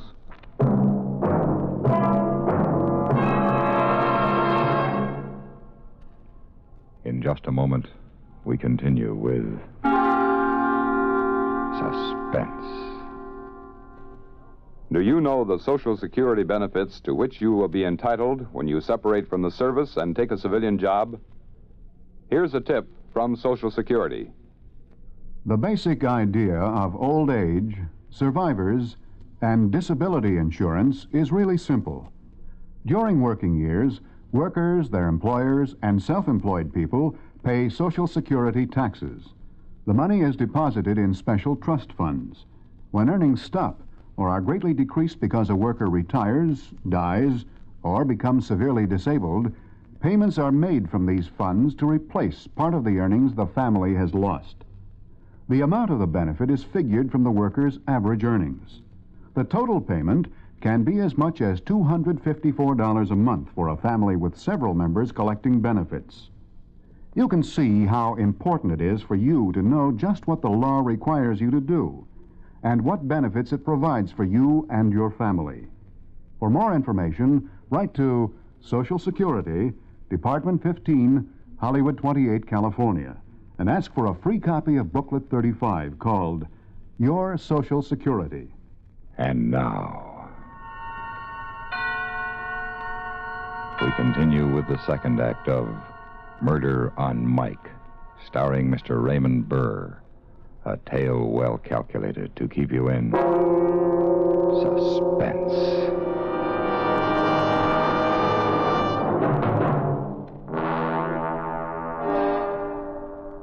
Act 2. This is Christopher Turner once again, Mr. Avery, bringing you by transcription the first recording of an actual murder ever made specifically for broadcast. The setting, my office, the music, recorded, the time, night, the victim, yourself. Your daughter has just entered the building, and in a few seconds she'll be knocking on my door. I'm sorry I have to go to such length to get you into my office. I'd gladly have killed you in the street, but it's so much more difficult to make a recording there. So concludes the usual resume with which we begin the second act of every Murder, Please program. I hear her footsteps in the hall. Your cue, Lois. Sound. Knock on door. Come in. Hello, Lois. Come on in. Thanks, Mr. Turner. Have a seat. Here, by the desk. This is awfully nice of you, Mr. Turner. I always tell Dad to stop imposing on my behalf, but I guess he'll never learn. You're here because I want you to be here and for no other reason. Now, a cigarette? Oh, no, thanks. This is a nice office you have here. Oh, it serves just a hole in the wall, but quiet. Nothing fancy. Why, I like it. How long have you been writing, Lois? All of my life, but, well, seriously, about 6 months. Oh, what sort of things? Murder, mostly. I hear that's what sells best. True. True, you can usually make more money writing about murder than committing it. So, suppose we just start talking about murder. Maybe something interesting will come out. Now, tell me, why do you think people kill? Well, lots of reasons, I guess. Could you kill? I don't think so. Maybe you could. Here. Here's a loaded gun. Take it. Oh, please put it away. No, take it in your hand. No, I'd rather not. No, it's very obedient. Won't fire unless you press the trigger. Now, take it. That's it. Now, point it at me. Oh, please, Think now, think. One touch of your finger, and you kill me. One little touch. Very delicate instrument, the trigger. There's a sense of power there. Feel it? I'm afraid. Fear? Yes, but exhilaration, too, like the second drink. Yes, I guess I feel it. You can give it back to me now. Oh, I never held a gun before. Are you afraid of death? Well, sometimes when I think about it. What is death to you? Death? I don't know. No idea? Oh, emptiness, blackness, nothing. Is that so terrible? Yes, because you really don't know. Like the dark. That's it. You don't know any more about death than you do about me. You? Yes? Well, I know you work for Dad. But you've never even spent 1 hour with me. Once at lunch, your father introduced us, yet you came up here alone. Now, how do you know you can trust me? I suppose I don't, really. Look at this gun. Please put it down. It makes me terribly nervous. Do you have any money? A little. How much? $5 maybe and some change. Give it to me. Here. Now, why did you give me the money? Because you asked me for it. Because you were hoping I'd put down the gun? And if I had said, a kiss, one kiss, and I'll put down the gun, what would you do? I suppose... I suppose I'd give you... But a kiss, that would be harder to give, wouldn't it? Yes. Kiss me. There. Thank you. Now put down the gun, please. I know it's a lesson in writing and all that, but it scares me. No. But you said you would. I said nothing of the kind. And if I had said it, you would have been foolish enough to believe me. You can't trust a man with a gun. You feel helpless, don't you? Yes. While you could give me money, there was hope. While you could give me love, there was hope. But if all I wanted was revenge, there would be nothing you could do to save yourself. Nothing. And if I told you that right now, this moment, I'm going to pull this trigger and blow you to bits, tell me, what would you say? Well, I'd try to talk you out of it. What would you say? I wouldn't know what to say. Then I'd shoot. I'd tell you about the electric chair. Very little threat to a man about to kill. Later, perhaps, when he's running away, then he'll think about consequences, but not now. Now it's only kill. Now, what else? What else would you say? I'd beg him. He wouldn't listen. I'd plead with him. I'd say, please don't kill me. And if he still wouldn't listen? Then I'd die. Yes, you'd die. Mr. Turner, I think I'd better be going. No. We're not even started yet.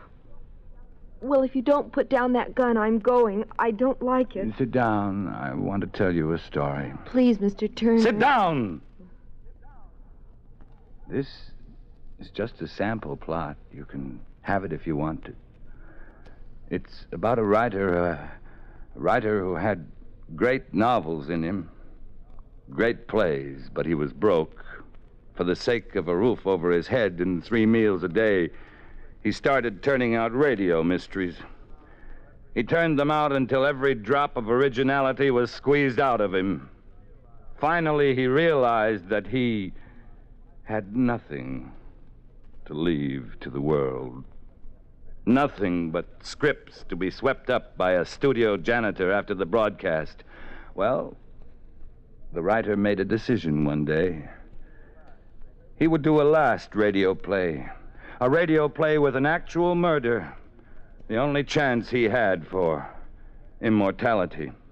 And he selected as his victim the man who had squeezed his talent dry. He selected his editor and producer, Ken Avery. Dad. I like you very much, Lois. I wish this could be happening to almost anyone but you. Get to the phone. What? The telephone. What for? To call your father. No, I won't do it. You'll call your father and you'll tell him to come down here. Now pick up the receiver. No, wait. I'll do it. Oh, please, Mr. Turner. Be quiet. Please.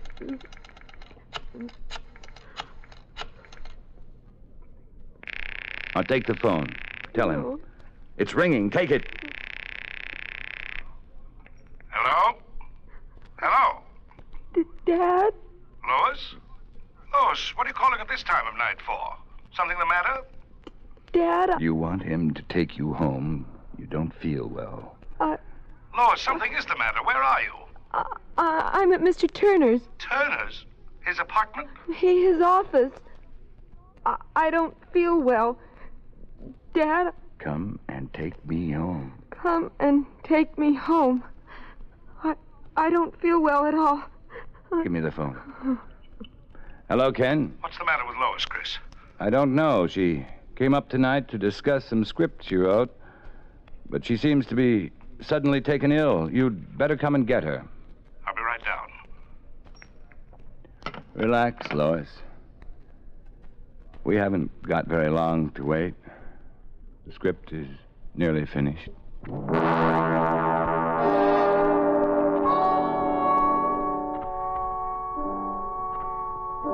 20 minutes have gone by, and now I hear steps in the hall, steps of Mr. Ken Avery.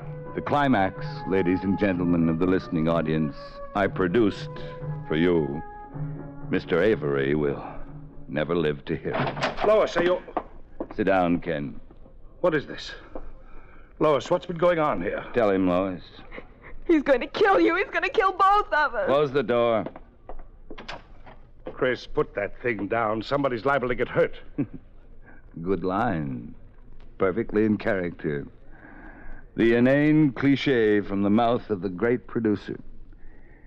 You see, Ken, everything's being recorded. Your voice, Lois's, mine. Sit down. Recorded for what? Posterity. For the show next week. You'll have the honor of appearing on your own program as the murder victim. Here, let me show you here in the desk. You see? Tape recorder. I've stopwatched every second. It's been running exactly 25 minutes.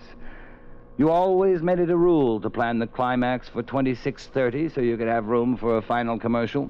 Well, that's just what I'm doing. According to my timing, you have about 1 minute and 30 seconds to live. All right, Chris. All right. That's enough of the phony dramatics. Give me that gun before somebody gets hurt. Stand back. I wouldn't want to mistime the climax of the show. This won't make a show. You won't be around to change it, Mr. Avery. The agency wouldn't put this thing on the air. Why not? You telegraphed the ending. Oh. There's no twist. No surprise ending. You told the audience to expect the murder to be successful. But our shows have to have some kind of surprise for the audience, Chris. You know that. Where's the twist? Still the editor right to death's door. All right, Ken, perhaps you can provide the surprise ending that's going to save your life. I don't have to. Oh? You provided the twist yourself, Chris, but you didn't know it. And yet the twist was part of the story all the time. Where, Editor Avery? You, Chris. You're the twist. Me? That's right. You're a flop, Chris. You're so used to dreaming on paper you can't live anymore. You wrote about love because you never had it. You wrote about fortunes and you haven't got 2 bits. You wrote about murder, but you haven't got the guts to pull the trigger. Now give me that gun. You think I won't shoot? I know you won't. Give me that gun, you hack. What did you say? I said you were a hack. Give me the gun. No. No, I'm not a hack. I'm not. Give me that gun. Let go. Let go of my hand. Drop it. Drop it, I said. Let go!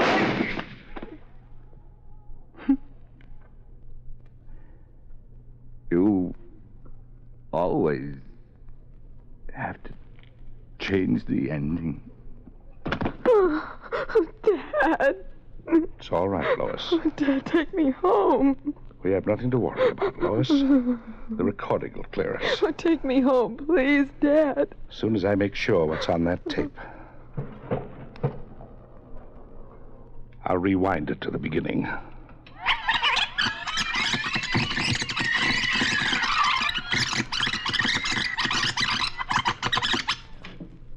Here we go. Good evening. This is a recording of an actual murder.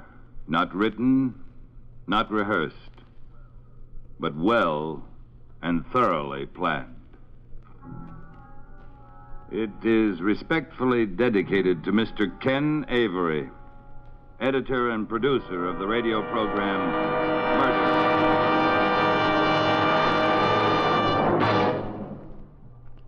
Suspense, in which Raymond Burr starred in William N. Robeson's production of Murder on Mike, written by S. Lee Agustin. Listen. Listen again next week when we return with Flesh Peddler, starring DeForest Kelley. Another tale well calculated to keep you in suspense. Supporting Mr. Burr in Murder on Mike were Norma Jean Nilsson, Ann Diamond, Alan Reed, and Byron Kane. Suspense.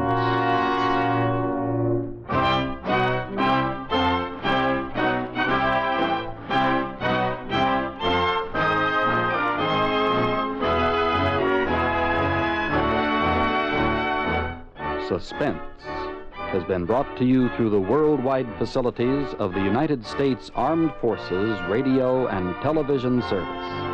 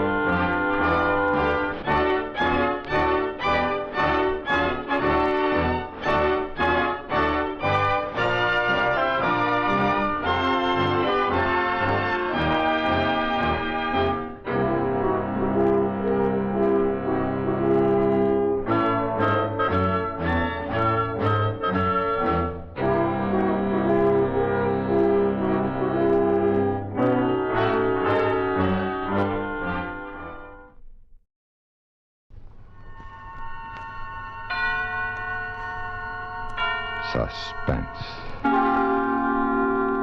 And the producer of radio's outstanding theater of thrills, the master of mystery and adventure, William N. Robeson.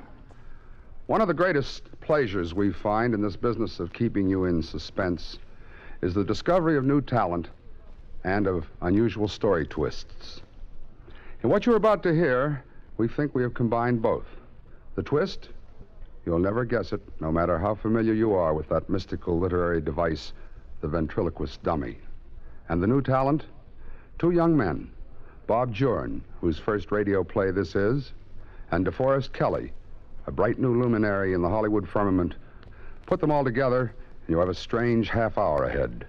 Listen then, as DeForest Kelley stars in Flesh Peddler, which begins in exactly 1 minute. It took mighty men to conquer mighty America, and the men set before themselves even mightier heroes, some real, some not. For instance, there was the legendary keelboatman, Mike Fink. Let Mike tell you about himself. I'm a Salt River roarer. I'm a ring-tailed squealer. I'm a regular screamer from the old Mississippi.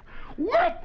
I'm the very infant that refused his milk before its eyes was open and called out for a bottle of old rye. I love the women, and I'm chock full of fight. I'm half wild horse and half cockeyed alligator. I can hit like fourth-proof lightning, and every lick I make in the woods lets in an acre of sunshine. I can outrun, outjump, outshoot, outbrag, outdrink, and outfight any man from Pittsburgh to New Orleans and back again to St. Louis. Come on, you flatters, you bodgers, you milk-white mechanics, and see how tough I am to chaw. I ain't had a fight for 2 days, and I'm spiling for exercise. Cock-a-doodle-doo! Folklore belongs to every nation's legendary past, and I guess we Americans have our share of some tall ones. And now, Mr. DeForest Kelley in Flesh Peddler, a tale well calculated to keep you in suspense. I'm an agent, a booking agent.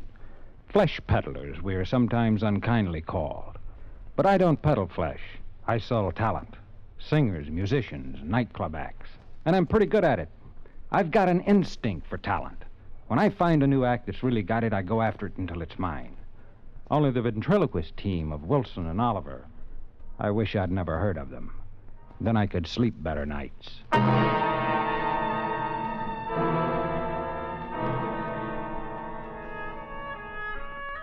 My wife and I were vacationing in the Catskills last summer, and the night before we were due back in New York, a carnival pulled into town. I don't want to sound like a snob, but to me, the carnival is the lowest form of show business. I hate them. But my wife, Gloria, loves them.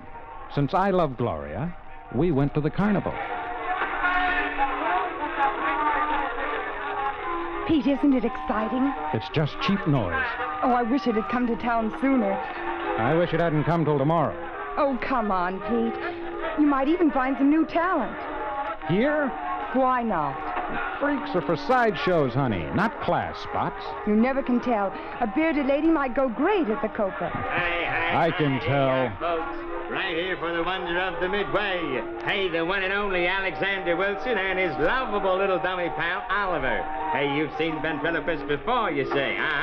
Hey, but you've never seen anything to equal Wilson, the remarkable Wilson and Oliver. Hey, don't pass us by, friends. Pete, let's go in. Oh, ventriloquist, a dime a dozen. Come on, I want to see him. Honey, you've seen 100 just like him. Well, maybe he's 1 in 100. All right. We pushed through into the small tent and took our places on the hard, uncomfortable benches. Wilson was already seated on the platform, a typical childishly dressed dummy on his lap. He was a man in his 50s, I'd say, with the saddest face I've seen in 15 years of show business. When the people were in, he suddenly sprang the dummy to life. Shut the doors, shut the doors. All present accounted for, Mr. Wilson. You're sure, Oliver? Sure. Well, then, say hello to the people. Hello to the people. Oh, now, come, Oliver. You can do better than that. I can? Yes. Well, you ought to know. The routine was awful, dull, time-worn. But for some reason, this Wilson fascinated me. He had a talent, all right. His handling of the dummy was amazingly accurate. As the act went on, I began to think that Wilson was even better than the Barker said he was, and he was going over with the house. Wilson had Oliver sing while he himself smoked a cigarette. After a few more gag routines and a couple of neat tricks, the performance was over, and I knew I had to sign the act. I parked Gloria on the merry-go-round and then went looking for Wilson. I walked back of the Midway through the maze of painted trailers that were home to carny people. Suddenly, the door to one of them flew open, and a woman stepped out, a neatly trimmed beard covering her chin. What do you want? I'm looking for Alexander Wilson. Wilson? Why? I'm a talent agent from New York. I'd like to talk to him. Agent? Yes, Peter Harris, and you're... Bernice. It's on the posters. Oh, yes, of course, Bernice. What do you want with Alexander Wilson? I told you Who is it, Bernice? Talent agent. Never mind, go back in. Agent? I'm looking for Mr. Wilson. Well, I'm Arthur. You caught my knife act? You know, I could pin a fly to a penny of 40 Quiet. feet. Don't mind him, flesh peddler. Go away. Go home. Agents are no good for us. Leave Wilson alone. And you know, like I could put out a candle flame with a penknife at 30 feet, Agent Man. Arthur? And go back in. Maybe he could sell my act. Go in. All right. Wilson's in trailer 17, Agent Man. Hey, if you ever need a good Shut up, knife Arthur. George. Shut up. Get in there. Forget what he said. Arthur is... well, he isn't quite bright. You know what I mean? Yeah. What's so wrong about seeing Wilson? There are plenty of acts like his. You don't need him. Well, you've got my curiosity going now, Bernice. I hadn't intended that. But forget your curiosity. And go home. Now. Why? Believe me, flesh peddler, you will thank me for this advice someday. Which is trailer 17?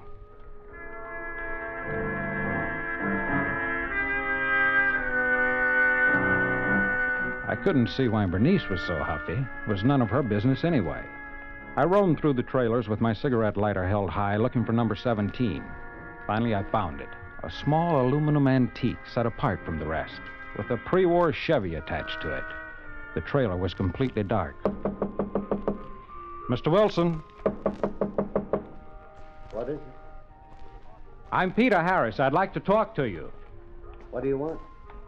Well, I'm an agent, Mr. Wilson. I'd like to see you. Just a minute. Yes? I just caught your act, Mr. Wilson. I enjoyed it very much. Thank you. I'd like to do business with you. Do business? Here's my card. My office places acts on all 4 networks. and all the principal nightclubs. I'm afraid it's out of the question. I never play nightclubs. But... Yes, I never play nightclubs, Mr. Harris. Well, could I come in for a moment, explain my setup? Maybe when you... No, forgive me for appearing short, but I'm not interested in any offer you have to make. To begin with, I can get you $200 a week. Oh, excuse me. $250? No, I'm very tired, if you'll pardon me. Okay, Mr. Wilson. But will you tell me why you want to stay with a two-bit freak show when you could make a small fortune working with me? No. No, I'm afraid I can't tell you. Good night. I suppose I should have forgotten all about it, but I'm not used to the brush off. Like I say, when I see an act I want, I go after it until I get it. And then there was something about Wilson's reluctance that wasn't somehow on the level. As I walked back toward the bright lights and the noise of the midway, a figure stepped from behind one of the darkened trailers. So you saw him? Oh, Bernice. Yes, I saw him. And are you satisfied? Not at all. Just more curious. Exactly. Only fools push their noses into other people's business, flesh peddler. Harris is the name. And only fools get themselves and other people into trouble. Trouble? All I wanted was to offer him a nice fat job, $250 a week, and he slammed the door in my face.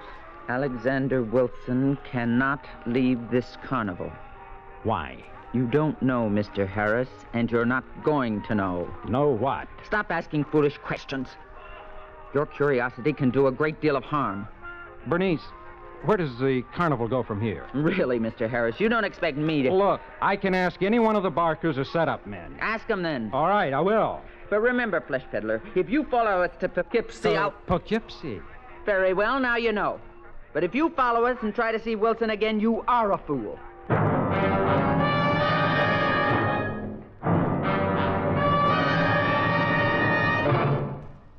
In just a moment, we continue with Suspense. One of the more colorful lumberjacks of the Midwest was a lad named Whiskey Jack. Sort of fellow who could single-handed lick an entire logging crew or swim one of the Great Lakes with one hand tied behind his back. But as in all heroes' lives, there came a tender moment. As legend recalls, Whiskey Jack was not much for learning, certainly couldn't write his name. It was always the big X that he made on any slip of paper. Then one day he came in quiet-like, a little subdued, and when they gave him his pay envelope, he signed for it with great deliberation. The clerk looked, stopped, and called out, "Hey, Jack, why the two X's?"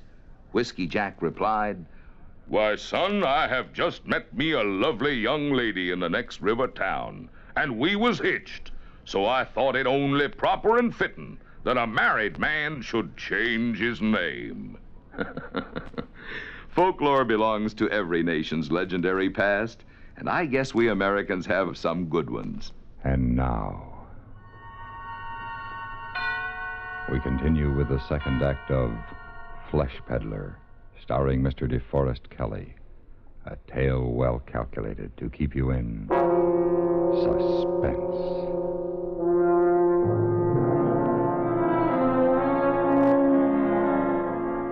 Gloria and I drove back to Manhattan the next morning. And 2 days later, I hopped a Poughkeepsie local out of Grand Central. The more I thought about Wilson, the more of a challenge he became.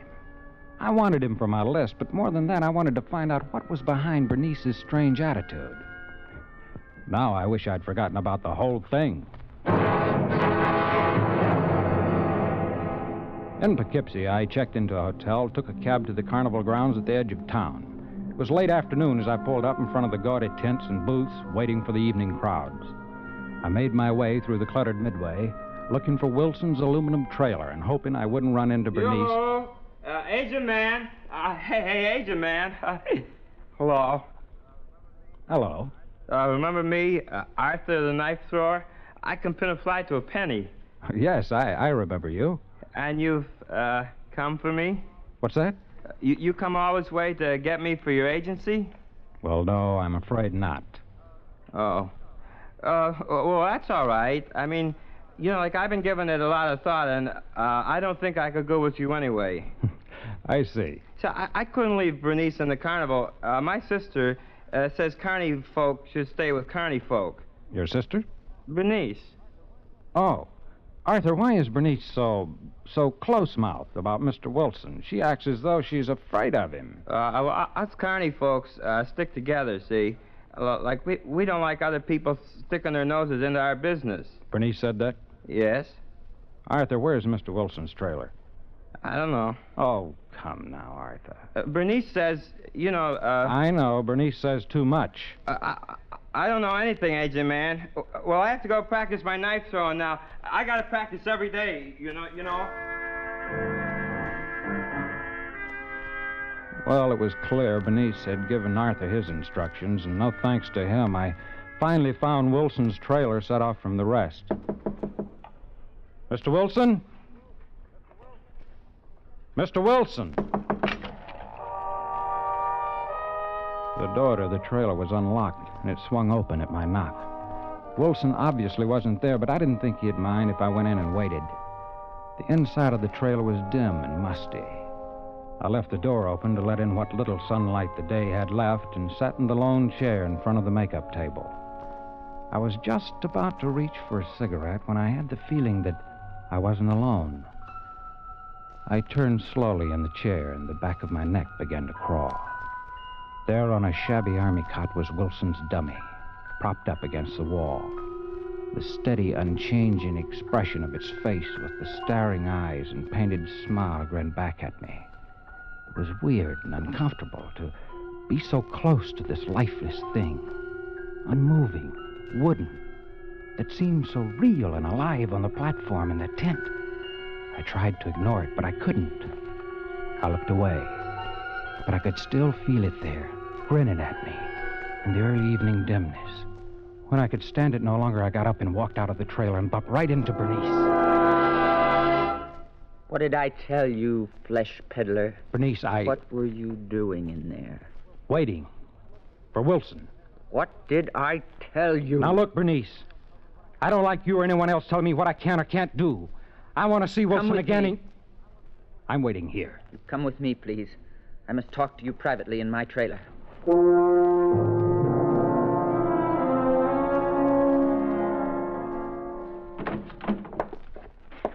Sit down. Well, what's on your mind, Bernice? I didn't really think you'd follow us. I told you I'm not easily discouraged. Mr. Harris, I must warn you again to leave now without seeing Wilson. I don't think you understand me. I'm used to getting what I go after. Mr. Harris. I intend to see Wilson to try to talk him into signing a contract. And you've said so far, all that you've said is go away. Can you give me a good reason for not seeing him? Okay, then why did you insist on dragging me in here? Mr. Harris, can you assure me your interest in Wilson does not go beyond signing him as a client? What do you mean? Your interest in Wilson wouldn't by chance be in his past, his private life, and not in his professional talent. I never heard of him until I caught his act 3 days ago. Mr. Harris, I'd hoped I wouldn't have to tell you this. I didn't realize you were so stubborn, but... Yes? Well, Alexander Wilson lost his mind many years ago. That doesn't disturb you? It might, if I believed you, Bernice. What? I don't think Wilson's nuts. Apparently something's bothering him. Something big, maybe, but it's not insanity. I suppose you know Wilson better than I do. I didn't say that. But a man in my business meets every kind of person there is. The cheats, the phonies, the right guys, the bums. So? So you develop an instinct about people. And my instinct tells me Wilson is not insane. You'll have to try something better to scare me off. Mr. Harris, Wilson thinks he's a murderer. You are trying to scare me, aren't you? If that's necessary to protect you and us, yes. You think he might murder me, too? I don't mean that. Actually, he never murdered anyone. Look, Bernice, you don't make sense. Don't you understand? No. I said Alexander Wilson thinks he is a murderer. He thinks he murdered a woman a long time ago. He's lived with this thought for years, nourished it, until he really believes it. It's driven him out of his mind.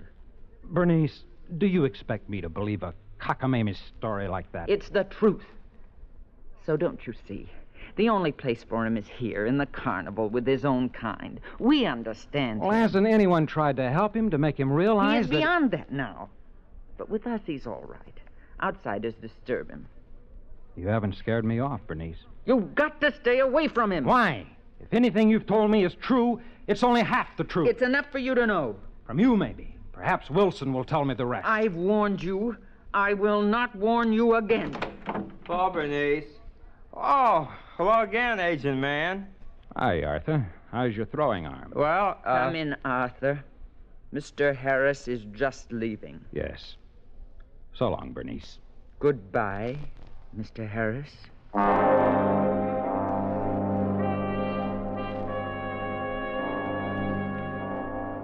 When the trailer door closed behind me, I guessed Bernice would start talking her fury out on Arthur. So I moved around to the small window in the back of the trailer to see if I could learn anything more. I don't care. I don't even want you to say hello to him.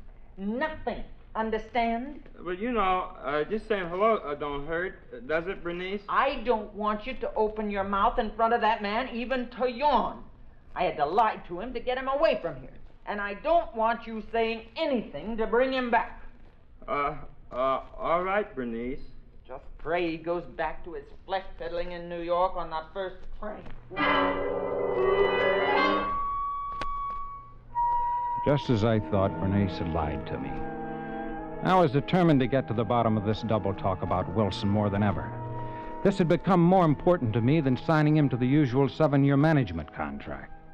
When I got back to Wilson's trailer, there was a light inside. Who's there? It's Peter Harris again. Who?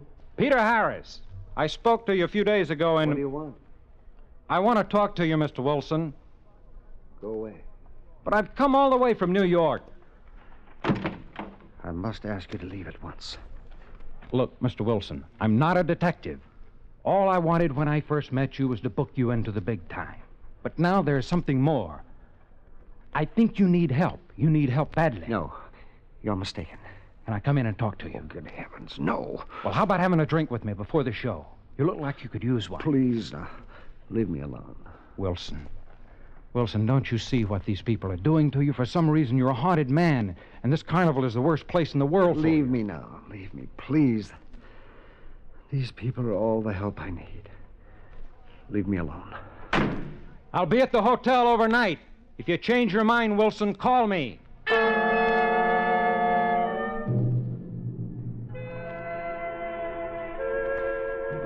No, I was mad. If he wanted to rot there going with the carnival until it wasted away, it was no business of mine.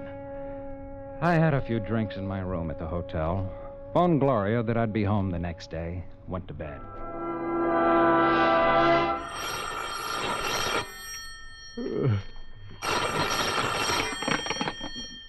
Yes? Mr. Harris? Wilson. Can you meet me right away? Right away? What time is it? Well, I don't know. It's after midnight. It's 1:30. Well, Please. I must talk to you. Can you meet me? Sure. Okay, where are you calling from? An all-night drugstore. Well, where is it? Wait, no. Not here. Meet me at my trailer. Okay. And please, hurry.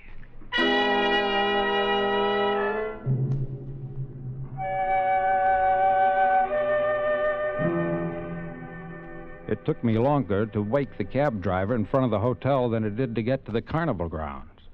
I told the cab to wait and made my way through the darkened tents and trailers to number 17. Come in. What's the matter? Mr. Harris, I've changed my mind. I want to leave with you tonight. Tonight? Well, what's the... Mr. Harris, you're the first person outside of the carnival I've talked to in more than 2 years. You're the first person I've had the courage to approach. Go on. I trust you, Mr. Harris. I can't see why, but I know you'll believe me and help me. I can't live like this anymore. Sure. Now, just take it No, easy. no. Listen to me. 2 years ago, I killed a woman. A beautiful woman. I loved her more than I've ever loved anything or anyone in my life. When I tried to tell her how much I loved her, she laughed at me. I couldn't stand that laugh. I understand, Wilson. But that isn't exactly justification You see, for she murder. and her son, she was divorced, were working in this very carnival when I first saw her, back in my hometown in Illinois. Yes? I fell in love. Oh, you can call me a rube, anything, but I was in love. I quit my job and followed the carnival for months. That's how much I loved her. And she laughed at me. So I shot her one night. And then I wanted to die, too. And when I saw her lying there at my feet, I wanted them to hang me, but they laughed at me. They laughed at you? The law, the police, they didn't believe I'd done anything. They wouldn't let me give myself up. Where did you get this crazy idea, Wilson? It isn't a crazy idea. It's the truth.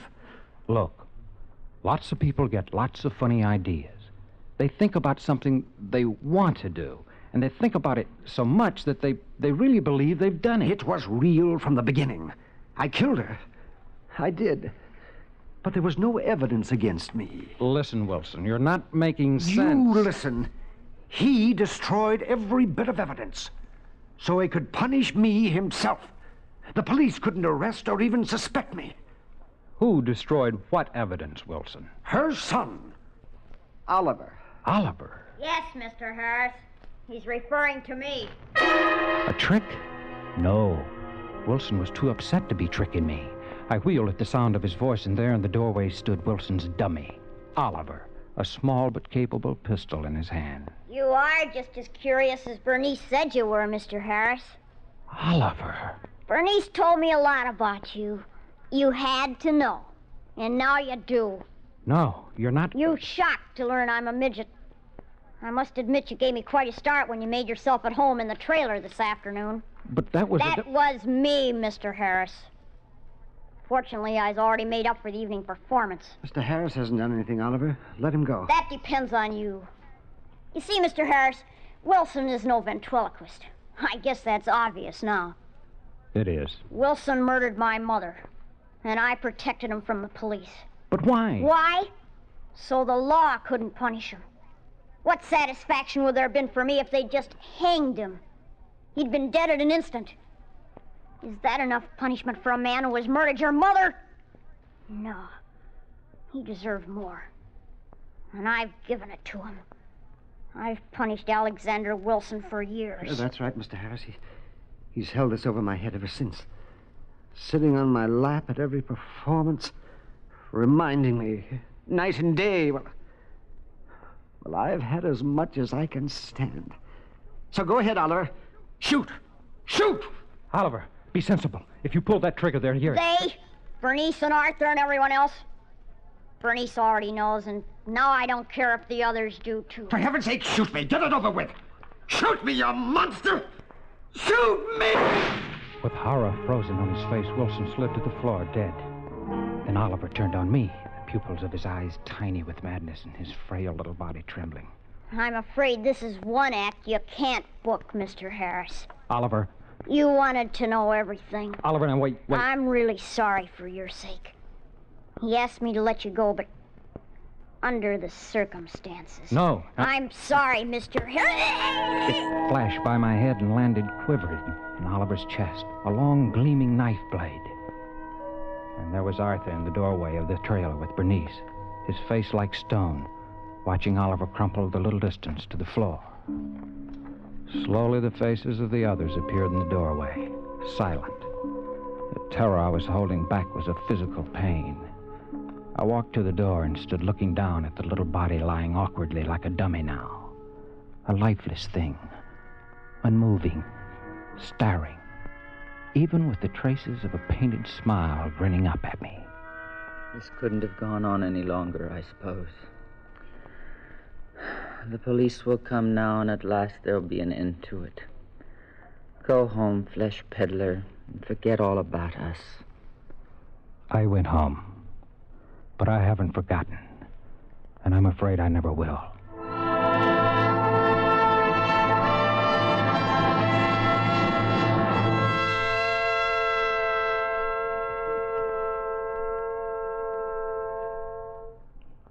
Suspense, in which DeForest Kelley starred in William N. Robeson's production of Flesh Peddler, written by Robert Jurin.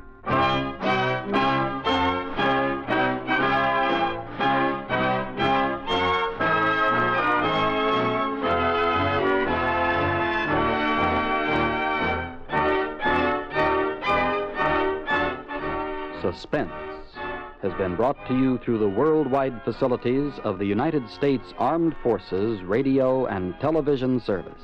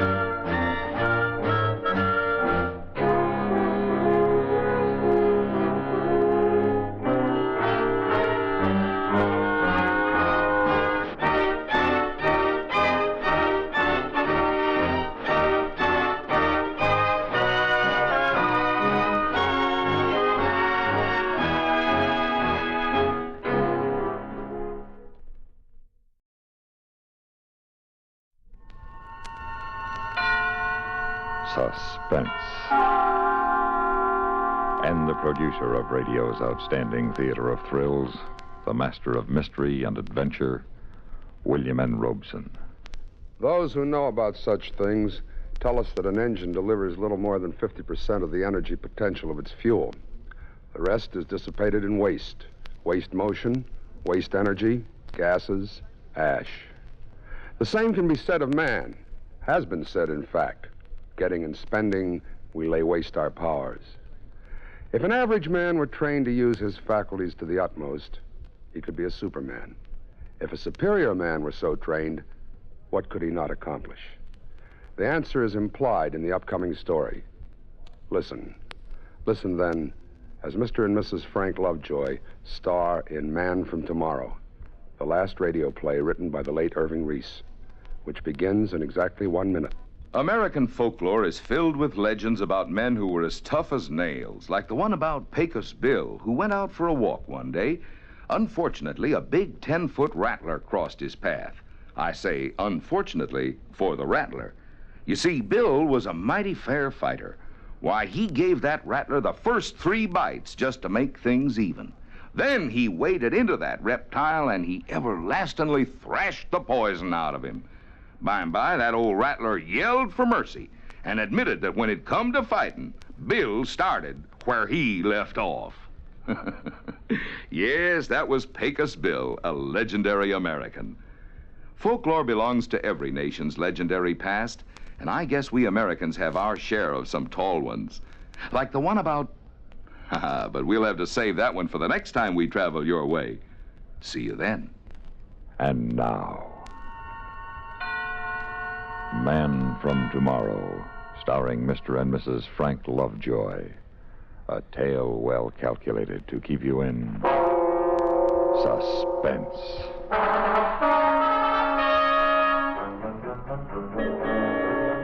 Even in these days of so-called full employment, you'd be surprised how few job opportunities come up for an ex-jet jockey. So it was with more than passing interest that I read this ad while I was scanning the classified section of the Sunday paper. It said, wanted, ex-jet pilot. Unmarried, without family obligations, must be in perfect health and prepared for rigid tests. Successful candidate will receive good pay and be given opportunity to contribute to daring experiment in world betterment. Apply Tuesday at 10 a.m., Science Associates, 126 West Street. Well, Science Associates, you just got yourself a boy.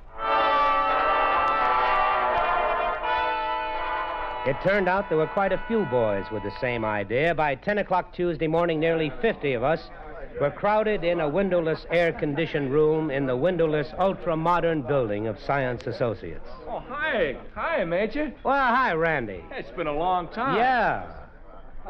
Some of the faces were familiar, guys that had been in the Air Force with me in Korea and afterward. We sat there and waited. An hour, 2 hours, nothing happened. I don't know about the rest of you guys, but this place is beginning to give me claustrophobia. I'm getting out. Open that door. Hey, it's locked. Hey, we're locked in here. Even before this had a chance to sink in, another door opened on the far side of the room. A guy with a white mask on his face came in carrying a Thompson submachine gun. Hit the deck! Everybody flattened on the floor except me. I made a dash for the man in the mask, but he disappeared as quickly as he'd come. Hey, Major, how come you didn't hit the floor? You tired of living? Well, he was shooting blanks. He was shooting... Couldn't you see that? There weren't any bullets chipping anything. Besides, I knew it was a gag from the way he held that machine gun. When those babies are loaded with live ammo, you got to fire them from the waist. Well, I don't like this. Come on, guys, let's crash the door and get out of this rat trap. Oh, save it, Randy. That won't do you any good. That door's as thick as a bank vault. And then something else. Thick, black, acrid smoke pouring out of the air conditioning vents. And a sound from somewhere. Of an airplane diving. Every pilot remembers with horror the smell of burning oil from a plane out of control. It hit us way back and deep down, and some of the guys got panicky. And then the blowers reversed and the smoke was sucked out quickly. Attention, please. A loudspeaker cut in from nowhere. For the past 2 hours, you have been under close observation as a necessary part of this test. You were warned in advance the test would be rigid. As you file out past the guard, you will receive a token compensation for your time and discomfort. We now ask you all to leave, except the man who ran for the gunner. The door is now open. Thank you. You're welcome, boy. Well, Major, looks like you got the job. Also looks like I'm going to shove it right back in their faces. Well, I don't blame you. Well, so long. So long, Randy. Take it easy. For a moment, I was alone in the empty room, and then an inner door opened, and I wasn't so sure I wanted to shove the job in their faces. Not in this face, anyway. Your name, please. Well. I hardly expected to find a blonde at the bottom of this. You will come with me, please. Well, I'll do nothing of the sort. Now, don't give me orders, Blondie. I want to see the guy responsible for this, and then I'm getting out of here. I take it you have lost interest in contributing to world betterment. Oh, yes, that's what it said in the ad. Well, whatever your lofty purpose, I don't like cold-blooded cruelty. Unfortunately, we cannot allow personal feelings to interfere with our objectives. Well, then your objectives are wrong. You will be better able to judge that when you know what they are. Well, I don't think I'm interested. And if I may indulge a personal feeling, callousness is unattractive enough in a man, but in an attractive girl... Neither your feelings nor mine will matter in this project, Major. I believe you were addressed. It was just plain Mr. Kentman. The war's been over for some time, Miss, Dr. Frost. That's appropriate. I beg your pardon? Oh, nothing. I sometimes mutter to myself. The last thing I said to you, Doctor, is that the war is over. If it is possible for you to unlock your quite superior intelligence from emotional reactions common to schoolgirls and housewives, my senior colleague, Professor Baird, and I will attempt to convince you on the only basis that should appeal to the mature mind. Facts. Well, you go ahead and try, but I doubt you'll be successful.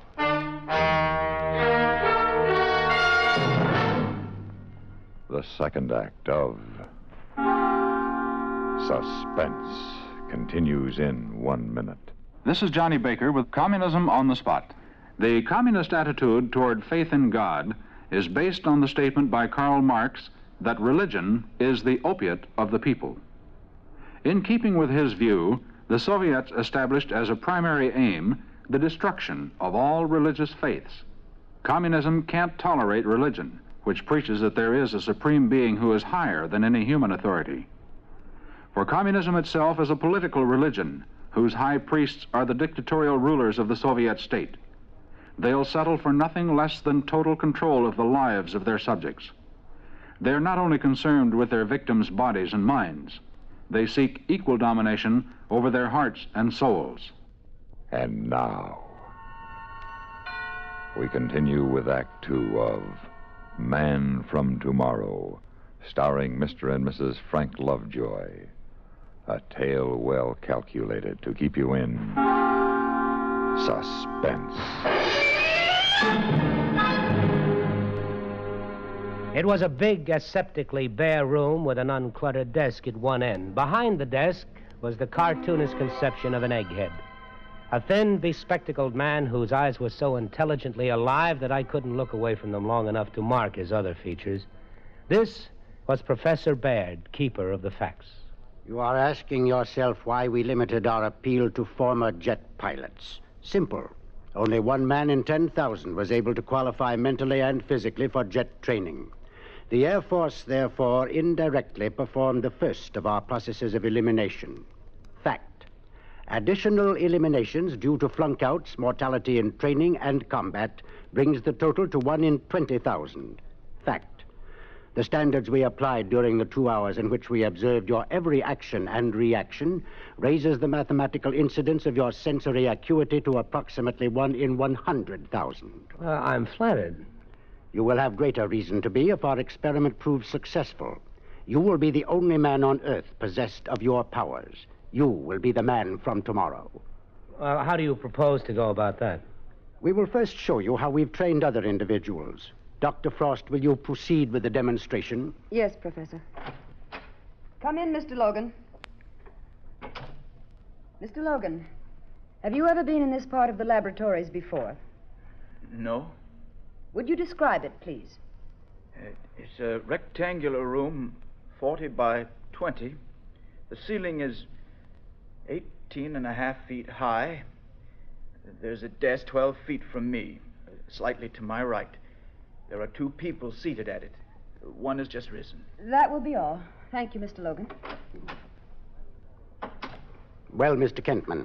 Well, it would be very impressive if any schoolboy with normal vision couldn't do as well. Agreed. But Mr. Logan is totally blind. Looking back now, I can hardly believe my own impressions. The blind man was followed by a deaf mute, then a paraplegic who'd lost all sense of touch and smell. Their demonstrations were incredible. Not one of these persons possessed physical senses above the average, Mr. Kentman. The deprivation of one sense or another, in the case of the blind or deaf man, stimulated nature's desire to compensate for the loss. But what are you trying to prove? That man has powers even now that are beyond his comprehension. We wish to explore those powers. Suppose one nearly perfect man with superior sensory perception to begin with could develop the extension of his 5 senses to the maximum degree we've just observed. What do you think would happen? I don't know. Neither do we. But it is our conviction that this man would also acquire a new sense, a 6th sense, that would endow him with a power never dreamed of before. Don't you think it's a dimension worth exploring? Maybe. But how could anybody accomplish it? Training. By producing the circumstances that surround the blind man, the deaf man, the handicapped. You would have to agree to cut yourself off from the outside world for 3 years. You would spend 6 months living in a pitch-dark laboratory. You would sleep, eat, function in a world of darkness. Various sound devices will be used to train and measure your hearing responses. After that, 6 months would be devoted to simulating the world of the deaf-mute, and so on. You will be paid $20,000 at the end of the 3 years. All the necessities of living will be provided during that time. Then a test will be made, and if our predictions are realized, you will be signed for an additional 5 years at $20,000 per year. Dr. Frost will be in charge of the training program. Do you wish to undertake it? Well, it's a pretty serious move. I'd like to think about it. You have all the facts, Mr. Kentman. We would like a decision now. You think feeling might enter into my considerations, Doctor? Is that what you're afraid of? Afraid? Fear is merely an emotion, Mr. Kentman. I have learned to control all my emotions. I wonder. I beg your pardon? I was muttering again, but what I meant to say is I agree to undertake the experiment. I was led into a pitch-dark room, blacker than the blackest night. It was to be my home for 6 months. It had a bed, bathroom, closets. All I had to do was to find them. I won't waste time telling you what that was like. Just close your eyes tight and try to find your way around a room that's familiar to you, and you'll get the idea. I was still stumbling around 3 days later when I reported for my training with Dr. Frost in the adjoining laboratory, which was even blacker, if possible. Oh, dear. Are you hurt? You wouldn't care if I broke a leg. There's a chair nearby. I know. I just fell over it. We can begin as soon as you're settled. Lucky it's so dark, I don't have to apologize for wearing my pajamas. Don't you like dressing? I love it when I can find my pants. Today's exercise will be recognition of pure tones. Here is an example. That is 1,000 cycles, or 1,000 vibrations per second, stripped of all harmonics. Now, what would you say that was? Oh, 1,100. It is 1,500 cycles. Now, please tell me when you begin to hear the next tone and what the frequency is.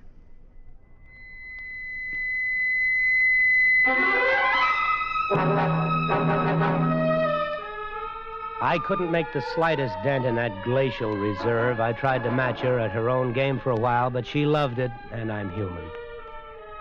Anyway, at the end of the 6 months, I could ramble through the whole place and never stub a toe. It was amazing how you learned to sense things in the dark and what your ears could do. 800. Out. 4,500. Out. Good. Excellent. Mr. Kentman, your threshold of hearing is 20 decibels greater than the average ear. Dr. Frost, I can't see you, but do I detect a note of enthusiasm in your voice?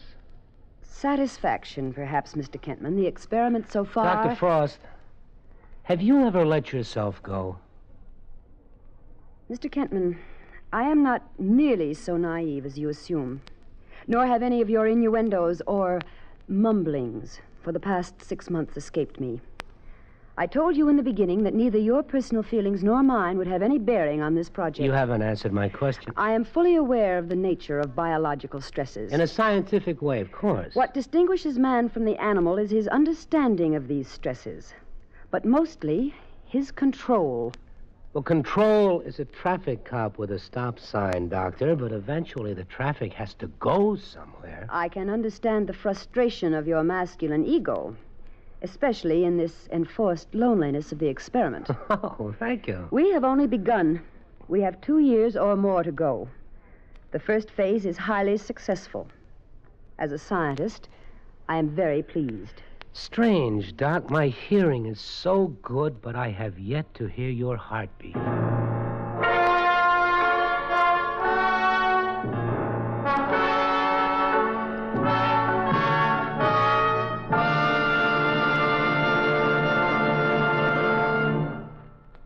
Act 3 of Suspense follows in 1 minute.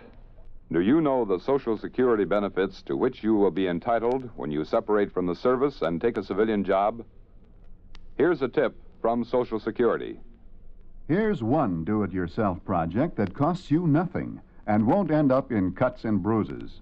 The Social Security Administration wants each one of you that pays Social Security taxes to check up on your account to make sure you are getting credit for every dollar that's coming to you. With records of millions of people to maintain, it's a pretty big job to catch an error that you or your employer might make in reporting your wages and income. You can help by checking every 3 years to see that your record is correct. How? Easy. Simply by mailing a special postcard. Just write to Social Security, Department 15, Hollywood 28, California, and ask for Form 7004. Mail it. And in a couple of weeks, you'll receive a notice that will verify the spelling of your name, your Social Security number, and the wages credited to you for each of the past 3 years. Do it tomorrow. You'll be glad that you did. And now, we continue with Act 3 of Man from Tomorrow, starring Mr. and Mrs. Frank Lovejoy. A tale well calculated to keep you in suspense.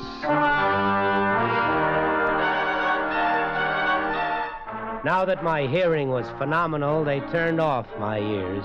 They devised some newfangled earplugs, and I began 6 months of silence. 6 months of being deaf as a doorknob. Deaf, but not quite deaf. Because I began to see sounds, to feel sounds like waves against my skin. I began to hear with my body and with my pores.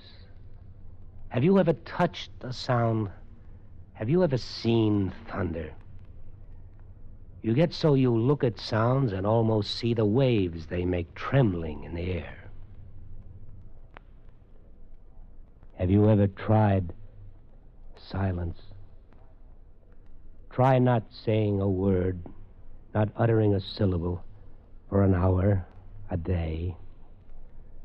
I tried it for 6 months, until all the unsaid words piled up inside my head. They clung like unborn sounds at the back of my throat.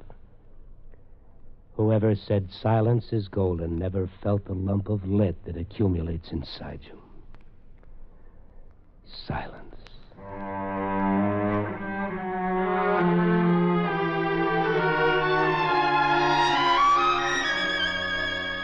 And then the 6 months ended. The day came when she removed the fancy earplugs, and the little canyon I'd been living in widened into a continent. Can you hear me now? Can you hear me? Nod to me or raise your finger when you can hear the sound of my voice. I heard you coming down the hall a minute ago. Were the plugs defective? Oh, no. Incidentally, I take that it's all right for me to talk now? Yes, of course. Have I been a good boy? Have I done everything that you've wanted? So much so, Mr. Kentman, that we're giving you a few days' rest before we begin your training for taste and touch. Well, can I do anything I want? Anything, within reason. Well, then, I'd like to have a drink. And strangely enough, I'd like to have you join me.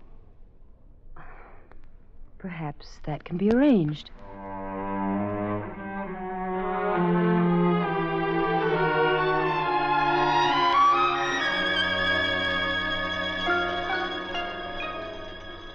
Oh, that wonderful sound of the clink of glasses. And I cannot tell you how dull a piano sounds when you only look at it. You missed the sound of music, then? Oh, yes, music. And the sound of a woman's voice. Or maybe they're the same thing. Oh, incidentally, Dr. Frost, when I say woman, I even include female doctors. Kind of you. By the way, do you have a first name? Or are you only a title followed by Frost and followed by a long string of degrees? My first name is Jessica. Jessica? That's more like it. Jessica. Jessica. Boy, after all that silence, it's good just to say a woman's name. Until the experiment is completely over, Mr. Kentman, it had better remain Dr. Frost. Well, okay, Dr. Jessica Frost plus degrees. I give you a toast. To you. You've been very cooperative about all this, Mr. Kentman. I want you to know that I really like you very much. Well, now, I'm sure the experiment is a success. I've finally developed a sixth sense. Oh? I distinctly heard a lovely lady saying, "I like you very much," and it couldn't possibly have been you.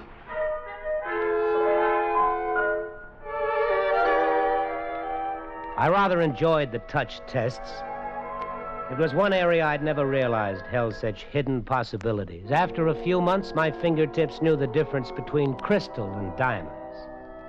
I could tell if you had a suntan merely by touching your cheek.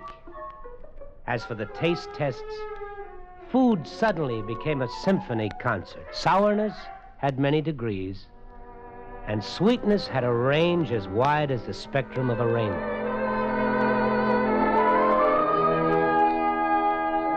And then all of my highly developed senses brought on a new perception, something over and beyond and added to the rest. By the time my training was finished, I knew I had acquired a knowledge beyond knowledge. Sit down, Mr. Kentman. Thank you. Your period of training has been completed. You have passed the final tests, and we have decided to retain you. Now, will you sign the contract, please, Mr. Kentman? It's the arrangement as agreed. $20,000 a year for the next 5 years. Mr. Kentman, is anything wrong? Oh, no, there's nothing wrong. Mr. Kentman, what are you doing? Well, obviously, I'm not signing it. But why? Because I'm afraid. What is there to be afraid of? Myself. And what I know now, and what I'm going to know in the future, what you and Dr. Frost may ask me to do. Afraid to make contributions to scientific progress? Oh, I respect science. Progress, I'm for that, too, but I can see beyond the microscopes and the telescopes and all your theories and experiments. And I don't see one important thing. I don't see happiness, only fear and falling buildings. That's what I see coming out of my super sense. And you'd waste this great talent of yours. Throw it away, turn your back on progress? I didn't say that. I'll look for a new kind of progress. Slicing an atom sideways or sending a phony moon up into God's skies, these aren't the things people are crying for. Not this year, next year, or ever. They want security, dignity, and a little peace of mind. I suppose, then, you think that all our work is to end in death and destruction. It might. That's not fair. Isn't it? Well, what happens if I sign the contract? Who makes the decisions? These are things I can't honestly answer. I know, and that's what I mean. It might be out of your hands, then. Governments would pay billions for me. Our own country would guard me like Fort Knox. I'd be the most valuable thing in the world alive, and even more valuable for some people dead. A thing, not a man. No, that's not going to be for me. Not that way. All this work, everything we've done doesn't mean anything, then. It's all for nothing. Well, I don't know. I'm sorry. I guess you picked the wrong man for the job. What are you going to do now, Mr. Kentman? Pack my things and go away. I don't know where. It doesn't really matter. Jessica, I probably won't see you again before I go. Thank you for everything. I'm sorry to let you down like this, but... well, so long.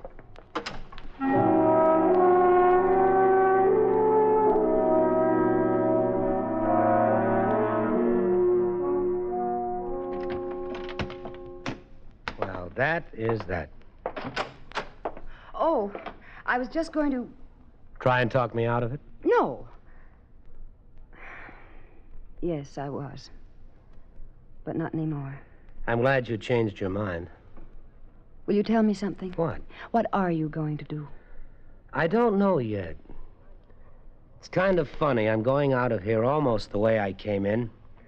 One suitcase, one hat, one coat. The only difference, I've got all the knowledge of the world up here, and I don't know what I'll do with it. I haven't been able to think, not clearly. I know one thing, though. There are a lot of things I can try. What? Ever hear of cancer, heart disease, common cold, a dozen other things man doesn't know anything about? Yes. Might not be bad for a start. No, that's not bad for a start. Do you think you might need someone to help you? Yes, I might. I've talked to Professor Baird. I think perhaps he understands. Does he? Yes. Oh, it's a little uncomfortable for a woman. I'm not supposed to say anything until you do.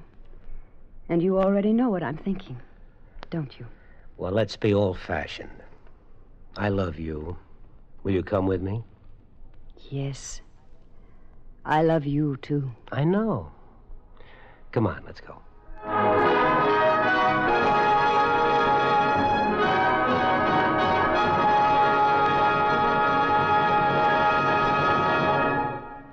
Suspense,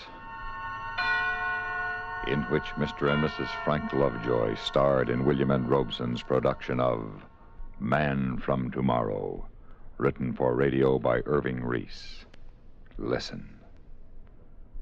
Listen again next week when we return with another